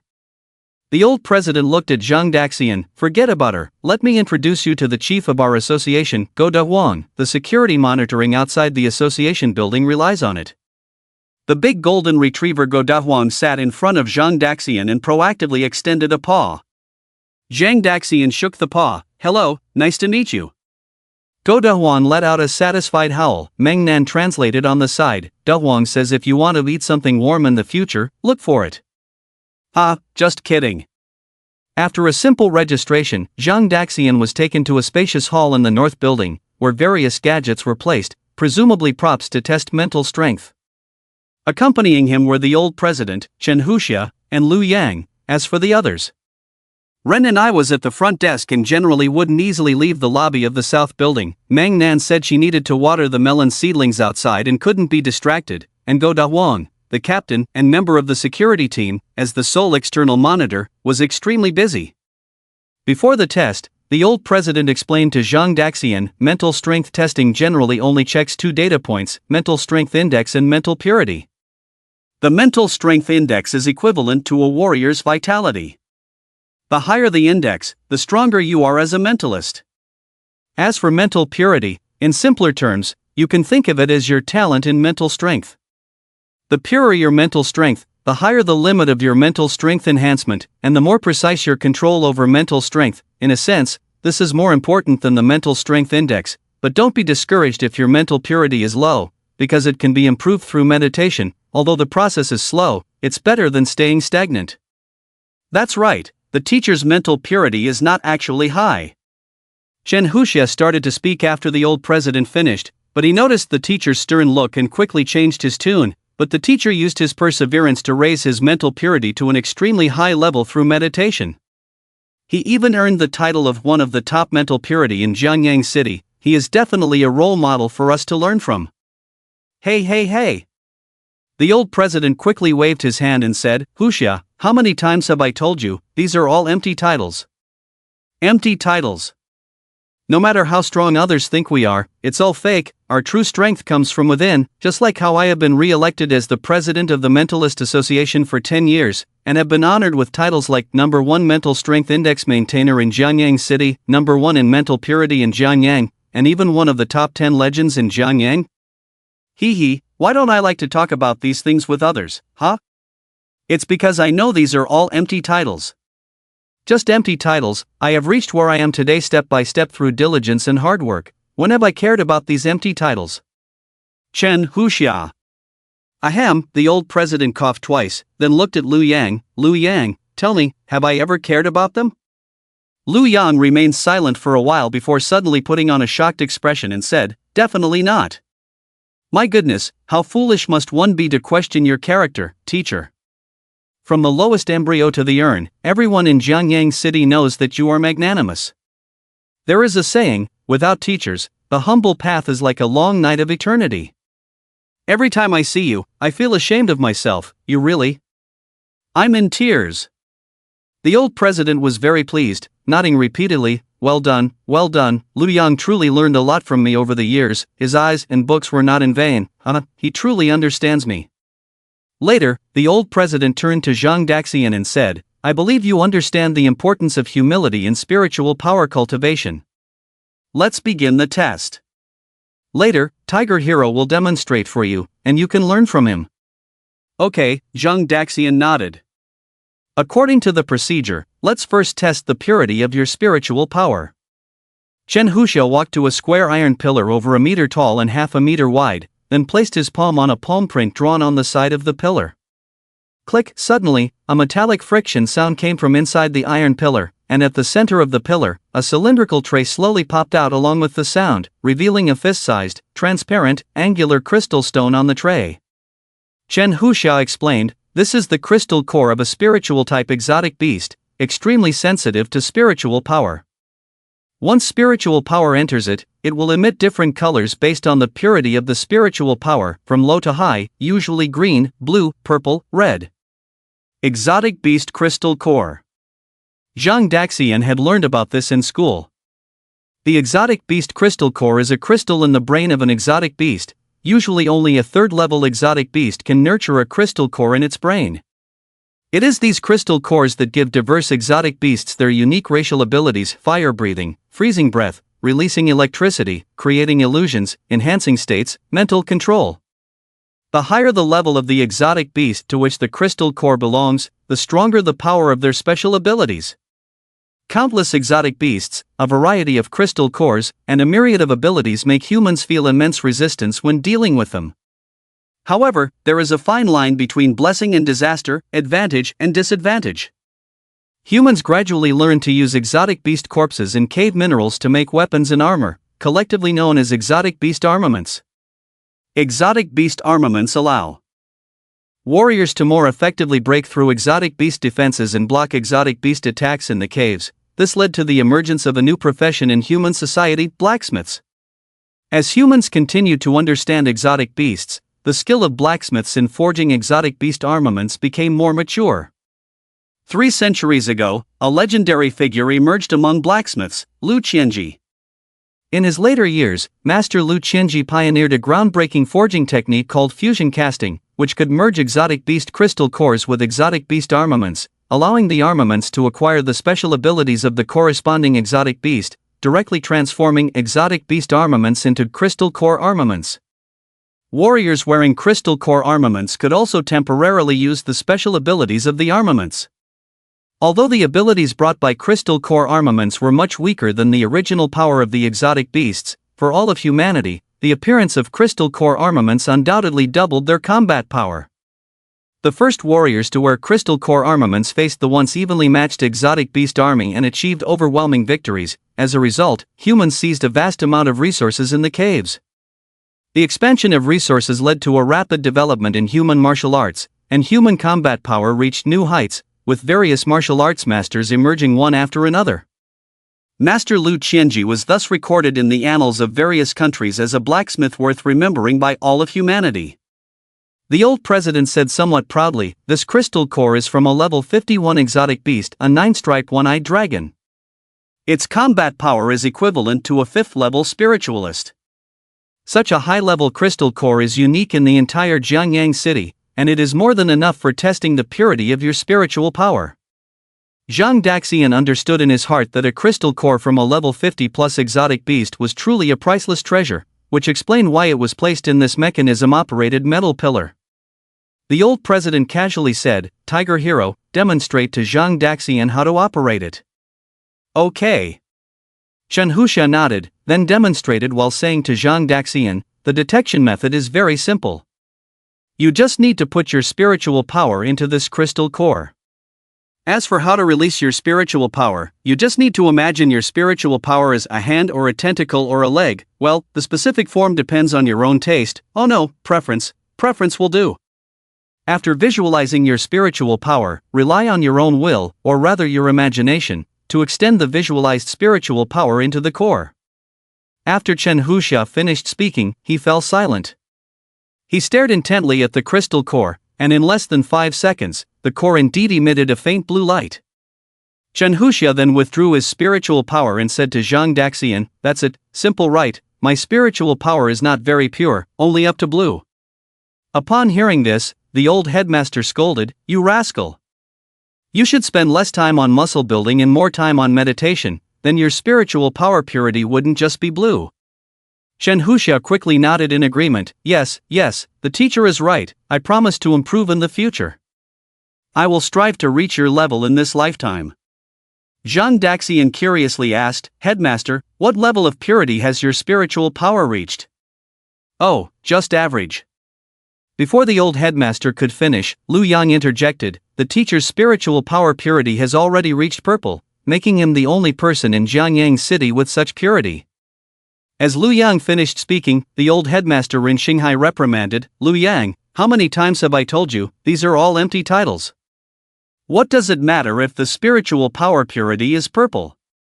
What does it matter if I have been the head of the Spiritual Mind Association for 10 years? Being hailed as the #1 in spiritual power index in Jiangyang City, one of the top 10 legends in Jiangyang, what does it all mean? It's all empty titles, stop mentioning them all the time, you should learn to be humble, humility leads to progress, even kindergarten kids understand this principle, why can't you?" Lu Yang nodded repeatedly, "The teacher is right, the student is dull. When you learn to be as humble as me, you will not be far from becoming a master of psychic power." The old headmaster sighed heavily, then looked at Zhang Daxian, "Forget about them, you come for the test." "Okay."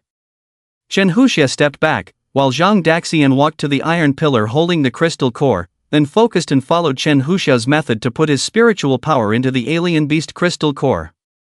Soon, the crystal core lit up, however, the color of the light shocked the old headmaster Rin Xinghai, Chen Huxia, and Lu Yang. Because the light emitted by the alien beast crystal core was not blue, not purple, not red, but gold. Dazzling gold. Damn! The old headmaster Rin Xinghai muttered in disbelief, "Can human spiritual power also reach 100% purity?" And in their moment of shock, Zhang Daxian, whose spiritual power entered the alien beast crystal core, saw a series of rapidly flashing images. The first image was in the brilliant starry sky, where a golden paper full of mysterious symbols floated, then a symbol flew out and turned into a one-eyed flying dragon with 9 black stripes. After the appearance of the 9-striped flying dragon, the surrounding scene instantly changed from the vast starry sky to barren mountains. The perspective quickly zoomed in until it reached a huge cave in the mountains. There were a male and a female young dragon who met, knew each other, mated, laid eggs in the cave, the dragon eggs hatched, and a small young dragon crawled out. The scene changed again in the next second. A group of 9-striped flying dragons shuttle through the mountains. Slowly, the wings and scales of these 9-striped flying dragons gradually become transparent. Zhang Daxian sees their internal organs, blood vessels, meridians, and breath circulation through the transparent scales of the flying dragons. He can see any minor injury on their bodies. He can feel that this group of flying dragons unconsciously focuses their attention on the area between their feet. At this moment, information about these dragons suddenly appears in Zhang Daxian's mind: one-eyed dragon, 9-striped flying dragon, group living, oviparous, migration, subspecies evolution, blood, racial abilities, scales, crystal core, racial weaknesses, preferences. Massive information is fragmented but comprehensive. Zhang Daxian even learns that when the dragon eggs of the 9-striped flying dragons hatch, if the hatching temperature is above 40 degrees Celsius, male dragons will hatch. If it is below 40 degrees Celsius, female dragons will hatch. If the temperature reaches 100 degrees Celsius, it will be extraordinary. The dragon eggs will skip the hatching stage and mature directly. After browsing through this knowledge, all scenes suddenly shatter like a broken mirror, and the mirror fragments emit brilliant colors under the reflection of an unknown light, eventually returning to the scene of the boundless starry sky. A golden paper floats in the starry sky, with shining symbols on it. The next moment, Zhang Daxian's consciousness suddenly returns to reality. Everything that just happened seems like a momentary spiritual journey. He then sees the old president, Chen Huxia, and Lu Yang standing around him, looking at him eagerly. "What are you guys doing?" Zhang Daxian was startled. Why are these three people smiling so lecherously? "Nothing, nothing." The old president quickly replied, then smiled flatteringly. "Zhang Daxian, when did you awaken your spiritual power?" "When, probably this morning, or maybe last night." Zhang Daxian confirmed that it was not before he went to bed last night because everything was normal when he brushed his teeth before bed. All right. Ren Xinghai repeatedly said, then took out a piece of paper and a pen from somewhere, handed it to Zhang Daxian, and kindly said, "Shaoan, come on, sign this." "What?" Zhang Daxian asked in confusion. "It's definitely a good thing." Lu Yang chimed in, full of benefits. "Is it?" Zhang Daxian looked closely at the paper in his hand, only to see it was a Jiangyang Spiritual Mind Master Association application form. Zhang Daxian was stunned. "Sign now? Wasn't it supposed to be signed after the test?" "What test?" "This is a backdoor I specially opened for you, a rare opportunity." The old president seemed very excited. "Once you sign, you will be a member of our Jiangyang Spiritual Mind Master Association family. The benefits of our association are absolutely beyond your imagination. You will have a fixed monthly salary of over 10,000, plus various bonuses, holiday benefits. The minimum monthly income is over 20,000. That's over 2 million a year. The key is you don't have to do anything. You don't even have to come every day. Just come occasionally when you feel like it. If you can't come, just give me a call. Just a phone call can get you over 2 million. Where else can you find such a good deal other than our association?" Chen Huxia also added, "Yes, Zhang Daxian, you signed an A-level contract. We've been in the association for so many years and are only at B level. Your benefits are absolutely unique and top-notch. You'll regret it for life if you don't sign. The benefits are very good, but I haven't finished the test yet." Zhang Daxian hesitated, mainly because they were too enthusiastic, almost like a pyramid scheme association. Seeing Zhang Daxian still hesitating, the old president quickly said, "Do you think the benefits are not good enough?" "It's okay. I will personally go to the city, to the province to apply for additional benefits for you. If you still think it's not enough." The old president paced back and forth a few steps, thought for a moment, and pointed at Chen Huxia, saying, "Your eldest senior brother Chen Huxia is not only a third-level spiritualist, but also a third-grade warrior. If you join our association, whether it's martial arts or spiritual power, just ask him for advice whenever you need it. If you have any younger siblings at home, bring them along too, and he will teach them for free." Chen Huxia nodded repeatedly, That's great.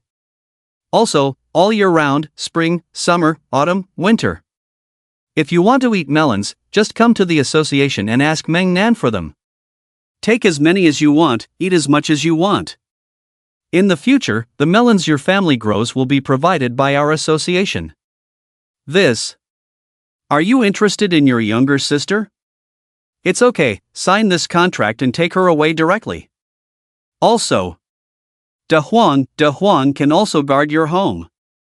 I can guarantee De Huang's professional ability to guard within a 5-mile radius. Even if a fly flies by, it will hear it. Since you put it that way, then I'll sign." After saying that, Zhang Daxian quickly signed his name on the application form. When the old president received the signed application form from Zhang Daxian, he suddenly became extremely happy, unable to contain his laughter. Their association had been declining for so long, and today it was finally going to rise again. He had only seen golden spiritual power in exotic beasts before, and among humans, Zhang Daxian was absolutely unique. If this were reported, there was a possibility that Zhang Daxian could be classified as a rare protected species. The old president said happily, "Today, our association is adding another great member. I suggest we all go out to eat together." Upon hearing this, Liu Yang quickly said, "I'll drive." The old president hurriedly stopped him. Hey, you don't drive, let Huxia drive." "Okay." Chen Huxia agreed to drive, but Zhang Daxian quickly stopped him. "Wait, haven't I finished testing yet?" Chen Huxia said, "You've already become a member of our association, why do you still need to test?" Zhang Daxian explained, "I need proof for my martial arts exam registration as a spiritualist." "Do you just issue certificates without testing?" Several people suddenly realized that Zhang Daxian was not applying to join the association, but rather needed proof for his martial arts exam. Ren Xinghai spoke up, "The martial arts exam requires a spiritual power index, the higher the index, the more points you get, so we really need to test you." Chen Huxia nodded and looked at Zhang Daxian. "Okay, if it's a test of spiritual power index, come over here." Chen Huxia then led Zhang Daxian to a spacious room next door. The room was divided into two areas by a thick chain in the middle, with 3 metal balls of different sizes placed in the northern half. Chen Huxia explained, "The test of spiritual power index is to control those 3 metal balls and hit the bullseye on the opposite wall. I will evaluate you based on the force and accuracy of the impact. These 3 steel balls weigh 20 kilograms, 40 kilograms, and 80 kilograms respectively. As a new spiritualist, you can control the smallest one, which is 20 kilograms, like this." Chen Huxia raised his hand, and the smallest 20 kilogram steel ball flew up. You can also control the steel ball to spin within the area first, demonstrating your control over spiritual power, which is also a bonus point. As Chen Huxia spoke, he controlled the steel ball to spin around the room, as if controlling a balloon, effortlessly. The old president said to Zhang Daxian, "A beginner definitely can't do it as easily as Huxia, just control the steel ball to hit the bullseye on the wall, you don't need to spin it." Zhang Daxian nodded, and at that moment, Chen Huxia also controlled the steel ball to hit the red bullseye on the wall. After a loud impact, a small speaker hanging from the ceiling suddenly emitted an electronic female voice. "Impact force 100 points, impact accuracy 100 points, average score 100 points. Chen Huxia put down the steel ball and looked at Zhang Daxian. "It's that simple, why don't you give it a try?" Zhang Daxian nodded and took a step forward, then he locked his target on the 20 kilogram steel ball. With a thought, the steel ball immediately floated up. 20 kilograms? It's not much heavier than a toothbrush, right? Zhang Daxian thought to himself, while also focusing his mind on the 40 kilogram steel ball next to it, which also flew up. Damn! Level 2? Chen Huxia next to him was stunned. Having no experience, he could only turn to the teacher, who was equally wide-eyed. 3 steel balls were prepared here, each for a 1st to 3rd level psychic. If a person can control a 40 kilogram steel ball to fly, it can almost be confirmed that this person's psychic power index has reached the level of a 2nd level psychic. And Zhang Daxian's ability to control 2 steel balls to fly at the same time also proves that his control over psychic power has reached a relatively proficient level. Chen Huxia took over 4 years to reach this point. Liu Yang was slower, only mastering the 40 kilogram steel ball to a satisfactory level last month. Just now, Zhang Daxian said that he had just awakened his psychic power yesterday evening, and now he was doing something so outrageous. The purity of his golden psychic power had indeed exceeded their understanding of normal humans. And Zhang Daxian, who could control a 40 kilogram steel ball to fly, finally felt a certain heaviness, but he still felt that it was within his easy control. He then controlled the 20 and 40 kilogram steel balls while casting his gaze on the 80 kilogram steel ball. At that moment, Zhang Daxian felt the intense vibration of his third eye on his forehead. Chen Huxia, who was closest to Zhang Daxian, was incredulous, as Zhang Daxian wanted to control the 80 kilogram steel ball? And he also wanted to control 2 other balls at the same time? This is unbelievable. Damn! Chen Huxia couldn't help but exclaim in shock. The elder chairman was also speechless with astonishment. Because the 80-kilogram steel ball was actually trembling and floating. 3 steel balls, totaling 140 kilograms. To make them float simultaneously, at least a well-trained third-level psychic could achieve it. Did Zhang Daxian awaken as a third-level psychic? Is his golden talent so terrifying? What's going on? Lu Yang quickly took off his glasses, pulled out a pair of thick-lensed glasses from his pocket, put them on, and looked ahead. Damn!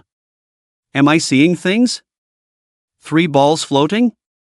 Zhang Daxian, controlling 3 steel balls suspended at the same level, finally felt the pressure. It would have been fine if all 3 balls were the same weight. But because the 3 steel balls had different weights, he needed to divide his psychic power into 3 parts and apply varying degrees of mental force simultaneously, which was somewhat difficult for him. Indeed, having just awakened his psychic power without training, his control over psychic power was still too unfamiliar.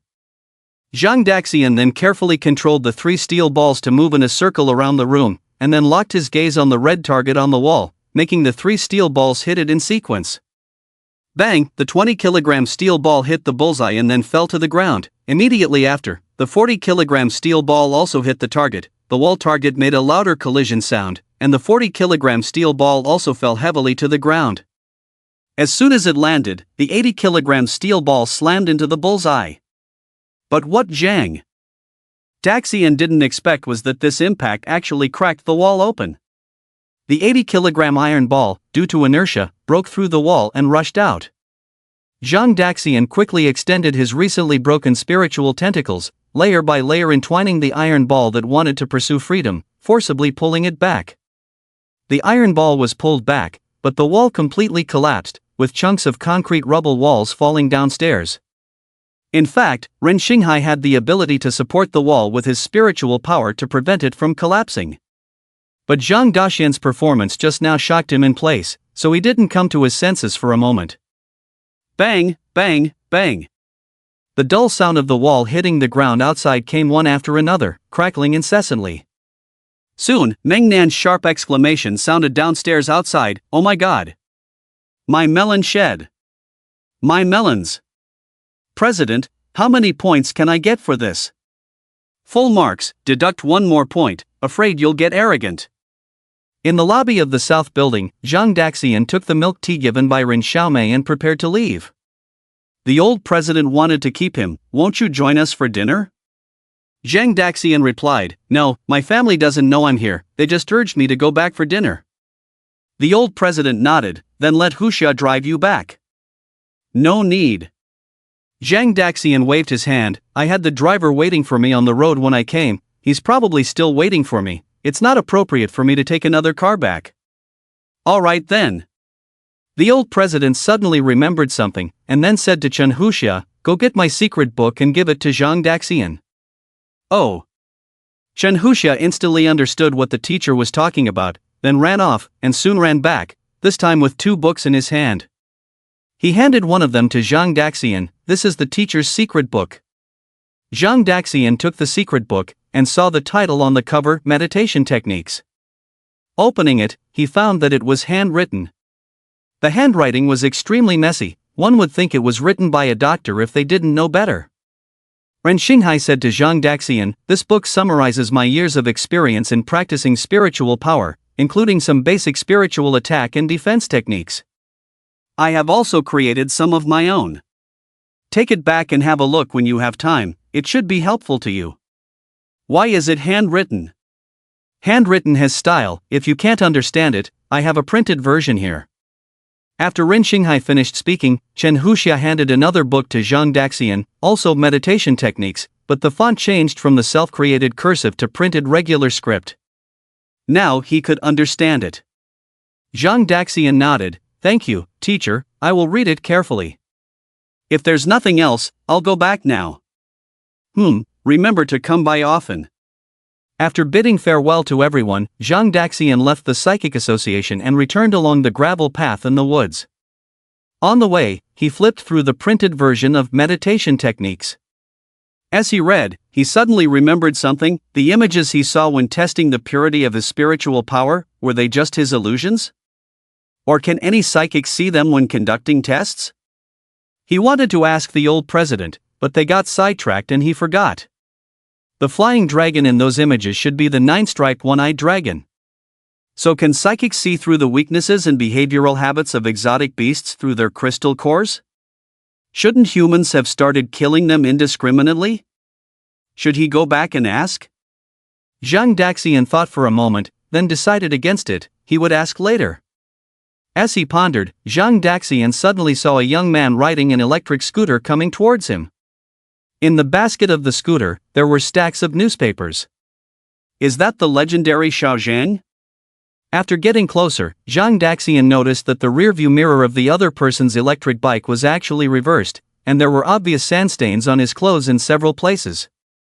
Zhang Daxian's heart skipped a beat, then he asked, "What happened to you?" Xiao Zhang glanced at Zhang Daxian, confirmed that he didn't know the person in front of him, but still responded, "Someone made 2 pits in the south, I accidentally tripped over one, almost flew out, it's also my fault for riding too fast." "Oh, are your injuries serious?" Zhang Daxian asked. "It's nothing, just the rearview mirror of my electric bike." Xiao Zhang reached out and forcefully adjusted the reversed rearview mirror of the electric bike, returning it to its normal position. "It's fine now." Zhang Daxian nodded, then handed over the milk tea in his hand, asking, "Would you like to have a milk tea to relax?" "No, thank you, I made myself some iced tea." Xiao Zhang quickly refused, then took out a teapot from the compartment of the electric bike, opened the lid, poured 2 sips into his mouth, and then closed the lid, saying to Zhang Daxian, "There are not many people as kind as you nowadays, be careful when you head south later, don't trip over." "Thank you for the reminder." "Alright, you go ahead, I have to deliver my newspapers." After Xiao Zhang finished speaking, he put the water kettle back in the compartment, then rode the electric bike slowly away. "Goodbye." Zhang Daxian smiled and watched the other person leave. When he could no longer see the other person's figure, Zhang Daxian quickly turned and ran south. Darn it! Soon he found the 2 pits he had created. Looking at the 2 pits, he pondered on how to fill them. Each hand back to the stone path. He placed the giant rocks into the pits, then used the telekinetic attack technique he had just read in meditation of the circle telekinetic crush to crush the 2 giant rocks. The giant rocks were instantly crushed into powder from all directions by telekinetic force, but due to Zhang Daxian's telekinetic control, the powder did not scatter all over the place. Zhang Daxian controlled the crushed stone powder to slowly fill the pits, then stepped on it a few times until he confirmed the ground was solid before leaving. At this time, the driver master's car was still waiting in place. Zhang Daxian got into the car, checked the time on his phone, and said, "A little over an hour, less than 2 hours. Master, after we reach the destination later, I'll give you an extra 20 yuan for the fare." "No need, no need." The driver master turned around, smiling at Zhang Daxian, "I'll just take the fare. After we arrive, how about taking a photo with me for memory? If you could sign it, that would be even better." Zhang Daxian smiled, "Is my autographed photo worth 80 yuan? He had spent 50 yuan from the central hospital to here, and with the additional 20 yuan for his own money back home, it was close to 80 yuan. "I believe it's definitely worth it." The driver said confidently, "It might even increase 1,000 times in the future. Of course, I won't sell it. It's rare to encounter a young powerful warrior like you, I want to keep it as a memento." It was just taking a photo, and Zhang Daxian wasn't that stingy, so he agreed, "Sure, let's take it here, the scenery here is much better than in the city." "Great, great." The driver master was surprised by Zhang Daxian's enthusiasm, so he quickly got out of the car and happily took out his phone. Zhang Daxian also got out of the car and stood next to the driver master in front of the car. The background was a beautiful blue sky and green forest. Zhang Daxian cooperated with the driver master to take several photos, then signed his name on the driver's notebook after the photos were taken. The driver was finally satisfied and said eagerly, "Alright, get in the car and tell me where you want to go. My car is known for being fast. Go to Ping'an home." "Alright, buckle up, I'll get you there in half an hour." The taxi drove off, while on the other side, Xiao Zhang finished delivering newspapers. Riding his electric bike, Xiao Zhang carefully headed south. When he passed by the 2 potholes again, he was surprised to see that they had been filled. He immediately thought of Zhang Daxian and sighed, there are still many good people around. The car sped along the deserted road, and the driver asked, "Young man, you look quite young, are you still in high school?" Zhang Daxian replied softly, "Yes, I'm about to graduate, taking the college entrance exam this year." "Is that so?" The driver chuckled, "I guess I took the photo right, you must be this year's college entrance exam top scorer." "I'll do my best, or else you took the photo for nothing." "Ha, when you become the top scorer, I'll show your photo to my son and use you as a role model for him." "Is your son also taking the college entrance exam soon?" "No, he's in the 3rd year of junior high this year, going to high school, but I don't think he'll make it. This lazy son of mine has repeated the 3rd year twice. If he doesn't pass this year, I'll beat him with a stick." Zhang Daxian returned home, where his family was waiting for him to have dinner. However, Zhang Dahai and Lu Xiaoru were not in a hurry to start eating, they wanted to see Zhang Daxian's medical examination report first. Zhang Daxian took out the report for them to see. After Zhang Dahai and Lu Xiaoru carefully read the report, they felt relieved. But Lu Xiaoru still said, "You should go for regular checkups at the hospital every month in the future, especially when you go to college and we're not with you, you need to be more careful." "Got it, let's eat, I'm starving." "Alright, you two go wash your hands, and we'll have dinner." Lu Xiaoru and Zhang Dahai went to the kitchen to prepare the food, while Zhang Daxian and Anshin, one big and one small, went to the bathroom to wash up. Anshin asked Zhang Daxian while washing his hands, "Why did your medical examination take so long this time? Did you go hang out with Lu Meng?" "Hang out my foot." Zhang Daxian tossed the soap to her. "After the examination, I went to the teacher association, just finished being busy, don't forget to use soap." "Teacher association? What did you go there for?" Anshin looked at her brother with a suspicious look. "To test my spiritual power, what else?" "You awakened your spiritual power?" "Yes." "What level?" "Level 3. Anshin suddenly laughed, "Ha, you're exaggerating again. Maybe I'll believe you this time." After saying that, Anshin dried her hands, shook her head with her hands behind her back, and walked out. Kids these days, the older they get, the more they like to lie, it's time to include bragging in the criminal law. Zhang Daxian, on the dining table, ate while thinking about how to explain his spiritual power to his parents. Anyway, his parents would definitely find out during the college entrance exam, so he might as well tell them in advance. Just as he was pondering, the phone he placed on the table suddenly rang. Payment from Bao received, 20,000 yuan. Zhang Dahai. Lu Xiaoru. Anshin. Zhang Daxian. Zhang Daxian picked up the phone and found that it was a transfer from his senior brother Lu Yang. At that moment, a message from Lu Yang popped up. "Clairvoyant Lu Yang, Zhang Daxian, this is your association salary and bonus for this month." Zhang Daxian was pleasantly surprised. He didn't expect that he would immediately receive money after joining the association. He didn't have to do anything, yet he could receive money every month. He quickly replied to the message. Zhang Daxian, received, thank you senior brother. It must be the alarm, I'll set mine to this later. Sitting across from each other, Anshin said confidently, then continued to eat from his bowl. Beside him, Zhang Dahai and Lu Xiaoru nodded in agreement. At this moment, Zhang Daxian said to his mother, "Mom, the Spiritual Mind Master Association just transferred money to me, I'm passing it on to you as household living expenses." Lu Xiaoru. Zhang Dahai. Anshin. Just as the three were puzzled, Lu Xiaoru's phone on the sofa rang. Payment received, 20,000 yuan. Lu Xiaoru? Zhang Dahai?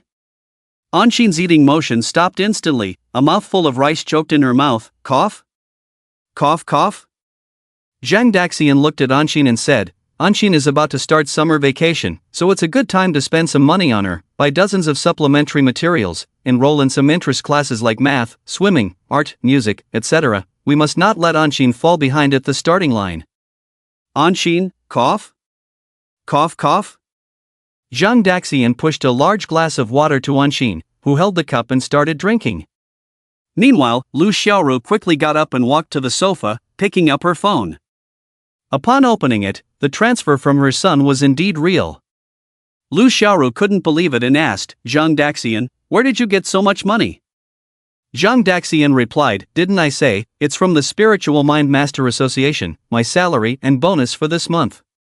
Zhang Dahai asked in confusion, when did you join the Spiritual Mind Master Association? Just today, after the physical examination, otherwise how could I have come back so late? At this point, Anqin finally recovered. She stared at her brother wide-eyed, you've awakened your spiritual power for real? Yes. Directly to level 3? You don't believe me? If you were me, would you believe it? Zhang Daxian smiled at Anqin, activated his mind power, and the next moment, Anqin slowly floated up from her seat. Anqin, holding chopsticks, exclaimed in shock, Eh? What's going on? Help! Help! Someone pull me down! Zhang Dahai and Lu Xiaoru stared blankly at their daughter floating up. Needless to say, they could also guess that it was their son's doing. Their son had become a spiritual mind master. Do you believe now? Zhang Daxian asked with a smile as Anqin's back was pressed against the ceiling.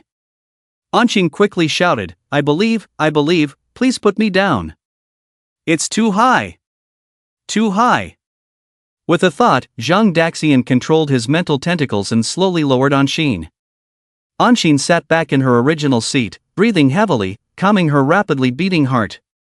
How do you feel? Zhang Daxian asked his sister. Who? Anqin remained silent for a while before exhaling and shouting, I don't want any supplementary materials or classes. July 6th. This is the day when all the senior high school students in Jianyang City receive their college entrance examination admission tickets. These students are divided into two groups. The first group consists of regular college entrance examinees, who only take the academic subjects and go to their respective schools to collect their admission tickets. The other group is the martial arts examinees, who not only take the academic subjects but also the martial arts exam. However, the martial arts examinees do not go to the school to collect their admission tickets. Instead, on the same day, they go to the designated time and place set by the Martial Arts Association to receive their admission tickets. This year, Jianyang's martial arts examinees will participate in a simulated battle exam. This type of battle requires a specially issued admission ticket, hence it is distributed by the Martial Arts Association. Shoushui Street, at the intersection. Zhang Daxian stood on the roadside waiting for Lu Meng, as they had agreed to go together to collect their admission tickets today. After about 10 minutes of waiting, Lu Meng's huge figure finally appeared. Lu Meng shouted as he ran, Sorry, my bicycle broke down halfway, so I was delayed for a while. You took the bus? The bus was also crowded. All students, and all the bus drivers in our area have blocked me. Forget it, let's go now. By the way, you stand to my south. South? Help me block some of the sun.